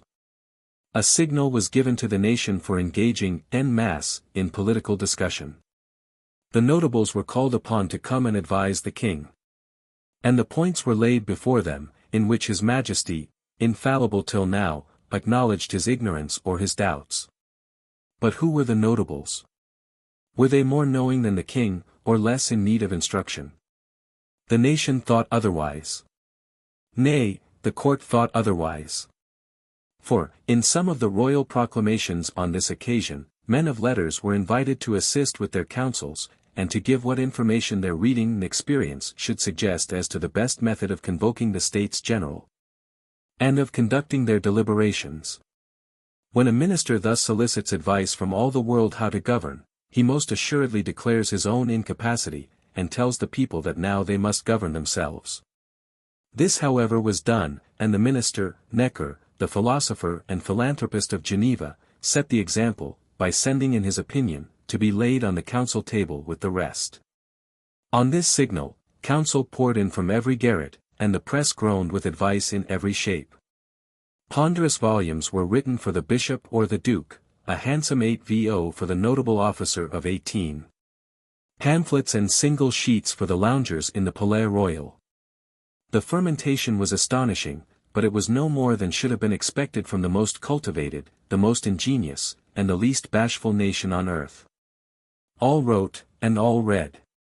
Not contented with bringing forth all the fruits which the illumination of these bright days of reason had raised in such abundance in the conservatories of the Philhellenes, and which had been gathered from the writings of Voltaire, Diderot, Rousseau, Raynal, and The patriotic counselors of the notables had ransacked all the writings of former ages.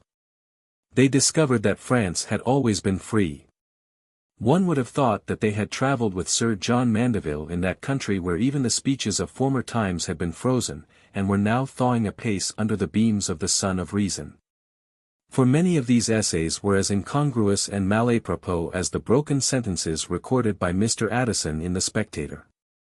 A gentleman who was in Paris at this time, a person of great judgment, and well informed in everything respecting the constitution and present condition of his country, assured me that this invitation, followed by the memorial of Mr. Necker, operated like an electrical shock. In the course of 4 or 5 days, the appearance of Paris was completely changed. Everywhere one saw a crowd staring at papers pasted on the walls, breaking into little parties, walking up and down the streets in eager conversation, adjourning to coffee houses, and the conversation in all companies turned to politics alone. And in all these conversations, a new vocabulary, where every second word was morality, philanthropy, toleration, freedom, and equalization of property. Even at this early period persons were listened to without censure, or even surprise, who said that it was nonsense to think of reforming their government, and that it must be completely changed. In short, in the course of a month, a spirit of licentiousness and a rage for innovation had completely pervaded the minds of the Parisians. The most conspicuous proof of this was the unexpected fate of the Parliament. It met earlier than usual, and to give greater éclat to its patriotic efforts, and completely to secure the gratitude of the people, it issued an arrêt on the present state of the nation, containing a number of resolutions on the different leading points of national liberty. A few months ago these would have been joyfully received as the Magna Carta of freedom, and really contained all that a wise people should desire. But because the Parliament had some time before given it as their opinion as the Constitutional Council of the Crown, that the States should be convoked on the principles of their last meeting in 1614, which preserved the distinctions of rank. All their past services were forgotten, all their hard struggle with the former administration, and their unconquerable courage and perseverance, which ended only with their downfall, all were forgotten. And those distinguished members whose zeal and sufferings ranked them with the most renowned heroes and martyrs of patriotism, were now regarded as the contemptible tools of aristocracy. The Parliament now set, in a fiery troubled sky to rise no more. Of all the barristers in the Parliament of Paris, the most conspicuous for the display of the enchanting doctrines of liberty and equality was Mr. Duval, son of an avocat in the same court, and ennobled about this time under the name of Desprezmenil. He was member of a lodge of the Amos Réunis at Paris, called the Contract Social, and of the Lodge of Chevaliers Bienfaisants at Lyons. His reputation as a barrister had been prodigiously increased about this time by his management of a cause, where the descendant of the unfortunate General Lally, after having obtained the restoration of the family honours, was striving to get back some of the estates. Mr. Lally Tolendal had even trained himself to the profession, and pleaded his own cause with astonishing abilities. But Desprezmenil had near connections with the family which was in possession of the estates, and opposed him with equal powers, and more address. He was on the side which was most agreeable to his favourite topics of declamation, and his pleadings attracted much notice both in Paris and in some of the provincial parliaments. I mention these things with some interest, because this was the beginning of that marked rivalship between Lally Tolendal and Desprezmenil, which made such a figure in the journals of the National Assembly. It ended fatally for both. Lally Tolendal was obliged to quit the Assembly, when he saw it determined on the destruction of the monarchy and of all civil order, and at last to emigrate from his country with the loss of all his property, and to subsist on the kindness of England. Desprezmenil attained his meridian of popularity by his discovery of the secret plan of the court to establish the Cour plénière, and ever after this took the lead in all the strong measures of the Parliament of Paris, which was now overstepping all bounds of moderation or propriety, in hopes of preserving its influence after it had rendered itself impotent by an unguarded stroke. Desprezmenil was the first martyr of that liberty and equality which it was now boldly preaching, having voluntarily surrendered himself a prisoner to the officer sent to demand him from the Parliament. He was also a martyr to anything that remained of the very shadow of liberty after the Revolution, being guillotined by Robespierre. I have already mentioned the intrigues of Count Mirabeau at the court of Berlin, and his seditious preface and notes on the anonymous letters on the rights of the Prussian states. He also, while at Berlin, published an essay sur la secte des Illumines, one of the strangest and most impudent performances that ever appeared. He there describes a sect existing in Germany, called the Illuminated, and says, that they are the most absurd and gross fanatics imaginable, waging war with every appearance of reason, and maintaining the most ridiculous superstitions. He gives some account of these, and of their rituals, ceremonies, and as if he had seen them all.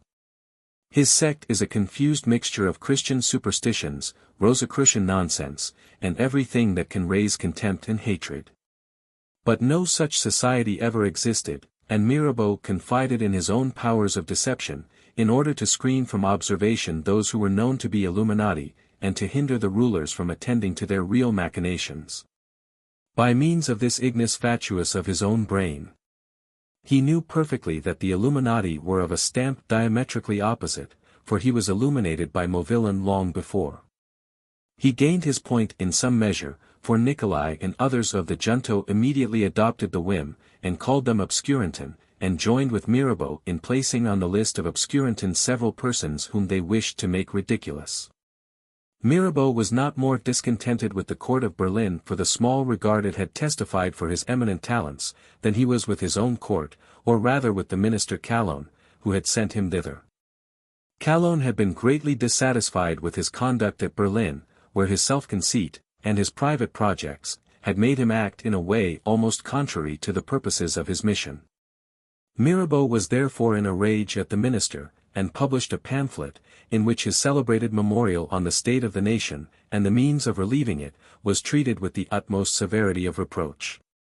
And in this contest his mind was wrought up to that violent pitch of opposition which he ever after maintained. To be noticed, and to lead, were his sole objects, and he found that taking the side of the discontented was the best field for his eloquence and restless ambition. Yet there was no man that was more devoted to the principles of a court than Count Mirabeau, provided he had a share in the administration. And he would have obtained it, if anything moderate would have satisfied him, but he thought nothing worthy of him but a place of active trust, and a high department. For such offices all knew him to be totally unfit.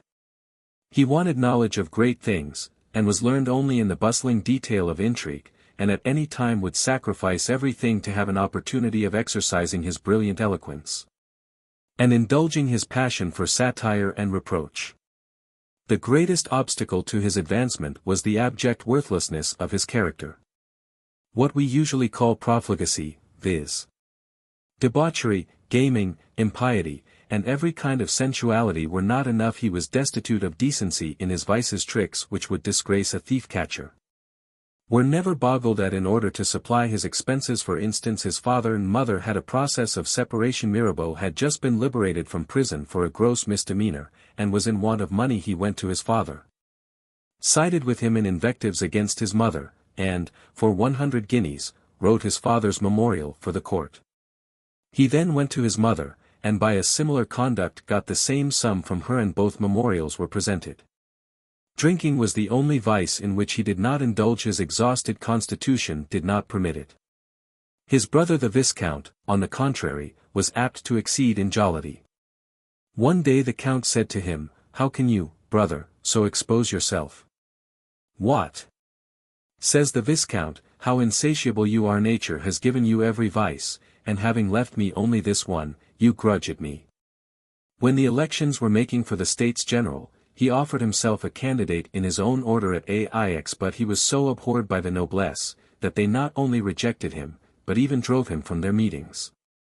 This affront settled his measures, and he determined on their ruin. He went to the Commons, disclaimed his being a gentleman, set up a little shop in the marketplace of Aix, and sold trifles, and now, fully resolved what line he should pursue, he courted the Commons by joining in all their excesses against the noblesse, and was at last returned a member of the Assembly. From this account of Mirabeau we can easily foretell the use he would make of the illumination which he had received in Germany. Its grand truths and just morality seem to have had the same effects on his mind as on that of Weishaupt or Barth. In the year 1786, Mirabeau, in conjunction with the Duc de Lauzun and the Abbé Périgord, afterwards Bishop of Autun, the man so puffed in the national assemblies as the brightest pattern of humanity, reformed a lodge of Philolithes in Paris, which met in the Jacobin college or convent.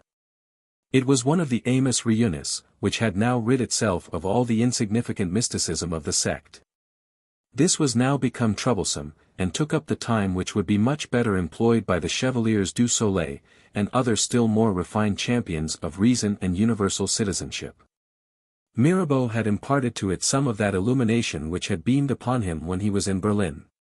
In 1788 he and the abbé were wardens of the lodge. They found that they had not acquired all the dexterity of management that he understood was practiced by his brethren in Germany, for keeping up their connection, and conducting their correspondence. A letter was therefore sent from this lodge, signed by these two gentlemen, to the brethren in Germany, requesting their assistance and instruction. In the course of this year, and during the sitting of the nobles, a deputation was sent from the German Illuminati to catch this glorious opportunity of carrying their plan into full execution with the greatest éclat. Nothing can more convincingly demonstrate the early intentions of a party, and this a great party, in France to overturn the constitution completely, and plant a democracy or oligarchy on its ruins. The Illuminati had no other object. They accounted all princes usurpers and tyrants, and all privileged orders as their abettors. They intended to establish a government of morality, as they called it, Sittenregiment, where talents and character, to be estimated by their own scale, and by themselves, should alone lead to preferment. They meant to abolish the laws which protected property accumulated by long-continued and successful industry, and to prevent for the future any such accumulation. They intended to establish universal liberty and equality, the imprescriptible rights of man, at least they pretended all this to those who were neither magi nor regents.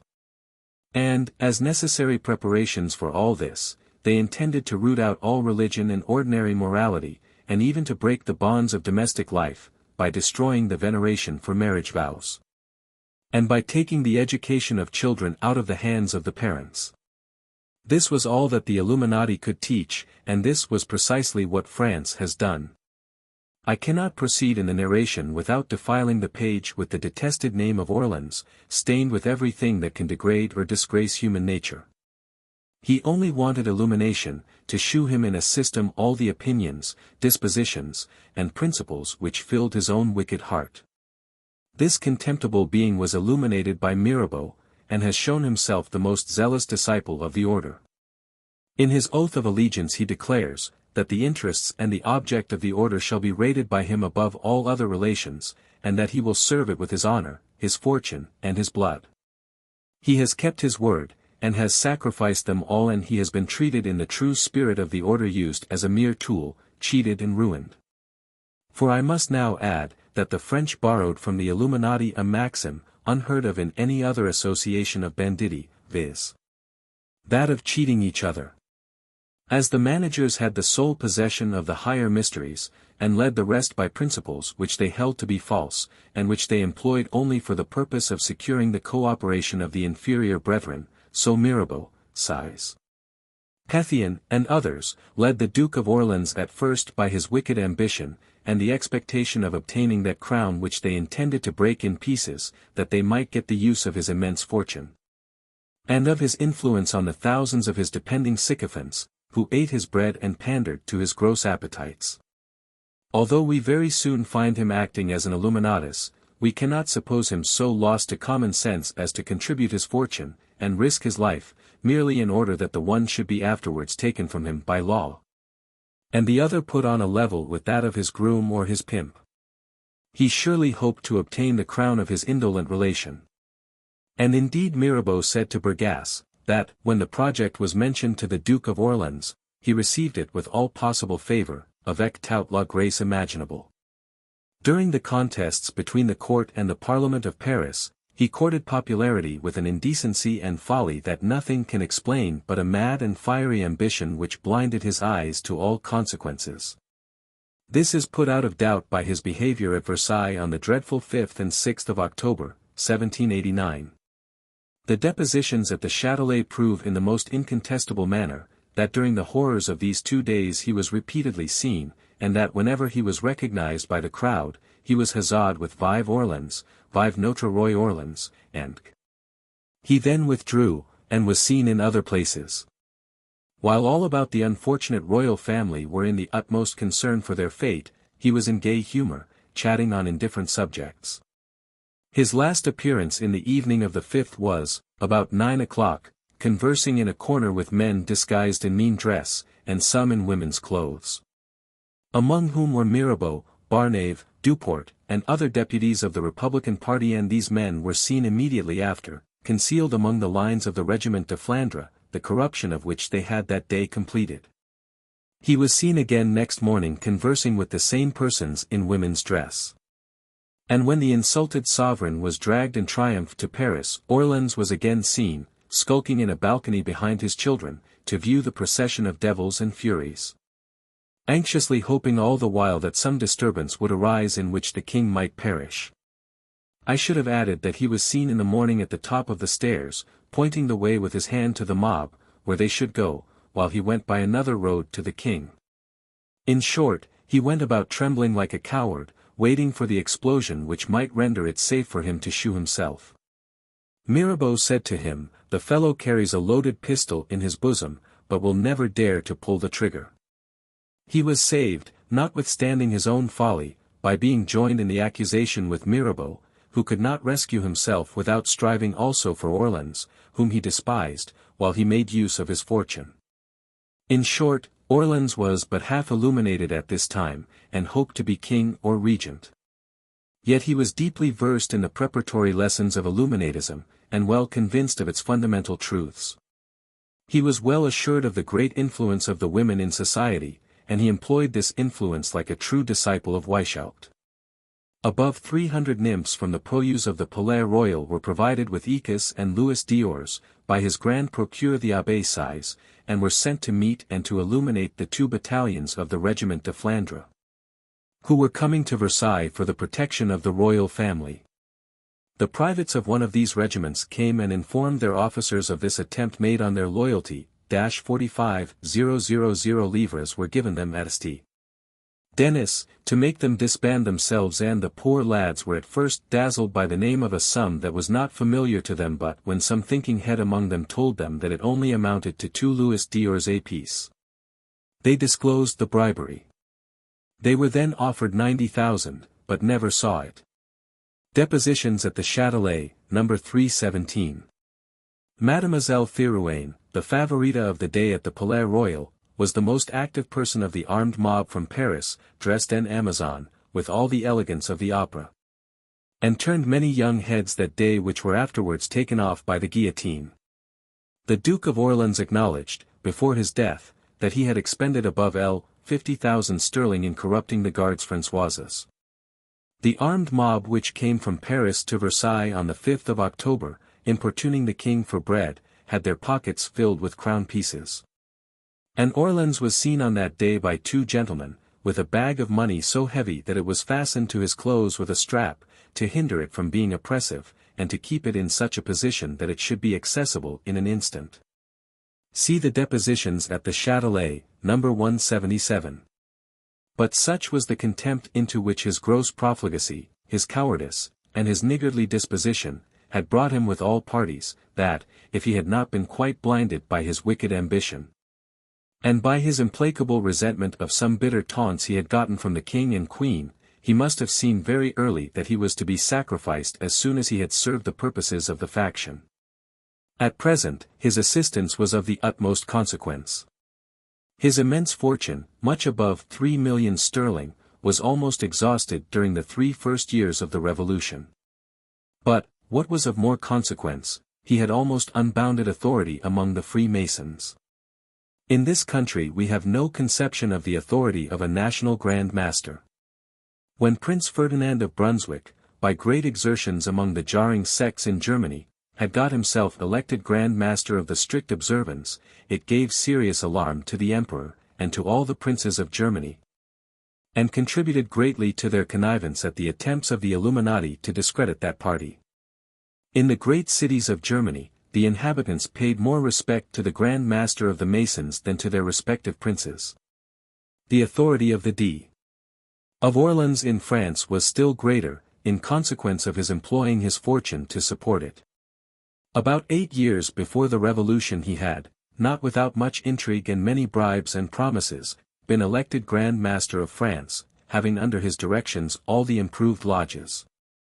The whole association was called the Grand Orient de la France, and in 1785 contained 266 of these lodges, see Freimaurerisch Zeitung, Neuwied, 1787.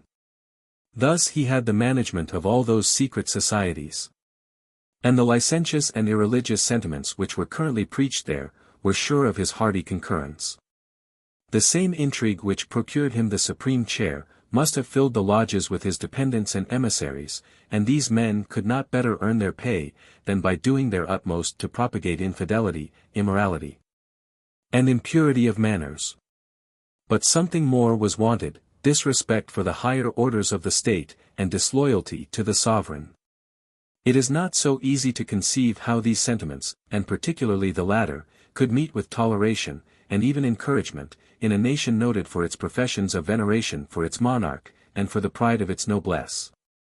Yet I am certain, that such doctrines were habitually preached in the lodges of Philolethes, and Amos Réunis de la Vérité. That they should be very current in lodges of low-born literati, and other brethren in inferior stations, is natural, and I have already said enough on this head. But the French lodges contained many gentlemen in affluent circumstances. I do not expect such confidence in my assertions, that even in these the same opinions were very prevalent. I was therefore much pleased with a piece of information which I got while these sheets were printing off, which corroborates my assertions. This is a performance called La Voile Retirée, ou Le Secret de la Révolution expliqué par la franc-maçonnerie. It was written by a Mr. Lefranc, president of the seminary of the Udists at Caen in Normandy, and a second edition was published at Paris in 1792. The author was butchered in the massacre of September.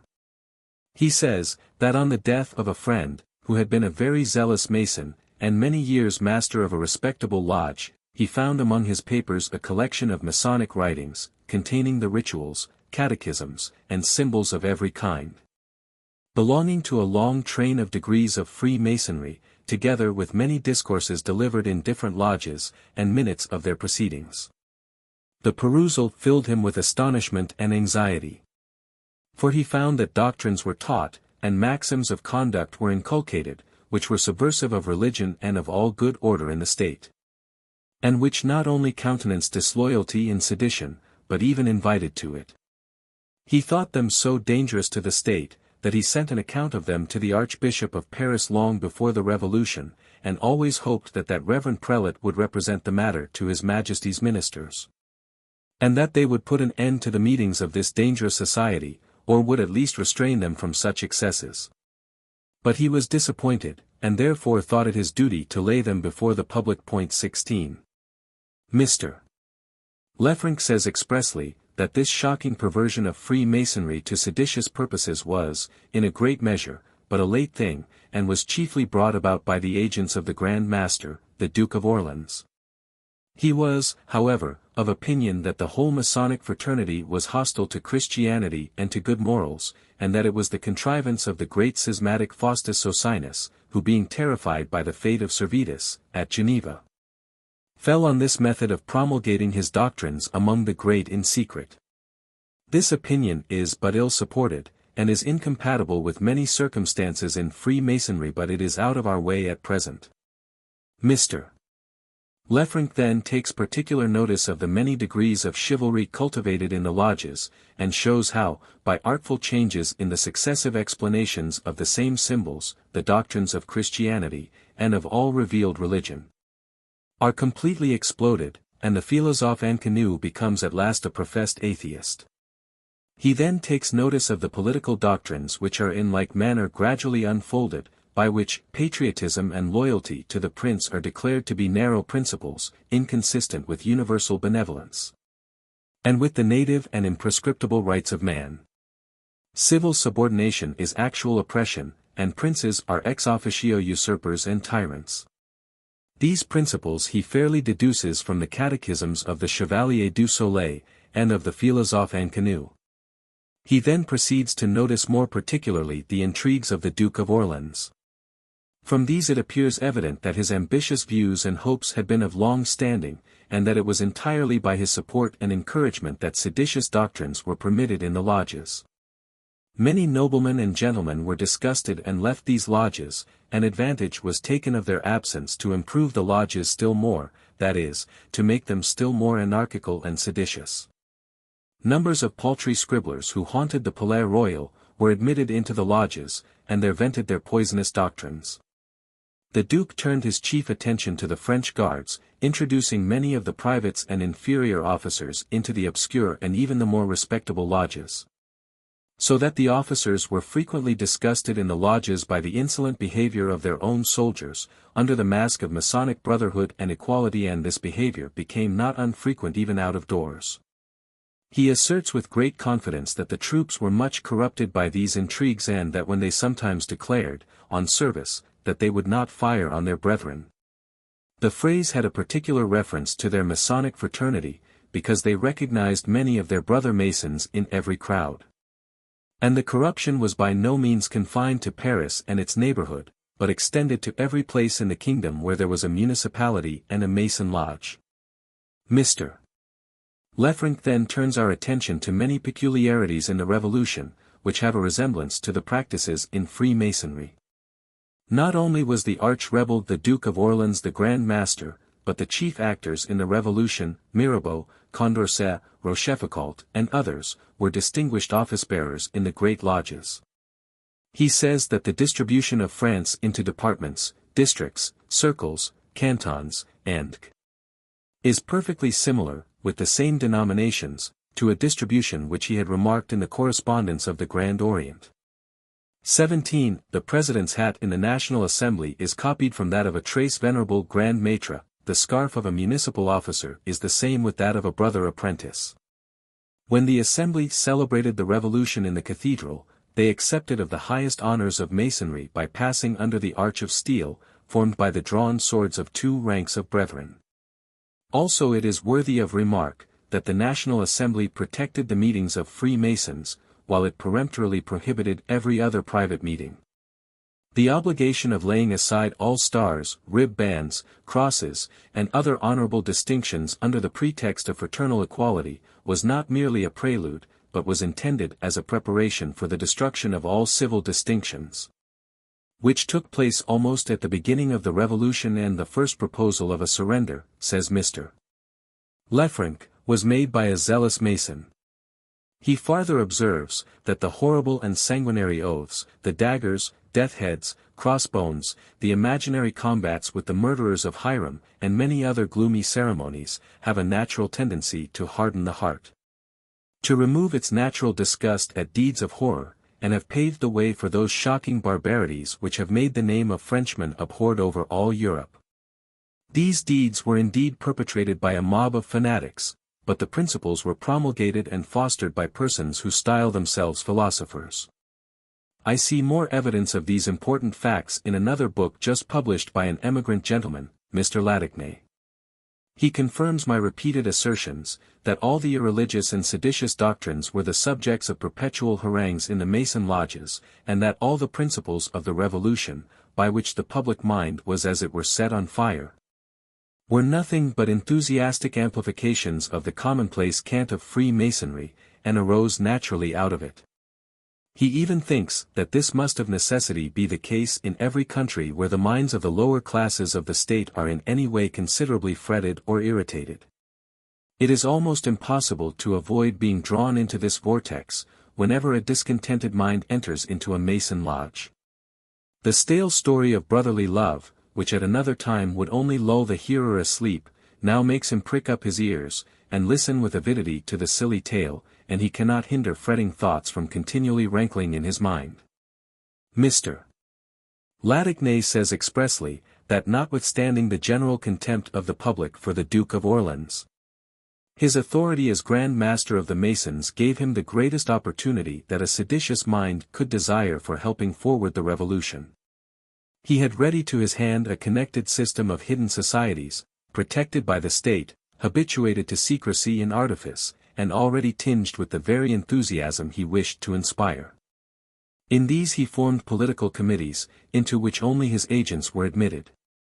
He filled the lodges with the French guards, whom he corrupted with money in hopes of preferment, and by means of the Abbé Sieyes, and other emissaries, they were harangued with all the sophistical declamation, or cant of Masonry.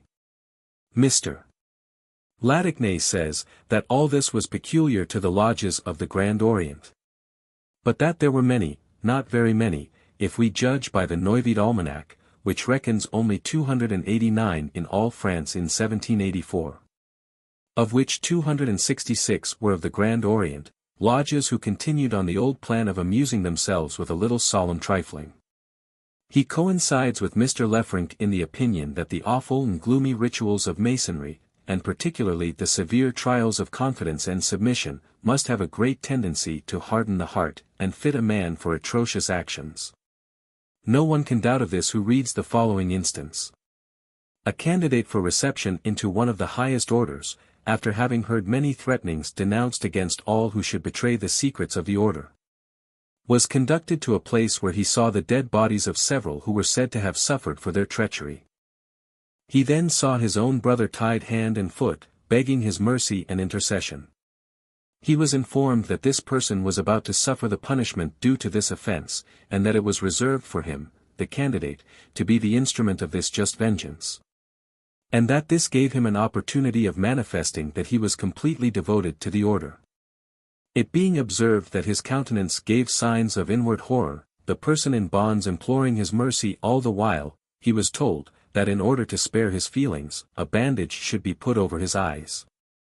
A dagger was then put into his right hand, and being hoodwinked, his left hand was laid on the palpitating heart of the criminal, and he was then ordered to strike. He instantly obeyed.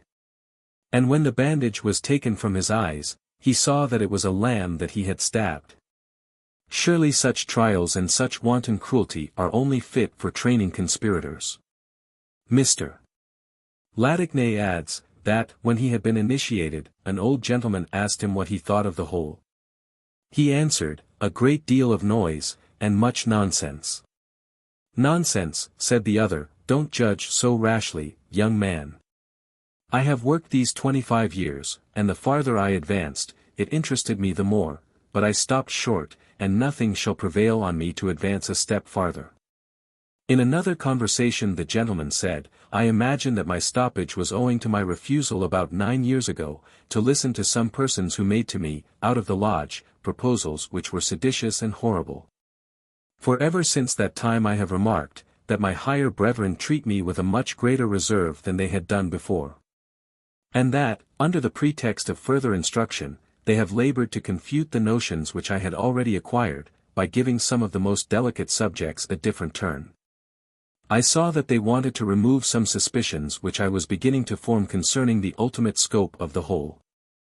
I imagine that these observations will leave no doubt in the mind of the reader with respect to the influence of the secret fraternity of Freemasonry in the French Revolution. And that he will allow it to be highly probable that the infamous Duke of Orleans had, from the beginning, entertained hopes of mounting the throne of France. It is not my province to prove or disprove this point, only I think it no less evident, from many circumstances in the transactions of those tumultuous days, that the active leaders had quite different views, and were impelled by fanatical notions of democratic felicity, or more probably, by their own ambition to be the movers of this vast machine, to overturn the ancient government, and erect a republic, of which they hoped to be the managers. 18 Mirabeau had learned when in Germany, that the principles of anarchy had been well digested into a system, and therefore wished for some instructions as to the subordinate detail of the business. And for this purpose requested a deputation from the Illuminati. In such a cause as this, we may be certain that no ordinary person would be sent. One of the deputies was Emilius, the next person in the order to Spartacus and Philo. His worldly name was Johann J.C. Bode, at Weimar, privy councillor to the Prince of Hesse-Darmstadt. See Fragment der Biographie der Verstorbenen Freiherr Bode in Weimar, mit Zuverlässigen Erkunden, 8 vo, Riem. 1795, see also Endlich Schickfall der Freimaurerei, 1794. Also Wiener Zeitschrift für 1793. This person has played a principal part in the whole scheme of illumination. He was a person of considerable and showy talents as a writer. He had great talents for conversation, and had kept good company. With respect to his mystical character, his experience was great. He was one of the Templar Masons, and among them was Ices Aulilus Convallium. He had speculated much about the origin and history of Masonry, and when at the Wilhelmsbad Convention, was converted to Illuminatism. He was the great instigator of Nicolai, Getic, and Biester, to the hunt after Jesuits, which so much occupied them, and suggested to Nicolai his journey through Germany. Luxenring, whom I mentioned before, was only the letter carrier between Bode and these three authors. He was just such a man as Weishaupt wished for. His head filled with Masonic fanaticism, attaching infinite importance to the frivolities of Masonry, and engaged in an enthusiastic and fruitless research after its origin and history. He had collected, however, such a number of archives, as they were called, of Freemasonry, that he sold his manuscript to the Duke of Saxe-Gotha, into whose service Weishaupt engaged himself when he was driven from Bavaria, for $1,500. This little anecdote shows the high importance attributed to these matters by persons of whom we should expect better things. Bode was also a most determined and violent materialist. Besides all these qualities, so acceptable to the Illuminati, he was a discontented Templar Mason, having been repeatedly disappointed of the preferment which he thought himself entitled to. When he learned that the first operations of the Illuminati were to be the obtaining the sole direction of the Mason lodges, and of the whole fraternity, his hopes revived of rising to some of the commanderies, which his enthusiasm, or rather fanaticism, had made him hope to see one day regained by the order. But when he found that the next and favorite object was to root out the strict observance altogether, he started back. But Philo saw that the understanding, shall we call it, that can be dazzled with one whim, may be dazzled with another, and he now attached him to Illuminatism, by a magnificent display of a world ruled by the order, and conducted to happiness by means of liberty and equality. This did the business, as we see by the private correspondence, where Philo informed Spartacus of his first difficulties with Emilius. Emilius was gained over in August 1782, and we see by the same correspondence, that the greatest affairs were soon entrusted to him. He was generally employed to deal with the great. When a Graf or a Baron was to be wheedled into the order, Emilius was the agent. He was also the chief operator in all their contests with the Jesuits and the Rosicrucians. It was also Bode that procured the important accession of Nicolai to the order. This he brought about through Luxenring. And lastly, his numerous connections among the Freemasons, together with Knig's influence among them, enabled the Illuminati to worm themselves into every lodge, and at last gave them almost the entire command of the fraternity. Such was the first of the deputies to France.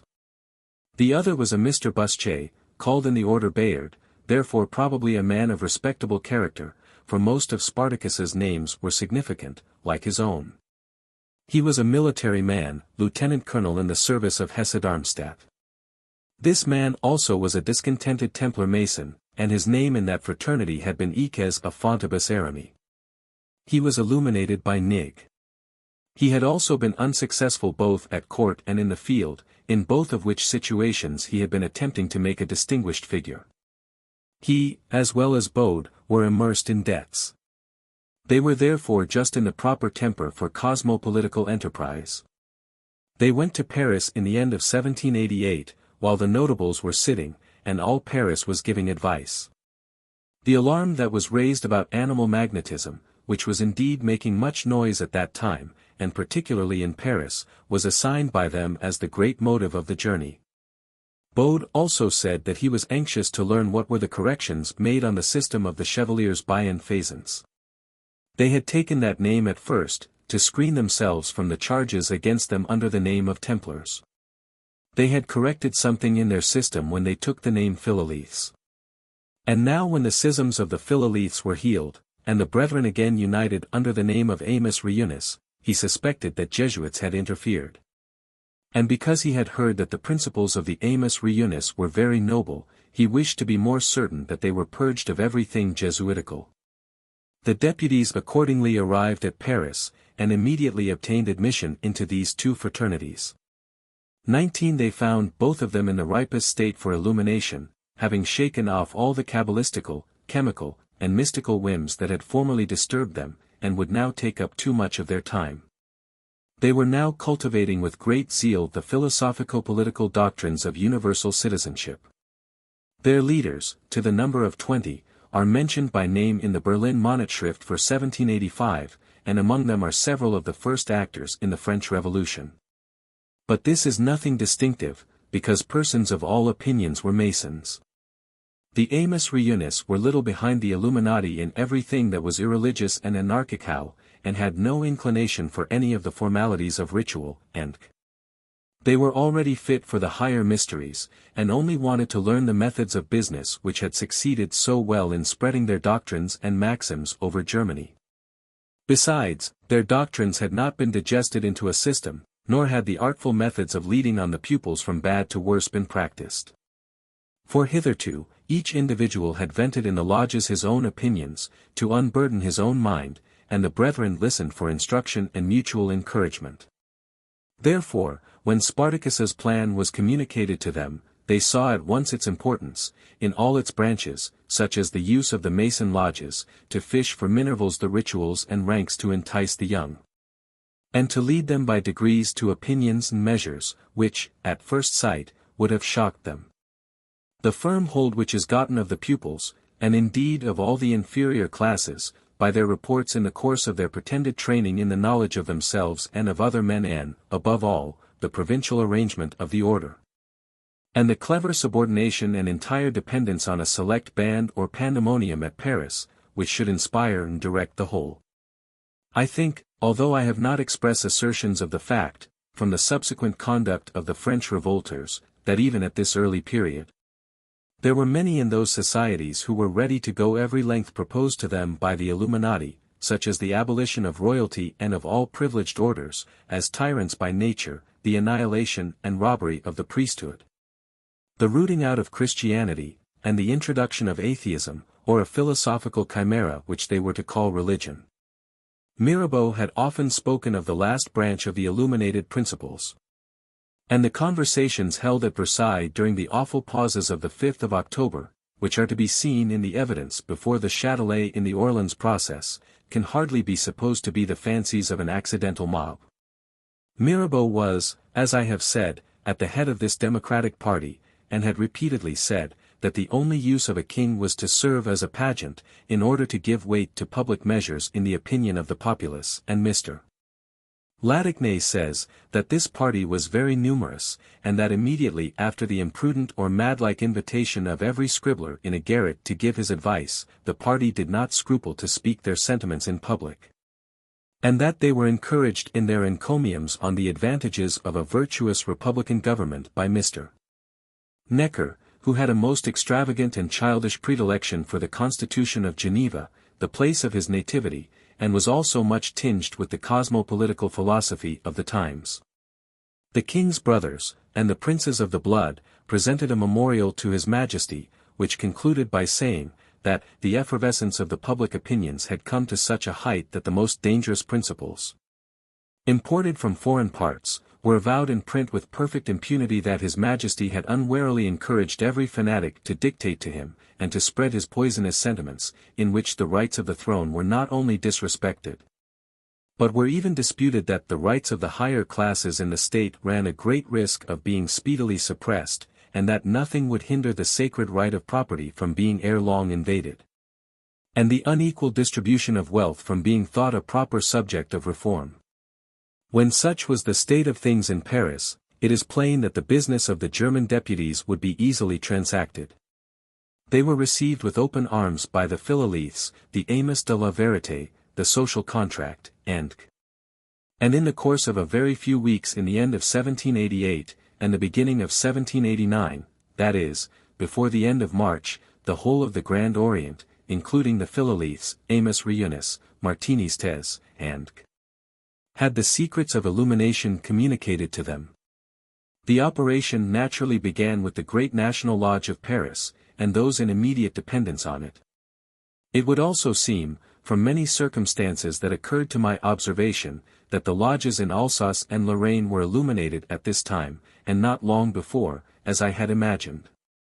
Strasbourg I know had been illuminated long ago, while Philo was in the order. A circumstance strikes me here as of some moment. The sects of Philoliths and Amos Reunis were refinements engrafted on the system of the Chevaliers Bienfaisants at Lyons. Such refinements never fail to be considered as a sort of heresy, and the professors will be beheld with a jealous and unfriendly eye by some, who will pride themselves on adhering to the old faith. And the greater the success of the heresy, the greater will be the animosity between the parties. May not this help to explain the mutual hatred of the Parisians and the Lyonnois, which produced the most dreadful atrocities ever perpetrated on the face of the earth, and made a shambles and a desert of the finest city of France? The first proceeding by the advice of the deputies was the formation of a political committee in every lodge. This committee corresponded with the distant lodges, and in it were discussed and settled all the political principles which were to be inculcated on the members. The author of the Neueste Arbeitung says expressly, that he was thoroughly instructed in this, that it was given in charge to these committees to frame general rules, and to carry through the great plan, grand oeuvre, of a general overturning of religion and government. The principal leaders of the subsequent revolution were members of these committees. Here were the plans laid, and they were transmitted through the kingdom by the corresponding committees. Thus were the stupid Bavarians, as the French were once pleased to call them, their instructors in the art of overturning the world. The French were indeed the first who put it in practice. These committees arose from the Illuminati in Bavaria, who had by no means given over working, and these committees produced the Jacobin Club. It is not a frivolous remark, that the Masonic phrase of the persons who wish to address the brethren, S. Je demande la parole, which the F.S. reports to the V.G.M. and which he announces to the brethren thus, Mes frères, frère tel demande la parole lui est accordée, is exactly copied by the Jacobin Club. There is surely no natural connection between Freemasonry and Jacobinism, but we see the link Illuminatism. The office-bearers of one of the lodges of Philoliths in Paris were Martin Willermus, who had been deputy from the Chevaliers Bienfaisants to the Willemsbad Convention, Chap Minet de la Henrière, and Sauveterre de l'Ange. 20 in another, the Contract Social, the political committee consisted of Lafayette, Condorcet, Pétion, d'Orléans, Abbé Berthelus, d'Aiguillon, Bailly, Marc de la Salle, d'Espresmenil. This particular lodge had been founded and conducted by one de Lutter, an adventurer and cheat of the first magnitude, who sometimes made a figure, and at other times was without a shilling. At this very time he was a spy attached to the office of the police of Paris. 21 The Duke of Orleans was warden of the lodge. The Abbé Size was a brother orator, but not of this lodge, nor, I think, of the former. It was probably of the one conducted by Mirabeau and the Abbé Périgord. But it appears from the piece from which I am at present borrowing, that Size was present in the meetings of both lodges, probably as visiting brother, employed in bringing them to common measures. I must observe, that the subsequent conduct of some of these men does not just accord with my conjecture, that the principles of the Illuminati were adopted in their full extent. But we know that all the Bavarian brethren were not equally illuminated, and it would be only copying their teachers if the cleverest of these their scholars should hold a sanctum sanctorum among themselves, without inviting all to the conference. Observe too that the chief lesson which they were now taking from the Germans was the method of doing business, of managing their correspondence, and of procuring and training pupils. A Frenchman does not think that he needs instruction in anything like principle or science. He is ready on all occasions to be the instructor. Thus were the lodges of France converted in a very short time into a set of secret affiliated societies, corresponding with the mother lodges of Paris, receiving from thence their principles and instructions, and ready to rise up at once when called upon, to carry on the great work of overturning the state. Hence it has arisen that the French aimed, in the very beginning, at overturning the whole world. In all the revolutions of other countries, the schemes and plots have extended no farther than the nation where they took their rise. But here we have seen that they take in the whole world. They have repeatedly declared this in their manifestos, and they have declared it by their conduct. This is the very aim of the Illuminati. Hence too may be explained how the revolution took place almost in a moment in every part of France. The revolutionary societies were early formed, and were working in secret before the opening of the National Assembly, and the whole nation changed, and changed again, and again, as if by beat of drum. Those duly initiated in this mystery of iniquity were ready everywhere at a call. And we see Weishaupt's wish accomplished in an unexpected degree, and the debates in a club giving laws to solemn assemblies of the nation, and all France bending the neck to the city of Paris. The members of the club are Illuminati, and so are a great part of their correspondence. Each operates in the state as a minor vowel would do in the order, and the whole goes on with systematic regularity. The famous Jacobin Club was just one of these lodges, as has been already observed. And as, among individuals, one commonly takes the lead, and contrives for the rest, so it has happened on the present occasion, that this lodge, supported by Orleans and Mirabeau, was the one that stepped forth and shewed itself to the world. And thus became the oracle of the party. And all the rest only echoed its discourses, and at last allowed it to give law to the whole, and even to rule the kingdom. It is to be remarked too that the founders of the club at Mentz were Illuminati, religion. Bijben. 1793, page 448. Before the Revolution, and corresponded with another lodge at Strasbourg, and these two produced mighty effects during the year 1790. In a performance called Memoirs Posthumes de Custine it is said that when that general was bending his course to Holland, the Illuminati at Strasbourg, Worms, and Speyer immediately formed clubs, and invited him into that quarter, and by going to Mentz and encouraging their brethren in that city, they raised a party against the garrison, and actually delivered up the place to the French army. A little book, just now printed with the title Paragraphen, says, that Zimmermann, of whom I have spoken more than once, went to France to preach liberty. He was employed as a missionary of revolution in Alsace, where he had formerly been a most successful missionary of Illuminatism. Of his former proceedings the following is a curious anecdote. He connected himself with a highly accomplished and beautiful woman, whose conversation had such charms, that he says she gained him near 100 converts in Speyer alone. Some persons of high rank, and great exterior dignity of character, had felt more tender impressions, and when the lady informed them of certain consequences to their reputation, they were glad to compound matters with her friend Mr. Zimmermann, who either passed for her husband, or took the scandal on himself. He made above 1,500 louis d'ors in this way. When he returned, as a preacher of revolution, he used to mount the pulpit with a sabre in his hand, and bawl out, "Behold, Frenchmen, this is your God. This alone can save you." The author adds, that when Custine broke into Germany, Zimmermann got admission to him, and engaged to deliver Mannheim into his hands. To gain this purpose, he offered to set some corners of the city on fire, and assured him of support. Custine declined the offer. Zimmermann appeared against him before the Revolutionary Tribunal, and accused him of treachery to his cause. Custine's answer is remarkable. "Hardly," said he, "had I set my foot in Germany, when this man, and all the fools of his country, besieged me, and would have delivered up to me their towns and villages. What occasion had I to do anything to Mannheim, when the prince was neutral?" Zimmermann found his full account in Robespierre's bloody sway, but the spurt of his atrocities was also the whole of Zimmermann's career. He was arrested, but again liberated, and soon after again imprisoned, after which I can learn no more of him. The same thing is positively asserted in another performance, called Cri de la Raison, and in a third, called Les Masques Araquis. Observe too, that it is not the clubs merely that are accused of this treachery, but the Illuminati. De la Metherie also, in his preface to the Journal de Physique for 1790, says expressly that the cause and arms of France were powerfully supported in Germany by a sect of philosophers called the Illuminated. In the preface to the journal for 1792, he says, that letters and deputations were received by the Assembly from several corresponding societies in England, felicitating them on the triumph of reason and humanity, and promising them their cordial assistance.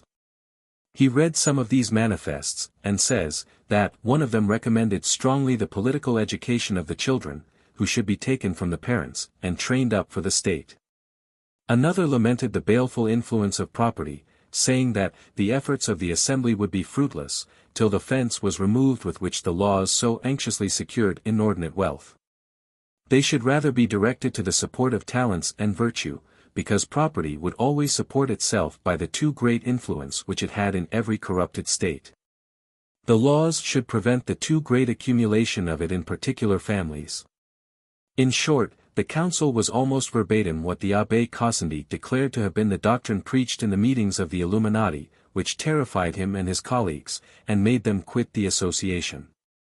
Anacharsis Cloots, born in Prussian Westphalia, a keen Illuminatus, came to Paris for the express purpose of forwarding the great work, and by intriguing in the style of the order, he got himself made one of the representatives of the nation. He seems to have been one of the completest fanatics in cosmopolitism, and just such a tool as Weishaupt would choose to employ for a coarse and arduous job. He broke out at once into all the silly extravagance of the unthinking herd, and his whole language is just the jargon of illumination. Citizen of the world, liberty and equality, the imprescriptible rights of man, morality, dear morality, kings and priests are useless things, they are despots and corrupters, and he declared himself an atheist, and zealously labored to have atheism established by law. He conducted that farcical procession in the true style of the most childish ritual of Philo, where counterfeited deputies from all quarters of the world, in the dresses of their countries, came to congratulate the nation for its victory over kings and priests. It is also worthy of remark, that by this time Luxemring, whom we have seen so zealous an Illuminatus, after having been as zealous a Protestant, tutor of princes, Hofrath and Hofmeister, was now a secretary or clerk in one of the bureaus of the National Assembly of France.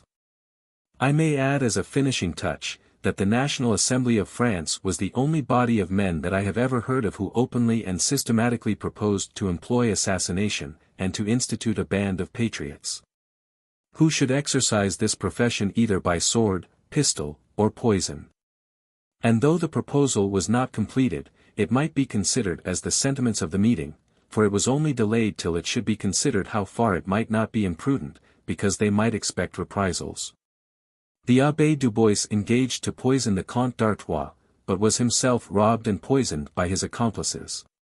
There were strong reasons for thinking that the Emperor of Germany was poisoned and that Mirabeau was thus tricked by his pupil Orleans, also Madame de Favres and her son. This was copying the Illuminati very carefully. After all these particulars, can any person have a doubt that the order of Illuminati formally interfered in the French Revolution, and contributed greatly to its progress? There is no denying the insolence and oppression of the crown and the nobles, nor the misery and slavery of the people, nor that there were sufficient provocation and cause for a total change of measures and of principles.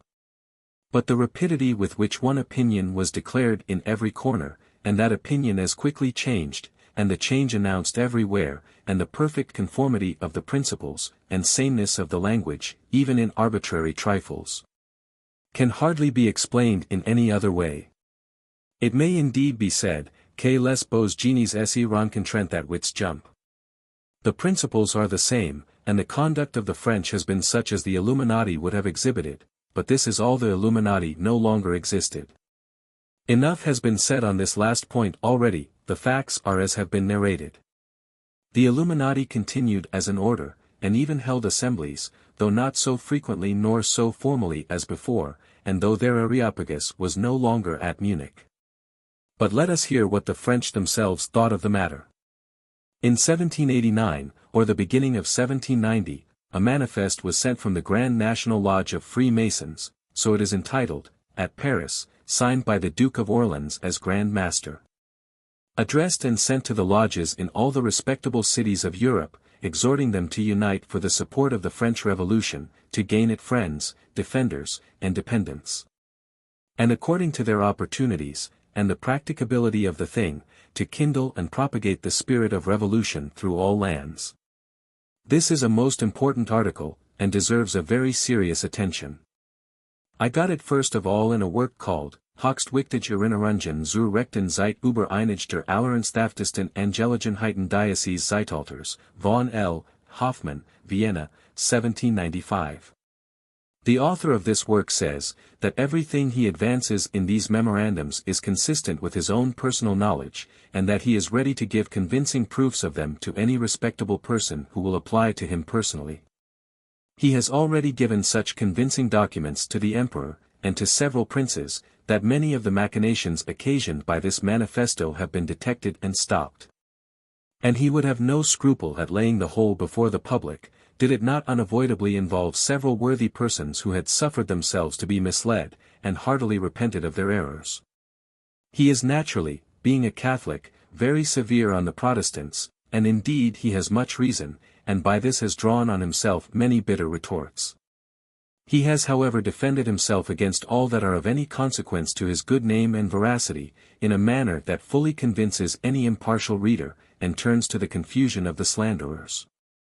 Hoffmann says, that he saw some of those manifests, that they were not all of one tenor, some being addressed to friends, of whose support they were already assured.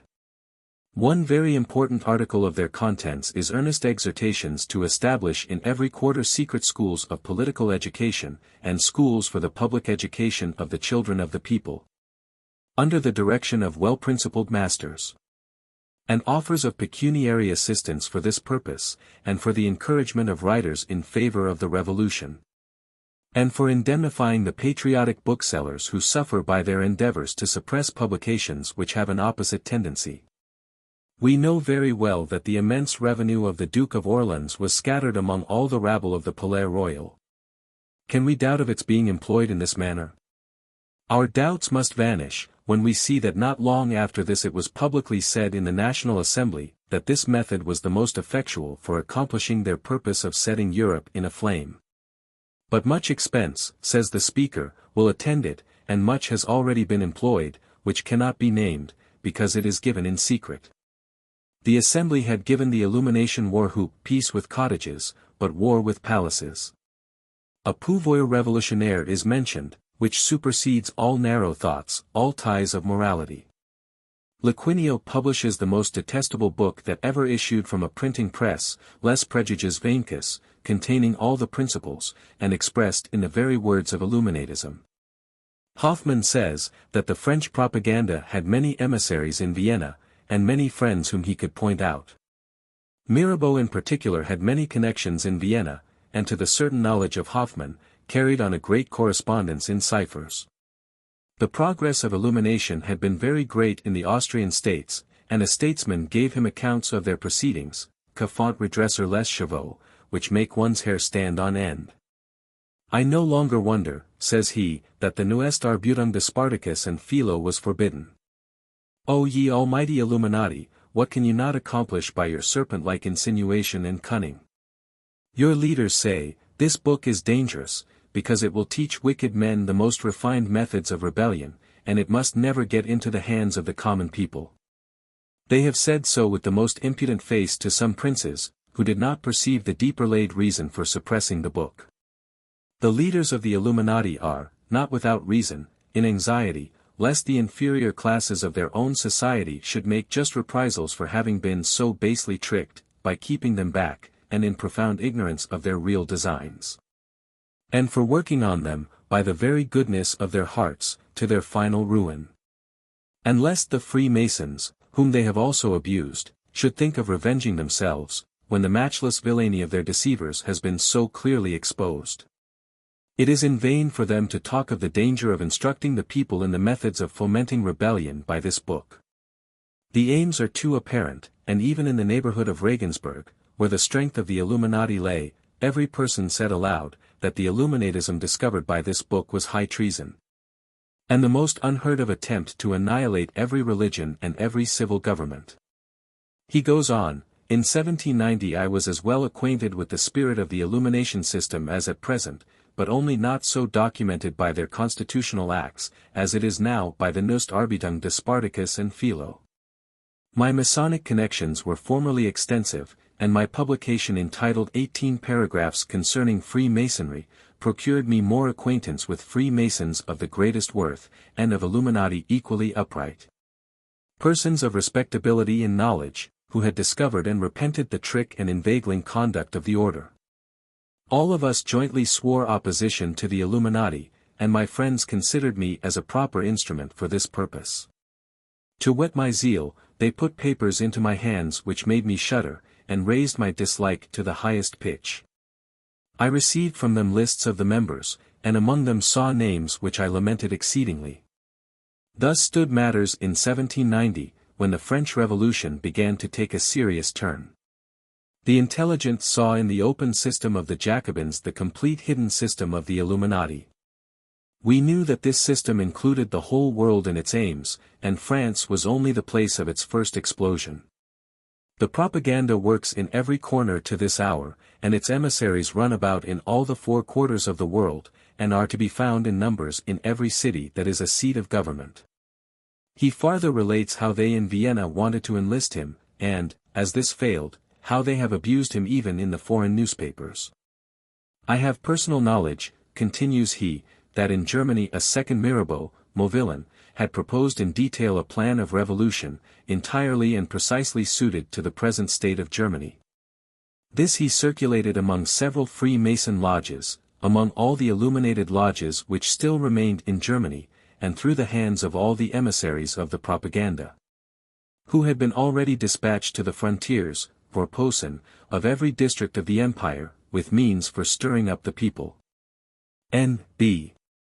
In 1792 Mauvillain, finding abundant support and encouragement in the appearance of things round him, when the French arms had penetrated everywhere, and their invitations to revolt had met with so hearty a reception from the discontented in every state, came boldly forward, and, in the Brunswick Journal for March 1792, declared that he heartily rejoiced in the French Revolution, wished it all success, and thought himself liable to no reproach when he declared his hopes that a similar revolution would speedily take place in Germany. In the Hamburg Political Journal, August, September, and October 1790, there are many proofs of the machinations of emissaries from the Mason lodges of Paris among the German Freemasons. See pages 836, 963, 1087, and It appears that a club has taken the name of propaganda, and meets once a week at least, in the form of a Mason lodge. It consists of persons of all nations, and is under the direction of the Grand Master, the Duke of Orleans. The Lutter is one of the wardens. They have divided Europe into colonies, to which they give revolutionary names, such as the Cap, the Pike, the Lantern, and They have ministers in these colonies. One is pointed out in Saxony, by marks which I presume are well understood. A secret press was found in Saxe-Gotha, furnished with German types, which printed a seditious work called the Journal of Humanity. This journal was found in the mornings lying in the streets and highways. The house belonged to an Illuminatus of the name of Duport, a poor schoolmaster. He was associated with another in Strasbourg, who was also an Illuminatus. His name was Meyer, the writer of the Strasbourg newspaper. He had been some time a teacher in Salzmann's academy, who we see was also an Illuminatus, but displeased with their proceedings almost at the first. Private correspondence. I have personal knowledge, continues Professor Hoffmann, that in 1791, during the temporary dearth at Vienna, several of these emissaries were busy in corrupting the minds of the poor, by telling them that in like manner the court had produced a famine in Paris in 1789. I detected some of them, and exposed them in my patriotic remarks on the present dearth, and had the satisfaction of seeing my endeavors of considerable effect. Surely these facts show that the anarchists of France knew of the German Illuminati, and confided in their support. They also knew to what particular lodges they could address themselves with safety and confidence. But what need is there of more argument, when we know the zeal of the Illuminati, and the unhoped-for opportunity that the Revolution had given them of acting with immediate effect in carrying on their great and darling work? Can we doubt that they would eagerly put their hand to the plough? And, to complete the proof, do we not know from the lists found in the secret correspondence of the order, that they already had lodges in France, and that in 1790 and 1791, many illuminated lodges in Germany, viz. at Mentz, Worms, Speyer, Frankfurt, actually interfered, and produced great effects. In Switzerland too they were no less active. They had lodges at Geneva and at Bern. At Bern 2 Jacobins were sentenced to several years' imprisonment, and among their papers were found their patents of illumination. I also see the fate of Geneva ascribed to the operations of Illuminati residing there by several writers, particularly by Gertner, and by the Göttingen editor of the Revolution Almanac. I conclude this article with an extract or two from the proceedings of the National Assembly and Convention, which make it evident that their principles and their practice are precisely those of the Illuminati, on a great scale. When the assumption of the Duchy of Savoy as an 84th department was debated, Danton said to the Convention, "In the moment that we send freedom to a nation on our frontier, we must say to them, you must have no more kings, for if we are surrounded by tyrants, their coalition puts our own freedom in danger. When the French nation sent us hither, it created a great committee for the general insurrection of the people. On the 19th of November, 1792, it was decreed, that the Convention, in the name of the French nation, tenders help and fraternity to all people who would recover their liberty. On the 21st of November, the President of the Convention said to the pretended deputies of the Duchy of Savoy, representatives of an independent people, important to mankind was the day when the National Convention of France pronounced its sentence, royal dignity is abolished. From that day many nations will in future reckon the era of their political existence. From the beginning of civil establishments kings have been in opposition to their nations, but now they rise up to annihilate kings. Reason, when she darts her rays into every corner, lays open eternal truths. She alone enables us to pass sentence on despots, hitherto the scarecrow of other nations. But the most distinct exhibition of principle is to be seen in a report from the Diplomatic Committee, who were commissioned to deliberate on the conduct which France was to hold with other nations. On this report was founded the decree of the 15th of December, 1793. The reporter addresses the Convention as follows. The Committees of Finance and War ask in the beginning, what is the object of the war which we have taken in hand? Without all doubt the object is the annihilation of all privileges, war with the palaces, peace with the cottages. These are the principles on which your declaration of war is founded. All tyranny, all privilege must be treated as an enemy in the countries where we set our foot. This is the genuine result of our principles. But it is not with kings alone that we are to wage war where these are sole enemies. We should only have to bring down 10 or 12 heads. We have to fight with all their accomplices, with the privileged orders, who devour and have oppressed the people during many centuries. We must therefore declare ourselves for a revolutionary power in all the countries into which we enter. Loud applauses from the assembly, nor need we put on the cloak of humanity, we disdain such little arts. We must clothe ourselves with all the brilliancy of reason, and all the force of the nation. We need not mask our principles, the despots know them already. The first thing we must do is to ring the alarum bell, for insurrection and uproar. We must, in a solemn manner, let the people see the banishment of their tyrants and privileged castes, otherwise, the people, accustomed to their fetters, will not be able to break their bonds. It will effect nothing, merely to excite a rising of the people. This would only be giving them words instead of standing by them. And since, in this manner, we ourselves are the revolutionary administration, all that is against the rights of the people must be overthrown. At our entry we must display our principles by actually destroying all tyranny. And our generals, after having chased away the tyrants and their satellites, must proclaim to the people that they have brought them happiness, and then, on the spot, they must suppress tithes, feudal rights, and every species of servitude. But we shall have done nothing if we stop here.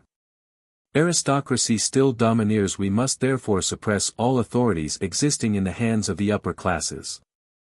When the revolutionary authority appears, there must nothing of the old establishment remain.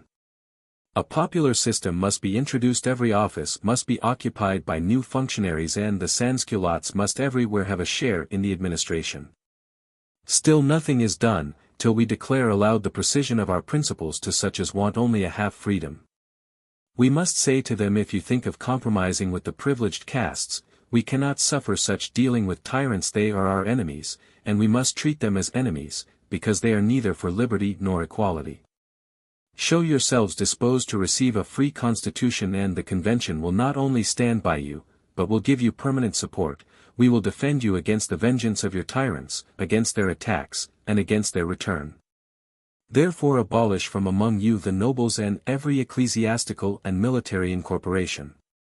They are incompatible with equality. Henceforward you are citizens, all equal in rights, equally called upon to rule, to defend, and to serve your country. The agents of the French Republic will instruct and assist you in forming a free constitution, and assure you of happiness and fraternity. This report was loudly applauded, and a decree formed in precise conformity to its principles. Both were ordered to be translated into all languages, and copies to be furnished to their generals, with orders to have them carefully dispersed in the countries which they invaded. And, in completion of these decrees, their armies found it easy to collect as many discontented or worthless persons in any country as sufficed for setting up a tree of liberty. This they held as a sufficient call for their interference. Sometimes they performed this ceremony themselves. A representation was easily made up in the same way, and then, under the name of a free constitution, the nation was forced to acquiesce in a form dictated at the point of the bayonet, in which they had not the smallest liberty to choose, and they were plundered of all they had, by way of compensating to France for the trouble she had taken. And this they call liberty. It needs no comment.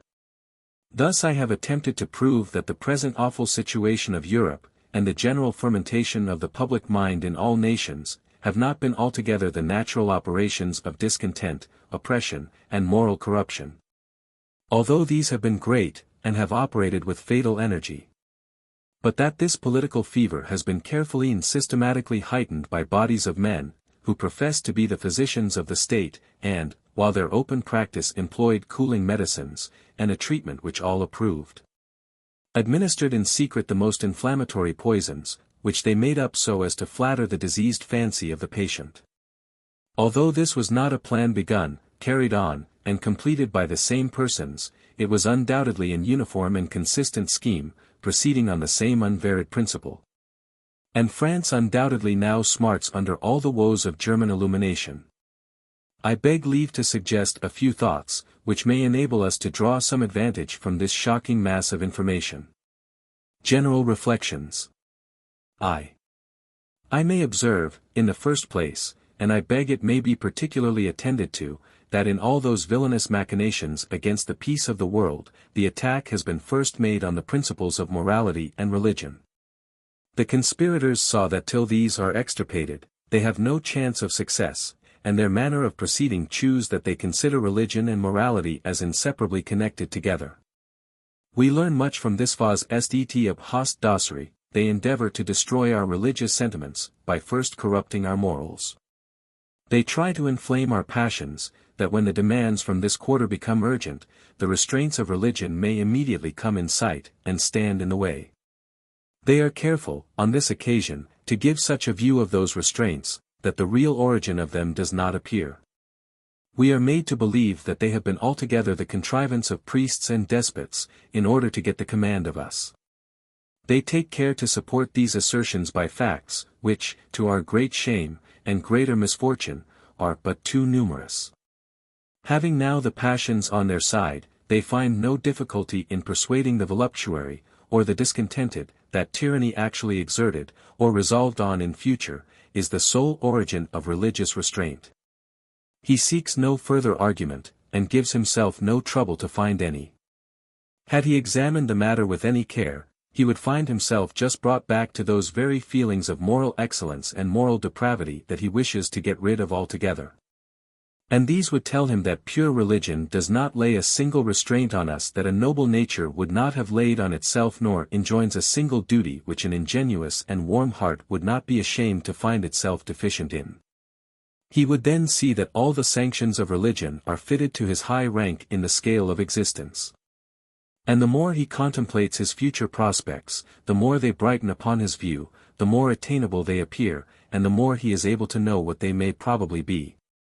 Having attained this happy state of mind, an attainment in the power of any kind heart that is in earnest in the inquiry, he will think that no punishment is too great for the unthankful and groveling soul which can forego such hopes, and reject these noble proffers, for the comparatively frivolous and transitory gratifications of life. He is not frightened into worthy and virtuous conduct by fears of such merited punishment, but, if not enticed into it by his high expectations, he is, at least, retained in the paths of virtue by a kind of manly shame. But all this is overlooked, or is kept out of sight, in the instructions of Illuminatism. In these the eye must be kept always directed to the despot. This is the bugbear, and everything is made to connect with present or future tyranny and oppression. Therefore religion is held out as a combination of terrors, the invention of the state tools, the priests. But it is not easy to stifle the suggestions of nature, therefore no pains are spared to keep them down, by increasing the uncertainty and doubts which arise in the course of all speculations on such subjects. Such difficulties occur in all scientific discussions. Here they must be numerous and embarrassing, for in this inquiry we come near the first principles of things, and the first principles of human knowledge. The geometer does not wonder at mistakes even in his science, the most simple of all others. Nor does the mechanic or the chemist reject all his science, because he cannot attain clear conceptions of some of the natural relations which operate in the phenomena under his consideration. Nor do any of these students of nature brand with the name of fool, or knave, or bigot, another person who has drawn a different conclusion from the phenomenon. In one point they all agree: they find themselves possessed of faculties which enable them to speculate, and to discover. And they find, that the operation of those faculties is quite unlike the things which they contemplate by their means, and they feel a satisfaction in the possession of them, and in this distinction. But this seems a misfortune to our illuminators. I have long been struck with this. If by deep meditation I have solved a problem which has baffled the endeavors of others, I should hardly thank the person who convinced me that my success was entirely owing to the particular state of my health, by which my brain was kept free from many irritations to which other persons are exposed. Yet this is the conduct of the illuminated. They are abundantly self-conceited, and yet they continually endeavor to destroy all grounds of self-estimation. They rejoice in every discovery that is reported to them of some resemblance, unnoticed before, between mankind and the inferior creation, and would be happy to find that the resemblance is complete. It is very true, Mr. Pope's poor Indian, with untutored mind, had no objection to his dogs going to heaven with him, and thinks, admitted to that equal sky, his faithful dog shall bear his company. This is not an abject, but it is a modest sentiment. But our high-minded philosophers, who, with Beatrice in the play, cannot brook obedience to a wayward piece of moral, if it be in the shape of a prince, have far other notions of the matter. Indeed they are not yet agreed about it. Mr. de la Metherie hopes, that before the enlightened Republic of France has got into its teens, he shall be able to tell his fellow citizens, in his Journal de Physique, that particular form of crystallization which men have been accustomed to call God. D'Arc Priestley again deduces all intelligence from elastic undulations, and will probably think, that his own great discoveries have been the quiverings of some fiery marsh miasma. While Pope's poor Indian hopes to take his dog to heaven with him, these illuminators hope to die like dogs, and that both soul and body shall be as if they never had been. Is not this a melancholy result of all our illumination? It is of a piece with the termination of the ideal philosophy, viz. professed and total ignorance. Should not this make us start back and hesitate, before we pout like wayward children at the rubs of civil subordination, and before we make a sacrifice to our ill humor of all that we value ourselves for? Does it not carry ridicule and absurdity in its forehead, such assertion of personal worth and dignity, always excepting princes and priests, and such abject acknowledgments of worthlessness? Does not this, of itself, show that there is some radical fault in the whole? It has all arisen from what they have called illumination, and this turns out to be worse than darkness, but we also know that it has all arisen from self-conceited discontent. And that it has been brought to its present state by the rage of speculation. We may venture to put the question to any man's conscience whether discontent did not precede his doubts about his own nature, and whether he has not encouraged the train of argument that tended to degrade him. Thy wish was, father, Harry, to that thought. Should not this make us distrust, at least, the operations of this faculty of our mind, and try to moderate and check this darling propensity? It seems a misfortune of the age, for we see that it is a natural source of disturbance and revolution. But here it will be immediately said, what, must we give over thinking, be no longer rational creatures, and believe every lie that is told us? By no means. Let us be really rational creatures and, taught by experience, let us, in all our speculations on subjects which engage the passions, guard ourselves with the most anxious care against the risk of having our judgments warped by our desires. There is no propensity of our nature of which the proper and modest indulgence is not beneficial to man, and which is not hurtful, when this indulgence is carried too far. And if we candidly peruse the page of history, we shall be convinced that the abuse is great in proportion as the subject is important. What has been so ruinously perverted as the religious principle? What horrid superstition has it not produced? The reader will not, I hope, take it amiss that I presume to direct his attention to some maxims which ought to conduct a prudent man in his indulgence of a speculative disposition, and apply them to the case in hand. Whoever will for a while cast off his attention from the common affairs of life, the curi hominum, iti rerum pondus inane, and will but reflect a little on that wonderful principle within him, which carries him over the whole universe, and shows him its various relations, whoever also remarks what a less than nothing he is, when compared with this unmeasurable scene, whoever does this, cannot but feel an inexpressible pleasure in the contemplation. He must rise in his own estimation, and be disposed to cherish with fondness this principle which so eminently raises him above all around him. Of all the sources of human vanity, this is surely the most manly, the most excusable, and the most likely to be extravagantly indulged. We may be certain that it will be so indulged, and that men will frequently speculate for the sake of speculation alone, and that they will have too much confidence in the results of this favorite occupation. As there have been ages of indolent and abject credulity and superstition, it is next to certain that there are also times of wild and extravagant speculation, and when we see it becoming a sort of general passion, we may be certain that this is a case in point. This can hardly be denied to be the character of the present day. It is not denied. On the contrary, it is gloried in, as the prerogative of the 18th century. All the speculations of antiquity are considered as glimmerings, with the exceptions of a few brighter flashes, when compared with our present meridian splendor. We should therefore listen with caution to the inferences from this boasted illumination. Also, when we reflect on what passes in our own minds, and on what we observe in the world, of the mighty influence of our desires and passions on our judgments, we should carefully notice whether any such warping of the belief is probable in the present case. That it is so is almost certain, for the general and immediate effect of this illumination is to lessen or remove many restraints which the sanctions of religion lay on the indulgence of very strong passions, and to diminish our regard for a certain purity or correctness of manners, which religion recommends, as the only conduct suited to our noble natures, and as absolutely necessary for attaining that perfection and happiness of which we are capable. For surely if we take away religion, it will be wisdom to eat and to drink, since tomorrow we die. If moreover, we see this illumination extolled above all science, as friendly to virtue as improving the heart, and as producing a just morality, which will lead to happiness, both for ourselves and others, but perceive at the same time that these assertions are made at the expense of principles, which our natural feelings force us to venerate as supreme and paramount to all others, we may then be certain that our informer is trying to mislead and deceive us.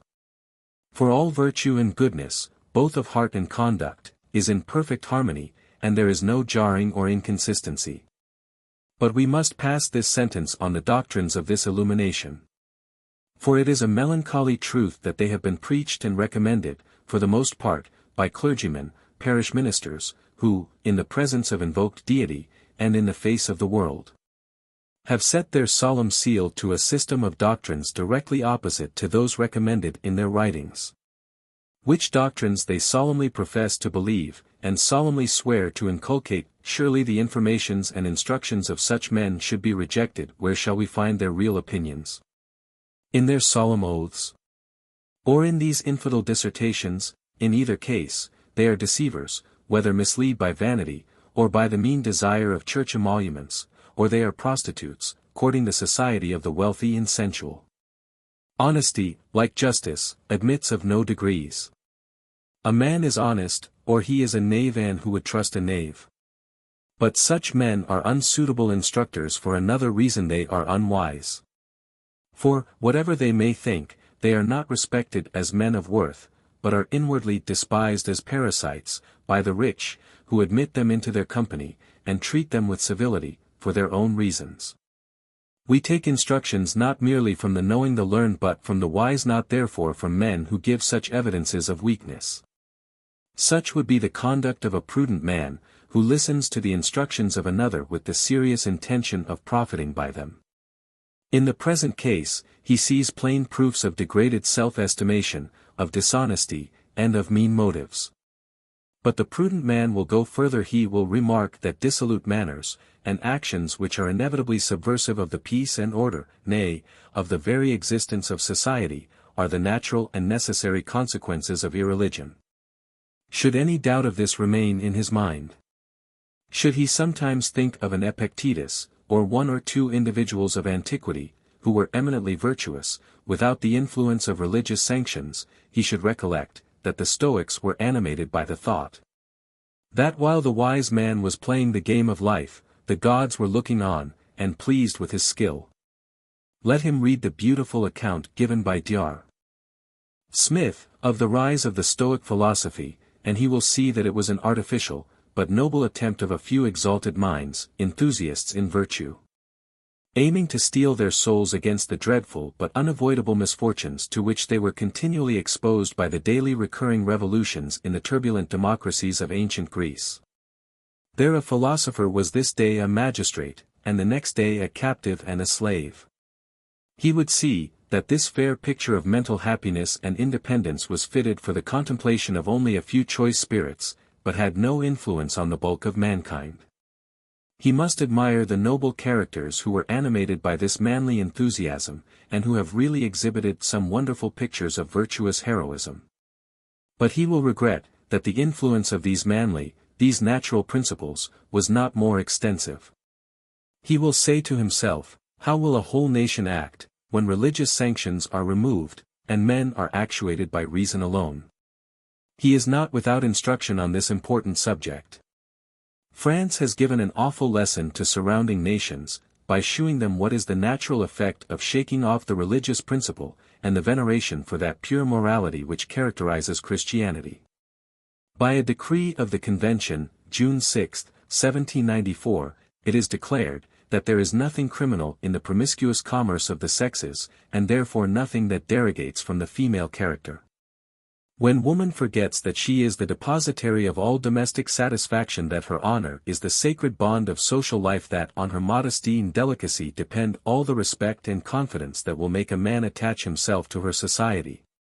Free her from labor, share with her the fruits of all his own exertions, and work with willingness and delight, that she may appear on all occasions his equal, and the ornament of all his acquisitions. In the very argument which this selected body of senators has given for the propriety of this decree, it has degraded woman below all estimation. It is to prevent her from murdering the fruit of unlawful love, by removing her shame, and by relieving her from the fear of want. The senators say, the Republic wants citizens, and therefore must not only remove this temptation of shame, but must take care of the mother while she nurses the child. It is the property of the nation, and must not be lost. The woman all the while is considered only as the she-animal, the breeder of sansculottes. This is the just morality of illumination. It is really amusing, for things revolting to nature now amuse, to observe with what fidelity the principles of the Illuminati have expressed the sentiments which take possession of a people who have shaken off the sanctions of religion and morality. The following is part of the address to Sicarian and the company mentioned in page 148, once more, Sicarian, I indulge you with a look behind you to the florid days of childhood. Now look forward, young woman. The holy circle of the marriageable, Manbaron, welcome you. Young men, honor the young woman, the future breeder, Gabarin. Then, to all, rejoice in the dawn of illumination and freedom. Nature at last enjoys her sacred never-fading rights. Long was her voice kept down by civil subordination. But the days of your majority now draw nigh, and you will no longer, under the authority of guardians, account it a reproach to consider with enlightened eyes the secret workshops of nature, and to enjoy your work and duty. Minos thought this very fine, but it raised a terrible disturbance, and broke up the assembly. Such are the effects of this boasted enlightening of the human mind with respect to religion and morality. Let us next consider what is the result of the mighty information which we have got in respect of our social or political connections. 2. We have learned the sum total of this political illumination, and see that, if true, it is melancholy, destructive of our present comforts, numerous as they are, and affords no prospect of redress from which we can profit, but, on the contrary, plunges mankind into contest, mutual injury, and universal misery, and all this for the chance only of prevailing in the contest, and giving our posterity a chance of going on in peace, if no change shall be produced, as in former times, by the efforts of ambitious men. But the illumination appears to be partial, nay false. What is it? It holds out to the prince nothing but the resignation of all his possessions, rights, and claims, sanctioned by the quiet possession of ages, and by all the feelings of the human heart which give any notion of right to his lowest subject. All these possessions and claims are discovered to have arisen from usurpations, and are therefore tyranny. It has been discovered, that all subordinate subjections were enforced, therefore their continuance is slavery. But both of these historical assertions are in a great degree false, and the inferences from them are unreasonable. The world has gone on as we see it go on at present. Most principalities or sovereignties have arisen as we see personal authorities and influence arise every day among ourselves. Business for the whole must be done. Most men are sufficiently occupied by their private affairs, and they are indolent even in these. They are contented when another does the thing for them. There is not a little village, nor a society of men, where this is not seen every day. Some men have an enjoyment in this kind of vicarious employment. All men like influence and power, and thus are compensated for their trouble. Thus many petty managers of public affairs arise in every country. The mutual animosities of individuals, and still more, the animosities of tribes, clans, and different associations, give rise to another kind of superiors to leaders, who direct the struggles of the rest, whether for offense or defense. The descendants of Israel said, they wanted a man to go out before the people, like other nations. As the small business of a few individuals requires a manager or a leader, so do some more general affairs of these petty superiors, and many of these also are indolent enough to wish this trouble taken off their hands. And thus another rank of superiors arises, and a third, and so on, till a great state may be formed, and in this gradation each class is a competent judge of the conduct of that class only which is immediately above it. All this may arise, and has often arisen, from voluntary concession alone. This concession may proceed from various causes, from confidence in superior talents, from confidence in great worth, most generally from the respect or deference which all men feel for great possessions. This is frequently founded in self-interest and expectations of advantage, but it is natural to man, and perhaps springs from our instinctive sympathy with the satisfactions of others. We are unwilling to disturb them, and even wish to promote them. But this subordination may arise, and has often arisen, from other causes, from the love of power and influence, which make some men eager to lead others, or even to manage their concerns. We see this every day, and it may be perfectly innocent. It often arises from the desire of gain of one kind or another. Even this may frequently be indulged with perfect innocence, and even with general advantage. Frequently, however, this subordination is produced by the love of power or of gain pushed to an immoderate degree of ambition, and rendered unjust. Now there arise oppression, tyranny, sufferings, and slavery. Now appears an opposition between the rights or claims of the ruler and of the people. Now the rulers come to consider themselves as a different class, and their transactions are now only with each other. Prince becomes the rival or the enemy of prince, and in their contests one prevails, and the dominion is enlarged. This rivalship may have begun in any rank of superiors, even between the first managers of the affairs of the smallest communities. And it must be remarked that they only are the immediate gainers or losers in the contest, while those below them live at ease, enjoying many advantages of the delegation of their own concerns. No human society has ever proceeded purely in either of these two ways, but there has always been a mixture of both. But this process is indispensably necessary for the formation of a great nation and for all the consequences that result only from such a coalition. Therefore it is necessary for giving rise to all those comforts, and luxuries, and elegances, which are to be found only in great and cultivated states. It is necessary for producing such enjoyments as we see around us in Europe, which we prize so highly, and for which we are making all this stir and disturbance. I believe that no man who expects to be believed will flatly say that human nature and human enjoyments are not meliorated by this cultivation. It seems to be the intention of nature, and, notwithstanding the follies and vices of many, we can have little hesitation in saying that there are in the most cultivated nations of Europe, and even in the highest ranks of these nations, men of great virtue and worth and of high accomplishment, nor can we deny that such men are the finest specimens of human nature. Rousseau wrote a whimsical pamphlet in which he had the vanity to think that he had proved that all these fruits of cultivation were losses to humanity and to virtue, yet Rousseau could not be contented with the society of the rude and unpolished, although he pretended that he was almost the sole worshipper of pure virtue. He supported himself, not by assisting the simple peasant, but by writing music for the pampered rich. This is the circumstance entirely overlooked, or artfully kept out of sight, in the boasted illumination of these days.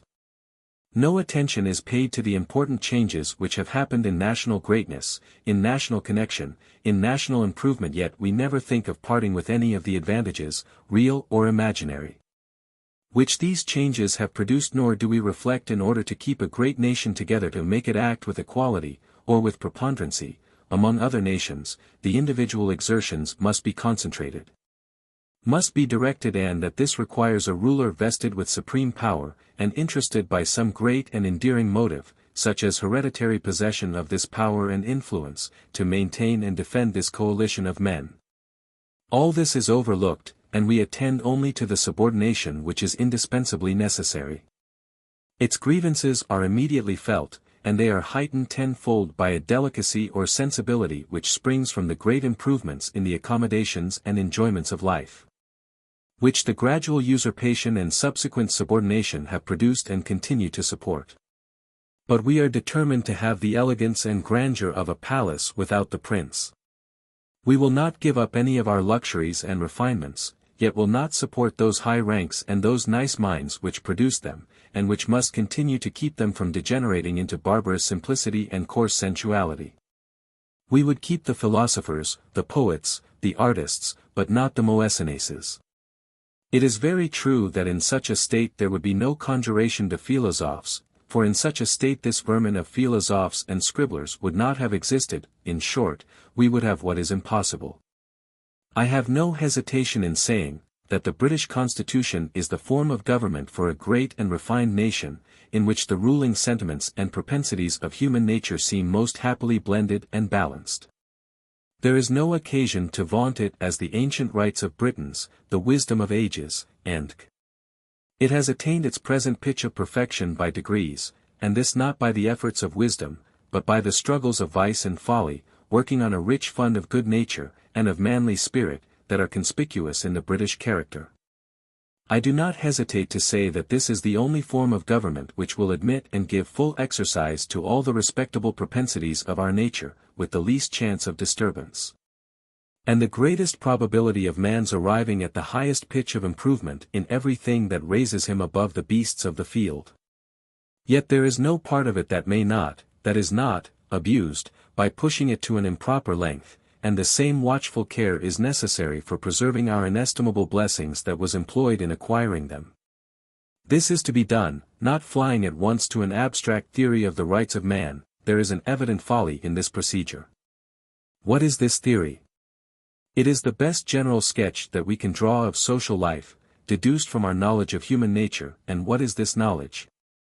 It is a well-digested abstract, or rather a declaration of what we have observed of human actions. What is the use therefore of this intermediate picture, this theory of the rights of man? It has a chance of being unlike the original. It must certainly have imperfections, therefore it can be of no use to us. We should go at once to the original. We should consider how men have acted, what have been their mutual expectations, their fond propensities, what of these are inconsistent with each other, what are the degrees of indulgence which have been admitted in them all without disturbance. I will venture to say that whoever does this, will find himself imperceptibly set down in the British Parliament of King, Lords, and Commons, all looking at each other with somewhat of a cautious or jealous eye. While the rest of the nation are sitting, each under his own vine, and under his own fig tree, and there is none to make him afraid. A most valuable result of such contemplation will be a thorough conviction that the grievance which is most clamorously insisted on is the inevitable consequence of the liberty and security which we enjoy. I mean ministerial corruption, with all the dismal tale of placemen, and pensioners, and rotten boroughs, and these are never seen in a despotic government. There they are not wanted, nor can they be very apparent in an uncultivated and poor state, but in a luxurious nation, where pleasures abound, where the returns of industry are secure. Here an individual looks on everything as his own acquisition. He does not feel his relation to the state, has no patriotism, thinks that he would be much happier if the state would let him alone. He is fretted by the restraints which the public weal lays on him, therefore government and governors appear as checks and hindrances to his exertions, hence a general inclination to resist administration. Yet public business must be done, that we may lie down and rise again in safety and peace. Administration must be supported. There are always persons who wish to possess the power that is exercised by the present ministers, and would turn them out. How is all this to be remedied?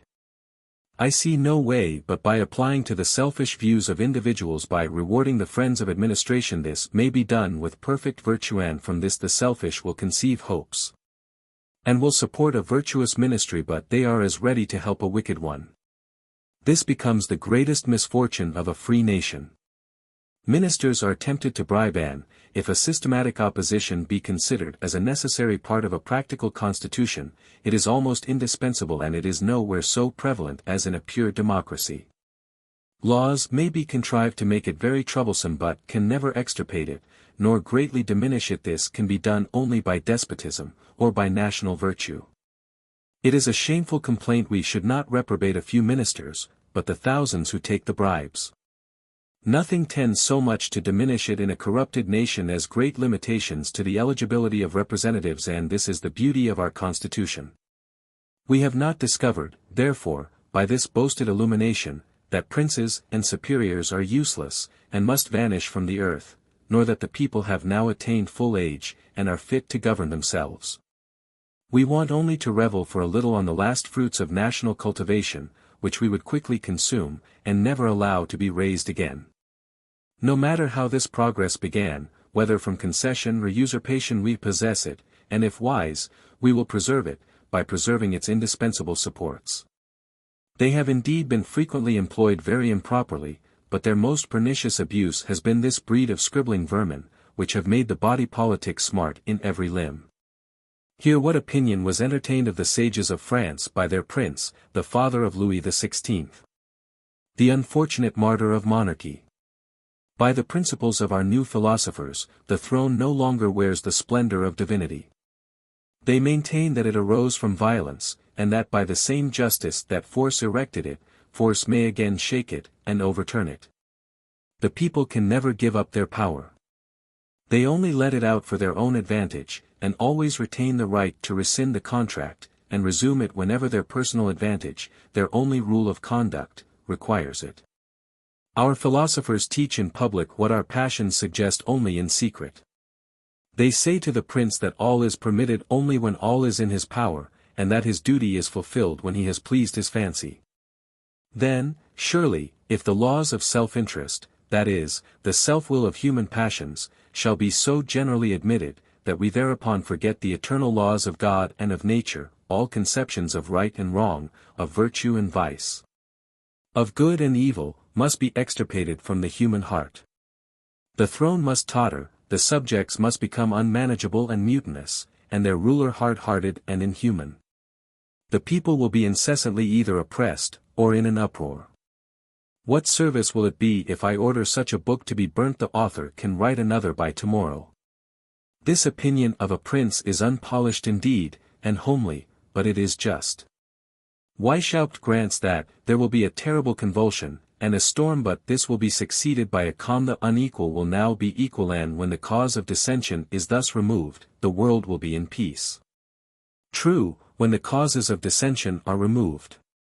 Thus, the destruction of our crop by vermin is at an end when a flood has swept everything away, but as new plants will spring up in the waste, and, if not instantly devoured, will again cover the ground with verdure, so the industry of man, and his desire of comfort and consideration, will again accumulate in the hands of the diligent a greater proportion of the good things of life. In this infant state of the emerging remains of former cultivation, comforts, which the present inhabitants of Europe would look on with contempt, will be great, improper, and hazardous acquisitions. The principles which authorize the proposed dreadful equalization will as justly entitle the idle or unsuccessful of future days to strip the possessor of his advantages, and things must ever remain on their savage level. 3. I think that the impression which the insincerity of conduct of those instructors will leave on the mind, must be highly useful. They are evidently teaching what they do not believe themselves, and here I do not confine my remark to their preparatory doctrines, which they afterwards explode.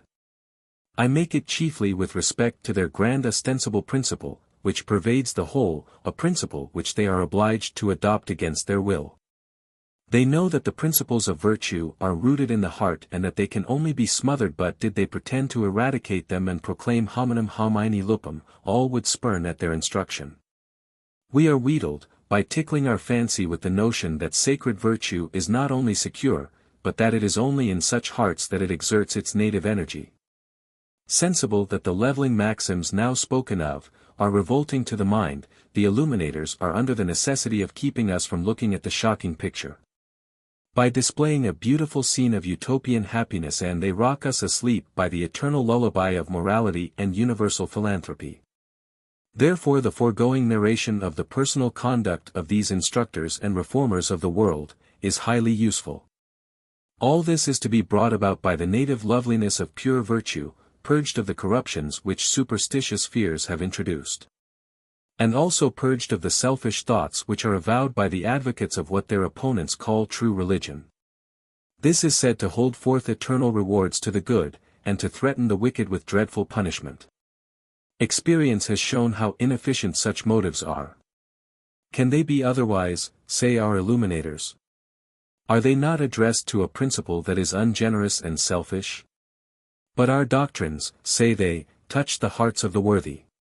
Virtue is beloved for her own sake, and all will yield to her gentle sway. But look, reader, look at Spartacus the murderer, at Cato the keeper of poisons and the thief, look at Tiberius, at Alcibiades, and the rest of the Bavarian pandemonium, look at poor Bart, go to France, look at Liquinio at Condorcet. 22. Look at the monster Orleans, all were liars. Their divinity had no influence on their profligate minds. They only wanted to wheedle you, by touching the strings of humanity and goodness which are yet braced up in your heart, and which will still yield sweet harmony if you will accompany their notes with those of religion. And neither clog them with the groveling pleasures of sense, nor damp the whole with the thought of eternal silence. A most worthy and accomplished gentleman, who took refuge in this country, leaving behind him his property, and friends to whom he was most tenderly attached, often said to me that nothing so much affected him as the revolution in the hearts of men. Characters which were unspotted, hearts thoroughly known to himself, having been tried by many things which searched the inmost folds of selfishness or malevolence, in short, persons whose judgments were excellent. and on whose worth he could have rested his honor and his life, so fascinated by the contagion, that they came at last to behold, and even to commit the most atrocious crimes with delight. He used sometimes to utter a sigh which pierced my heart, and would say, that it was caused by some of those things that had come across his thoughts. He breathed his last among us, declaring that it was impossible to recover peace of mind, without a total oblivion of the wickedness and miseries he had beheld. What a valuable advice! Let him that thinketh he standeth, take heed lest he fall.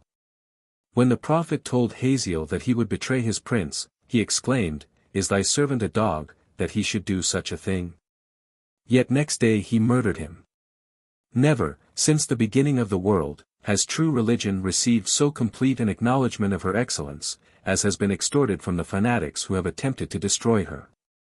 Religion stood in their way, and the wretch Marat, as well as the steady villain Weishaupt, saw that they could not proceed till they had eradicated all sentiments of the moral government of the universe. Human nature, improved as it has been by religion, shrunk from the tasks that were imposed, and it must therefore be brutalized. The Grand Confederation was solemnly sworn to by millions in every corner of France, but, as Mirabeau said of the Declaration of the Rights of Man, it must be made only the almanac of the bygone year. Therefore Lequinio must write a book, declaring oaths to be nonsense, unworthy of sansculottes, and all religion to be a farce. Not long after, they found that they had some use for a god, but he was gone and they could not find another. Their constitution was gone and they have not yet found another. What is now left them on which they can depend for awing a man into a respect for truth in his judicial declarations? What but the honor of a citizen of France, who laughs at all engagements, which he has broken again and again? Religion has taken off with her every sense of human duty. What can we expect but villainy from an Archbishop of Paris in his chapter, who made a public profession that they had been playing the villains for many years, teaching what they thought to be a bundle of lies? What but the very thing which they have done, cutting each other's throats? Have not the enlightened citizens of France applauded the execution of their fathers? Have not the Furies of Paris denounced their own children? But turn your eyes from the horrifying spectacle, and think on your own noble descent and alliance. You are not the accidental productions of a fatal chaos, but the work of a great artist, creatures that are cared for, born to noble prospects, and conducted to them by the plainest and most simple precepts, to do justly, to love mercy, and to walk humbly before God, not bewildered by the false and fluttering glare of French philosophy, but conducted by this clear, single light, perceivable by all. Do to others what you should reasonably expect them to do to you.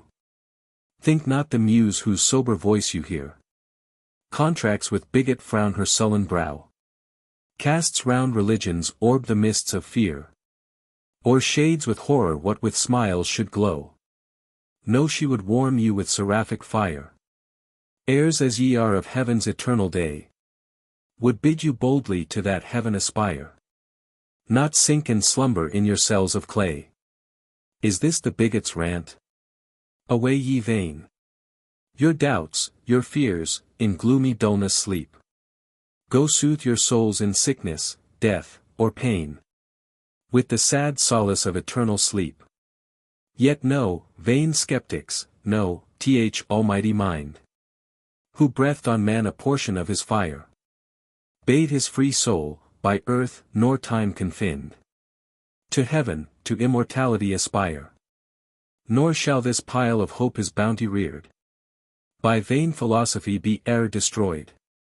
Eternity, by all or hopped or feared, shall be by all or suffered or enjoyed. Mason. The unfortunate prince who has taken refuge in this kingdom, and whose situation among us is an illustrious mark of the generosity of the nation, and of the sovereignty of its laws, said to one of the gentlemen about him, that, if this country was to escape the general wreck of nations, it would owe its preservation to religion. When this was doubted, and it was observed, that there had not been wanting many religionists in France, true, said the prince, but they were not in earnest. I see here a serious interest in the thing. The people know what they are doing when they go to church, they understand something of it, and take an interest in it. May his observation be just, and his expectations be fulfilled. 4. I would again call upon my countrywomen with the most earnest concern, and beseech them to consider this subject as of more particular importance to themselves than even to the men. While woman is considered as a respectable moral agent, training along with ourselves for endless improvement, then, and only then, will she be considered by lordly man as bis equal. Then, and only then, will she be allowed to have any rights, and those rights be respected. Strip women of this prerogative, and they become the drudges of man's indolence, or the pampered playthings of his idle hours, subject to his caprices, and slaves to his mean passions. Soon will their present empire of gallantry be over.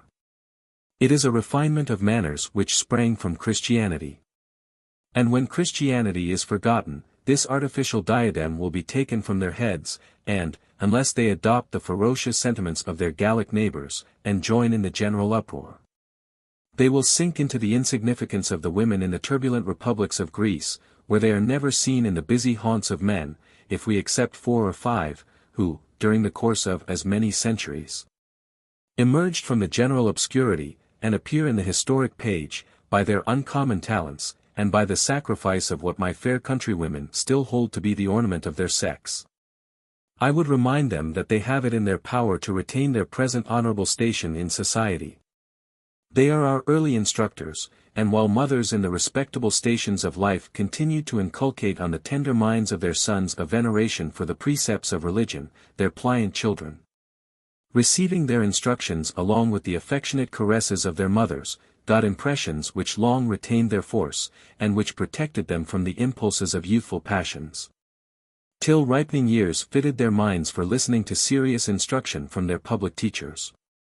Sobriety and decency of manners were then no slur on the character of a youth, and he was thought capable of struggling for independence, or preeminence, fit either for supporting or defending the state, although he was neither a toper nor a rake. I believe that no man who has seen 30 or 40 years of life will deny that the manners of youth are sadly changed in this respect.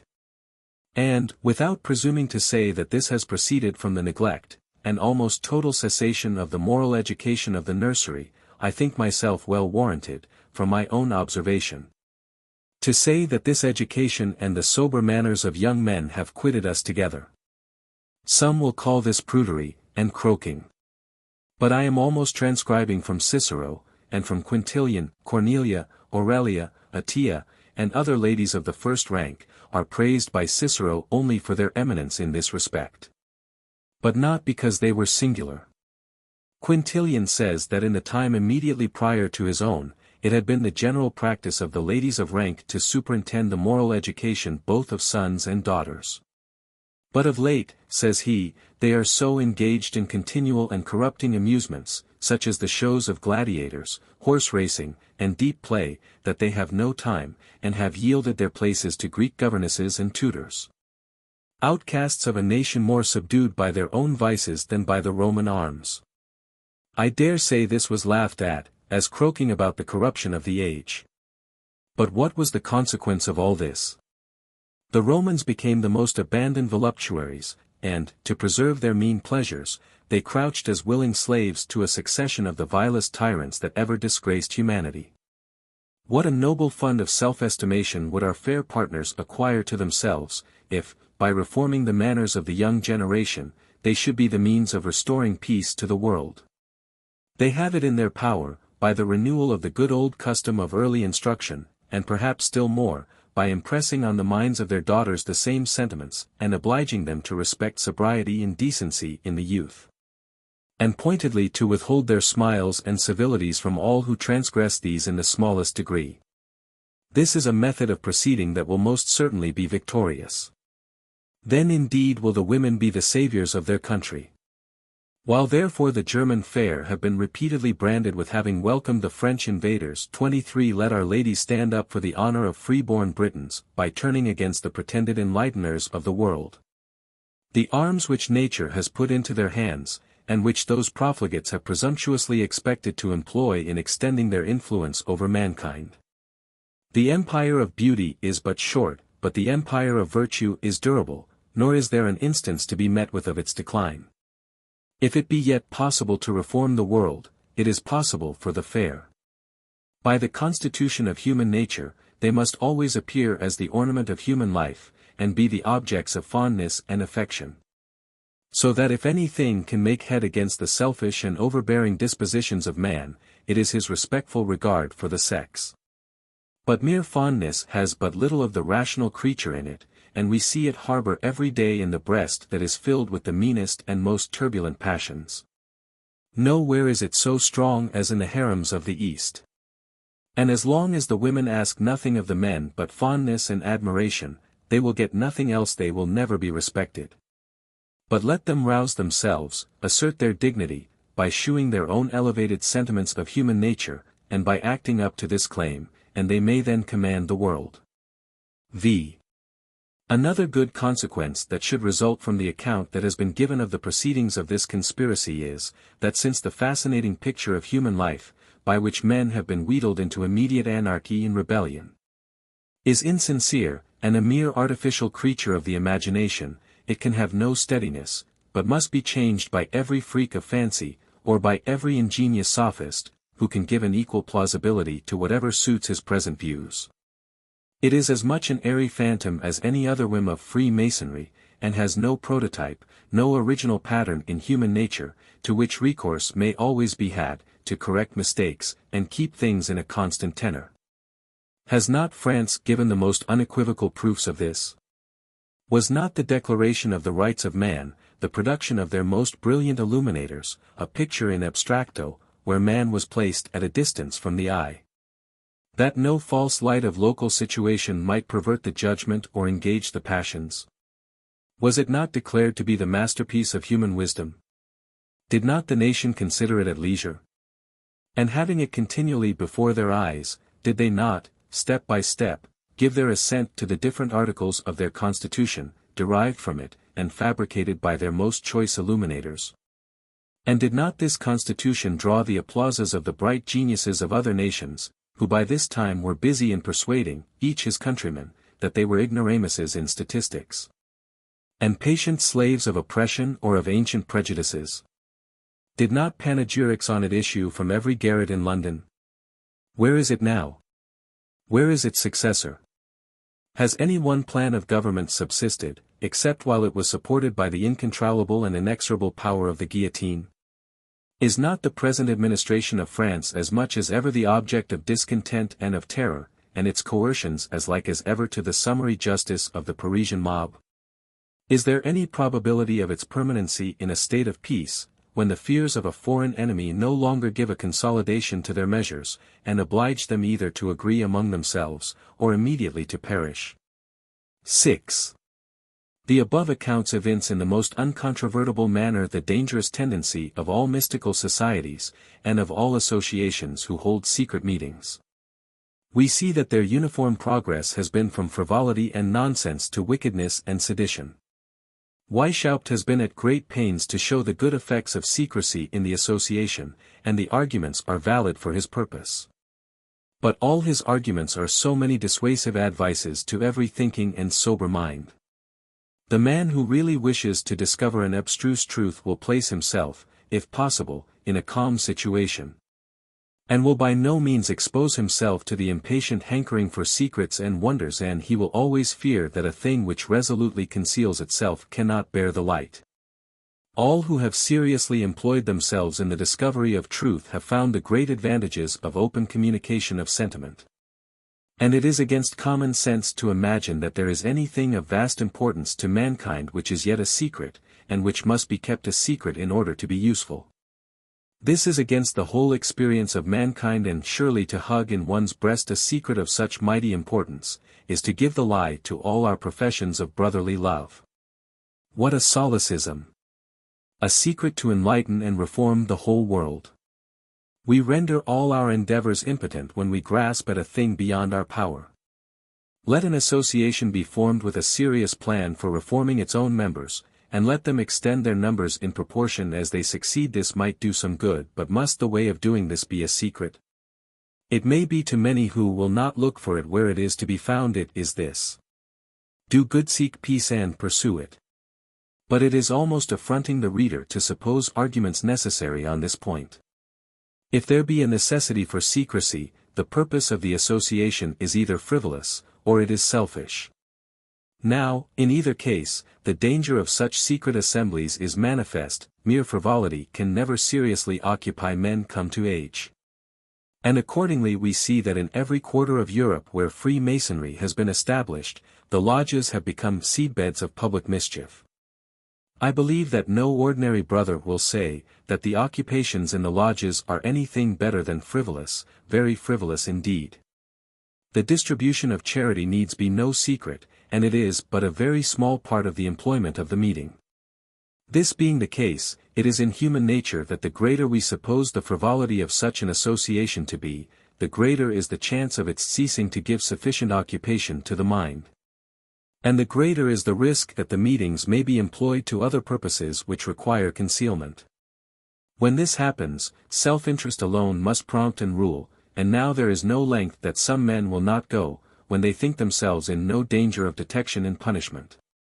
The whole proceedings of the secret societies of Freemasons on the continent, and I am authorized to say, of some lodges in Britain, have taken one turn, and this turn is perfectly natural. In all countries there are men of licentious morals. Such men wish to have a safe opportunity of indulging their wits in satire and sarcasm, and they are pleased with the support of others. The desire of making proselytes is in every breast and it is whetted by the restraints of society. And all countries have discontented men, whose grumblings will raise discontent in others, who might not have attended to some of the trifling hardships and injuries they met with, had they not been reminded of them.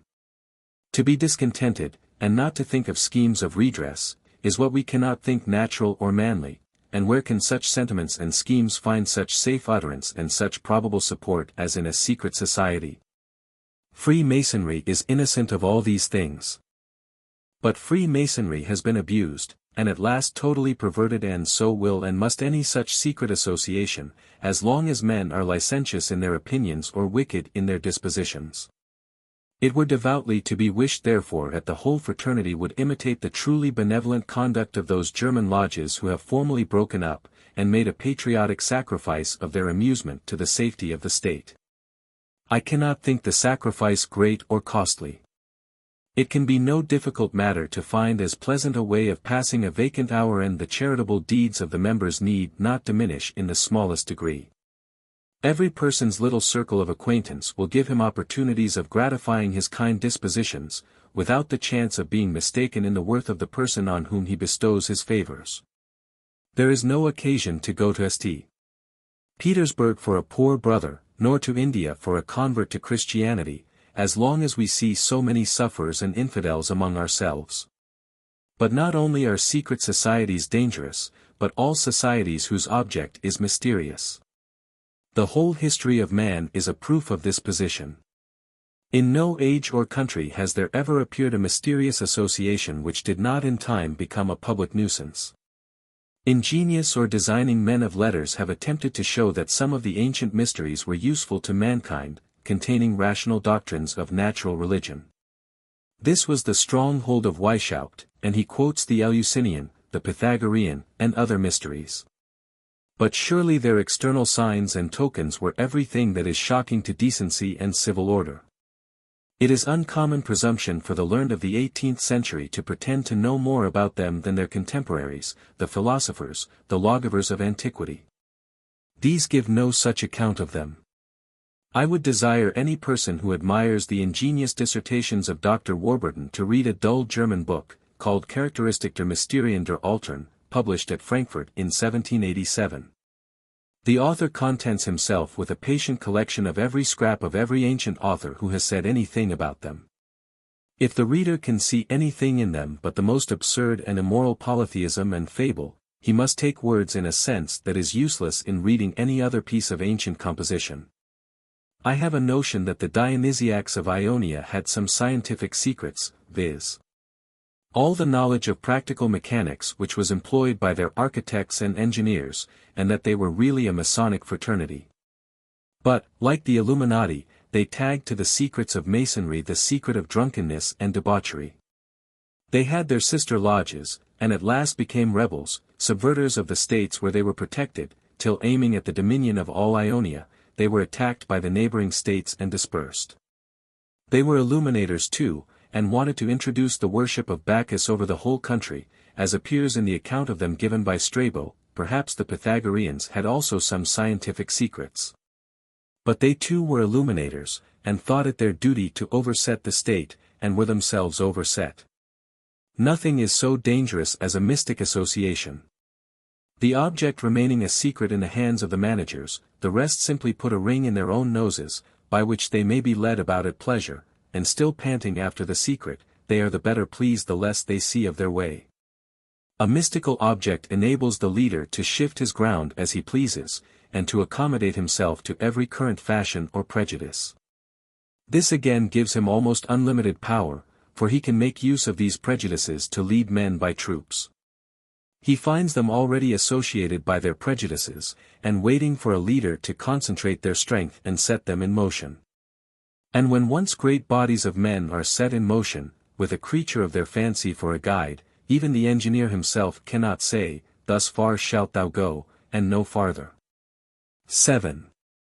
We may also gather from what we have seen, that all declamations on universal philanthropy are dangerous. Their natural and immediate effect on the mind is to increase the discontents of the unfortunate, and of those in the laborious ranks of life. No one, even of the illuminators, will deny that these ranks must be filled, if society exists in any degree of cultivation whatever, and that there will always be a greater number of men who have no farther prospect. Surely it is unkind to put such men continually in mind of a state in which they might be at their ease. And it is unkindness unmixed, because all the change that they will produce will be, that James will serve John, who formerly was the servant of James. Such declamations naturally tend to cause men to make light of the obligations and duties of common patriotism, because these are represented as subordinate and inferior to the greater and more noble affection of universal benevolence. I do not pretend to say that patriotism is founded in a rationally perceived preeminence or excellence of the society with which we are connected. But if it be a fact that society will not advance unless its members take an interest in it, and that human nature improves only in society, surely this interest should be cherished in every breast. Perhaps national union arises from national animosity, but they are plainly distinguishable, and union is not necessarily productive of injustice. The same arguments that have any force against patriotism are equally good against the preference which natural instinct gives parents for their children. And surely no one can doubt of the propriety of maintaining this in its full force, subject however to the precise laws of justice. But I am in the wrong to adduce paternal or filial affection in defense of patriotism and loyalty, since even those natural instincts are reprobated by the Illuminati, as hostile to the all-comprehending philanthropy. Mr. de la Metherie says, that among the memorials sent from the clubs in England to the National Assembly, he read two, printed, in which the Assembly was requested to establish a community of wives, and to take children from their parents, and educate them for the nation. In full compliance with this dictate of universal philanthropy, Weishaupt would have murdered his own child, and his concubine Anne Orleans voted the death of his near relation. Indeed, of all the consequences of illumination, the most melancholy is this revolution which it seems to operate in the heart of man, this forcible sacrifice of every affection of the heart to an ideal divinity, a mere creature of the imagination. It seems a prodigy, yet it is a matter of experience, that the farther we advance, or vainly suppose that we do advance, in the knowledge of our mental powers, the more are our moral feelings flattened and done away. I remember reading, long ago, a dissertation on the nursing of infants by a French academician, Lecointre of Versailles. He indelicately supports his theories by the case of his own son, a weak puny infant, whom his mother was obliged to keep continually applied to her bosom, so that she rarely could get 2 hours of sleep during the time of suckling him. Mr. Lecointre says, that she contracted for this infant, un partialite tout à fait déraisonnable. Plato, or Socrates, or Cicero, would probably have explained this by the habitual exercise of pity, a very endearing emotion. But our academician, better illuminated, solves it by stimuli on the papillae, and on the nerves of the skin, and by the meeting of the humifying aura, and does not seem to think that young Lecointre was much indebted to his mother. It would amuse me to learn that this was the wretch Lecointre, Major of the National Guards of Versailles, who countenanced and encouraged the shocking treason and barbarity of those ruffians on the 5th and 6th of October, 1789. Complete freezing of the heart would, I think, be the consequence of a theory which could perfectly explain the affections by vibrations or crystallizations, nay, any very perfect theory of moral sentiments must have something of this tendency. Perhaps the ancient systems of moral philosophy, which were chiefly searches after the summum bonum, and systems of moral duties, tended more to form and strengthen the heart, and produce a worthy man, than the most perfect theory of modern times, which explains every phenomenon by means of a nice anatomy of our affections. So far therefore as we are really more illuminated, it may chance to give us an easier victory over the natural or instinctive attachments of mankind, and make the sacrifice to universal philanthropy less costly to the heart. I do not however pretend to say that this is really the case, but I think myself fully warranted to say, that increase of virtuous affections in general has not been the fruit of modern illumination. I will not again sicken the reader, by calling his attention to Weishaupt and his associates or successors. But let us candidly contemplate the world around us, and particularly the perpetual advocates of universal philanthropy. What have been the general effects of their continual declamations? Surely very melancholy, nor can it easily be otherwise. An ideal standard is continually referred to. This is made gigantic, by being always seen indistinctly, as through a mist, or rather a fluttering air. In comparison with this, every feeling that we have been accustomed to respect vanishes as insignificant. And, adopting the Jesuitical maxim, that the great end sanctifies every mean, this sum of cosmopolitical good is made to eclipse or cover all the present evils which must be endured for it. The fact now is, that we are become so familiarized with enormities, such as brutality to the weaker sex, cruelty to old age, wanton refinement on barbarity, that we now hear unmoved accounts of scenes, from which, a few years ago, we would have shrunk back with horror.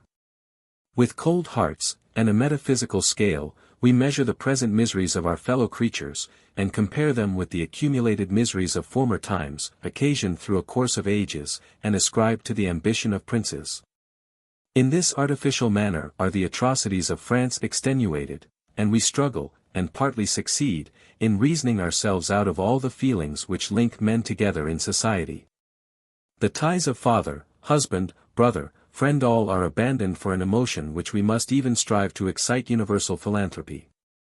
But this is sad perversion of nature. He that loveth not his brother whom he hath seen, how can he love God whom he hath not seen? Still less can he love this ideal being, of which he labors to conjure up some indistinct and fleeting notion. It is also highly absurd. For, in trying to collect the circumstances which constitute the enjoyments of this citizen of the world, we find ourselves just brought back to the very moral feelings which we are wantonly throwing away. Weishaupt allures us by the happiness of the patriarchal life as the summum bonum of man. But if it is anything more than eating and sleeping, and bullying with the neighboring patriarchs, it must consist in the domestic and neighborly affections, and every other agreeable moral feeling. All which are to be had in our present state in greater abundance. But this is all a pretense. The wicked corrupters of mankind have no such views of human felicity, nor would they be contented with it, they want to intrigue and to lead. And their patriarchal life answers the same purpose of tickling the fancy as the Arcadia of the poets. Horace shows the frivolity of these declamations, without formally announcing the moral, in his pretty ode. Butus il caprocol negotius. The usurer, after expatiating on this Arcadian felicity, hurries away to change, and puts his whole cash again out to usury. Equally ineffective are the declamations of cosmopolitism on a mind filled with selfish passions. They just serve it for a subterfuge. The ties of ordinary life are broken in the first place, and the citizen of the world is a wolf of the desert. The unhappy consequence is, that the natural progress of liberty is retarded. Had this ignis fatuus not appeared and misled us, the improvements which true illumination has really produced, the increase in sciences and arts, and the improvement in our estimate of life and happiness, would have continued to work silently and gradually in all nations. And those which are less fortunate in point of government would also have improved, bit by bit, without losing any sensible portion of their present enjoyments in the possession of riches, or honors, or power. Those pretensions would gradually have come to balance each other, and true liberty, such as Britons enjoy, might have taken place over all.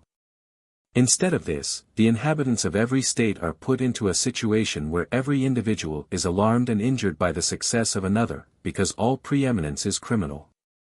Therefore there must be perpetual jealousy and struggle. Princes are now alarmed, since they see the aim of the lower classes, and they repent of their former liberal concessions. All parties maintain a sullen distance and reserve, the people become unruly, and the sovereign hard-hearted. So that liberty, such as can be enjoyed in peace, is banished from the country. 8. When we see how eagerly the Illuminati endeavored to insinuate their brethren into all offices which gave them influence on the public mind, and particularly into seminaries of education, we should be particularly careful to prevent them. And ought to examine with anxious attention the manner of thinking of all who offer themselves for teachers of youth. There is no part of the secret correspondence of Spartacus and his associates, in which we see more varied and artful methods for securing pupils, than in his own conduct respecting the students in the university, and the injunctions he gives to others. There are two men, Socher and Drexel, who had the general inspection of the schools in the electorate. They are treated by Spartacus as persons of the greatest consequence, and the instructions given them stick at no kind of corruption.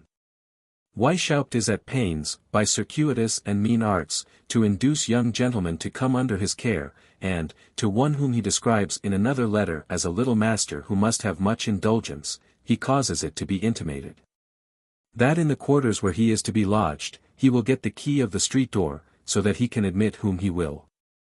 In all this canvassing he never quits the great object, the forming the mind of the young man according to the principles of universal liberty and equality, and to gain this point, scruples not to flatter, and even to excite his dangerous passions. We may be certain, that the zeal of cosmopolitism will operate in the same way in other men, and we ought therefore to be solicitous to have all that are the instructors of youth, persons of the most decent manners.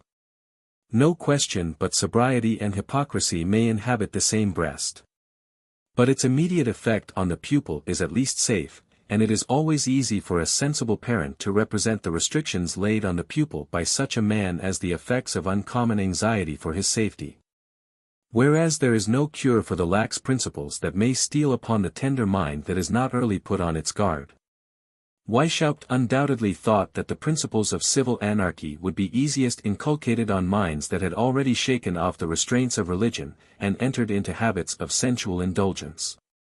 We shall be safe if we trust his judgment in this matter. We should be particularly observant of the character and principles of men of talents, who offer themselves for these offices, because their influence must be very great.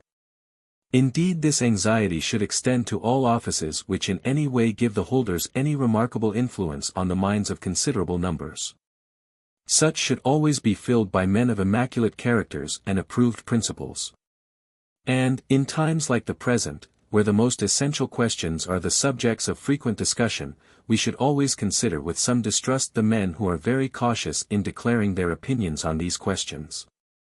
It is a great misfortune undoubtedly to feel ourselves in a situation which makes us damp the enjoyments of life with so much suspicion. But the history of mankind shows us that many great revolutions have been produced by remote and apparently frivolous causes. When things come to a height it is frequently impossible to find a cure, at any rate medicina sero peritur, and it is much better to prevent the disease principiis obstivenienti occurrite marbo. 9. Nor can it be said that these are vain fears. We know that the enemy is working among us, and that there are many appearances in these kingdoms which strongly resemble the contrivance of this dangerous association. We know that before the order of Illuminati was broken up by the Elector of Bavaria, there were several lodges in Britain, and we may be certain that they are not all broken up. I know that they are not, and that within these 2 years some lodges were ignorant, or affected to be so, of the corrupted principles and dangerous designs of the Illuminati. The constitution of the order shows that this may be, for the lodges themselves were illuminated by degrees. But I must remark that we can hardly suppose a lodge to be established in any place, unless there be some very zealous brother at hand to instruct and direct it. And I think that a person can hardly be advanced as far as the rank of Scotch Knight of the Order, and be a safe man either for our church or state. I am very well informed that there are several thousands of subscribing brethren in London alone, and we can hardly doubt but that many of that number are well advanced. The vocabulary also of the Illuminati is current in certain societies among us. These societies have taken the very name and constitution of the French and German societies. Corresponding affiliated Provincial Rescript Convention Reading Society Citizen of the World Liberty and Equality, the Imprescriptible Rights of Man, and must it not be acknowledged that our public arbiters of literary merit have greatly changed their manner of treatment of theological and political writings of late years? Till Paine's Age of Reason appeared, the most skeptical writings of England kept within the bounds of decency and of argument, and we have not, in the course of 2 centuries, one piece that should be compared with many of the blackguard productions of the German presses. Yet even those performances generally met with sharp reproof as well as judicious refutation. This is a tribute of commendation to which my country is most justly entitled. In a former part of my life I was pretty conversant in writings of this kind, and have seen almost every English performance of note. I cannot express the surprise and disgust which I felt at the number and the gross indecency of the German dissertations which have come in my way since I began this little history, and many of the titles which I observe in the Leipzig catalogues are such as I think no British writer would make use of. I am told that the licentiousness of the press has been equally remarkable in France, even before the Revolution. May this sense of propriety and decency long continue to protect us, and support the national character for real good breeding, as our attainments in manly science have hitherto gained us the respect of the surrounding nations. I cannot help thinking that British sentiment, or British delicacy, is changed, for Paine's book is treated by most of our reviewers with an affected liberality and candour, and is laid before the public as quite new matter.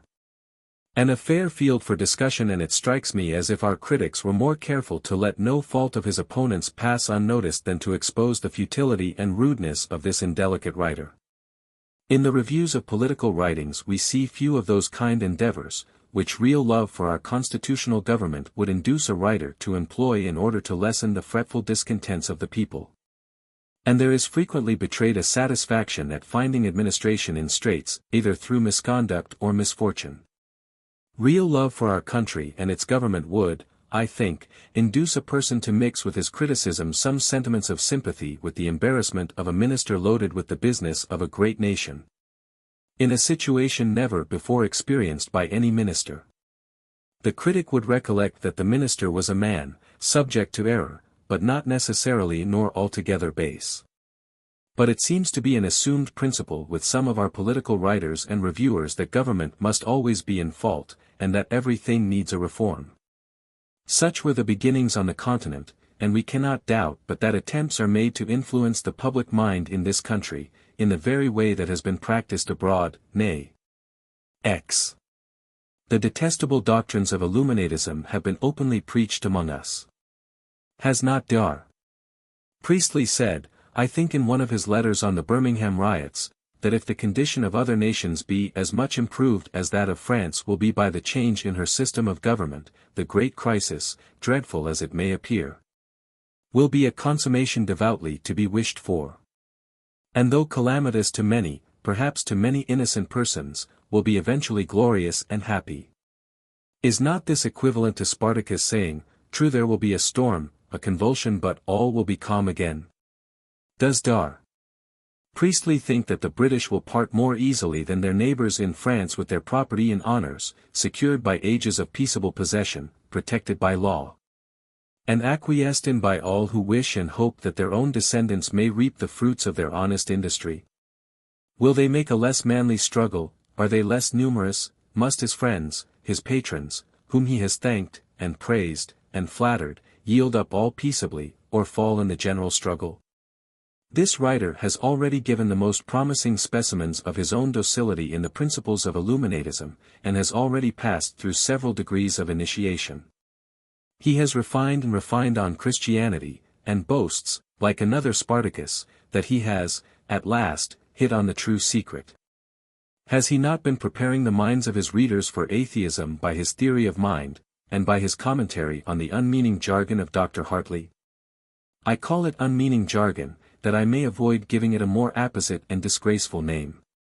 For, if intelligence and design be nothing but a certain modification of the vibratiunculi or undulations of any kind, what is supreme intelligence, but a more extensive, and, perhaps they will call it, refined undulation, pervading or mixing with all others?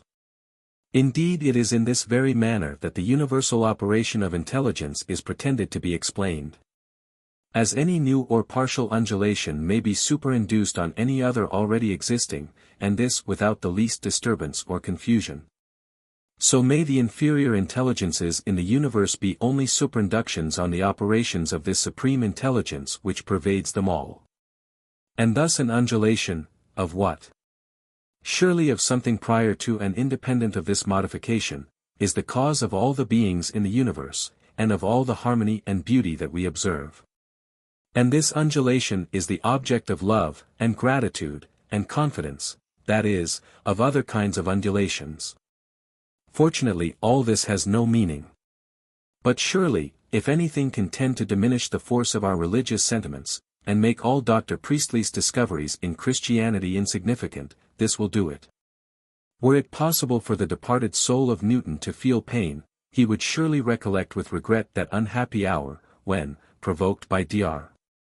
Hooke's charge of plagiarism, he first threw out his whim of a vibrating ether, to show what might be made of an hypothesis, for Sir Isaac Newton must be allowed to have paved the way for much of the atomical philosophy of the moderns. Newton's ether is assumed as a factotum by every precipitate sciolist, who in despite of logic, and in contradiction to all the principles of mechanics, gives us theories of muscular motion, of animal sensation, and even of intelligence and volition, by the undulations of ethereal fluids. Not one of 100 of these theorists can go through the fundamental theorem of all this doctrine, the 47th prop of the 2D book of the Principia, and not one in 1,000 know that Newton's investigation is inconclusive. Yet they talk of the effects and modifications of those undulations as familiarly and confidently as if they could demonstrate the propositions in Euclid's Elements. Yet such is the reasoning that satisfies Dr. Priestley. But I do not suppose that he has yet attained his acme of illumination. His genius has been cramped by British prejudices, these need not sway his mind any longer. He is now in that rara temporis, edi loci, felicitate, ubi sentire quae velis, quae sensus dicere licet, in the country which was honored by giving the world the first avowed edition of the Age of Reason, with the name of the shop and publisher. I make no doubt but that his mind will now take a higher flight, and we may expect to see him fire that train by which he boasted that he would blow up the religious establishment of his stupid and enslaved native country, peace be with him. But I grieve that he has left any of his friends and abettors among us. A very eminent one said in a company a few days ago, that he would willingly wade to the knees in blood to overturn the establishment of the Kirk of Scotland.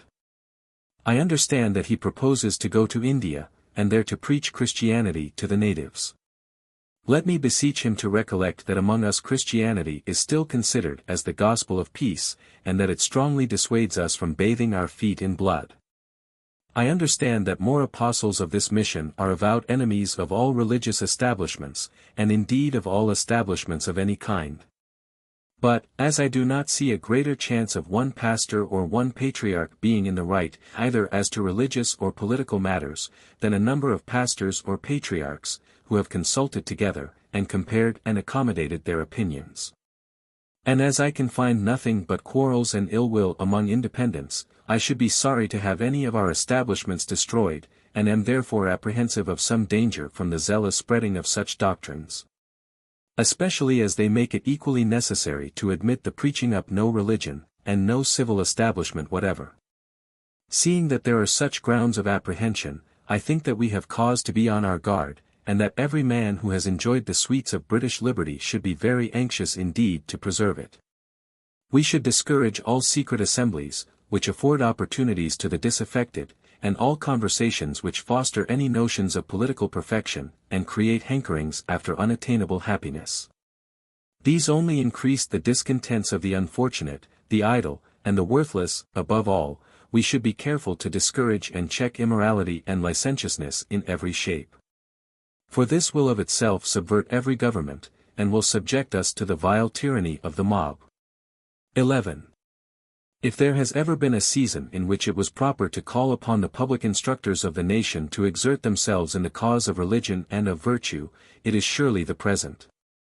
It appears from the tenor of the whole narration before the reader, that religion and virtue are considered as the great obstacles to the completion of this plan for overturning the governments of Europe, and I hope that I have made it evident that these conspirators have presupposed that there is deeply rooted in the heart of man a sincere veneration for unsophisticated virtue, and an affectionate propensity to religion. That is, to consider this beautiful world as the production of wisdom and power, residing in a being different from the world itself, and the natural object of admiration and of love. I do not speak of the truth of this principle at present, but only of its reality, as an impression on the heart of man. These principles must therefore be worked on, and they are acknowledged to be strong, because much art is employed to eradicate them, or to overwhelm them by other powerful agents. We also see that religion and virtue are considered by those corruptors as closely united, and as mutually supporting each other. This they admit as a fact, and labor to prove to be a mistake. And lastly, they entertain no hopes of complete success till they have exploded both. This being the case, I hope that I shall be clear of all charge of impropriety, when I address our national instructors, and earnestly desire them to consider this cause as peculiarly theirs. The world has been corrupted under pretense of moral instruction. Backwardness therefore, on their part, may do inconceivable harm, because it will most certainly be interpreted as an acknowledgment of defeat, and they will be accused of indifference and insincerity. I know that a modest man reluctantly comes forward with anything that has the appearance of thinking himself wiser or better than his neighbors. But if all are so bashful, where will it end? Must we allow a parcel of worthless profligates, whom no man would trust with the management of the most trifling concern, to pass with the ignorant and indolent for teachers of true wisdom, and thus entice the whole world into a trap? They have succeeded, with our unfortunate neighbors on the continent, and, in Germany, to their shame be it spoken, they have been assisted even by some faithless clergymen. But I will hope better of my countrymen, and I think that our clergy have encouragement even from the native character of Britons. National comparisons are indeed ungraceful, and are rarely candid, but I think they may be indulged in this instance. It is of his own countrymen that Voltaire speaks, when he says, that they resemble a mixed breed of the monkey and the tiger, animals that mix fun with mischief, and that sport with the torments of their prey. They have indeed given the most shocking proofs of the justness of his portrait. It is with a considerable degree of national pride, therefore, that I compare the behavior of the French with that of the British in a very similar situation, during the civil wars and the usurpation of Cromwell. There have been more numerous, and infinitely more atrocious, crimes committed in France during any 1/2 year since the beginning of the Revolution, than during the whole of that tumultuous period. And it should be remembered, that to all other grounds of discontent was added no small share of religious fanaticism, a passion, may I call it, which seldom fails to rouse every angry thought of the heart. Much may be hoped for from an earnest and judicious address to that rich fund of manly kindness that is conspicuous in the British character, a fund to which I am persuaded to owe the excellence of our constitutional government nowhere else. In Europe are the claims of the different ranks in society so generally and so candidly admitted. All feel their force, and all allow them to others. Hence it happens that they are enjoyed in so much peace, hence it happens that the gentry live among the yeomen and farmers with so easy and familiar a superiority. Extrema per illos. Justitia excedens terris vestigia fecit. Our clergy are also well prepared for the task. For our ancestors differed exceedingly from the present illuminators in their notions, and have enacted that the clergy shall be well instructed in natural philosophy, judging that a knowledge of the symmetry of nature, and the beautiful adjustment of all her operations, would produce a firm belief of a wisdom and power which is the source of all this fair order, the author and conductor of all, and therefore the natural object of admiration and of love. A good heart is open to this impression, and feels no reluctance, but on the contrary a pleasure, in thinking man the subject of his government, and the object of his care. This point being once gained, I should think that the salutary truths of religion will be highly welcome.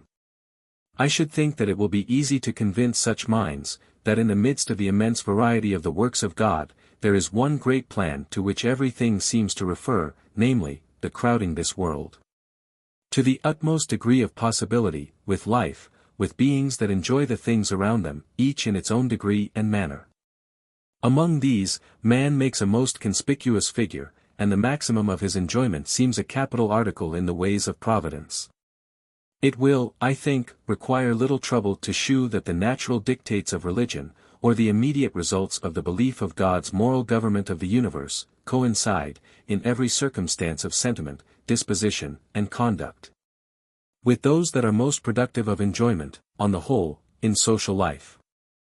The same train of thought will shew, that the real improvements in the pleasures of society, are, in fact, improvements of man's rational nature, and so many steps toward that perfection which our own consciences tell us we are capable of, and which religion encourages us to hope for in another state of being. And thus will the ways of wisdom appear to be ways of pleasantness, and all her paths to be peace.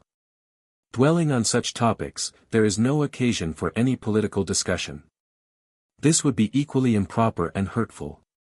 Such discussions never fail to produce ill humor, but surely highest complacence must result from the thought that we are cooperating with the author of all wisdom and goodness, and helping forward the favorite plans of his providence.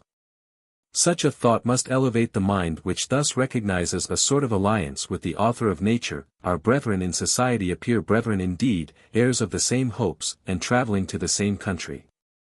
This will be a sort of moral patriotism, and should, I think, produce mutual forbearance, since we discover imperfections in all creatures, and are conscious of them in ourselves notwithstanding which we hope to be all equal at last in worth and in happiness. I should gladly hope that I shall not be accused of presumption in this address. There is no profession that I more sincerely respect than that of the religious and moral instructor of my country. I am saying nothing here that I am not accustomed to urge at much greater length in the course of my professional duty. And I do not think that I am justly chargeable with vanity, when I suppose that many years of delightful study of the works of God have given me somewhat more acquaintance with them than is probably attained by those who never think of the matter, being continually engaged in the bustle of life. Should one of this description say that all is fate or chance, and that the same thing happens to all, and as is but too common, I should think that a prudent man will give so much preference to my assertion, as at least to think seriously about the thing, before he allow himself any indulgence in things which I affirm to be highly dangerous to his future peace and happiness. For this reason I hope not to be accused of going out of my line, nor hear any one say, Nesuter ultra crepidam. The present is a season of anxiety, and it is the duty of every man to contribute his mite to the general good. It is in some such hopes that I have written these pages. And if they have any such effect, I shall think myself fortunate in having by chance hit on something useful, when I was only trying to amuse myself during the tedious hours of bad health and confinement. No person is more sensible of the many imperfections of this performance than myself. But, as I have no motive for the publication but the hopes of doing some good, I trust that I shall obtain a favorable acceptance of my endeavors from an intelligent, a candid, and a good-natured public. I must entreat that it be remembered that these sheets are not the work of an author determined to write a book. They were for the most part notes, which I took from books I had borrowed, that I might occasionally have recourse to them when occupied with Freemasonry, the first object of my curiosity. My curiosity was diverted to many other things as I went along, and when the Illuminati came in my way, I regretted the time I had thrown away on Freemasonry. But, observing their connection, I thought that I perceived the progress of one and the same design. This made me eager to find out any remains of Weishaupt's association. I was not surprised when I saw marks of its interference in the French Revolution. In hunting for clearer proofs I found out the German Union and, in fine, the whole appeared to be one great and wicked project, fermenting and working over all Europe. Some highly respected friends encouraged me in the hope of doing some service by laying my informations before the public, and said that no time should be lost. I therefore set about collecting my scattered facts. I undertook this task at a time when my official duty pressed hard on me, and bad health made me very unfit for study. The effects of this must appear in many faults, which I see, without being able at present to amend them. I owe this apology to the public, and I trust that my good intentions will procure it acceptance. Point 24. Nothing would give me more sincere pleasure than to see the whole prove to be a mistake. To be convinced that there is no such plot, and that we run no risk of the contagion. But that Britain will continue, by the abiding prevalence of honor, of virtue, and of true religion, to exhibit the fairest specimen of civil government that ever was seen on earth. And a national character and conduct not unworthy of the inestimable blessings that we enjoy. Our excellent sovereign, at his accession to the throne, declared to his parliament that he gloried in having been born a Briton. Would to God that all and each of his subjects had entertained the same lofty notions of this good fortune. Then would they have labored, as he has done for near 40 years, to support the honor of the British name by setting as bright an example of domestic and of public virtue. Then would Britons have been indeed the boast of humanity. Then we should have viewed these wicked plots of our neighbors with a smile of contempt and of sincere pity, and there would have been no need of this imperfect but well-meant performance. Postscript. Although I saw no reason to doubt of the validity of the proofs which I have offered in the preceding pages, of a conspiracy against the dearest interests of every nation of Europe, nor of the importance of the information to my own countrymen, it gives me great satisfaction to learn that it has been received with favor and indulgence. This I may conclude from the impressions being exhausted in a few days, and because the publisher informs me that another edition is wanted immediately. I could have wished that this were deferred for some time, that I might have availed myself of the observations of others, and be enabled to correct the mistakes into which I have been led by my scanty knowledge of the German language, and the mistakes of the writers from whom I derived all my informations. I should, in that case, have attempted to make the work more worthy of the public eye, by correcting many imperfections, which the continual distraction of bad health, and my haste to bring it before the public, have occasioned. I should have made the disposition more natural and perspicuous, and have lopped off some redundancies and repetitions. But the printer tells me, that this would greatly retard the publication, by changing the series of the pages. At any rate, I am not at present in a condition to engage in any work that requires dispatch. I must yield therefore to those reasons, and content myself with such corrections as can be made immediately. I have found, after minute inquiry, that I was mistaken as to the expression of an eminent follower of Dr. Priestley, mentioned before. The person alluded to disclaims all sanguinary proceedings, and my information arose from a very erroneous account which was circulated of the conversation. But I still think the caution equally necessary, which I recommend to the hearers of the frequent and violent declamations made by those alluded to, against all religious establishments. Except the anecdote of Diderot's library, I do not recollect another assertion in the book, for which I have not the authority of printed evidence. This story was told me by so many persons of credit, who were on the spot at the time, that I have no doubt of its truth. I also find that I was mistaken in my conjecture that Mr. Lefranc communicated his suspicions of the horrid designs of the Freemasons to Archbishop Gobet. It must have been to Mr. Le Clerc de Jeune, a most worthy prelate, whom the hatred of the Jacobins obliged to fly into Switzerland.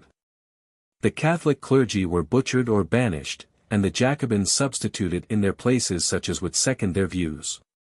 Gobet was worthy of their confidence, and the Archbishop of Thulaus, Brienne, himself could not have served the cause of the philosophists more effectually, had they succeeded in their attempts to get him continued Archbishop of Paris. As the poetical picture of unqualified liberty and equality, and the indolent pleasures of the patriarchal life, are the charm by which the illuminators hope to fascinate all hearts. And as they reprobate every construction of society which tolerates any permanent subordination, and particularly such as found this subordination on distinctions of ranks, and scout all privileges allowed to particular orders of men, I hope that it will not be thought foreign to the general purpose of the foregoing work, if, I with great deference, lay before the reader some of my reasons for asserting, without hesitation, in a former part. That the British Constitution is the only one that will give permanent happiness to a great and luxurious nation, and is peculiarly calculated to give full exercise to the best propensities of cultivated minds. I am the more desirous of doing this, because it seems to me that most of the political writers on the continent, and many of my countrymen, have not attended to important circumstances which distinguish our Constitution from the States General of France and other countries. The Republicans in France have, since the Revolution, employed the pains in searching their records, which ought to have been taken before the convocation of the States, and which would probably have prevented that step altogether. They have shown that the meetings of the States, if we accept that in 1614 and 1483, were uniformly occasions of mutual contests between the different orders, in which the interests of the nation and the authority of the crown were equally forgotten, and the kingdom was plunged into all the horrors of a rancorous civil war.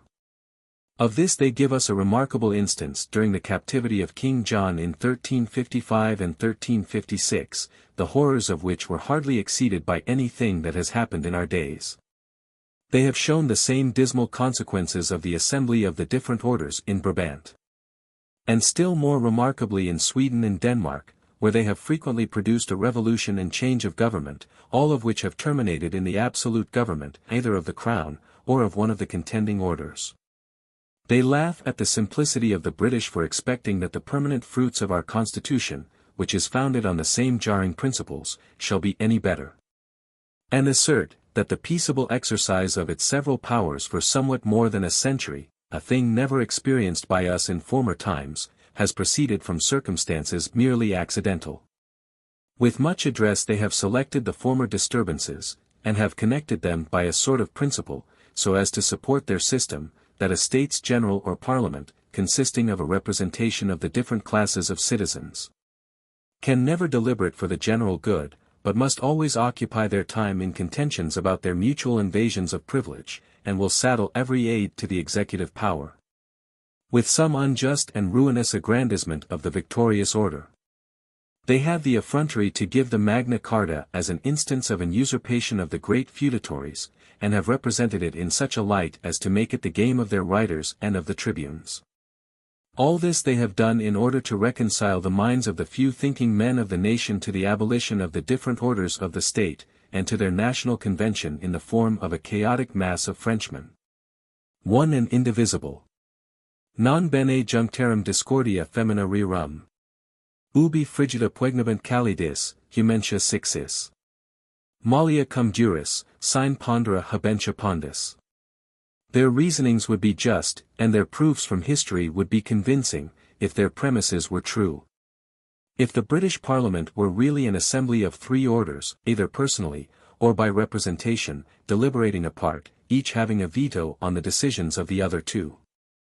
And I apprehend that most of my countrymen, who have not had occasion to canvass the subject with much attention, suppose this to be really the British Constitution, for, in the ordinary table conversations on the subject, they seldom go farther, and talk with great complacence of the balance of hostile powers, of the king as the umpire of differences, and of the peace and prosperity that results from the whole.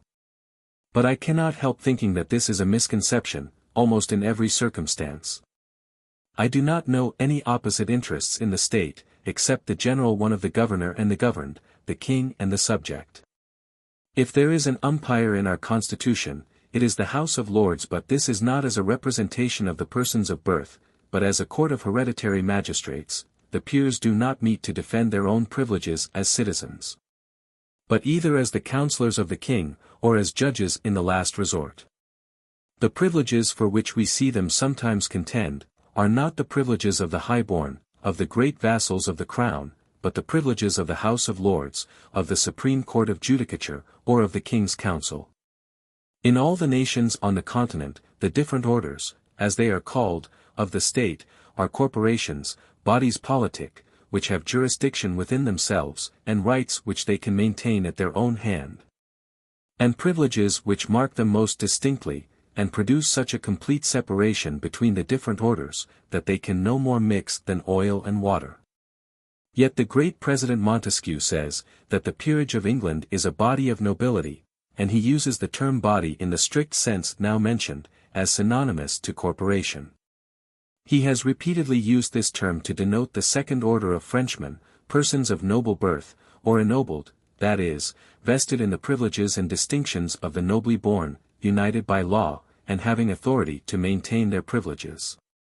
The history of France, nay of our own country, shows us that this body may enjoy all its distinctions of nobility, and that the great barons may enjoy the prerogatives of their baronies, although the authority of the crown is almost annihilated. We have no cogent reason, therefore, for thinking that they will be constantly careful to support the authority of the crown, and much less to believe that they will, at the same time, watch over the liberties of the people. In the election of their representatives, for the whole body of the gentlemen must appear by representation, we must not expect that they will select such of their own number as will take care of those two essential objects of our Constitution. Equally jealous of the authority of the crown and of the encroachments of all those who are not gentlemen, and even fearful of the assumptions of the great barons, the powerful individuals of their own order. They will always choose such representatives as will defend their own rights in the first place. Such persons are by no means fit for maintaining the proper authority of the crown, and keeping the representatives of the lower classes within proper bounds. But this is not the nature of our House of Lords in the present day. It was so formerly in a great measure, and had the same effects as in other countries. But since the Revolution, the peers of Great Britain have no important privileges which relate merely or chiefly to birth. These all refer to their functions as magistrates of the Supreme Court. The King can, at any time, place in this house any eminent person whom he thinks worthy of the office of hereditary magistrate. The peers are noble, that is, remarkable, illustrious, but are not necessarily, nor in every instance, persons of high birth. This house therefore is not, in any sort, the representative of what is called in France the noblesse, a particular caste of the nation, nor is it a junction of the proprietors of the great fees of the crown, as such. For many, very many, of the greatest baronies are in the hands of those we call commoners, they sit as the king's councillors, or as judges, therefore the members of our upper house are not swayed by the prejudices of any class of the citizens. They are hereditary magistrates, created by the sovereign, for his council, to defend his prerogatives, to hold the balance between the throne and the people. The greatest part of the nobility, in the continental sense of the word, are not called into this house, but they may be members of the lower house, which we call the commons, nay the sons and the brothers of the peers are in the same situation. The peers therefore cannot be hostile or indifferent to the liberty, the rights, or the happiness of the commons, without being the enemies of their own families. Nor is our House of Commons at all similar to the third estate of any of the neighboring kingdoms. They are not the representatives of the ignobly born, or of any class of citizens. The members are the proper representatives of the whole nation, and consist of persons of every class, persons of the highest birth, persons of great fortune, persons of education, of knowledge, of talents. Thus the causes of dissension which refer to the distinctive rights or prerogatives of the different classes of citizens are removed, because in each house there are many individuals selected from all the classes. A peer, having attained the highest honors of the state, must be an enemy to every revolution. Revolution must certainly degrade him, whether it places an absolute monarch, or a democratic junto, on the throne. The sovereign naturally looks for the support of the upper house, and in every measure agreeable to the Constitution, and to the public weal, exerts his influence on the House of Commons. Here the character of the monarch and his choice of ministers must appear, as in any other constitution, but with much less chance of danger to political liberty. The great engine of monarchy in Europe, has been the jarring privileges of the different orders, and the sovereign, by siding with one of them, obtained accessions of prerogative and power. It was thus that, under the House of Tudor, our constitution advanced with hasty strides to absolute monarchy. And would have attained it, had James I been as able as he was willing to secure what he firmly believed to be the divine rights of his crown. I do not recollect hearing the lower ranks of the state venting much of their discontents against the peers, and they seem to perceive pretty clearly the advantages arising from their prerogatives. They seem to look up to them as the first who will protect them against the agents of sovereignty. They know that a man may rise from the lowest station to the peerage, and that in that exaltation he remains connected with themselves by the dearest ties. And the House of Commons take no offence at the creation of new peers, because their privileges as a court, and their private rights, are not affected by it. Accordingly, the House has always opposed every project of limiting the king's prerogative in this respect. How unlike is all this to the constitution consisting of the pure representatives of the privileged orders of the continental states. The self-conceited constitutionalists of France saw something in the British Parliament which did not fall in with their own hasty notions, and prided themselves in not copying from us.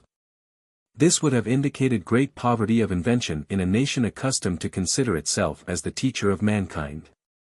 The most sensible of them, however, wished to have a constitution which they called an improvement of ours, and this was the simple plan of a representation of the 2 or 3 orders of the state. Their upper house should contain the representatives of 100,000 noblesse. The princes of the blood and great barons should sit in it of their own right, and the rest by deputies. The lower house, or tiers état, should consist of deputies from those ignobly born, such as merchants, persons in the lower offices of the law, artisans, peasants, and a small number of freeholders. Surely it needs no deep reflection to teach us what sort of deliberations would occupy such a house. It would be a most useful occupation, however, to peruse the history of France, and of other nations, and see what really did occupy the tiers état thus constructed, and what were their proceedings, their decisions, and the steps which they took to make them effectual. I have no doubt but that this study would cure most of our advocates for general eligibility, and for general suffrage.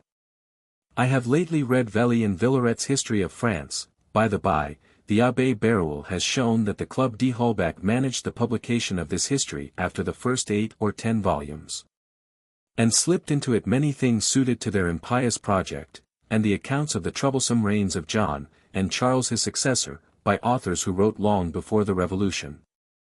And they filled me with horror. The only instance that I met with of anything like moderation in the claims and disputes of the different orders of their States General, and of patriotism, or regard for the general interests of the state, is in their meetings during the minority of Charles VIII. With respect to the limitations of the eligibility into the House of Commons, I think that there can be no doubt that those should be excluded whose habits of needy and laborious life have precluded them from all opportunities of acquiring some general views of political relations. Such persons are totally unfit for deliberations, where general or comprehensive views only are to be the subjects of discussion. They can have no conceptions of the subject, and therefore no steady notions or opinions, but must change them after every speaker, and must become the dupes of every demagogue. But there are other circumstances which make me think that, of all the classes of citizens, the land proprietors are the fittest for holding this important office. I do not infer this from their having a more real connection with the nation, and a stronger interest in its fate. I prefer them on account of their general habits of thought. Almost all their ordinary transactions are such as make them acquainted with the interests of others, cause them to consider those in general points of view, and, in short, most of their occupations are, in some degree, national. They are accustomed to settle differences between those of lower stations. They are frequently in the King's Commission as justices of the peace. All these circumstances make them much apter scholars in that political knowledge, which is absolutely necessary for a member of the House of Commons. But, besides this, I have no hesitation in saying that their turn of mind, their principles of conduct, are more generally such as become a senator, than those of any other class of men.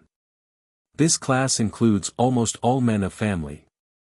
I cannot help thinking that even what is called family pride is a sentiment in their favor. I am convinced that all our propensities are useful in society, and that their bad effects arise wholly from want of moderation in the indulgence of them, or sometimes from the impropriety of the occasion on which they are exerted. What propensity is more general than the desire of acquiring permanent consideration for ourselves and our families? Where is the man to be found so mean-spirited as not to value himself for being born of creditable parents, and for creditable domestic connections? Is this wrong because it has been abused? So then is every preeminence of office. And the directors of Republican France are as criminal as her former nobles. This propensity of the human heart should no more be rejected than the desire of power. It should be regulated, but it should certainly be made use of as one of the means of carrying on the national business. I think that we know some of its good effects. It incites to a certain propriety of conduct that is generally agreeable. Its honesty is embellished by a manner that makes it more pleasing. There is something that we call the behavior of a gentleman that is immediately and uniformly understood. The plainest peasant or laborer will say of a man whom he esteems in a certain way, he is a gentleman, every bit of him, and he is perfectly understood by all who hear him to mean, not a rank in life, but a turn of mind. A tenor of conduct that is amiable and worthy, and the ground of confidence. I remark, with some feeling of patriotic pride, that these are phrases almost peculiar to our language. In Russia the words would have no meaning. But there, the sovereign is a despot, and all but the gentry are slaves. And the gentry are at no pains to recommend their class by such a distinction, nor to give currency to such a phrase. I would infer from this peculiarity, that Britain is the happy land, where the wisest use has been made of this propensity of the human heart. If therefore there be a foundation for this peculiarity, the gentry are proper objects of our choice for filling the House of Commons. If theoretical considerations are of any value in questions of political discussion, I would say, that we have good reasons for giving this class of citizens a great share in the public deliberations. Besides what I have already noticed of their habits of considering things in general points of view, and their feeling a closer connection with the nation than any other class, I would say that the power and influence which naturally attach to their being called to offices of public trust, will probably be better lodged in their hands. If they are generally selected for these offices, they come to consider them as parts of their civil condition, as situations natural to them. They will therefore exercise this power and influence with the moderation and calmness of habit. They are no novelties to them. They are not afraid of losing them. Therefore, when in office, they do not catch at the opportunities of exercising them. This is the ordinary conduct of men, and therefore is a ground of probable reasoning. In short, I should expect from our gentry somewhat of generosity and candor, which would temper the commercial principle, which seems to regulate the national transactions of modern Europe, and whose effects seem less friendly to the best interest of humanity, than even the Roman principle of glory. The reader will now believe that I would not recommend the filling the House of Commons with merchants, although they seem to be the natural representatives of the moneyed interest of the nation. But I do not wish to consider that House as the representative of any orders whatever, or to disturb its deliberations with any debates on their jarring interests. The man of purely commercial notions disclaims all generosity, recommends honesty because it is the best policy. In short, places the value of a thing in as much money as 'twill bring. One should watch the conduct of such men more narrowly than that of the nobles. Indeed, the history of Parliament will show that the gentry have not been the most venal part of the House. The illumination which now dazzles the world aims directly at multiplying the number of venal members, by filling the senates of Europe with men who may be bought at a low price. Ministerial corruption is the fruit of liberty, and freedom dawned in this nation in Queen Elizabeth's time, when her minister bribed Wentworth. A wise and free legislation will endeavor to make this as expensive and troublesome as possible, and therefore will neither admit universal suffrage nor a very extensive eligibility. These two circumstances, besides opening a wider door to corruption, tend to destroy the very intention of all civil constitutions. The great object in them is, to make a great number of people happy. Some men place their chief enjoyment in measuring their strength with others, and love to be continually employed in canvassing, intriguing, and carrying on some little pieces of a sort of public business. To such men universal suffrage and eligibility would be paradise, but it is to be hoped that the number of such is not very great, for this occupation must be accompanied by much disquiet among their neighbors, much dissension, and mutual offense and ill will, and the peaceable, the indolent, the studious, and the half of the nation, the women, will be great sufferers by all this. In a nation possessing many of the comforts and pleasures of life, the happiest government is that which will leave the greatest number possible totally unoccupied with national affairs, and at full liberty to enjoy all their domestic and social pleasures, and to do this with security and permanency. Great limitations in the right of electing seems therefore a circumstance necessary for this purpose, and limitations are equally necessary on the eligibility. When the offices of power and emolument are open to all, the scramble becomes universal, and the nation is never at peace. The road to a seat in Parliament should be accessible to all. But it should be long, so that many things, which all may in time obtain, shall be requisite for qualifying the candidate.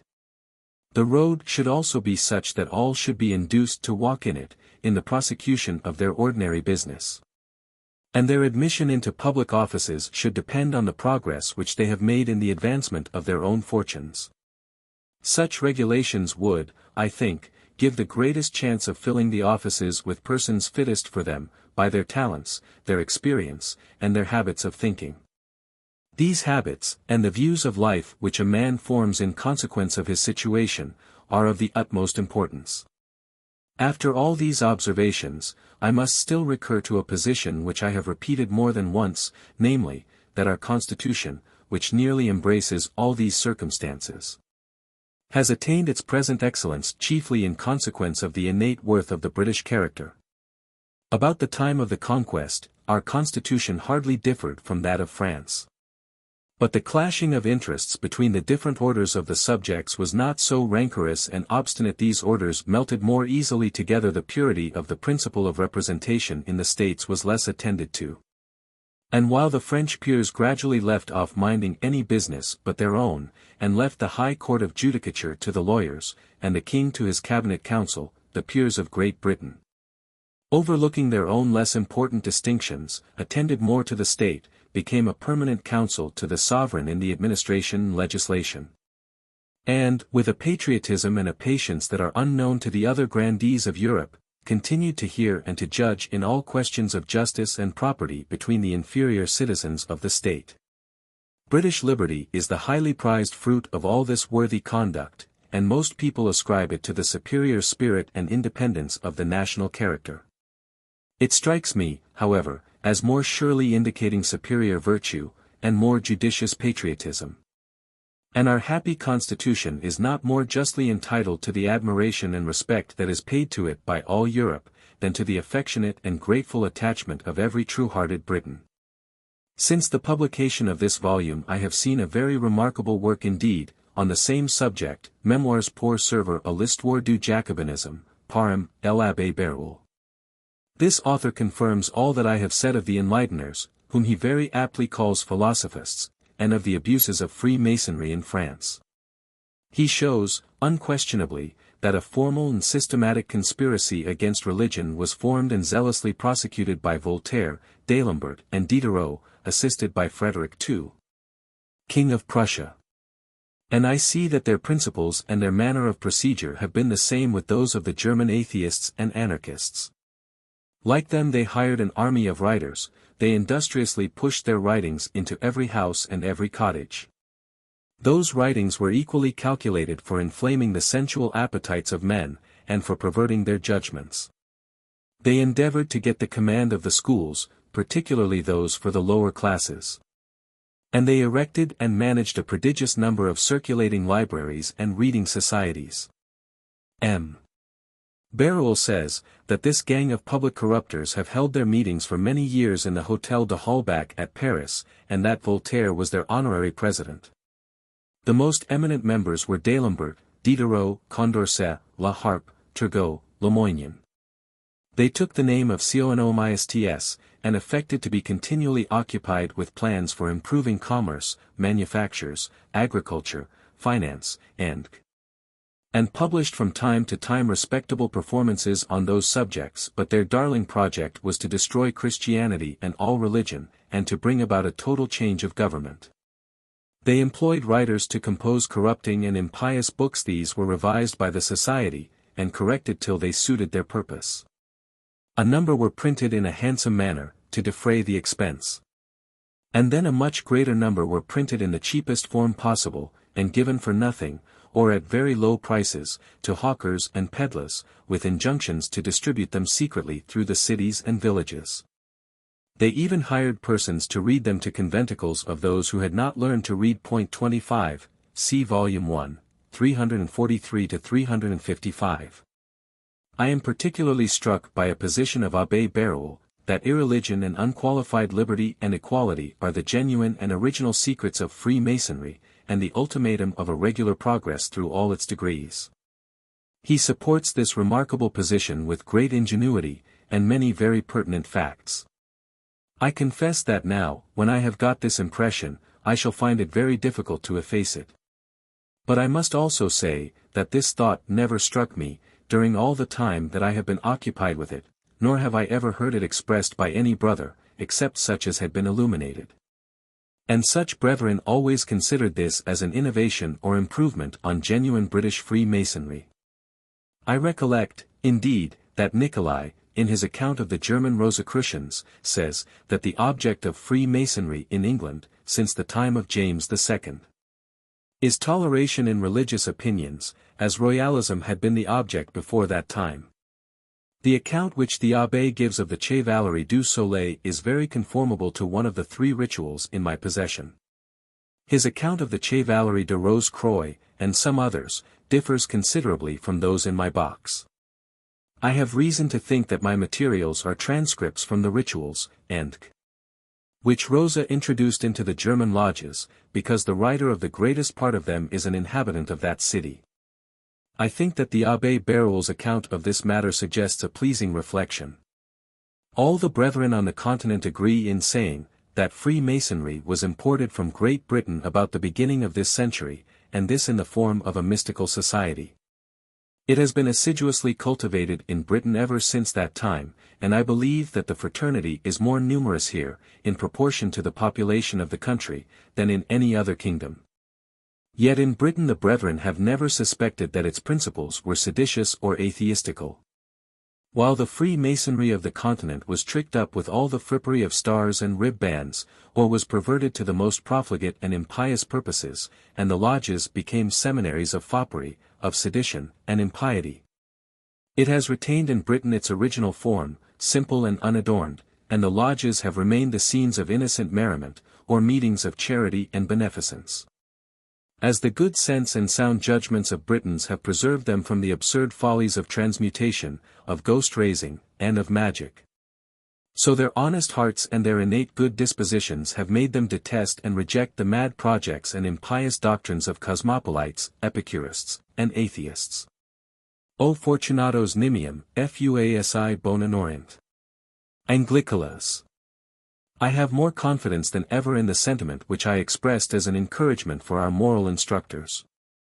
And with greater earnestness do I call on them to rescue from corruption and impending ruin a nation so highly deserving of their care. Mr. Bérault, in the 18th chapter of his work, has suggested some reflections, which highly merit attention, and greatly tend to efface the impression which is naturally made on the minds of the unthinking and precipitant. When they observe such a list of authors, whom they have been accustomed to admire, all leagued against religion.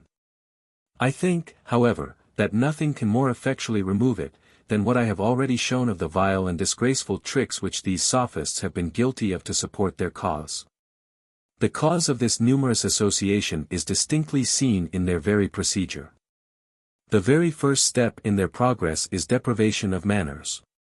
In this they have labored with as much earnestness as either Spartacus, or Minos, or Bart. It was a treat to me to learn that Laclose's abominable book Les Liaisons Dangereuses was not merely pandering for his patron Orleans, but also working for his masters at the Hôtel d'Holbach. Nothing gives such certain bread to those authors, in the beginning of their career, as immoral and impure writings, and with such did even their chief set out, and fill his pockets, witness his Pucelle d'Orléans. And even after they became the sages of France, they continued, either from coarse taste or from serious principle, for the diabolical purpose of inflaming the passions of others, to interlard their gravest performances with impure thoughts and sentiments. Nay, the secret of the Hôtel d'Holbach chews us that, for anything we know to the contrary, the vilest productions of their press may have been the compositions of the octogenary Voltaire, of the sly D'Alembert, or of the author of the Père de Famille. What a pity it is that the decline of the Roman Empire was not all written in England, and that its learned and elegant author, by going into their society, has allowed himself to be drawn into this muddy and degrading vortex. I should scarcely ask for more to disgust me with the philosophy of these sages, and to make me distrust all their pretensions to knowledge. The meanness of the conduct suited the original poverty of the whole of them. But its continuance strips them of all claims to the name of philosophers. Their pretended wisdom is only cunning, and we must acknowledge that their conduct was clever, for this mean of corruption. Concealed or embellished by their talents for sentimental slang, I can give it no better name, made their conversation and their writings most acceptable to their noble patrons. Now it is that religion, of necessity, comes on the field, for religion tells us, that these are mean pleasures for creatures born to our prospects, and Christianity tells us, that they are gross transgressions of the only just morality. The progress of the pupil will now be rapid, for he will listen with willing ears to lessons which flatter his passions. Yet Voltaire thinks it necessary to enliven the lessons by a little of the sola icen, quelques bons mots à propos opers de femmes, which he recommends to D'Alembert, who, it seems, was deficient in this kind of small talk. Surely all this is very unlike to wisdom, and when we see that it is part of a plan, and this an obvious one, it should greatly lessen our wonder at the number of these admired infidels. If we would now proceed to examine their pretensions to science, on which they found their claim to the name of philosophers, we must be careful to take the word in a sense that is unequivocal. Its true meaning is by no means what is commonly assigned to it, a lover of knowledge. It is a lover of wisdom, and philosophy professes to teach us what are the constituents of human felicity, and what are the means of attaining it. What are our duties, and the general rules for our conduct? The Stoics were philosophers. The Christians are also philosophers. The Epicureans and the Sophists of France would also be called philosophers. I have put in my objection to this claim already, and need not repeat my reasons for saying that their doctrines are not dictates of wisdom.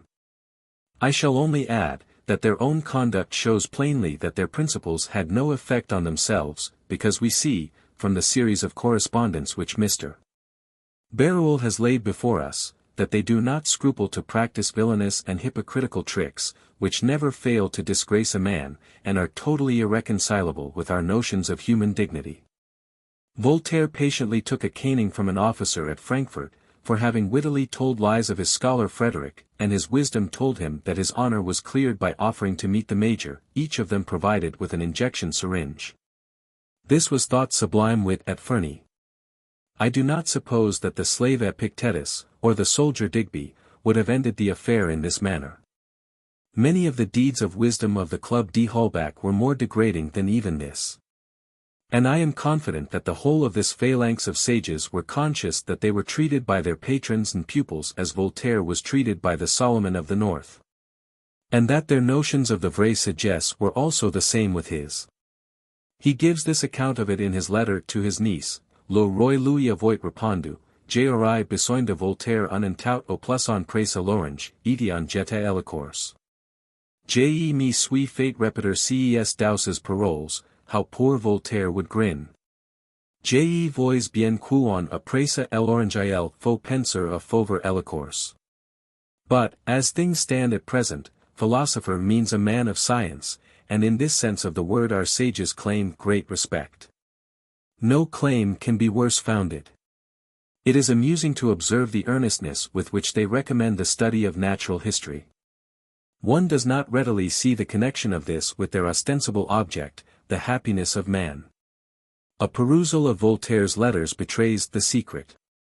Many years ago he heard that some observations on the formation of strata, and the fossils found in them, were incompatible with the age which the Mosaic history seems to assign to this globe. He mentions this with great exultation in some of his early letters. And, from that time forward, never ceases to enjoin his colleagues to press the study of natural history and cosmogony, and carefully to bring forward every fact which was hostile to the Mosaic accounts. It became a serious part of the exercises of their wealthy pupils, and their perplexing discoveries were most ostentatiously displayed. M. de Luc, a very eminent naturalist, has shown, in a letter to the Chevalier d'Ar.